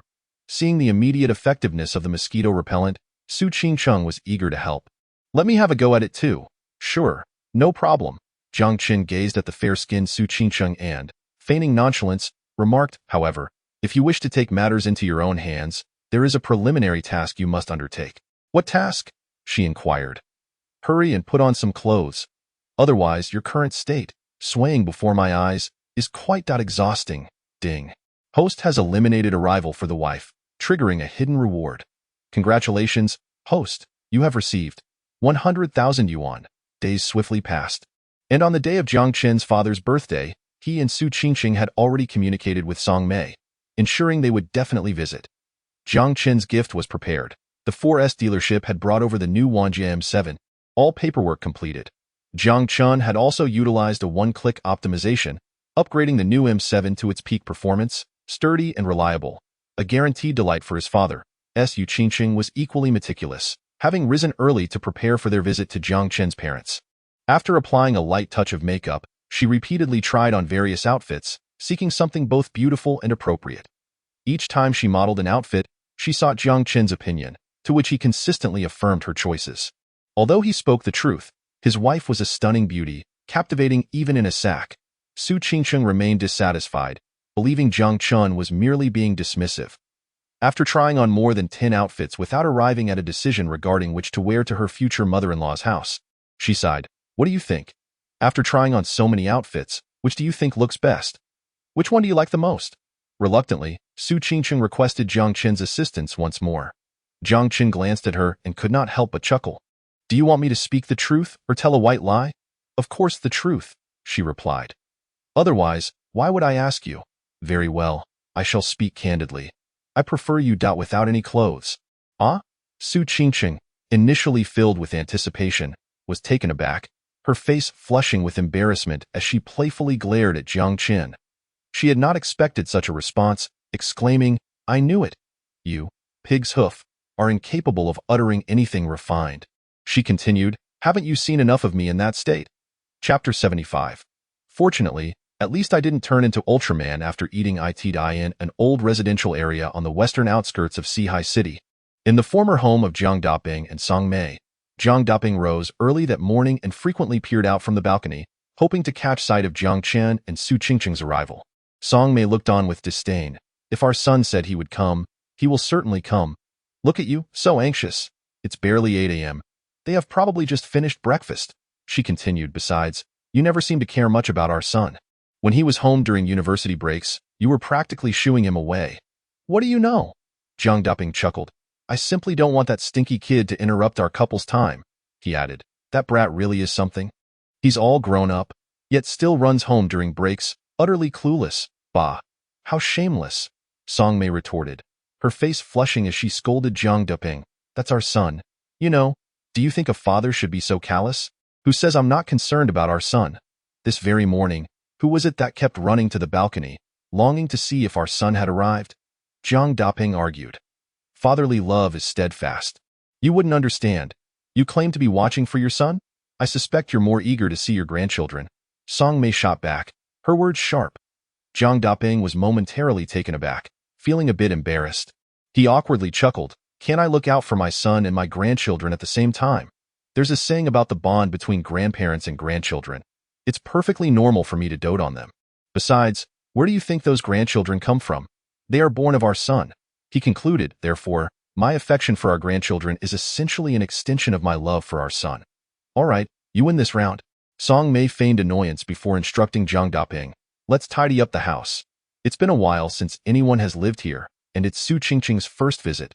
We must ensure our old home looks presentable. Of course, Jiang Daping promptly agreed, and together they began to spruce up the house once more. Originally, they had planned to celebrate Jiang Daping's birthday at their new home, the one Jiang Chen had gifted them by Swan Lake. But considering it was Su Qingqing's first visit, they decided to host the celebration at their old residence. Although the old house was somewhat worn, it held great significance as the place where Jiang Chen had grown up. After careful consideration, the couple concluded that sincerity was paramount, allowing Su Qingqing to visit the Jiang family and gain a deeper understanding of Jiang Chen. Moreover, Jiang Chen's childhood room remained intact, and based on Song Mei's understanding of Su Qingqing, she believed she would be curious about it. Time really flies. In the blink of an eye, that stinky kid has grown up. Here I am, Jiang Daping, at 50 years old, now a grandfather to 3 grandchildren. Indeed, just the other day, I dreamt of that stinky kid as a child, wetting the bed in the middle of the night. I was furious when I discovered the freshly changed bedsheets were soaked again. Upon waking, I realized a decade has passed, and we are now grandparents. Speaking of which, how did we even get together back then? I recall it was through an arranged meeting. Yes, an arranged meeting. It seems our relationship progressed quite swiftly. The very next day, you came home to meet my parents. True, but I must say, it was your flirtatious antics that expedited things. Flirtatious? Whatever do you mean?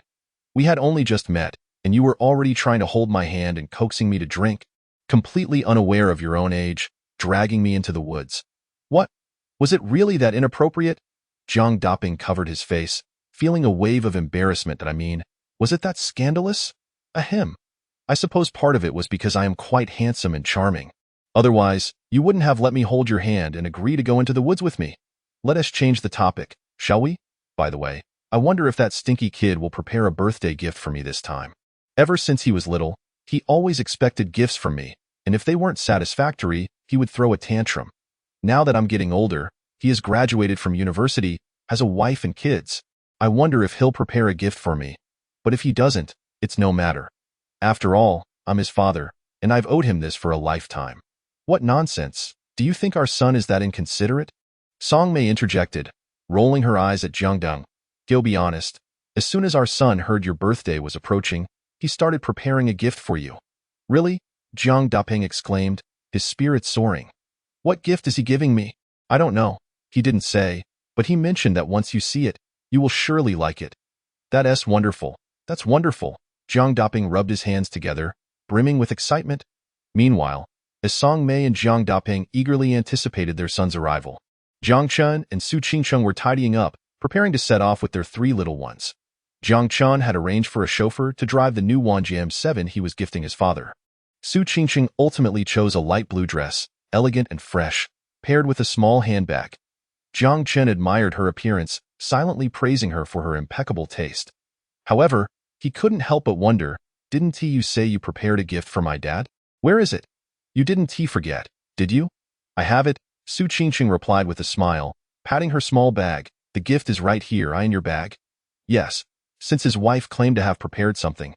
Jiang Chen had no further questions, though curiosity about her gift lingered. Before departing, he took a portion of the fresh green fruit Lu Wei had given him and packed it to take to his parents. Knowing they wouldn't be able to finish the substantial quantity. You are bringing your parents fresh green fruit? Aren't you afraid they might end up seeing little people? Su Qingqing exclaimed in surprise. Afraid of what? As long as they follow my instructions, there won't be any issues. But I did see little people. Are you seriously saying that the little people you saw were real? At least it's fortunate that you didn't end up like those in the news who consumed it and turned into Ultraman to fight monsters. Otherwise, our family would be in trouble. Chapter 76. The playful teasing between couples. Su Qingqing's cheeks flushed, realizing Jiang Chen was teasing her about the news of those who saw monsters after consuming the fruit. She too had read about it. It was a genuine case of poisoning leading to hallucinations. Her own experience with seeing little people was likely due to her overly sensitive nerves and underlying fears, which made her perceive a swarm of tiny insects as little people, frightening herself. Although it was a false alarm, she still felt a lingering apprehension. Nevertheless, it was true that after consuming so much of the fruit, she had suffered no adverse effects. "Son, Qingqing, you're here. Welcome, Qingqing, welcome to our old Jiang family home." Upon seeing Jiang Chen and Su Qingqing, Song Mei and Jiang Daping hurried downstairs to greet them. After warmly welcoming them, Jiang Daping rushed to the car's rear door to lift out the three little ones one by one.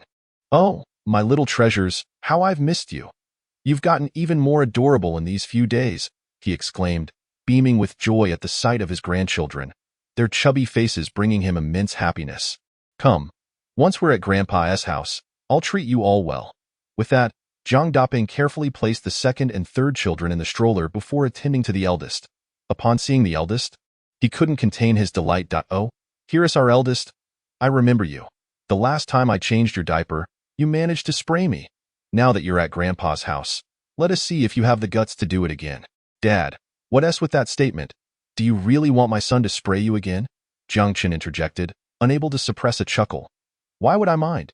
If my grandson sprays me, it just shows that he is fond of me," Jiang Daping retorted with conviction. Jiang Chen could only shake his head, thinking that this was what they meant by the bond between grandparents and grandchildren, an almost indulgent affection. If that little rascal dared to spray him, he would surely, "Little rascal, my dear little one, can you please refrain from doing that? Or at least wait until after you've eaten. Qingqing, you've become even more beautiful since we last met." Song Mei approached Su Qingqing, admiring her from head to toe that moment. Although Su Qingqing had only applied light makeup and donned a simple, elegant light blue dress, she stood tall and graceful, exuding charm and poise. Even after years of acquaintance, Song Mei couldn't help but feel as if she were gazing upon a celestial being descended from the heavens, utterly breathtaking. Well, that stinky kid truly is fortunate. Moreover, my dear friend has unexpectedly turned into my daughter-in-law. This connection has become even closer. Rose, please spare me the teasing. I'm still the same as before." Feeling a bit bashful at Song Mei's compliment, Su Qingqing replied, "If there's any difference, it's that after having children, I've matured and become more graceful, embracing the role of a wife and mother. Plus, since using that scar removal cream and practicing couples yoga, my skin seems to have improved significantly." She thought to herself, of course, all thanks to that pig's hoof. "Oh, I meant no mockery. Those were sincere words, by the way. How has that stinky kid been treating you lately? Has he been bullying you?" "Not at all. He treats me very well." "Well, that's good. I lend him some courage. I doubt he would dare to," Song Mei chuckled. "But Qingqing, consider this. Since you both have children and live together, it's the perfect time to nurture your relationship. Sometimes, allowing that stinky kid to tease you a bit is such a bad idea." "Allowing him to tease me? Isn't that a bit odd?" I simply mean a light-hearted teasing between couples." "Teasing between couples?" Su Qingqing echoed, slightly taken aback. "Oh, I see. You mean that sort of thing." Song Mei's vague insinuation made her realize that her close friend, Jiang Chen's mother, was hinting at the intimate dynamics within a marriage. Though Song Mei's subsequent comments were rather straightforward, Su Qingqing understood perfectly what was meant by playful teasing. However, she thought, "Do you really need to remind me? Your son is quite adept in that area. He has his talents and is far more skilled than what you suggest." Seeing her friend grasp the meaning, Song Mei felt her efforts were not in vain. She immediately greeted her cheerfully, "Qingqing, what are we doing chatting out here? Let us hurry and head inside." The Jiang family's old residence was situated in a decades-old neighborhood, with familiar neighbors. As they saw Jiang Chen bringing home a stunningly beautiful wife and three adorable triplets, the neighbors couldn't help but come out to greet Jiang Daping and his wife. Many inquiring about Jiang Chen, he responded politely to everyone. Once the Jiang family entered their home, the neighbors remained in a state of astonishment and surprise. "Is this the wife Jiang Chen brought home? My goodness, she is even more stunning than the actresses on television. And not just his wife. Look at those little ones. They're so chubby and adorable. Especially the triplets. Indeed, triplets. It's been decades since anything like this happened in our area. My word, the Jiang family must be blessed. They say Jiang Chen was quite the troublemaker back in the day, almost becoming a little delinquent, bringing home trouble. Who could forget the times he got into trouble and his father, Jiang Daping, chased him around the neighborhood with a belt?" Who could forget indeed? At that time, everyone believed this young man was a failure. Jiang Daping and his wife had even considered having another child. But who would have thought that not only had this young man not failed, he had successfully gained admission to university, and now, having just graduated, he already had a wife and children, including the rare blessing of triplets. Not only did he have a wife and children, but he also seemed to be thriving in his career. Just look at that car parked over there, a BMW X7. What? A BMW X7? My heavens, that vehicle isn't cheap. It must have cost nearly $2 million. In Chapter 77, titled Little Heifer Takes the Train, utterly impressive, the neighborhood was abuzz as they beheld Jiang Chen, the young man from the Jiang family, who had just graduated from university and already had a beautiful wife and triplet children. The car he drove was a BMW X7 worth $2 million. The astonishment among the onlookers was palpable. This young man had truly made something of himself. After all, they had witnessed Jiang Chen grow up and were acutely aware of his reckless and troublesome past, often getting into trouble and associating with unsavory characters, nearly leading to his downfall. However, their astonishment did not end there. Surely, you all must be unaware of where Jiang Daping and Song may have been living recently? They have moved to Swan Lake. Just recently, Jiang Daping returned to stay for a couple of days to celebrate his birthday.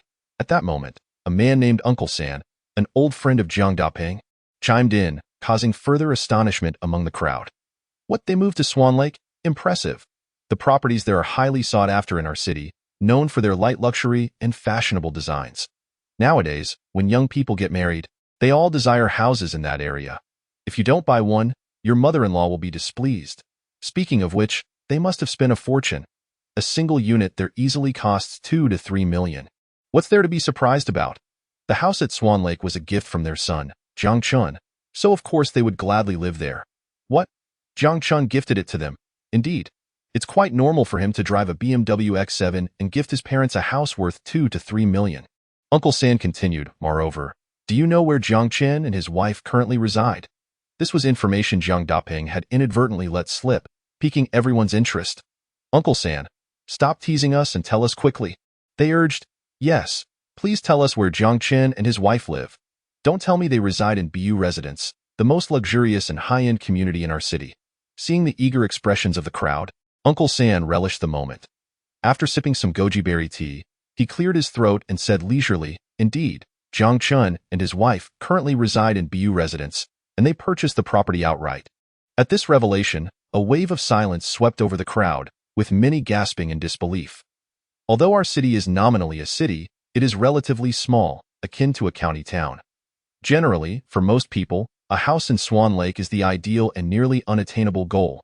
Given that $2 to $3 million is a staggering sum for a city of our economic standing, it is common for couples to exhaust their finances to buy a house there. As for BU Residence, it exists on an entirely different level. Ordinary people wouldn't even dare to dream of living there, with prices comparable to first-tier cities, nearly $10,000 per square meter, and properties starting in the millions. Those residing there are naturally either wealthy or elite. For Jiang Chen to purchase a property in BU Residence outright signifies that this young man is truly extraordinary. To put it bluntly, Jiang Chen is not just a little heifer taking the train but rather a little heifer entering the bullpen. Utterly impressive. The neighborhood elders were left speechless by Uncle San's revelations. They couldn't help but compare their own children with Jiang Chen, who had once been a troublemaker on the brink of ruin. In contrast, their own children, who had been praised as exemplary students, had graduated from university and either secured a spot in a prestigious graduate program or found jobs in major cities with salaries in the tens of thousands, or even landed stable government jobs, bringing pride to their families. Yet, when compared to Jiang Chen, who had just graduated, driven a BMW X7, purchased a property in BU Residence outright, and had a wife and children, including triplets, these accomplishments seemed rather insignificant. In the old Jiang family home, an atmosphere of harmony and joy prevailed. Jiang Daping and Song Mei welcomed their son, his fiancée Yi, and their 3 grandchildren into their home, their happiness palpable. Furthermore, it was Jiang Daping's birthday, causing the wrinkles that had accumulated over the years to smooth out, making him appear years younger as he beamed at his grandchildren. He embraced each of them upon their arrival and, once inside, continued to hold them close, unable to let go. However, Song Mei shot him a glare, prompting Jiang Daping to finally set the little ones down. Yet, as soon as he did, Song Mei scooped them up again, not letting a single one escape her grasp. Mom and Dad, I'll just leave the fruit on the table, Jiang Chen announced. He had brought an assortment of expensive fruits that his parents loved but usually refrained from buying. Just leave it on the table, huh? Song Mei replied. You little rascal, you and your fiancé brought the kids over, and your father and I are already so thrilled. Why did you even bother buying fruit? She complained playfully while washing some fruit to serve in the living room. Exactly. You just had to pick the expensive fruits. Jiang Daping joined in, feigning disapproval while his expression revealed his delight. Feeling a twinge of guilt, Jiang Chen reflected on how he had never bought his parents birthday gifts or even simple fruits during his upbringing, often being the one to indulge in their generosity. However, he resolved that such a situation would no longer persist. Oh, what's this? Jiang Daping noticed a bag of Jian Shouqing mushrooms. Uncle, these are Jian Shouqing from Yun Province, Su Qingqing explained. Jian Shouqing? From Yun Province? Isn't that the type of mushroom that can cause hallucinations? Jiang Daping immediately recalled the news reports where Jian Shouqing had gained notoriety. Yes, that's the one. Su Qingqing laughed. But don't worry, Jiang Chen knows how to cook it properly, so there won't be any issues. All right, as long as you're sure, Jiang Daping nodded that he knew Jian Shouqing was a delicacy. Yet it could be dangerous if not prepared correctly. But with his son's culinary skills, he felt reassured. Later, the couple spent some time playing with their grandchildren before chatting with Jiang Chen and Su Qingqing for a while. They then headed to the kitchen to prepare lunch, which served as both a family meal and Jiang Ding's birthday celebration. Given that it was Su Qingqing's first visit, the feast was particularly lavish. The menu and ingredients had been meticulously planned 2 days prior. However, once in the kitchen, Jiang Daping's jovial demeanor shifted to a frown. Didn't you say, you little rascal, that you had a birthday gift for me? Where is it? All I see are some fruits and a few pounds of Jian Shouqing. Surely, this can't be my gift. He felt somewhat disappointed. Although he wasn't one to fuss over gifts, it would have been nice to receive something more substantial. Why are you so anxious? Does a father really need to be so concerned about what his son gives him? Aren't those fruits and Jian Shouqing gifts? Song Mei was equally puzzled. However, when it came to choosing between her son and husband, she was steadfastly loyal to her son. Exactly. What kind of father nitpicks with his own son? Besides, those fruits look expensive. They must cost at least 200 to 300, she continued, and that Jian Shouqing, at market price, must be at least 200 a pound, possibly even 400 to 500 for the higher quality. That bag must weigh around 3 pounds. Just do the math. Combined, the fruits and Jian Shouqing must amount to over 1,000, right? What more could you ask for in a birthday gift? All right, fine. Hearing Song Mei's words, Jiang Daping rubbed his forehead. Logically speaking, a gift worth over 1,000 wasn't insignificant, and he wouldn't typically spend that much on fruits and mushrooms. For his son to do this was commendable. Moreover, many other sons might not be as considerate as his own. Jiang Daping felt a wave of self-assurance wash over him, and his heart felt lighter at that moment. Su Qingqing entered the kitchen and overheard their conversation. In Chapter 78, titled Rest Assured, Son, it's not 7 wolves. It was her first visit to her in-laws.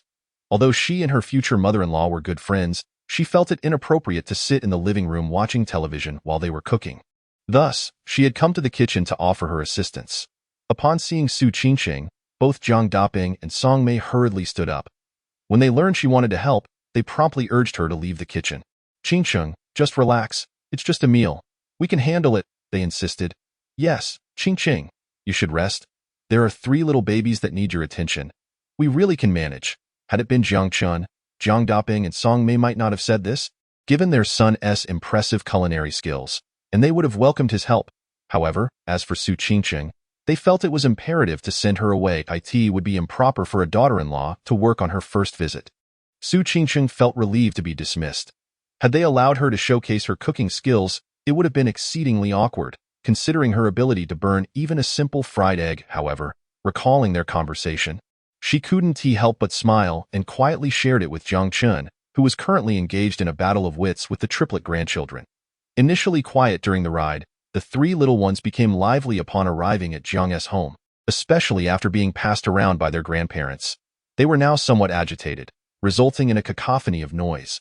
Jiang Chen exerted considerable effort to change diapers, feed them, make silly faces, and sing nursery rhymes until he finally managed to calm them down. Hearing Su Qingqing's words, he couldn't help but chuckle. It seems Dad is rather eager for his birthday gift. Thankfully, I truly have something prepared. He had initially planned to reveal the gift during the meal to surprise his father. But seeing his father's anxious demeanor, he decided to share it sooner to prevent him from worrying. Dad, I have a birthday gift for you. Jiang Chen walked straight into the kitchen to address Jiang Daping. I see, Jiang Daping replied absent-mindedly, thinking to himself that it was just fruits and Jian Shouqing. Dad, my gift is probably a bit different from the usual. Jiang Chen revealed the key to the new Winjiam 7. I understand.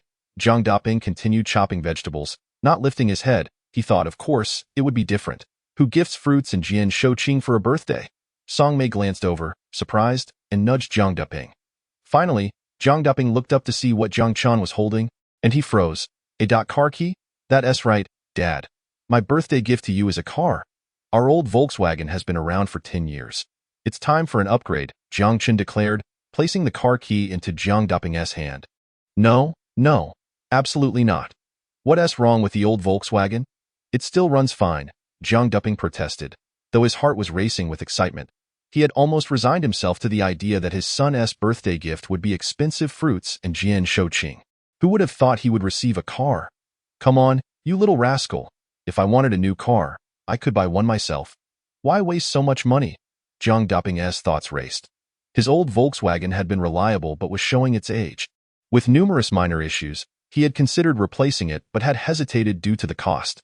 Now, on his birthday, his son was gifting him a new car. Though delighted, Jiang Daping maintained a calm exterior, repeatedly declining the gift. However, Jiang Chen was insistent, continually pressing the keys into his father's hand, leading Jiang Daping to reluctantly accept the gift. Once he had the keys, joy flooded his heart. Son, are all the paperwork sorted for this car?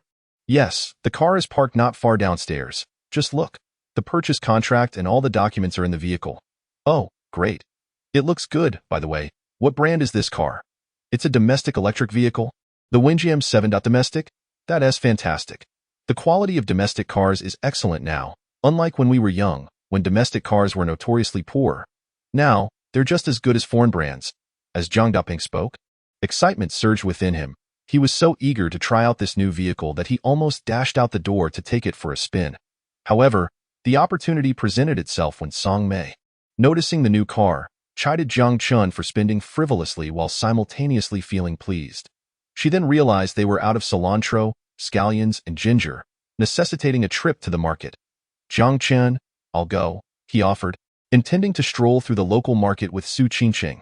However, before he could finish, Jiang Daping cut him off. Never mind. You two stay here. I'll go. Noticing his husband's urgency, Song Mei understood his intentions and quickly cautioned. The market is only a couple of 100 meters away. Don't go showing off by driving the new car. I know. I want to drive. Jiang Daping replied hastily, already rushing out. Not drive? No way. Come on, this is the new car my son gifted me. Even if it's just a short trip to the market, I'd rather drive it. I'd even want to take it out at midnight just to get to the bathroom. Song Mei stepped onto the balcony and indeed spotted Jiang Daping, who was excitedly admiring the new car. She could only shake her head with a smile. Jiang Chen and Su Qingqing, witnessing this, couldn't help but chuckle. Well, it turns out this is the real Jiang Daping, Mom. What gift did you prepare for Dad's birthday this time? Jiang Chen suddenly asked Song Mei. Although she often teased her husband, in reality, she always took the time to prepare a proper birthday gift for him each year. In earlier years, it was knitted scarves, gloves, and sweaters. In recent years, it had been mobile phones and sunglasses. This year, as Dad turned 50, it was uncertain what thoughtful gift she would prepare. Hey, Sister Mei, what gift did you prepare for Uncle? Su Qingqing chimed in, smiling. She was genuinely curious about what her future mother-in-law would give her future father-in-law on his birthday. Oh, I actually didn't prepare anything surprising. After all these years as a married couple, my gifts are quite ordinary and practical. Seeing both of them inquire, Song Mei felt no need to keep it a secret. Her son had gifted his father a new car, and as a mother, she felt immense joy, marveling at how her son had grown up. Even now that he could earn money, he hadn't forgotten his parents. Her heart swelled with happiness. Thus, she promptly went into the bedroom to retrieve the gift she had prepared in advance. This gift of mine is all about practicality. It cost a reasonable 1,000 yuan. Song Mei said, opening the gift box in her hands. Curiously, Jiang Chen and Su Qingqing leaned in to see, only to discover that the gift was, surprisingly, A belt. Upon seeing it, Jiang Chen felt an inexplicable wave of panic and instinctively wanted to flee. Fortunately, Song Mei quickly caught on and called out to him, "Don't worry, son. It's not a seven wolves belt." Chapter 79. Not expensive? Indeed, it's not expensive. It's only a few $100,000. When Song Mei saw her son's reaction to the belt, she nearly burst into laughter. "Ah, this wonderful son of mine. This is a gift from me to your father. You're all grown up now, with a wife and children of your own. Whether it's a seven wolves belt or not. How could your father and I use a belt to discipline you anymore?" Su Qingqing couldn't restrain her laughter, clearly amused. It seemed the big pig trotter was indeed speaking the truth. The two friends exchanged knowing glances, filled with mirth, while Jiang Chen could only facepalm, feeling helpless. Sigh. Have these years been easy for me? Jiang Daping went out to buy groceries, which were only a couple of 100 meters from the market, purchasing merely some cilantro and scallions. However, he ended up spending nearly an hour outside. Naturally, he was driving his new car, cruising around and showing off to his old buddies before finally returning. Thankfully, there was no rush to cook. And since he was the birthday star, Song Mei merely glanced at him, still brimming with excitement, and let it go. "Mom and Dad, let me help cook a few dishes for lunch." Jiang Chen volunteered to head into the kitchen. In the past, Song Mei and her husband would have immediately shooed him away without a second thought, but things were different now. The last time they had dinner at Jiang Chen's house, a simple cucumber salad had made Jiang Daping crave more. "All right, son. Then you can make a few dishes. By the way, make sure to prepare more cucumber salad." "Sure, no problem. What cucumber salad?" "This time, my son brought fresh green vegetables, so we might as well make a few more dishes with them." "All right, I'll make 2 plates of cucumber salad and 3 dishes with the fresh vegetables." "Perfect. Let us do it." As Jiang Chen headed to the kitchen, Su Qingqing, not wanting to seem like a freeloader as Jiang's future daughter-in-law, also offered to help. Unsurprisingly, she was once again chased out by Song Mei and her husband. However, in the end, she was assigned the task of sorting scallions and cilantro and peeling garlic. Su Qingqing took her job very seriously. With the family working together, lunch, which also doubled as Jiang Daping's birthday feast, was finally ready, featuring dishes prepared by both Jiang Chen and Song Mei, totaling around 20 dishes, including a variety of seafood and meat. For a gathering of just 4 adults, it was quite a lavish spread. There were scallions with century egg, tofu with spring shoots, sweet and sour pork, salt-baked clams, stir-fried prawns, boiled pork slices, stir-fried sea cucumber with scallions, herb-roasted fish, crispy fried squid rings, steamed hairy crab, chicken stewed with mushrooms, roasted pigeon with ribs and seaweed soup, longevity noodles. Alongside 2 plates of cucumber salad and 3 dishes made with fresh vegetables, such as braised fresh vegetables, kung pao red fresh vegetables, and fresh vegetables stir-fried with cured meat. Since it was a family affair, Jiang Daping didn't fuss. He didn't prepare any longevity peaches or cake. As he had never been fond of those, a bowl of longevity noodles was sufficient to represent the occasion. "Today, I celebrate my 50th birthday. I am immensely grateful to my wife, my son, Qingqing, and the 3 lovely little ones for celebrating with me. I am truly delighted. Also, I sincerely thank my son for the birthday gift. Truthfully, Dad loves it very much. As for other matters, let us not speak of them. They're all in our cups. Cheers. Let us raise our glasses." As the guest of honor at the birthday feast, Jiang Daping stood up, beaming with joy, and raised his glass, his face glowing with excitement as he spoke a few words. The others stood up as well, each raising their glasses to clink with Jiang Daping's. "Happy birthday, Daping. Happy birthday, Dad. Happy birthday, Uncle." In the 4 glasses, Jiang Daping and Jiang Chen had liquor, while Song Mei and Su Qingqing had Sprite. "Let us eat. Let us dig in, everyone." After the toast, Jiang Daping called out, picking up his chopsticks first. With a table full of delicious dishes, his chopsticks immediately seized the 2 plates of cucumber salad before diving straight into the stir-fried fresh vegetables with cured meat. After tasting a bite, he was momentarily stunned. This truly is a heavenly flavor. Once he regained his senses, he felt as though he might swallow his tongue from the exquisite taste. Wow, these fresh vegetables are indeed delicious. That brat has some skills. Among the many dishes, several were Song Mei's signature dishes, such as sweet and sour pork, chicken stewed with mushrooms, and rib seaweed soup, which Jiang Chen had grown up eating. Song Mei deliberately served these dishes to Su Qingqing. Upon realizing this, Su Qingqing feasted happily, leaving her plate spotless. "Come, Daping, Happy birthday. This is my gift to you this year. During the birthday feast, the family enjoyed a delightful meal together. Song Mei took out the birthday gift she had prepared, a golden belt from Jian Lai. Regarding the title Daping, she had grown accustomed to it. Back in the days of their courtship, even when Jiang Daping had pulled her into a grove, she had called him Daping. After so many years, it had become second nature to as for intimate nicknames like husband. Those could be used on certain occasions, but she found it hard to call him that, especially in front of her son and future daughter-in-law. Jiang Daping, however, was unabashed, in Song Mei's words. Ever since their escapade in the grove, he had consistently referred to her as wife, even in public. Oh, a belt? Thank you, dear wife. Thank you, dear wife. Jiang Daping exclaimed with delight.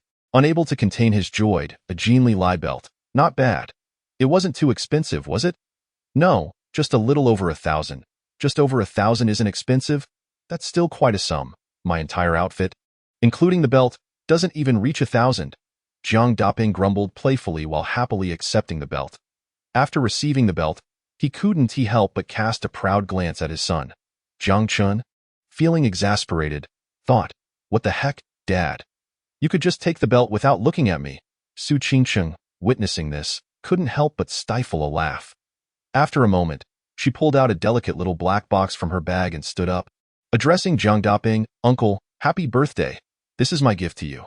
Seeing Su Qingcheng stand to present a gift took Jiang Daping by surprise. He felt quite pleased, having received gifts from both his wife and son. However, he hadn't expected Su Qingcheng would also prepare a gift. Dad, just accept it, Jiang Chen said upon noticing the Patek Philippe insignia on the box, realizing Su Qingcheng was gifting him a watch that must be quite valuable. While astonished, he was not entirely surprised. It seemed his future daughter-in-law was indeed extraordinary. Clearly a wealthy woman. If she were to compare her gift to the price of his new car, then surely this watch would cost at least hundreds of thousands, if not millions. Even though Jiang Chen was financially well off now, he still couldn't help but feel a bit shocked. Just accept it. Seeing how her son insisted, Song Mei exchanged a glance with Su Qingcheng and added, from a generational perspective, Su Qingcheng is your future daughter-in-law and younger than you. Preparing a gift for him is only fitting. All right then. I suppose Qingcheng has spent a lot, Jiang Daping said politely as he accepted the box. Upon receiving the small box, he felt it was surprisingly heavy for a watch. Not at all, Uncle. You're being too polite. It's just a watch, nothing extravagant, really, Su Qingcheng replied with a smile. Hearing this, Jiang Chen shot her a glance, unable to suppress a smirk. Not extravagant? Indeed, it's not. It's just a Patek Philippe watch, worth tens of thousands or even hundreds of thousands. Chapter 80. I'm still not fully recovered. Jiang Daping was overjoyed after receiving 3 gifts from his wife, son, and future daughter-in-law. He seized Jiang Chen, and together they downed several drinks. Song Mei was equally elated and then pulled out a large red envelope. Standing up with a smile, Qingcheng, since we are good sisters, I'll speak frankly. You and my son are together, and you have given me and Jiang Daping 3 lovely grandchildren. I am extremely satisfied with this. Our relationship can be said to be very close now. However, the customary gifts must still be exchanged. This is your first time visiting our home, and as your future mother-in-law, I should present you with a welcome gift. Saying this, she handed over the red envelope. Huh? Su Qingcheng was taken aback by Song Mei's gesture. She had never experienced such a thing and was entirely unaware. She helplessly looked towards Jiang Chen, seeking his opinion through her gaze. Just take it. This is a custom here. It's a sign of acceptance from your future mother-in-law. Jiang Chen smiled. Su Qingcheng then shyly accepted the envelope, her cheeks flushed. Thank you, Sister Mei. Still calling me Sister Mei? Song Mei asked with a smile. Then what should I call you? Should I call you Mom? Su Qingcheng hesitated, wondering if giving a welcome gift meant she should switch to calling her Mom now. Wasn't that the custom? Song Mei looked at her expectantly. Mom. But Qingcheng and I haven't officially married yet, so it's not quite time to change my address, Jiang Chen reminded, seeing his mother getting overly eager to claim his friend as her own. Oh, look at me. I'm just too eager to be a mother. Hearing this, Song Mei smacked her forehead and then turned to Su Qingcheng with an embarrassed smile. But, Qingcheng, one day you will have to call me Mom. Right, of course. On the day Jiang Chen and I get married, I will definitely call you Mom, Su Qingcheng replied with a sweet smile. However, deep down, she couldn't help but think back to how Sister Mei had advised her to be with her son. They had each been leading their own lives. Now it seemed she was eagerly wishing to take on the role of her mother. As the birthday feast neared the end, the birthday cake Jiang Chen ordered also arrived. Jiang Daping and Song Mei thought that since they were at home, they wouldn't fuss over it as long as they had longevity noodles. However, Jiang Chen had secretly ordered a large cake. When the cake was delivered, Jiang Daping pretended to complain but couldn't hide his smile, clearly delighted. Amid laughter and chatter, the birthday star Jiang Daping blew out the candles and made a wish before cutting the cake. Jiang Chen took on the role of photographer, seizing the opportunity to capture many photos of his parents, his wife, and children. There were plenty of family selfies, pictures of the grandparents with the three little ones, and snapshots of Song Mei and Su Qingqing as friends. Having perhaps indulged a bit too much in alcohol, Jiang Daping suddenly became vain, pulling Jiang Chen to take a few photos showcasing his new belt and watch. Jiang Chen obliged. After that, the family played some poker, engaging in a game of do di zhu. Among the old buddies, Jiang Daping was typically unbeatable during casual poker games, so he entered the game with high confidence. However, to his surprise, the opening rounds were filled with unexpected twists. In the first four hands, Jiang Chen won 3 as the landlord, while Su Qingqing won. Jiang Daping and Song Mei didn't win a single hand. Let us go again. I refuse to believe I can't win, he declared as the next hand began. But again, Jiang Chen became the landlord, and the three teamed up against him. Jiang Chen had an excellent hand and eventually revealed his cards, leaving only a bomb of 4 threes. But Su Qingqing also revealed her cards, and hers were even better, leaving her with 4 twos and 2 kings. You little brat, let us see how you win this time. Jiang Daping boasted, despite having a poor hand himself. But how could he lose, given Su Qingqing's strong hand? It was impossible. Yet, to Jiang Daping's shock, Su Qingqing played her cards, 3 twos with 2 kings. Jiang Chen was momentarily stunned and then glanced at his wife, unhesitatingly declaring, for 3s, bomb. Jiang Chen won again. Jiang Daping was left dumbfounded. Song Mei was equally astounded. How can it be played like that? For 2s with 2 kings should have one for sure, but then she played 3 twos with 2 kings. What kind of trick is this? Qingqing, what are you doing? Why play it that way? Song Mei, who had lost another round, couldn't help but ask, I'm not doing anything. I just saw Jiang Chen wanted to win, so I let him win. Su Qingqing replied sweetly. This. Song Mei and Jiang Daping were completely caught off guard by her answer. Goodness, it's just a game, and yet we're being force-fed dog food? Ugh, the key is, we're already full. Sigh, this is ridiculous. After playing cards for a while and chatting, the 3 little ones awakened and immediately began to cry. Jiang Chen quickly realized they were hungry. Don't worry, little ones. We're about to feed you. He pushed the stroller into his bedroom, with Su Qingqing trailing behind. Song Mei and Jiang Daping understood what was happening and busied themselves with their own tasks. Jiang Chen's bedroom was where he had grown up. Though it was a bit dated, it was still tidy and clean, thanks to Song Mei's prior cleaning. Before her stood 3 famished little divine beasts, and Su Qingqing quickly began to nurse them, one at a time. The remaining one was pacified by Jiang Chen, who popped a pacifier into its mouth. The little one began to suckle contentedly, no longer fussing. Seizing the moment, Jiang Chen opened the red envelope his mother had given to Su Qingqing and counted the money inside. How much is there? Su Qingqing inquired with concern. A total of 8,888 yuan. 8888? What an auspicious number. It symbolizes our fortune, Su Qingqing exclaimed in delight. However, it carries other implications as well. What other implications? It means that Mom hopes we'll strive to have quadruplets next time. What? No way. I refuse to become a mother pig. Su Qingqing playfully glared at Jiang Chen. As they chatted, the 3 little ones finished their feeding, lying adorably and comfortably on the bed, a sight to behold. Suddenly, Su Qingqing noticed Jiang Chen leaning in closer, his hand reaching towards her. She couldn't help but be startled. What on earth was this big oaf trying to do? Was he suddenly overtaken by primal instincts? No way. What are you doing? My uterus hasn't fully recovered yet. Su Qingqing exclaimed in a panic. Chapter 81. Cannot be provoked, yet cannot hide. Su Qingqing felt a wave of anxiety. She thought to herself.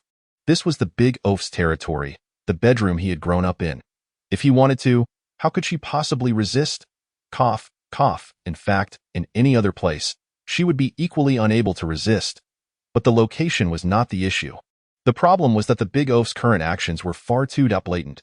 Jiang Chen, noticing her reaction, replied, What are you doing?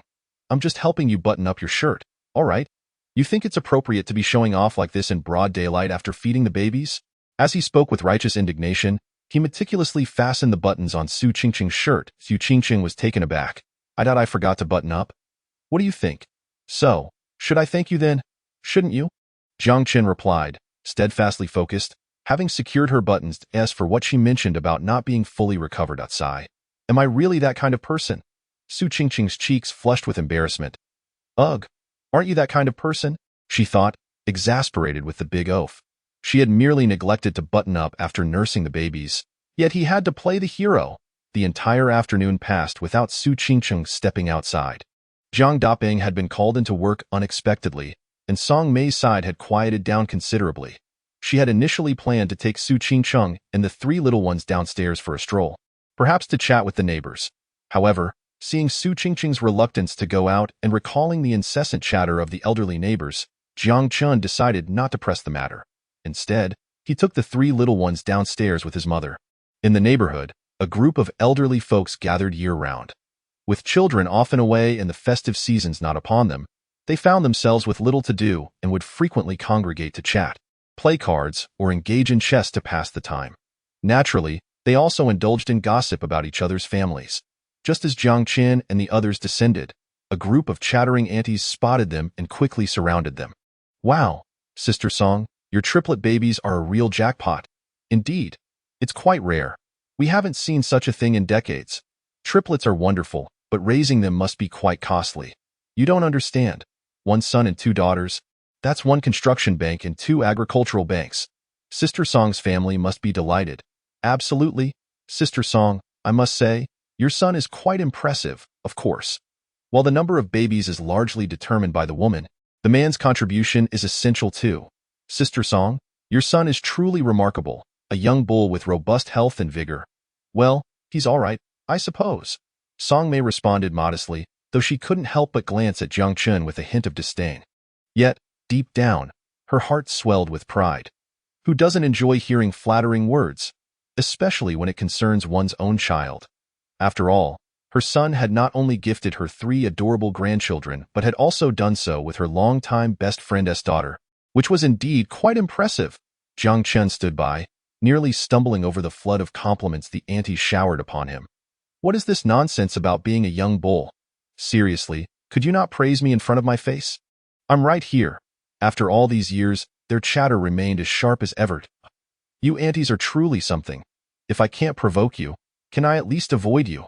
Jiang Chen pushed the stroller, attempting to escape, but the throng of aunties surged forward, effectively cornering him. Jiang Chen, is it true that you live in BU residence? Is that a 2 million yuan car you drive? It can't be rented, can it? In the house your parents have by Swan Lake, did you buy that too? How on earth did you manage to earn so much money in such a short time? You didn't rob a bank, did you? Exactly. My son Fan Xiaojun has been a top student since childhood, and even after graduating from a prestigious university, he works tirelessly and only earns 30,000 a year with the notorious 996 schedule. The aunties bombarded Jiang Chen with questions. After hearing about his achievements that morning, many of them had been restless, unable to sleep, perplexed by how this former underachiever had transformed into someone so capable. With luxury cars and mansions, and now, 3 adorable babies to boot, he was leagues ahead of their own children. Thus, after exchanging pleasantries with Song Mei, the aunties flocked to Jiang Chen, eager to glean insights and perhaps uncover the secrets behind his sudden success. They weren't entirely disbelieving. They simply found it hard to accept. Jiang Chen, after all, had just graduated and was once deemed a hopeless student. Having a beautiful wife could be attributed to his looks, and having 3 children to his health, but how could he afford a 2 million yuan car and a mansion worth over 10 million? Not to mention buying his parents a house worth 2 to 3 million by Swan Lake? It was quite outrageous. Surely, he must be up to something dubious. Of course, being neighbors, they spoke with some restraint, not outrightly scathing. Ding. The host faces a choice. Choice 1. A good man does not fight with women. Keep a distance from the aunties and earn the title of turtle. Choice 2. Unable to refuse their hospitality, engage in friendly conversation and earn the title of real man. Another 2 choices. How could I endure being called a turtle? I must choose the second option. Jiang Chen had initially thought that avoiding trouble was best, but with the system meddling, He had no choice but to stay and chat with these amiable neighborhood aunties. As for the so-called friendly interaction, it was just too wicked. The system, are you serious? Chapter 82. The auntie's mental state exploded. Dear aunties, why would I lie to you? I truly live in BU residence, and I drive a BMW X7. Come on, come on. Seeing is believing. Let me show you the deed to my house at BU residence and the purchase contract for my car. Just a reminder, no photos allowed.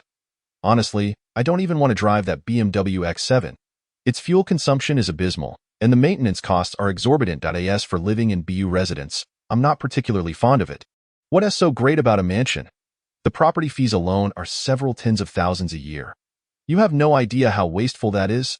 Now, regarding earning money. Dear aunties, in today's society, let me be frank, earning money is the least difficult thing. Just look at Gates and Musk in America. They rake in billions daily, in US dollars no less. And in our country, there's Lau Ma and Xiao Ma, who also earn billions daily. As for me, to be honest, I'm on the lower end of the spectrum. I earn a few $100,000 a day, occasionally hitting $1 million. So tell me, is earning money hard? Not at all, by the way, Aunt Sue. Don't be too disheartened. Your son Fan Xiaojun is quite remarkable too. His yearly salary is $30,000, right? If he doesn't eat or drink, he'll need just 30 years to buy a house in BU residence like mine. After chatting with Jiang Chen for a while, the auntie's mental states began to crumble. You have no idea how wasteful that is. Earning money is the least difficult thing. They had initially intended to extract some secrets from Jiang Chen, wondering how he had amassed his wealth, perhaps through illegal means, considering he was once a dismal student who nearly veered off course. But in the end, they found themselves subjected to his showboating. Like I said, I'm on the lower end of the spectrum. I earn a few $100,000 a day, occasionally hitting $1 million. Please. Earning a few $100,000 a day is equivalent to what others make in a year. If that's what he considers low, then what does that make everyone else? The aunties, having failed to extract the answers they sought, felt a wave of sourness wash over them, akin to having consumed 10 pounds of lemons. Especially Aunt Sue, who felt particularly deflated after hearing Jiang Chen's words. Her son Fan Xiaojun, compared to Jiang Chen, had always been the top student, the pride of the neighborhood. Parents would eagerly encourage their children to play with Fan Xiaojun, steering them away from Jiang Chen, whose family was somewhat less esteemed. For years, they had held their heads high, but now, Theo put it bluntly, Fan Xiaojun didn't even deserve to be compared to Jiang Chen. It was truly disheartening. Moreover, Jiang Chen's comment about Fan Xiaojun needing 30 years without eating or drinking to afford a house in BU residence. Was that even a reasonable statement? Who has 30 years to spare? By then, she would be a frail old woman in her 70s or 80s. So, what was the point of lingering here? Best to leave quickly. The group of aunties, after conversing with Jiang Chen for a while, made a hasty exit. Aunt Lu, Aunt Sue, we were just getting to the good part. Why are you leaving? Song Mei called out as she noticed the aunties fleeing. We're done. We're done. The aunties waved their hands dismissively. Just a little longer. What's the harm in chatting a bit more? Chat about what? If we continue, we might just explode from frustration. They hurriedly dispersed, each muttering about how that insufferable boy had driven them away with his words. You little rascal, look at what you just said. You made all the aunties storm off. Song Mei scolded Jiang Chen with a laugh as she watched the retreating figures of the aunties. Jiang Chen scratched his head sheepishly. I was just trying to help them. Your twisted logic again. Song Mei chuckled, but deep down, she felt a sense of pride. Seeing her neighbors flustered in front of her son, she couldn't help but feel a surge of satisfaction. After all, back in the day, when she and Jiang Daping had pursued Jiang Chen throughout the neighborhood, it had been quite humiliating. Despite their outward demeanor, the neighbors had surely ridiculed them behind their backs, urging their own children not to associate with Jiang Chen. Now, however, her son had truly brought her honor, allowing her to stand tall. As she pondered this, her posture unconsciously straightened a bit more. Ding! The host engaged in friendly conversation and warm interactions with the neighborhood aunties, causing them to leave in high spirits. Congratulations, host. You have earned the title of real man and a cash reward of 100,000 yuan. What? They left in high spirits. All right then. In just a short while, from merely chatting with the aunties, I earned 100,000 yuan. Quite an impressive feat. Jiang Chen and his mother, with the 3 little ones in tow, strolled around the neighborhood for a while until the babies grew hungry and began to cry for food. Only then did they return, satisfied. Upon pushing the stroller back into the bedroom, Jiang Chen was surprised to find Su Qingqing engrossed in a book, so absorbed that she didn't even notice him enter. "Wifey, what are you reading so intently?" Jiang Chen leaned in, smiling as he asked. Su Qingqing jumped, quickly hiding the book behind her back, her movements frantic, her face flushed with embarrassment. "Reading? Who said I was reading? I saw you when I came in. Don't tell me you're secretly reading something inappropriate." "Pfft. What do you mean secretly? These are your inappropriate books." "I was lying on the bed and feeling uncomfortable, so I rummaged under it and discovered these," Su Qingqing disdainfully replied as she revealed the book she had concealed behind her, or rather, a few books. More accurately, it was 2 magazines and 3 books. Upon seeing them, Jiang Chen was taken aback, for they were unmistakably part of his former collection. Realizing this, he felt a wave of embarrassment wash over him, especially since 2 of the magazines were of a rather risque nature, though not particularly scandalous by today's standards. The awkwardness stemmed primarily from the 3 books, which were notorious in their own right. Chapter 83. No, no, no. I'm just getting started, as the saying goes. Every young girl harbors romantic dreams, and every young boy is curious about the matters of the heart. Jiang Chen was no exception. In his youthful innocence, he was particularly curious about relationships, leading him to experience his first love at a tender age. Though they knew little about romance, their interactions amounted to little more than holding hands, but they too faced the disapproval of teachers and parents, resulting in a heart-wrenching breakup. In the aftermath of this unrequited love, Jiang Chen sought solace in literature. The 2 magazines and 3 books mentioned were his means of escape during that tumultuous time. The magazines were rather ordinary, featuring pictures of female celebrities he admired, while the 3 books were infamous among his peers, often circulated covertly. He had also faced some consequences. Some of his collection was confiscated by the homeroom teacher, while others met their demise at the hands of his mother. One night, while reading under the covers with a flashlight, he was discovered and had his books snatched away, only for his mother to angrily toss them into the fire. Thus, these remnants had survived against all odds, hidden beneath his bed, and somehow made it to today. However, Jiang Chen had since matured and moved on. Regarding the treasured toxic literature from years past, Liu Bei and the likes of him hold no interest for me whatsoever. I merely find it ludicrous and absurd. Furthermore, I cannot fathom the fuss surrounding the affairs between men and women. Is there truly anything significant about it? Isn't it all rather trivial? Must there be such insatiable curiosity surrounding it? Is it necessary for it to be so shrouded in mystery? Moreover, this time, it was Su Qingqing who discovered it on her own. Given that their relationship has only just begun to blossom, how shall the girl perceive herself after this? Was she so misguided in her youth? A mind full of frivolous thoughts? Please that I assure you, I am quite a respectable individual. Thus, upon witnessing the items thrown my way by Jiang Chen, I felt a wave of embarrassment and social mortification, prompting my first instinct to obliterate the evidence. After retrieving a lighter, I prepared to set these items ablaze.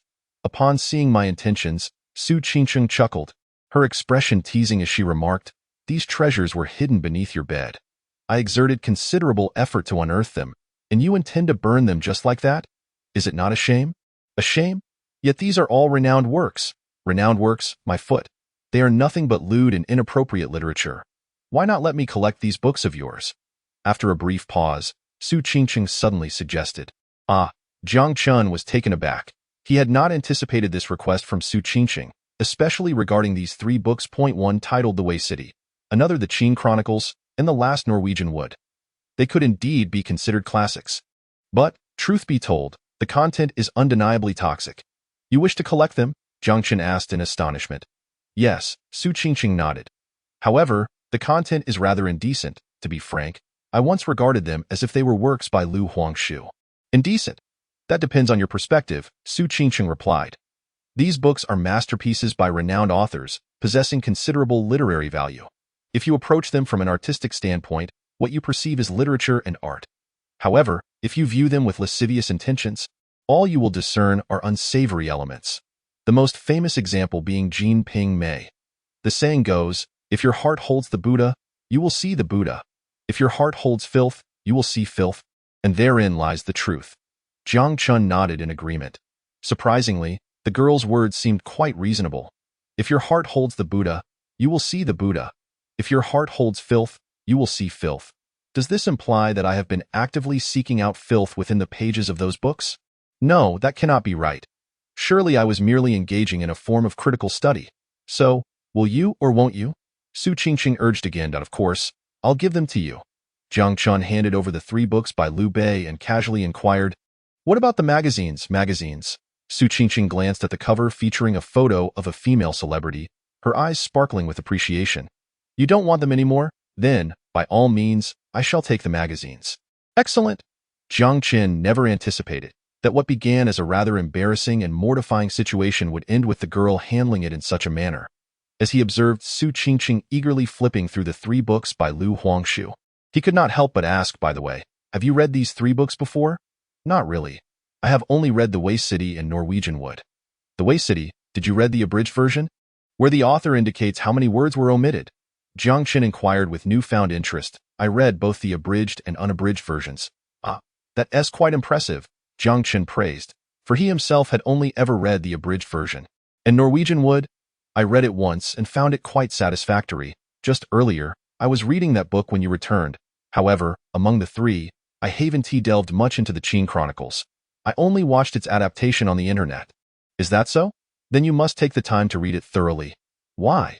Because, according to your own words, the Qin Chronicles is a masterpiece, undoubtedly rich in literary value, and the novel diverges significantly from the adapted television series. Oh, in that case, I should indeed study it closely, Su Qingqing said with growing interest as she picked up the Qin Chronicles. Why not wait a moment? Why? The 3 little ones are still waiting for you to feed them, Jiang Chen replied.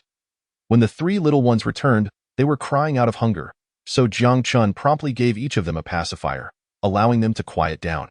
However, after a prolonged period of sucking without any food, the 3 little ones began to fuss once more. Oh, fine. Su Qingqing glanced apologetically at the 3 little ones and immediately unfastened her clothing. But it's no trouble. You can assist me while I read, and we can both manage our tasks. Jiang Chen rubbed his forehead but ultimately agreed. Thus, with Jiang Chen's unwavering support, Su Qingqing simultaneously fed the children while stealing glances at the novel version of the Qin Chronicles. After all, it is a celebrated work, and given her positive impression of the television adaptation, she found herself eagerly anticipating the novel version, engrossed in the reading, so much so that Jiang Chen had to awkwardly cradle each of the 3 little ones in succession, diligently providing them with nourishment. Fortunately, he was well acquainted with the routine and was able to persevere. After approximately 7 or 8 minutes, Jiang Chen inquired of Su Qingqing, how is your research coming along? Any insights regarding literary artistry? To be honest, among the 3 books by Liu Bei, I found the Qin Chronicles to be the most enjoyable. Its imagination is boundless, and the prose is audacious, daring to write about anything. Toxic literature, indeed, but undeniably, it is a monumental work blending history, time travel, martial arts, and humor. Consequently, Jiang Chen could not help but glance at Su Qingqing's expression, harboring a degree of anticipation. However, upon being questioned, Su Qingqing's face turned crimson. Bah! What insights could one derive from such a book? While it may appear appealing in reality, it is merely a piece of escapist fiction. Escapist fiction? Is that not acceptable? If that is the case, perhaps you should refrain from reading it. My arms are getting sore. Ah? No. Just hold on a little longer. I just got into it after reading 10 chapters. Ding. The host's youthful collection of books has been unexpectedly discovered by his wife. The two engage in feeding the children while exploring literary classics and discussing life philosophies, resulting in a wonderfully harmonious marital relationship. Congratulations to the host for receiving a hidden reward of 100,000 yuan in cash. Jiang Chen. Chapter 84 Su Qingqing's Melancholy? I'm scared. Su Qingqing became engrossed in the novel The Qin Chronicles, rapidly flipping through its pages until nearly nightfall. Due to the insistence of Song Mei and her husband, Jiang Chen and Su Qingqing had initially decided to stay another night. Thus there was no urgency even as evening approached. Have you finished? Yes. What are your thoughts? Not much feeling. It was quite good. I suppose as long as it's good. From Su Qingqing's response, Jiang Chen gleaned little useful information. However, from her prolonged blush, he could tell she found the book quite pleasant. To his slight surprise, the Qin Chronicles is narrated from a male perspective, yet she seemed genuinely interested. Where are the children? Where are the 3 little ones? After thoroughly enjoying the book, Su Qingqing began to come to her senses, instinctively searching for the 3 little ones. As she recalled that she had just been nursing them while reading. They are in the living room. Your mother insisted on seeing her grandchildren, so I wheeled the stroller out there. Yu Qingqing stepped out, and Jiang Chen followed suit, setting aside the toxic literature in his hands. While Su Qingqing was engrossed in her reading, he had fed the children and settled them down. Not one to be idle. He picked up The Waste City and revisited it. Having not read it for many years, many of its details had faded. Though he read the abridged version, where the author often noted how many words were omitted, it still felt, how should I put it? Truly, it is a masterpiece. Even after all these years, it remains captivating. Qingqing, my son, I just cut some cantaloupe and watermelon. Come, have some. In the living room, Song Mei approached Su Qingqing and Jiang Chen with a fruit platter, inviting them to enjoy some fruit. They each took a slice, savoring the refreshing taste after an afternoon of reading. At tea that moment, Zhang Dapeng happened to enter the living room. In truth, he had returned early from work, taken a lengthy nap, and had just awakened. Upon seeing Zhang Dapeng, Song Mei presented the fruit platter to him. Dapeng, you should have some too. Thank you, dear, Zhang Dapeng replied. Surprised by her kindness, he smiled broadly, taking a bite of both cantaloupe and watermelon, sitting on the sofa, thoroughly enjoying the treat. After finishing, he inexplicably felt a surge of confidence. He then instructed Song Mei, Dear, this fruit is delicious. Please bring me some more. Just as Song Mei had set down the fruit platter, still holding a piece of cantaloupe, she turned to see him reclining with his legs crossed, looking quite pleased with himself. Annoyed, she snapped, Do you have no hands? If you want more, go get it yourself. The atmosphere immediately grew awkward. Well, family dynamics. Jiang Chen couldn't help but feel a twinge of pity for his father for a fleeting moment, the remainder of the time spent laughing. Dad. One must wonder, what were you thinking when you married my mother, a lioness? To stifle her laughter, Su Qingqing noticed Song Mei had finished her fruit, wiped her hands, and was heading to the kitchen to prepare dinner. She quickly said, Sister Mei, let me help you with the vegetables. Thus, the two of them went into the kitchen, leaving Zhang Dapeng to assess the situation. He shook his head, feeling undisturbed. After all, he had grown accustomed to it. With a sheepish grin, Zhang Dapeng returned to the fruit platter, grabbing another piece of cantaloupe and watermelon. Well, if no one wants to help, then I shall enjoy the fruit myself. Speaking of which, he sat back on the sofa, legs crossed, relishing his snack, and enthusiastically suggested to Jiang Chen, Son, it has been a long time since we played chess together. How about a few rounds today? Sure. Thus, the father and son began to play chess. Through their games, Zhang Dapeng managed to regain a bit of dignity, winning about 7 or 8 out of 10 matches. As for how he won, of course, it involved a lot of takebacks and various underhanded tactics. When Jiang Chen questioned him about it, Zhang Dapeng defended himself, saying, When you were little, I taught you how to play chess. Can you honestly say you never took back a move? You never cheated? Now that you're all grown up, it's my turn. Is that not permissible, Jiang Chen? Sure. You are my father. Your word is law, ding. The host spends time playing chess with his father, embodying filial piety and familial affection. Congratulations to the host for receiving 80,000 yuan in cash. Jiang Chen? In the kitchen, Song Mei continued to harbor some resentment towards Zhang Dapeng, thinking to herself that he had truly overstepped his bounds. After all, he had returned from work, saying he was tired and wanted to sleep, yet he insisted on dragging her along for a nap. Here they were, well into their 40s, and with their son and future daughter-in-law present. His shamelessness was astounding. Enraged, Song Mei had kicked him out of bed. Men, they should not be indulged. Song Mei wished to impart this wisdom to Su Qingqing but reconsidered. After all, she could not assist her future daughter-in-law in dealing with her son. She suddenly found herself pondering the dilemma she had posed to Su Qingqing earlier. Should one be closer to their son or to their good friends? Song Mei felt a headache coming on from the contemplation. Never mind, let us discuss something else. Qingqing, how do you find it here? It's fine, quite interesting. That's good, by the way. Qingqing, I have an old item I had someone help me with today. I'll send it to you once it's ready tomorrow. Great. But Sister Mei, can you give me a hint about what it is? Not yet. It's related to Jiang Chen, I assure you. Once you see it, you'll surely like it. All right, I'll be waiting. In the kitchen, Song Mei and Su Qingqing worked harmoniously together. Though Song Mei's culinary skills could not match Jiang Chen's extraordinary talents, she certainly had a knack for home cooking. Su Qingqing, while her cooking was rather average, excelled at selecting ingredients, surpassing most. Qingqing, what were you and Jiang Chen reading in the bedroom this afternoon that had you so captivated? Song Mei casually inquired. We were reading together. Reading? What were you reading? Just some literary classics, Su Qingcheng replied nonchalantly. Oh, reading literary classics is wonderful. It expands knowledge and cultivates one's character. Song Mei could not help but praise her. Observing Song Mei's expression of delight, Su Qingcheng felt a twinge of embarrassment. Ah, Sister Mei, you are unaware that what my dear son and I spent the entire afternoon studying was precisely the toxic literature you had once wished to eradicate, wishing to set ablaze. Nevertheless, Su Qingcheng felt somewhat at peace regarding Jiang Chen's stash of Liu Bei's works. After all, she too had gone through that age. Curiosity about the opposite sex in certain matters is entirely normal. Moreover, those few books by Liu Bei, truth be told, are indeed genuine classics, not the sort that is devoid of boundaries and decorum. Yet even so, Su Qingcheng felt a hint of melancholy. The melancholy stemmed from those magazines, for regardless of the context, the photos of the female celebrities would undoubtedly have stirred his imagination in the past. That evening, as Su Qingcheng lay on the bed where Jiang Chen once slept, a small knot of unease in her heart kept her tossing and turning, unable to find rest. Finally, she nudged Jiang Chen awake.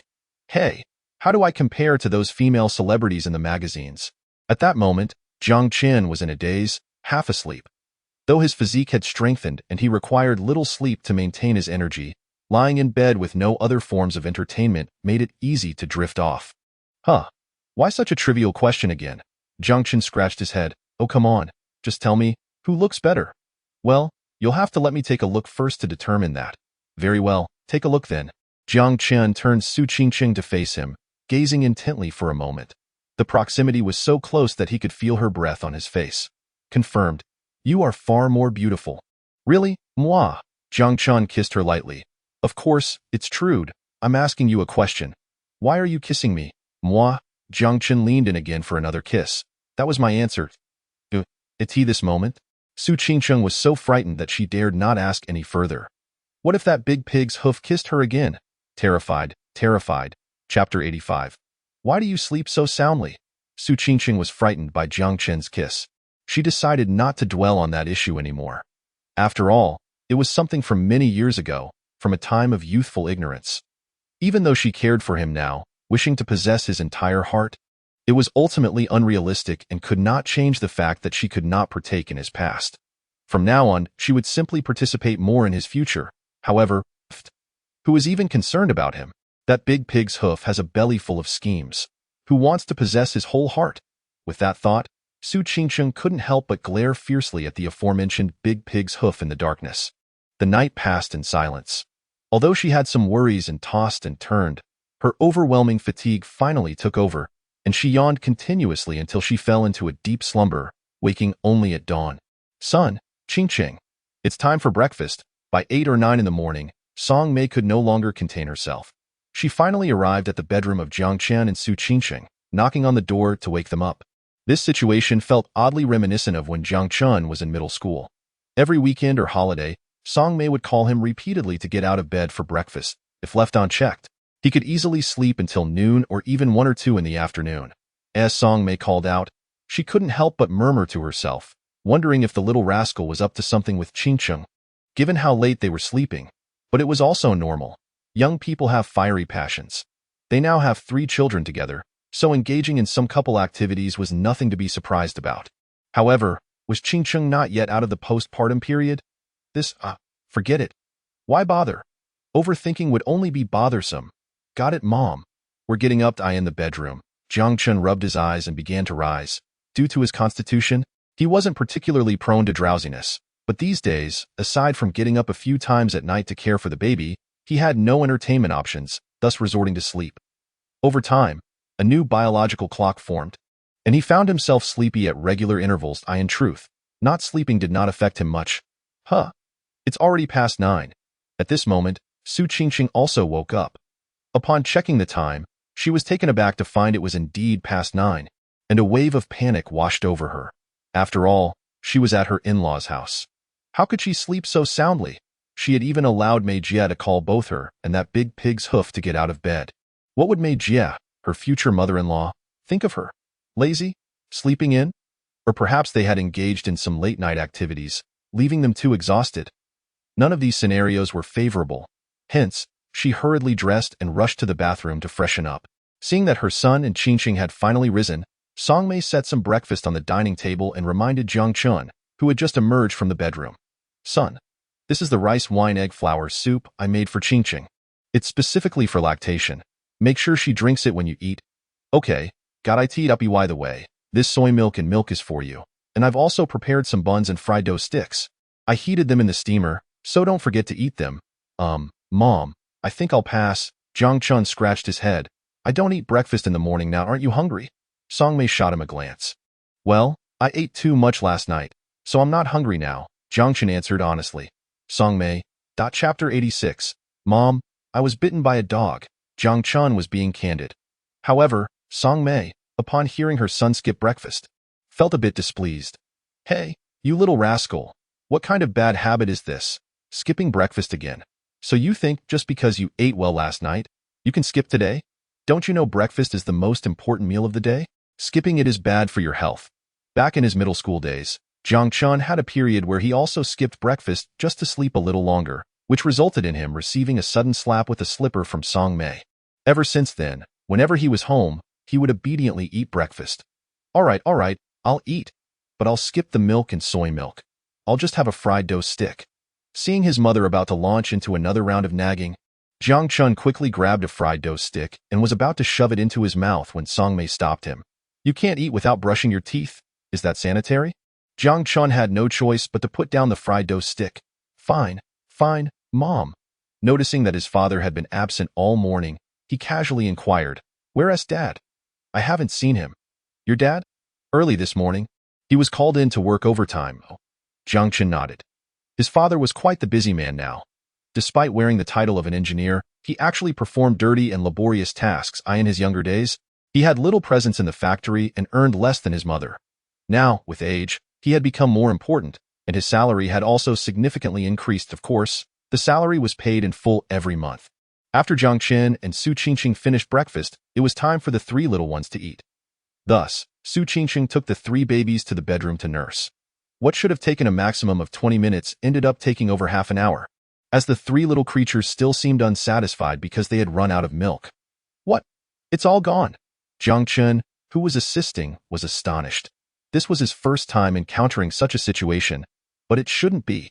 He was puzzled, as they had plenty last night. Moreover, his mother's rice wine egg flour soup seemed to have no effect. Is this your fault? Su Qingqing's face flushed, her eyes filled with reproach. Ugh. Jiang Chen rubbed his forehead, wanting to argue but feeling utterly speechless. What do you want to do about it? What do I want to do? I want to bite you, Su Qingqing said fiercely, and without further ado, she grabbed Jiang Chen's arm and bit down hard.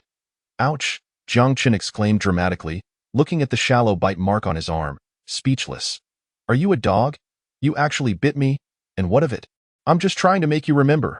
Su Qingqing gritted her teeth, her little silver teeth glinting as she spoke. In the living room, Song Mei was busy mopping the floor when she suddenly heard a cry from the bedroom and immediately asked with concern, What happened, my son? I was bitten by a dog. What?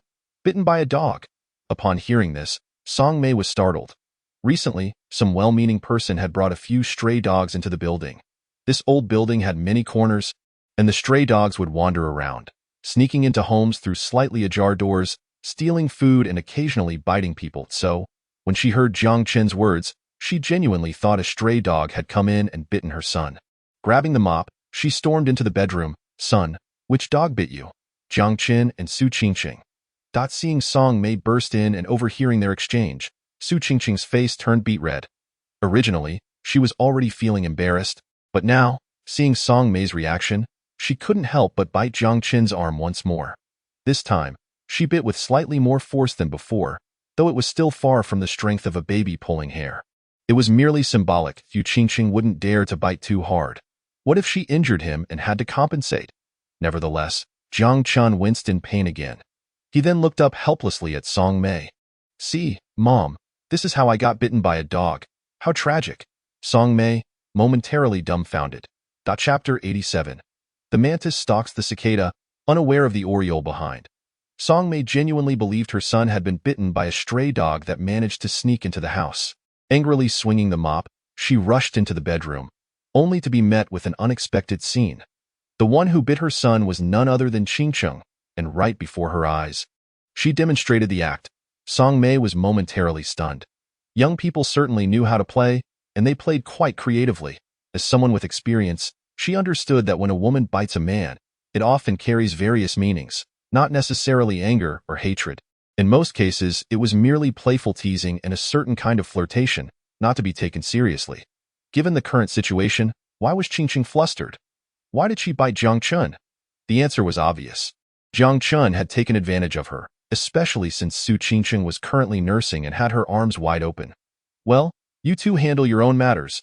Muttering a few words, Song Mei hurriedly left the room. Feeling rather flustered by the unexpected turn of events, she couldn't help but think, what if the young couple had been engaged in something more intimate?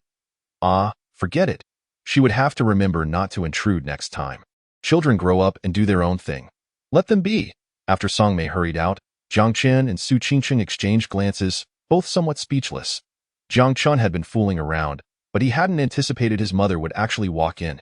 Now that she had seen Su Qingqing bite him and didn't come to his aid, she simply left. On the other hand, Su Qingqing was utterly humiliated. How could that big pig's hoof not treat her like a person, taking food from their child, and then say she was a dog that bit him, especially in front of Mei Jie? This was intolerable. And I'm a dog. What are you then? A male dog? Ugh, you're a dog husband. With that thought, once Song Mei left, Su Qingqing was determined to bite Jiang Chen once more. Given her fierce attitude, this time her bite would be akin to a baby tugging on hair. However, Jiang Chen was not one to sit idly by. He swiftly dodged, pulling his arm away to avoid her sharp teeth. Su Qingqing, undeterred, attempted another bite. This time, Jiang Chen was caught off guard. He hadn't expected her to come at him again. Thus, he found himself unable to escape, and she grabbed his leg. Feeling triumphant, Su Qingqing thought, "Big pig's hoof, you've taken advantage of me so many times. Now it's your turn to face the music." Just as she opened her mouth to bite down hard, she suddenly felt a sharp pain herself, gasping in surprise. It turned out that the culprit was her little treasure, who had been nursing in her arms. After sucking for a while and finding no milk, the little one, frustrated, decided to bite back. "This little rascal, why are you biting me? I'm your mother," Su Qingqing exclaimed, irritated, and released Jiang Chen, looking down to scold the misbehaving little one. But as she did, she suddenly felt something was off. The baby's bite was quite painful. Had the little one started teething? That shouldn't be possible. The baby was only 4 weeks old. How could she be teething so soon? As Su Qingqing examined her baby's mouth, her eyes widened in surprise. "Oh, our little treasure is actually teething?" Jiang Chen, hearing this, was equally astonished. Typically, infants begin teething between 4 to 7 months, with some even delaying until their first birthday. Yet, their baby was only 4 weeks old. This was quite unusual. He picked up the little one to inspect her teeth closely and couldn't help but chuckle. "It's nothing, just a dental pearl. In medical terms, it's called an epidermal cyst, formed from a buildup of epithelial cells, which will eventually fall off on its own after some time." Upon hearing Jiang Chen's explanation, Su Qingqing sighed in relief. However, she was still wary of the little one's earlier bite. It had hurt so much. Despite being a dental pearl, when a baby bites, it truly hurts without mercy. "You little rascal, I'm your mother. Why did you bite so hard? If you lose your teeth, how will you eat later?"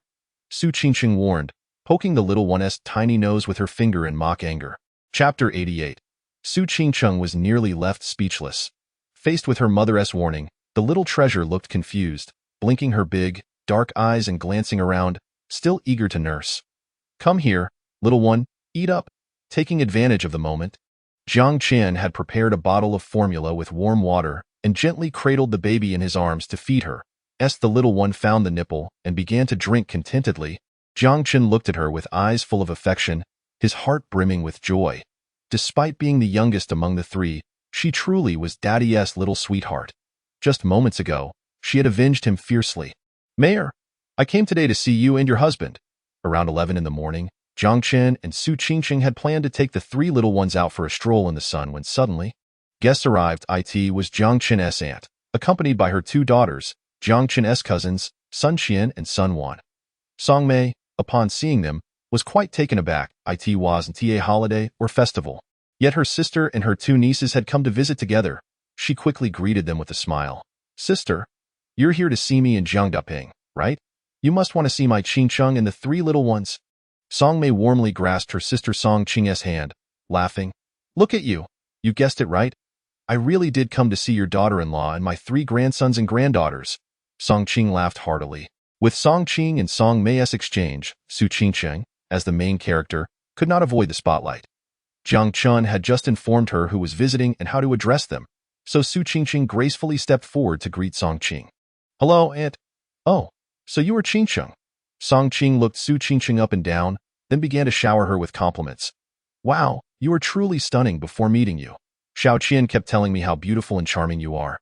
Even claiming you're more eye-catching than a movie star, I didn't believe it. But now that I see you in person, I must say, you are indeed exceptionally beautiful, far more so than those actresses on TV.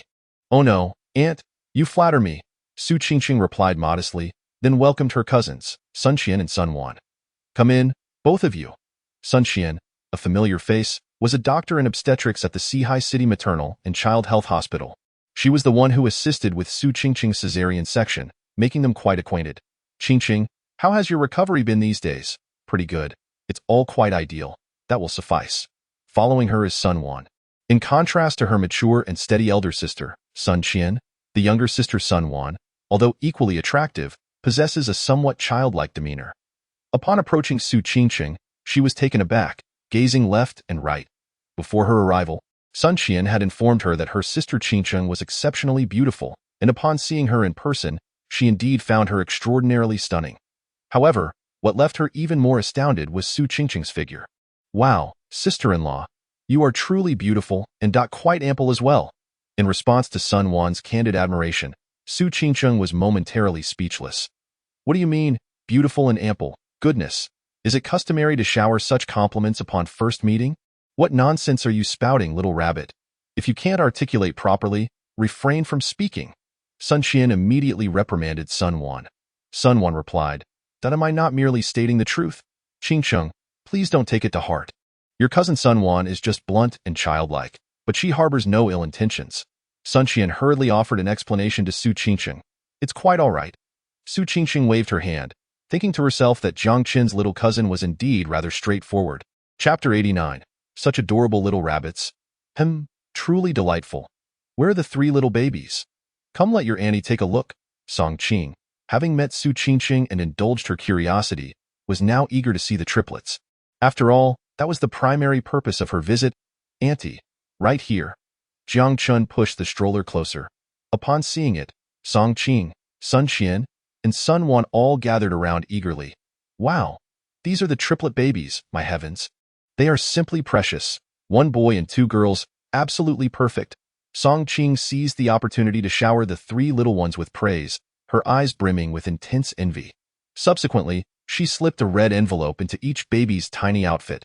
This is a token of my affection for you. My dear babies, on our first meeting. Song Mei, witnessing this, quickly intervened. Sister, look at the children. This is too much. Fu Qingcheng chimed in. Yes, Auntie, they are just babies. What are you doing? No, this is just a little token for them.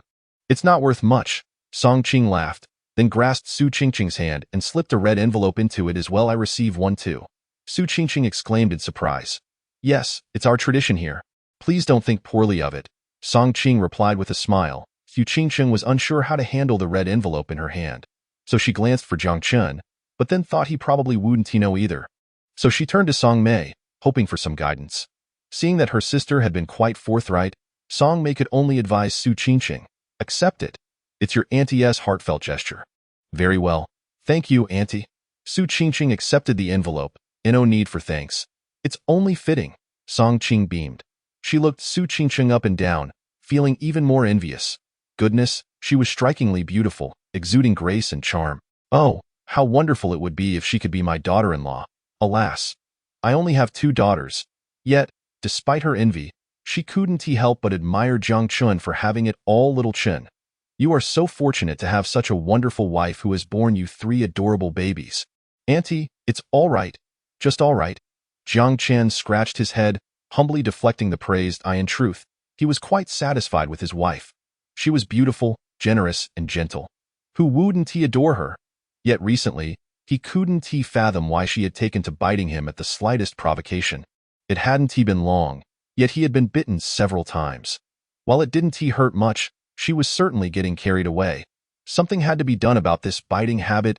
Goo goo.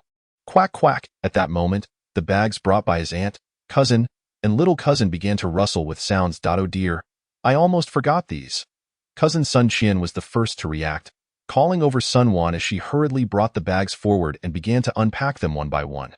Jiang Chen was aware that his aunt's hometown was in a mountainous area, rich in resources due to its scenic beauty and agricultural development over the years. However, upon opening those bags, he was still taken aback.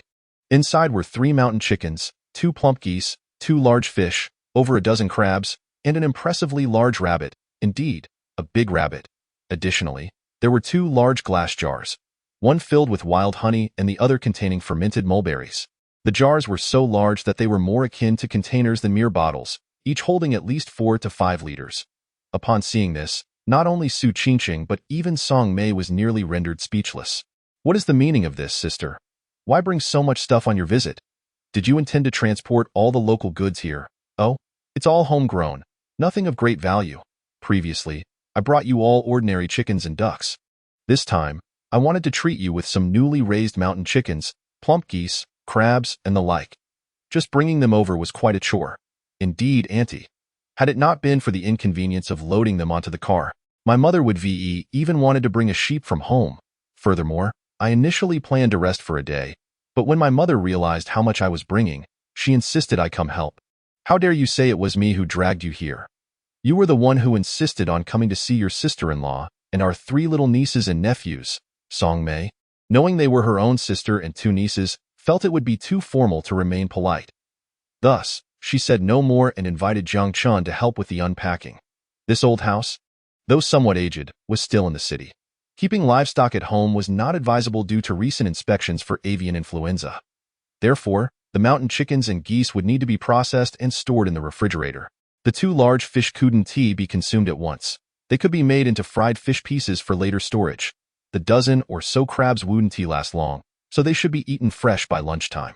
And then there was that large, plump rabbit. Auntie, what kind of rabbit is this? It's so hefty, Jiang Chen remarked, noting that the rabbit was considerably larger than the average, weighing at least 7 or 8 pounds. This is a male lamb rabbit, also known as a lop-eared rabbit. It's a specially bred meat rabbit, known for its large size and high economic value, and its meat is exceptionally delicious.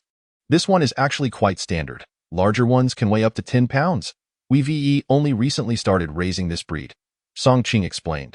Upon hearing this, Jiang Chen felt a surge of excitement and suggested to his mother that they should prepare a pot of rabbit meat for lunch. At the same time, he grew curious about his aunt's mountainous hometown.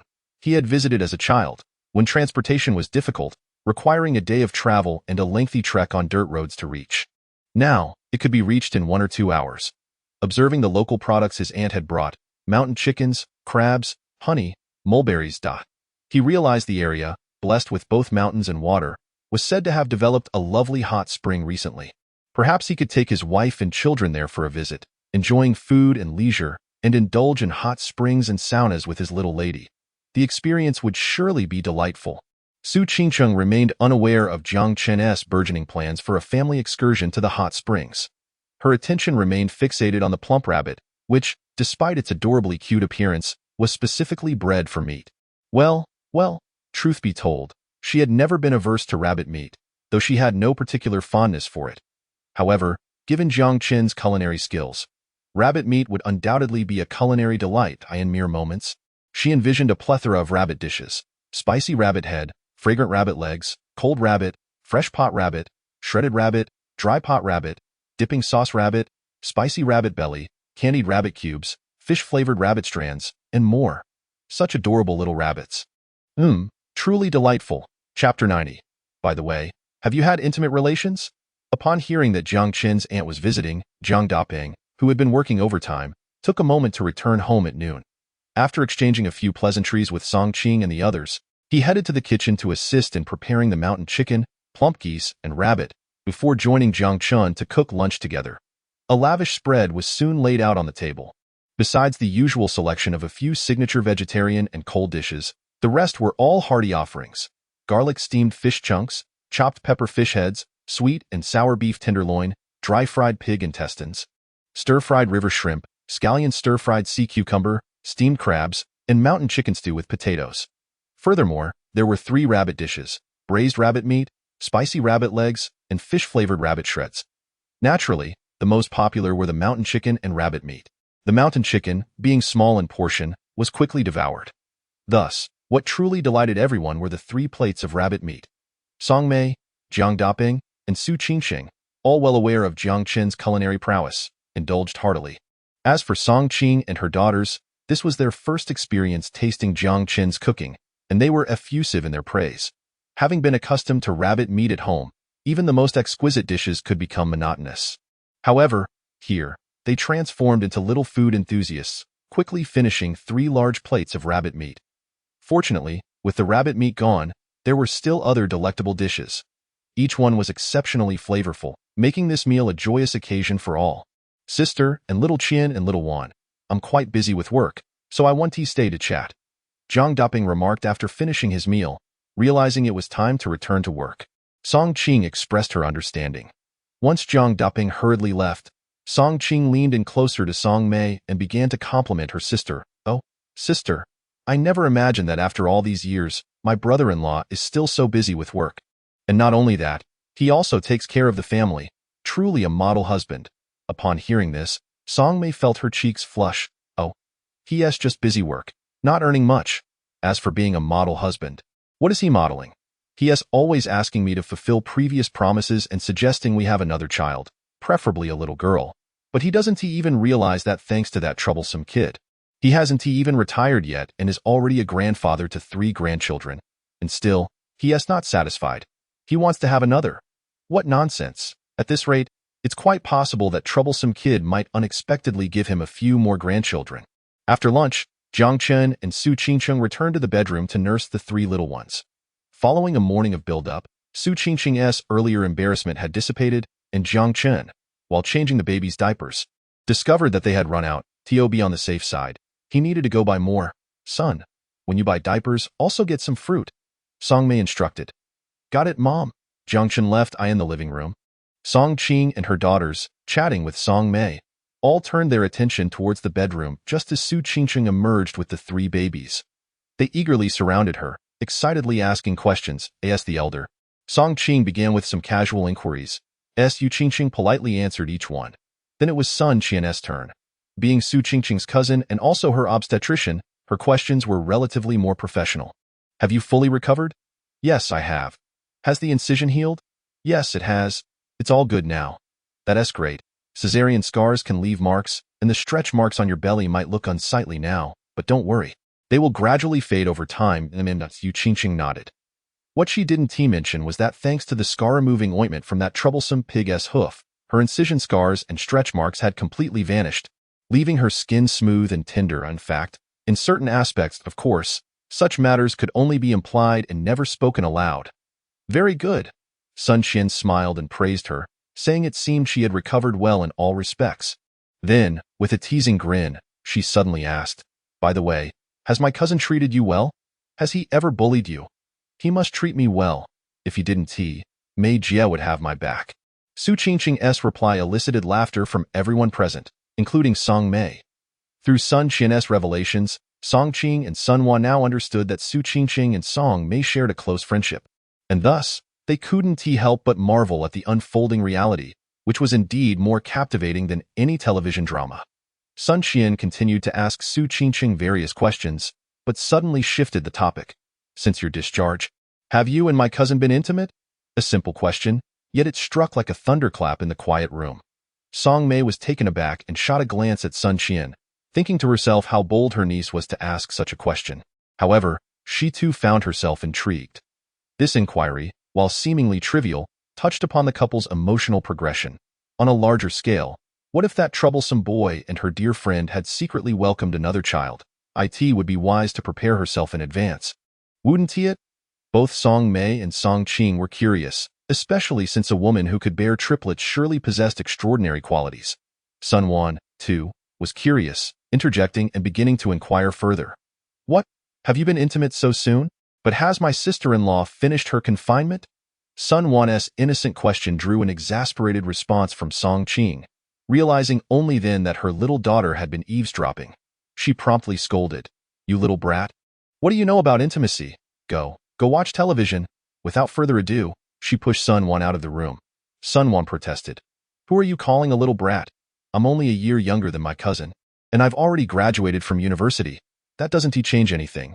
Your cousin is already married with children, and he has 3 kids. What about you? You haven't even dated. If you're not a little brat, then who is? After pushing Sunwon out, Song Qing casually closed the bedroom door with a bang. Sunwon, pouting. She felt it was utterly unfair. Fine. If I'm a little brat, so be it. But what does that matter? In this day and age, who doesn't know what intimacy means? It's merely a relationship between a man and a woman for the sake of survival and reproduction. TCH. Back in the bedroom, Song Qing returned to her original seat, facing the 3 older women, or rather, her sister and cousin, and one slightly pretentious friend who was playfully teasing the grandchildren. Su Qingqing felt overwhelmed. Her pretty face flushed with embarrassment as she thought to herself what kind of question her cousin was asking. Surely she wasn't trying to pry into her personal life just because she was her obstetrician, was she? Whether or not she had been intimate with that troublesome pig as hoof after her discharge. Please, even if I hadn't do you think I would divulge the truth? Even if there had been, wouldn't it be better to deny it? Chapter 91. Infuriating to the core. Well, no. Su Qingqing shook her head. No? Sun Qian, taken aback, curiously probed. Haven't you had any intimate moments at all? No, not even once, she replied. Besides, I'm still in confinement. My body hasn't fully recovered, and it's quite inconvenient. Oh, that's true. Sun Qian scratched her head, a look of realization dawning on her face. Song Qing and Song Mei, listening nearby, felt their innate curiosity satisfied in an instant. Just as I thought, a woman as gentle, virtuous, and well-educated as Qing Cheng is indeed quite conservative. However, there remains a slight disappointment. Song Mei, for instance, hoped her dear friend could be a little less reserved. Having a healthy marital relationship would indicate a strong bond between Qing Cheng and her son, and who knows, they might even consider a second child, responding to the country's call. Moreover, it would enable her to firmly reject Jiang Daping's shameless advances regarding practicing the euphonium. With grandchildren to care for, who has time to practice such nonsense? Qing, you're right. Certain matters indeed require patience, or they may adversely affect your health, potentially leaving lasting repercussions. Sun Qian resumed her role as a maternity doctor. In truth, upon hearing Su Qingqing's response, she felt a twinge of regret. If she were in the shoes of her cousin Jiang Chen, faced with such a breathtaking beauty, she would undoubtedly struggle to maintain composure. Of course, some matters aren't absolute. One must consider their own physical condition and feelings. For instance, while the postpartum recovery period is typically 42 days, some women recover well and can resume intimacy without issue, while others may still experience discomfort even after 2 or 3 months. Therefore, one must prioritize personal accountability regarding their body. Rushing into things or disregarding one's feelings is absolutely unacceptable. Understood? Well then, I've added you on WeChat. So if you have any postpartum or gynecological questions, feel free to ask me. All right, thank you, cousin. No need for formalities. We're family. After that, they engaged in casual chatter, and the atmosphere gradually became more lively. Song Mei, Song Qing, and Sun Qian, being exceptionally considerate of Su Qingqing's feelings, began sharing amusing stories about Jiang Chen from his childhood, creatively trying to cheer her up. With her good friend Song Mei around, Su Qingqing soon warmed up to them, laughter echoing through the room. However, regarding her cousin's earlier inquiries, Su Qingqing felt a bit stuck. Sigh? Ultimately, it's all because of that big pig's trotter. If it weren't for him, she wouldn't be pregnant or have given birth. She wouldn't have become a wife and mother, and certainly wouldn't have found herself surrounded, being asked such difficult yet necessary questions. But, without that big pig's trotter, it seems improbable she could have brought 3 adorable little ones into the world. Life would indeed lack many pleasures. But what does that matter? Without the big pig's trotter, could she not engage in parthenogenesis? Can't she just lay her own eggs and have fun? Therefore, in summary, it's still that big pig's trotter's fault. As Su Qingqing pondered this, she couldn't help but feel a twinge of irritation. Meanwhile, Jiang Chen, busy selling fruit at the supermarket, inexplicably shivered several times. Who is cursing me? No, who is threatening me? Why do I suddenly feel so cold? Xiao Wan, why are you alone in the living room watching TV? Where are my aunt and cousin? After buying diapers and fruit, Jiang Chen returned to find Sun Wan alone in the living room, Puzzled, they're in the bedroom chatting with my sister-in-law. Sun Wan gestured towards the bedroom. Chatting in the bedroom? Jiang Chen questioned. Why didn't you join them? I wanted to, but my mom said I'm just a little girl and shouldn't be eavesdropping, so she kicked me out. Sun Wan pouted. Visibly displeased, Jiang Chen. What could they possibly be discussing? Is it inappropriate for children? Cousin, do you think I'm still a child? Sun Wan suddenly asked. Well, you're not too young anymore. Exactly, cousin. I'm not a child at all. I'm quite grown up, okay? What haven't I seen or understood? It's just my mom who looks down on me, still thinking I'm some little brat. Humph. Sun Wan complained to Jiang Chen while watching TV. Jiang Chen glanced at Sun Wan, then at the show she was engrossed in, shaking his head discreetly. That you, who are already not a child, are still watching Ultraman. Xiao Chun, you're back. We were just talking about you. Indeed. Speak of the devil and he shall appear. Upon hearing Jiang Chen's return, Song Qing, Song Mei, and Sun Qian cheerfully emerged from the bedroom, each wearing a satisfied expression after their curiosity was sated. What were you saying about me? Jiang Chen scratched his head. Although he anticipated it wouldn't be anything flattering, especially coming from his cousin who had always doted on him, of course, we were saying how lucky you are, and that you're quite handsome. Song Qing and Sun Qian looked at Jiang Chen, bursting into laughter. All right, hurry inside. It seems the little one needs a diaper change. Song Mei remarked, not joking this time. After all, her precious son shouldn't just stand by and watch. Okay. Jiang Chen grabbed a pack of diapers and headed in. As soon as he entered the bedroom, he sensed something was off with Su Qing-chung. Her cheeks were flushed, and upon seeing him, she pouted and fixed her gaze on him, emanating a vibe reminiscent of a wronged wife. What's going on with you? Who teased you or bullied you? Jiang Chen asked, noticing her peculiar stare. I don't want anything. I just want to bite you. Su Qing-chung declared boldly, her expression fierce. Bite me? Well, you'll have to wait a moment while I change the baby's diaper first. Jiang Chen chuckled in disbelief. The little girl actually wanted to do that. No worries, I'll wait for you. Su Qing-chung replied generously. She had made up her mind to bite that big pig's trotter, and if one bite wasn't enough, she'd take another, otherwise, she'd feel terribly aggrieved. A minute later, after Jiang Chen finished changing the diaper, Su Qing-chung wasted no time. Without allowing Jiang Chen a moment to catch his breath, she grasped his arm and bit down hard. Ouch, Jiang Chen, accustomed to it by now, dramatically exclaimed in pain. You really bit me. What of it? Who told you to make me so irritable just by looking at you? I will bite, and I want to bite again. Su Qing-chung began to act a bit unreasonable, taking another bite. This was a stark contrast to her usual cool and goddess-like demeanor. But now, goddess. Please, she was more akin to a mischievous little tiger, just learning to gnaw and bite. Chapter 92. This big pig's trotter is utterly incorrigible. Ouch! You're so ruthless. Outside the bedroom, Song Mei was chatting and laughing with her sister Song Qing when she suddenly heard her son's repeated cries of distress from within. Reflexively, she asked, Son, what's wrong? Immediately regretting it. She thought, what business is it of mine to pry into the couple's affairs? Just adding to the chaos. Sure enough, they heard Jiang Chen's voice from inside. It's nothing, Mom, I just got bitten by a dog again. Song Mei was utterly speechless. Song Qing and Sun Qian, upon hearing this, widened their eyes in disbelief, for they understood all too well what such a phrase implied in this context. Sun Qian secretly clicked her tongue.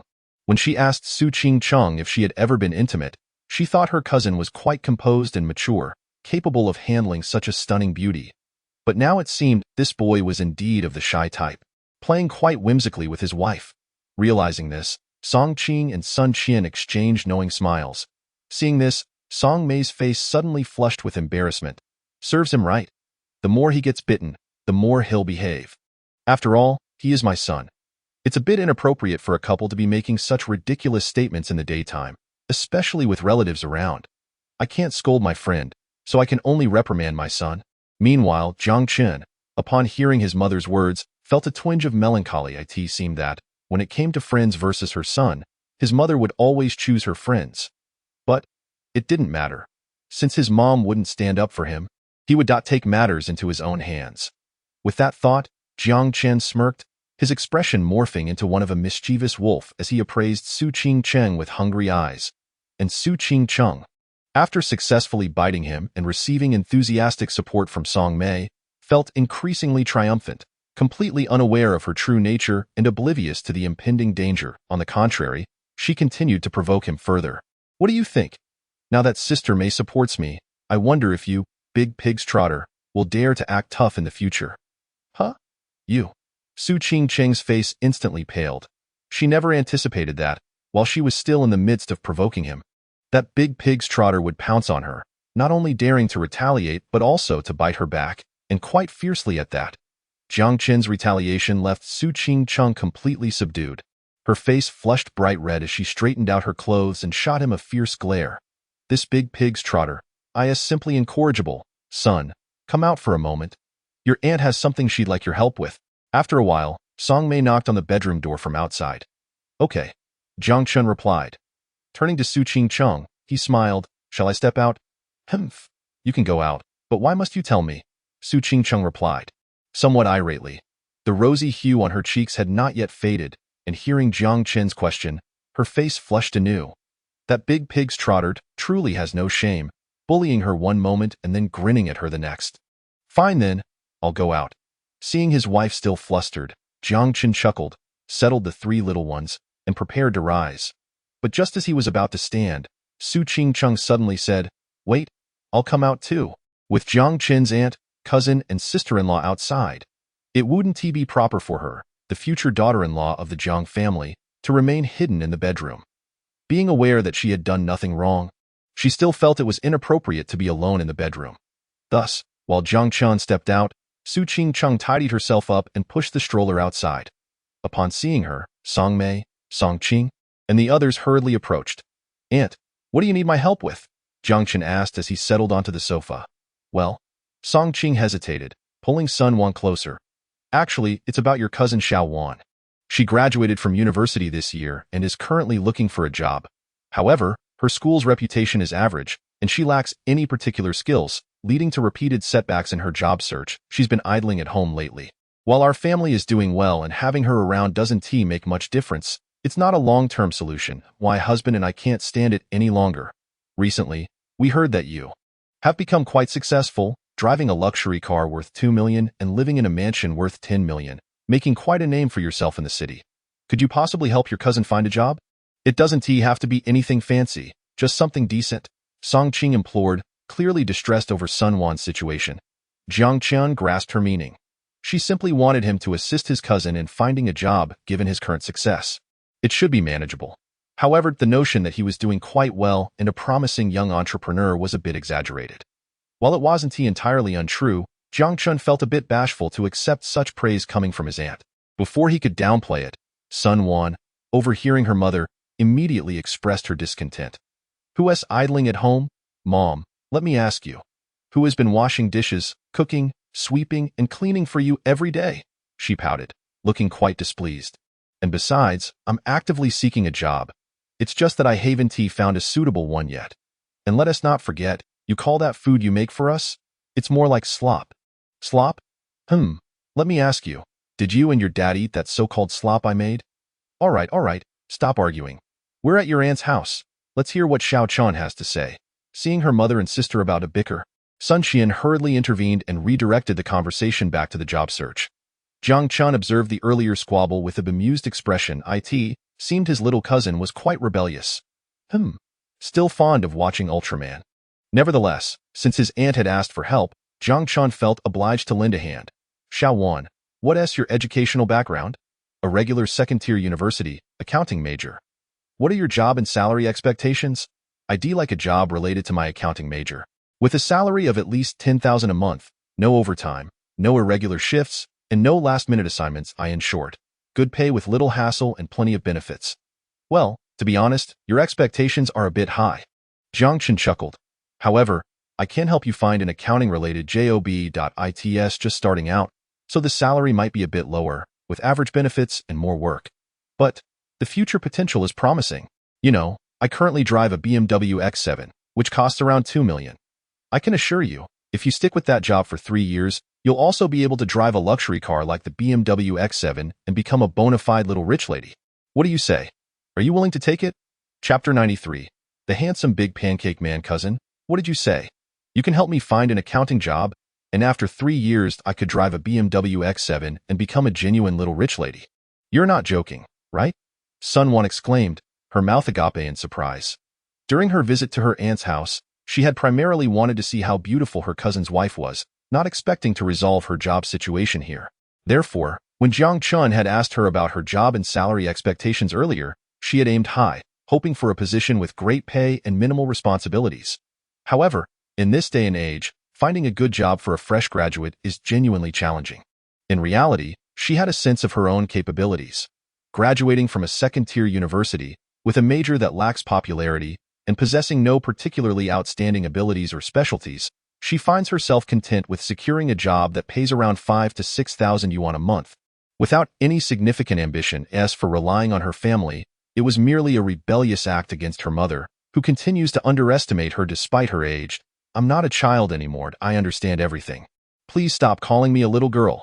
Jiang Chen noticed his cousin's interest and smiled. In 3 years, I'll help you afford a luxury car worth $1 million, and you'll be a little wealthy woman. Of course, that's entirely feasible. However, everything comes at a price. If you desire a nice car and wealth, you must be prepared to put in considerable effort. In other words, this job may not align with your earlier expectations and requirements. As the starting salary is not high and involves frequent overtime, numerous tasks, and even working on weekends and holidays when needed. That's fine. After a brief hesitation, Sun Wan responded, I was just joking about my requirements. In reality, I graduated from an ordinary second-tier university and don't have such lofty expectations. For my first job, a decent salary, overtime, and working during holidays, none of that is an issue. As long as, like you said, there's ample room for development, as Sun Wan concluded. She smiled playfully, revealing her true feelings. As long as she could become a little wealthy woman within 3 years, what was overtime or holiday work? Even if she had to get up in the middle of the night to work, she would be more than motivated. Although, she currently had no boyfriend and had never been in a relationship. Once she became a little wealthy woman, she could lounge around at home, and then her mother couldn't say she was living off the family anymore. Xiao Chun, what kind of job are you talking about? How can it have such great potential for growth that in 3 years, Xiaowan can afford a luxury car and be a wealthy woman? At that moment, Song Qing asked with concern. She understood Jiang Chen well. Aside from being a mischievous child in his youth, he had proven to be quite reliable as an adult. However, Jiang Chen's claim that one could buy a luxury car and be wealthy after just 3 years seemed a bit far-fetched. It couldn't possibly be something shady, like a pyramid scheme, could it? Mom, don't worry. Xiao Chun is my cousin, and since he dares to say that, he must have his reasons. He wouldn't make empty promises. Moreover, isn't Xiao Chen the one who graduated and quickly became successful, buying cars and houses? Sun Qian interjected, defending Jiang Chen against her mother's skepticism. She held a certain admiration for her cousin. Having just graduated, he had a beautiful wife, 3 children, a luxury car worth 2 million, and a mansion worth over 10 million, achievements she could never dream of. She acknowledged that Jiang Chen's words might contain some exaggeration, but that was of little consequence as long as she followed his guidance. Even if it took a bit longer than 3 years, it was still possible to become a little wealthy woman. Frankly, she felt a surge of excitement at the thought. All right, Xiao Chen is right. Since it's Xiao Chen's suggestion, I have no objections. However, Xiao Chun, I have one more request. Please keep an eye on Xiao Wan. I worry she might get taken advantage of, having just entered society. After hearing Sun Qian's words, Song Qing set aside her doubts and happily relayed her concerns. Regardless, she was finally shedding the burden of a daughter who lounged around at home. Rest assured, Aunt, with me around, no one will bully my cousin, Jiang Chen assured Song Qing before turning to Sun Wan. So, Xiao Wan, are you willing to take the job I mentioned? Absolutely. I am more than willing. After discussing Sun Wan's job prospects, the time had flown by. The trio of Song Qing and her daughters returned home. Their visit to Song Mei's house had not only allowed them to see Su Qingsheng and the 3 triplet babies, but had also resolved Sun Wan's employment issue, leaving them satisfied as they departed. After sending Song Qing and her daughters off, Song Mei went upstairs first. The young couple, pushing the baby stroller, lagged behind. Su Qingsheng turned to Jiang Chen and said, If I'm not mistaken, the high-end job you mentioned that can make Xiao Wan a wealthy woman in 3 years is actually helping out at your store, right? Well, Jiang Chen felt a bit embarrassed. You guessed it right. That was easy to guess. Just listening to your mouth, I knew you were going to boast. So, what job do you plan to arrange for your cousin? Of course, it will be an accounting position. I know it's an accounting position, But what specifically? Specifically, it will be the financial director. Speak plainly, will you? All right, it's the front desk. The front desk? Yes, to be more precise, it's the front desk and various odd jobs. Su Qingcheng was speechless, realizing that this big oaf was indeed quite the dreamer. If Xiao Wan knew that the job she was eagerly anticipating, which could make her a wealthy woman in just 3 years, was actually at the front desk and various odd jobs, she would surely be furious. Jiang Chen, hearing this, was unfazed. Wife, you don't understand. Don't underestimate the front desk position. According to my plan, for the soon-to-open barbecue restaurant, the front desk holds significant power. It will oversee the restaurant's finances and report directly to me, the boss. Furthermore, I intend to expand into a company and establish a chain operation. If my cousin joins now, she'll be a founding employee, with a status comparable to that of Lu Wei, the store manager.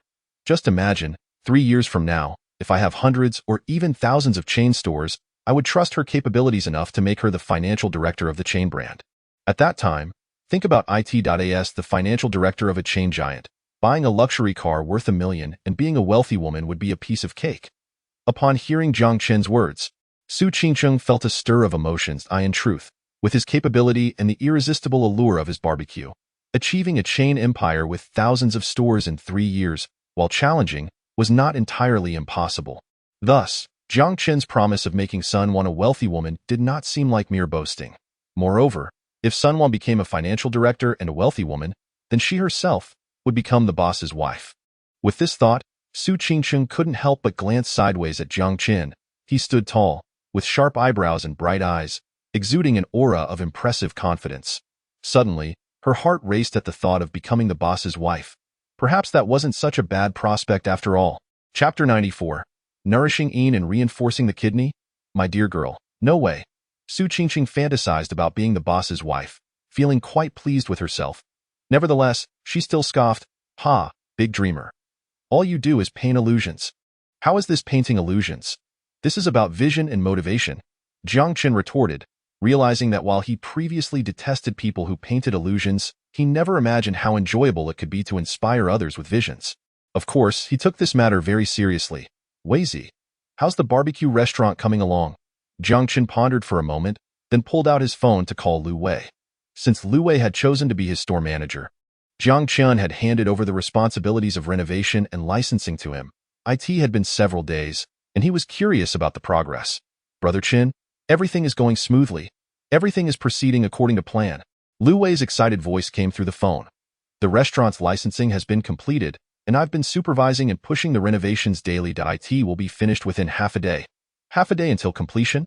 Jiang Chen was somewhat surprised. He had expected it to take at least another 2 weeks, yet it was nearing completion. Well done, Weizi. In addition to supervising the renovations, make sure to visit the labor market to recruit a few nimble dishwashing ladies.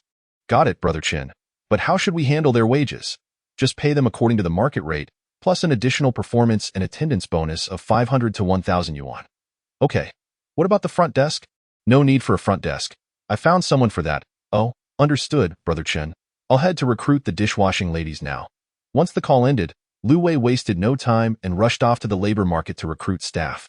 Jiang Chen silently praised him so far. Having his good buddy as the store manager seemed quite reliable. Mom, we've stayed a day. It's time to head back. By late afternoon, around 4 or 5 o'clock, Jiang Chen felt it was time to leave and said to Song Mei, "All right, I won't keep you any longer." This time, Song Mei did not insist on their stay. After all, they were in 4C City, and she welcomed them anytime they wished to visit. But when you come to see me and your dad, please go to Swan Lake. We plan to settle there. Okay, Mom, Jiang Chen replied. By the way, take this with you. Song Mei produced a dark red booklet and solemnly handed it to Jiang Chen. Mom, why are you giving me the household registration book? What do I need this for? Oh, you silly boy. What do you think it's for? You need this household registration book to apply for a marriage certificate. Song Mei smiled and then turned to Su Qingcheng, asking, Qingcheng, isn't that right? Of course. Su Qingcheng, caught off guard by Song Mei's question, thought to herself, this Mei Jis she purposely bringing this up. Is she urging us to get married so soon? With her little schemes? She just wants to be my rightful mother-in-law as soon as possible. All right then. Jiang Chen accepted the household registration book and settled the 3 little babies into the car. Song Mei stepped forward to help. loading a great deal of food and supplies into Jiang Chen's BMW X7. Jiang Chen attempted to persuade her not to, but it was futile. Song Mei acted as though she and her husband could survive on photosynthesis alone, without needing food or drink. Thankfully, Jiang Chen's father was working overtime. Otherwise, the car would have been even more stuffed. Mom, we're leaving now. All right, off you go. Take good care of Qingqing and my 3 grandchildren. Also, take care of yourself. Got it, bye, Mom, bye, Mei Jia. About an hour later, Jiang Chen and his family of 5 returned home to the Bishi water community. Once at home, they busied themselves unloading the car, which took over half an hour. Aside from what Song Mei and her husband had purchased, they also received a fat goose and a mountain chicken as gifts from their aunt. Additionally, the remaining 2 rabbit legs were included as well. See? You used to doubt whether you were biologically related to your mother, wondering if you were picked up from a garbage pile. Now, isn't this proof? Su Qingcheng remarked, eyeing the mountain of items being unloaded from the car. Indeed, Jiang Chen nodded, reflecting on the boundless love of parents. From now on, he promised to treat his parents even better. Oh, why did your mom send that pickled mulberry wine as well? Su Qingcheng exclaimed, surprised to see a large glass jar of mulberry wine among the pile.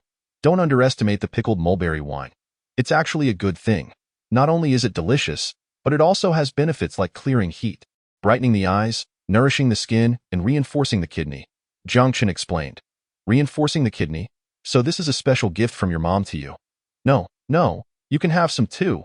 Who says only men need to reinforce their kidneys? Ha! I'm a woman. I don't need to reinforce my kidneys. By the way, Jiang Chen, your mom secretly gave me a gift before we left. Su Qingqing suddenly said with a playful glint in her eyes. What gift? Jiang Chen asked, curious. Here, take a look for yourself. Su Qingqing giggled as she opened her phone and showed Jiang Chen a photo. Upon seeing it, Jiang Chen instantly felt a wave of embarrassment wash over him, as though he could dig a 3-bedroom apartment into the floor with his toes. The photo was none other than an embarrassing picture of him as a child, caught wetting the bed. This particular photo was taken on his first day of kindergarten when he was 3 years old at the time. He was wearing open-crotch pajamas, and for reasons unknown, perhaps excitement from starting school, he wet the bed, which his mother discovered and eagerly captured on film. This photo documented one of Jiang Chen's greatest shames. After becoming somewhat aware, he had promptly destroyed the evidence, burning the printed photo to ashes. Little did he expect that many years later, his mother would unearth the negatives, have them developed, and send the electronic version to her good friend. Is this really my mother? Selling out her son's childhood embarrassment to her friend? Jiang Chen couldn't help but facepalm upon seeing the photo in stark contrast. Su Qingqing examined the picture with great interest, saying, Wow, little Jiang Chen looked like this at 3 years old, wearing open-crotch pants with a big puddle of urine on the bed. How amusing and adorable. Of course, I was small then. I was only 3 years old and just starting kindergarten. Oh no, you misunderstood my point. I wasn't referring to your age. Not my age? Then what do you mean? Jiang Chen asked, puzzled, as he noticed Su Qingqing struggling to hold back her laughter. After a moment of realization, he was left utterly astonished. Woman, you'd better be talking about my age. Chapter 95. 210 million. For a watch. Son, are you still awake? Late at night, around midnight, Su Qingqing had fallen asleep early due to exhaustion, while Jiang Chen had been busy tending to the 3 little ones, ensuring they were well-fed and soundly asleep. After brushing up a bit, he was also ready to turn off the lights and sleep. Just then, he received a call from his father. Just about asleep. What is up, Dad? Jiang Chen answered. Is Qingqing beside you? Jiang Depeng hesitated before asking. No. Jiang Chen glanced at the peacefully sleeping Su Qingqing. It's fine. Just tell me what you need, Dad. Well, I called you tonight for a different reason. Remember that birthday gift Qingqing gave me the other day? A watch? To be honest, that watch is quite exquisite, and I don't know what brand it is, but I liked it. Just now, out of curiosity, I searched for the letters on the packaging, Patek Philippe, and I was shocked to find out that this watch is incredibly expensive. It turns out it's a Patek Philippe. Father, you only just realized that watch is a Patek Philippe? Jiang Chen chuckled. Of course. I'm busy with work all day. How would I know anything about watches? I had heard that Rolex watches were quite expensive, but I've never actually seen one. On my 50th birthday, I received a Patek Philippe as a birthday gift, which is absurdly pricey. A single watch can cost over 100,000, even millions. This thing that I reckon you could buy a house with just one watch, Jiang Depeng exclaimed, his tone tinged with astonishment. That evening, he was feeling rather vain. With his sons having left, The house felt like a world for just the two of them. He took the opportunity to show off a bit in front of Song Mei, driving the new Wuling M7 that Jiang Chen had gifted him, wearing the watch that Su Qingqing had given him, and taking Song Mei for a leisurely drive in the night air. For a moment, it felt as if they had returned to their youthful days, romantic and warm. On the way back, Jiang Daping spotted an unnamed maple forest evening and was tempted to stop by. But Song Mei rolled her eyes at him, prompting Jiang Daping to obediently head home. Once back, his enthusiasm remained undiminished, and he convinced Song Mei to join him for some yoga. Afterward, feeling somewhat bored, he retrieved the box of the watch, pressed the letters on it, and searched online, suspecting it might be worth several thousand. To his shock, he nearly dropped his JAW.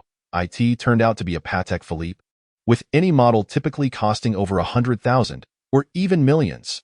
Jiang Daping estimated that the watch he held in his hand was worth at least several hundred thousand. Upon realizing this, Jiang Daping was taken aback. He could accept a car costing hundreds of thousands as that was a significant item, but a watch costing the same was genuinely hard for him to comprehend. And perhaps he had underestimated it.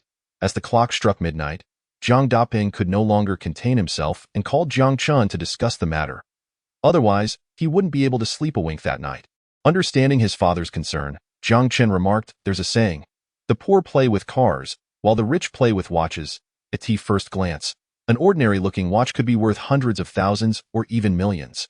It's quite astonishing. If I hadn't previously researched this, I too would find it hard to believe that a mere watch could be valued so extravagantly. For someone like Dad, who is honest and hardworking, with family obligations taking up most of his attention, it's perfectly normal for him to find this difficult to accept. Dad, Patek Philippe watches are indeed very expensive. A watch costing hundreds of thousands is no surprise. But that's still too costly. I'm just an ordinary person, merely celebrating a birthday. I never expected to receive such an extravagant gift. I even gifted you a car, which also costs several hundred thousand. That's different, Jiang Daping retorted. You're my son. Whatever you give me, regardless of its value, I will gladly accept. However, Qingqing hasn't even officially joined the family yet. Then what do you want, Dad? Jiang Chen asked with a smile. Should I return the watch now that I've discovered its value? Well, returning it wouldn't be appropriate, Jiang Daping said, his tone wavering. Since it's inappropriate, what do you intend to do? Just accept the gift from Qingqing. No matter how expensive, it's still a gift, and as an elder, it's only right to accept a gift from a junior.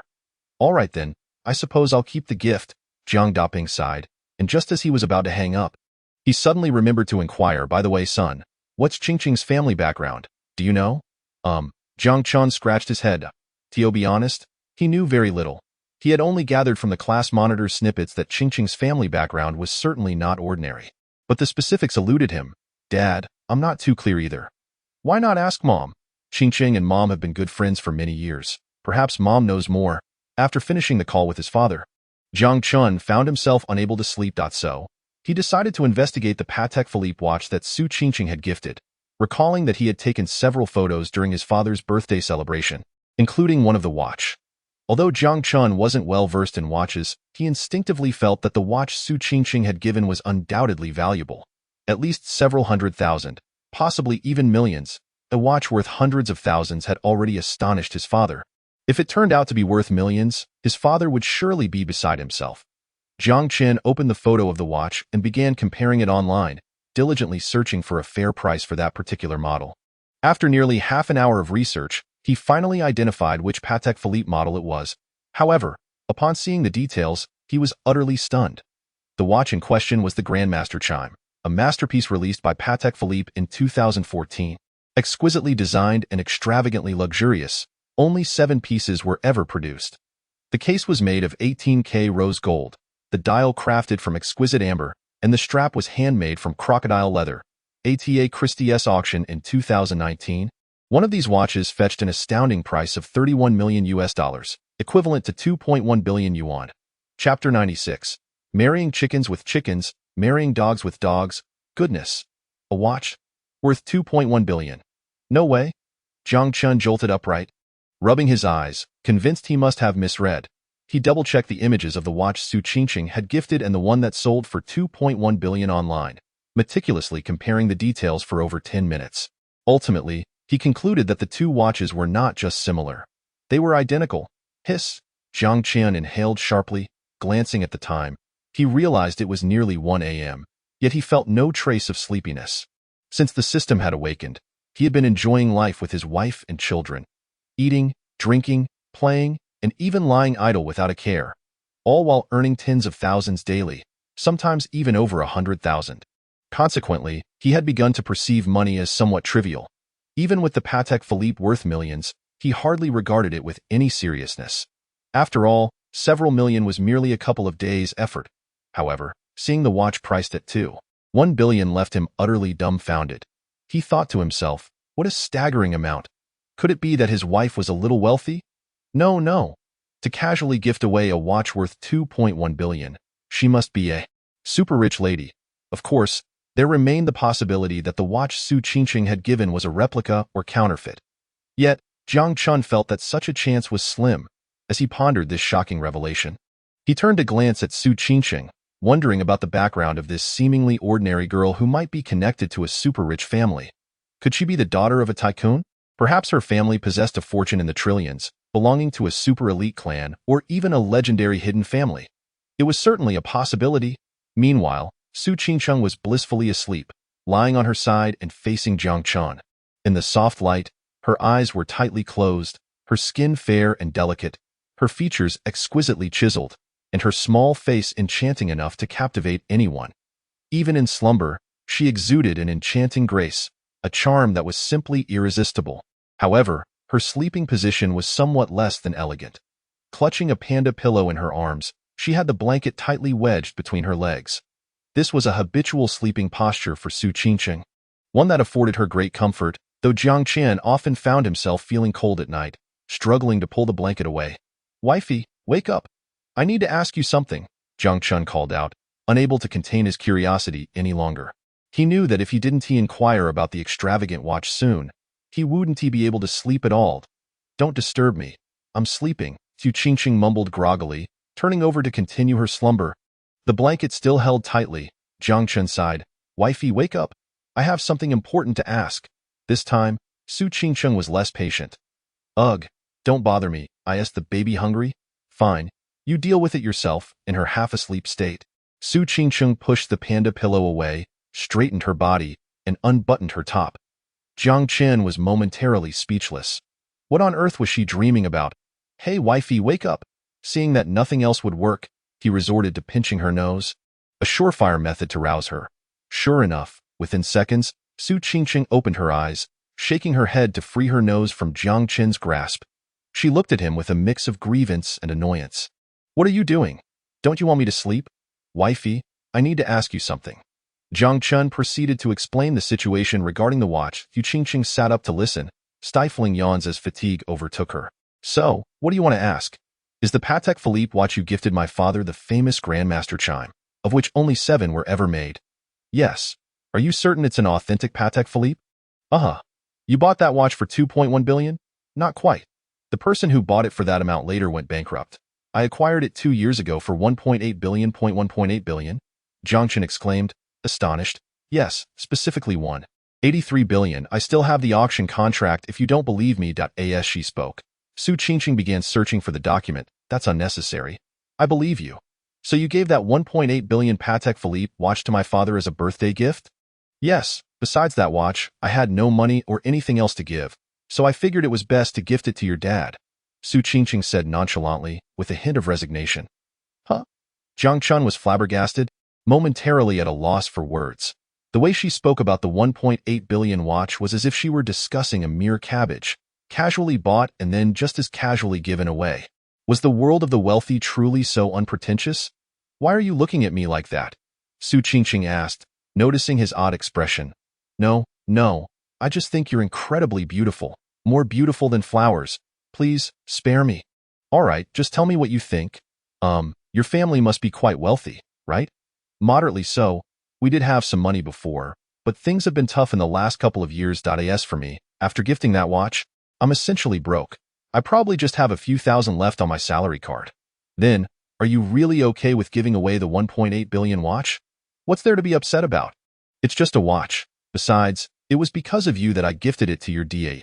It's not like I lost it or gave it to someone else. I think it's fine." Jiang Chen felt an inexplicable warmth at her words. This was indeed his wife. He moved closer and embraced Su Qingcheng, who, this time, did not resist. Instead, she nestled comfortably against him. "What will you do now that you are out of money?" Jiang Chen asked, a tinge of concern in his voice. "What else can I do? Marry a chicken if it's a chicken, marry a dog if it's a dog." Su Qingcheng sniffled and then looked up into Jiang Chen's eyes. "By the way, Jiang Chen, you won't abandon me just because I'm broke, will you?" Chapter 97. If you keep this up, I'll truly become your wife. Abandon you? Am I stupid?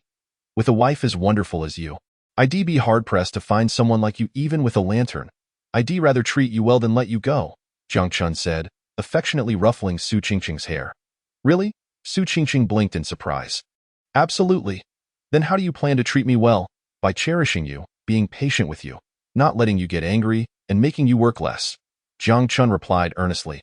Anything else? Su Qingcheng felt a warm glow at his words, playfully pushing away Jiang Chen's wandering hand, but he was persistent. After several attempts to push him away, she eventually feigned ignorance and let him be done. Of course, there's more. For example, if I can prop you up against a wall, I want to let you walk. If I can let you lie down, I want to let you kneel, Jiang Chen said with utmost seriousness. Huh? Su Qingcheng was initially taken aback, not quite grasping the meaning, but her cheeks soon flushed crimson. Stop, you pervert, she scolded, thinking to herself how absurdly naive this big oaf was. After a moment of pause, her face still flushed, Su Qingcheng couldn't help but lift her face slightly, sweetly asking, "Is there anything else?" Her voice was soft and languid, resembling a cozy little kitten nestled in his arms. Anything else? Jiang Chen chuckled lightly, thinking, I've already offered to support you. Isn't that enough? After a moment's thought, he lowered his head, affectionately saying, Yes, close your eyes. Close my eyes? Su Qingcheng was momentarily surprised but complied, obediently shutting her eyes. All right, I've closed my eyes. Now tell me what it is. Jiang Chen leaned down, demonstrating with action what he had in mind. Su Qingcheng was caught off guard. This big oaf was quite the trickster, sneaking in a kiss while instructing her to close her eyes. Moreover, his hands. Initially, she froze, unsure of how to react, but since this wasn't their first time, she eventually relaxed. Nonetheless, she was quite apprehensive, as the worst possible scenario would be an unexpected escalation. All right, that's enough. If you keep this up, I'll genuinely become your wife, Su Qingcheng advised. Upon hearing this, Jiang Chen solemnly kissed her again. You are already my wife. But the kids seem to be waking up. Look, Daba, Erbao, and Sambao are watching us. This is inappropriate, Su Qingcheng tried to reason, using their little ones as an excuse to deter Jiang Chen. Meanwhile, the trio of little ones in the crib had indeed begun to stir. Whether due to hunger or needing a change, their big, curious eyes scanned the room, eventually landing on Jiang Chen and Su Qingcheng, who were oblivious to their surroundings. Jiang Chen glanced at the three little ones. Unconcerned, it's fine. They won't understand anything. Saying this, he leaned in for yet another kiss, Su Qingcheng. The three little babies. The host audaciously displays affection in front of the children, compelling them at such a tender age to consume dog food. Such behavior is utterly reprehensible and unworthy of a father. Ding. The host has triggered a hidden reward. Congratulations, host. You have received a cash prize of 1 million yuan. What on earth? I merely kissed my wife. How could this be deemed so egregious, unworthy of fatherhood? Good grief. In the old residence of the Jiang family, although it was already midnight, Jiang Daping found himself wide awake. The reason for his insomnia lay in a Patek Philippe watch. It was far too expensive, a single watch valued at several $100,000. To put it in perspective, his annual salary and bonuses barely amounted to a fraction of that. So after chatting with his son, he found it somewhat difficult to accept. Fortunately, he had come to realize one thing. Regardless of whether this watch was indeed a Patek Philippe or how exorbitantly priced it was, the current situation was clear. This watch belonged to him. He could dispose of it as he pleased. Darling, wake up. I wish to speak with you for a moment. What is it? Let's talk tomorrow, Song Mei, having toiled throughout the day and then been paraded around by Jiang Daping in the evening, was utterly exhausted. It was still about that watch.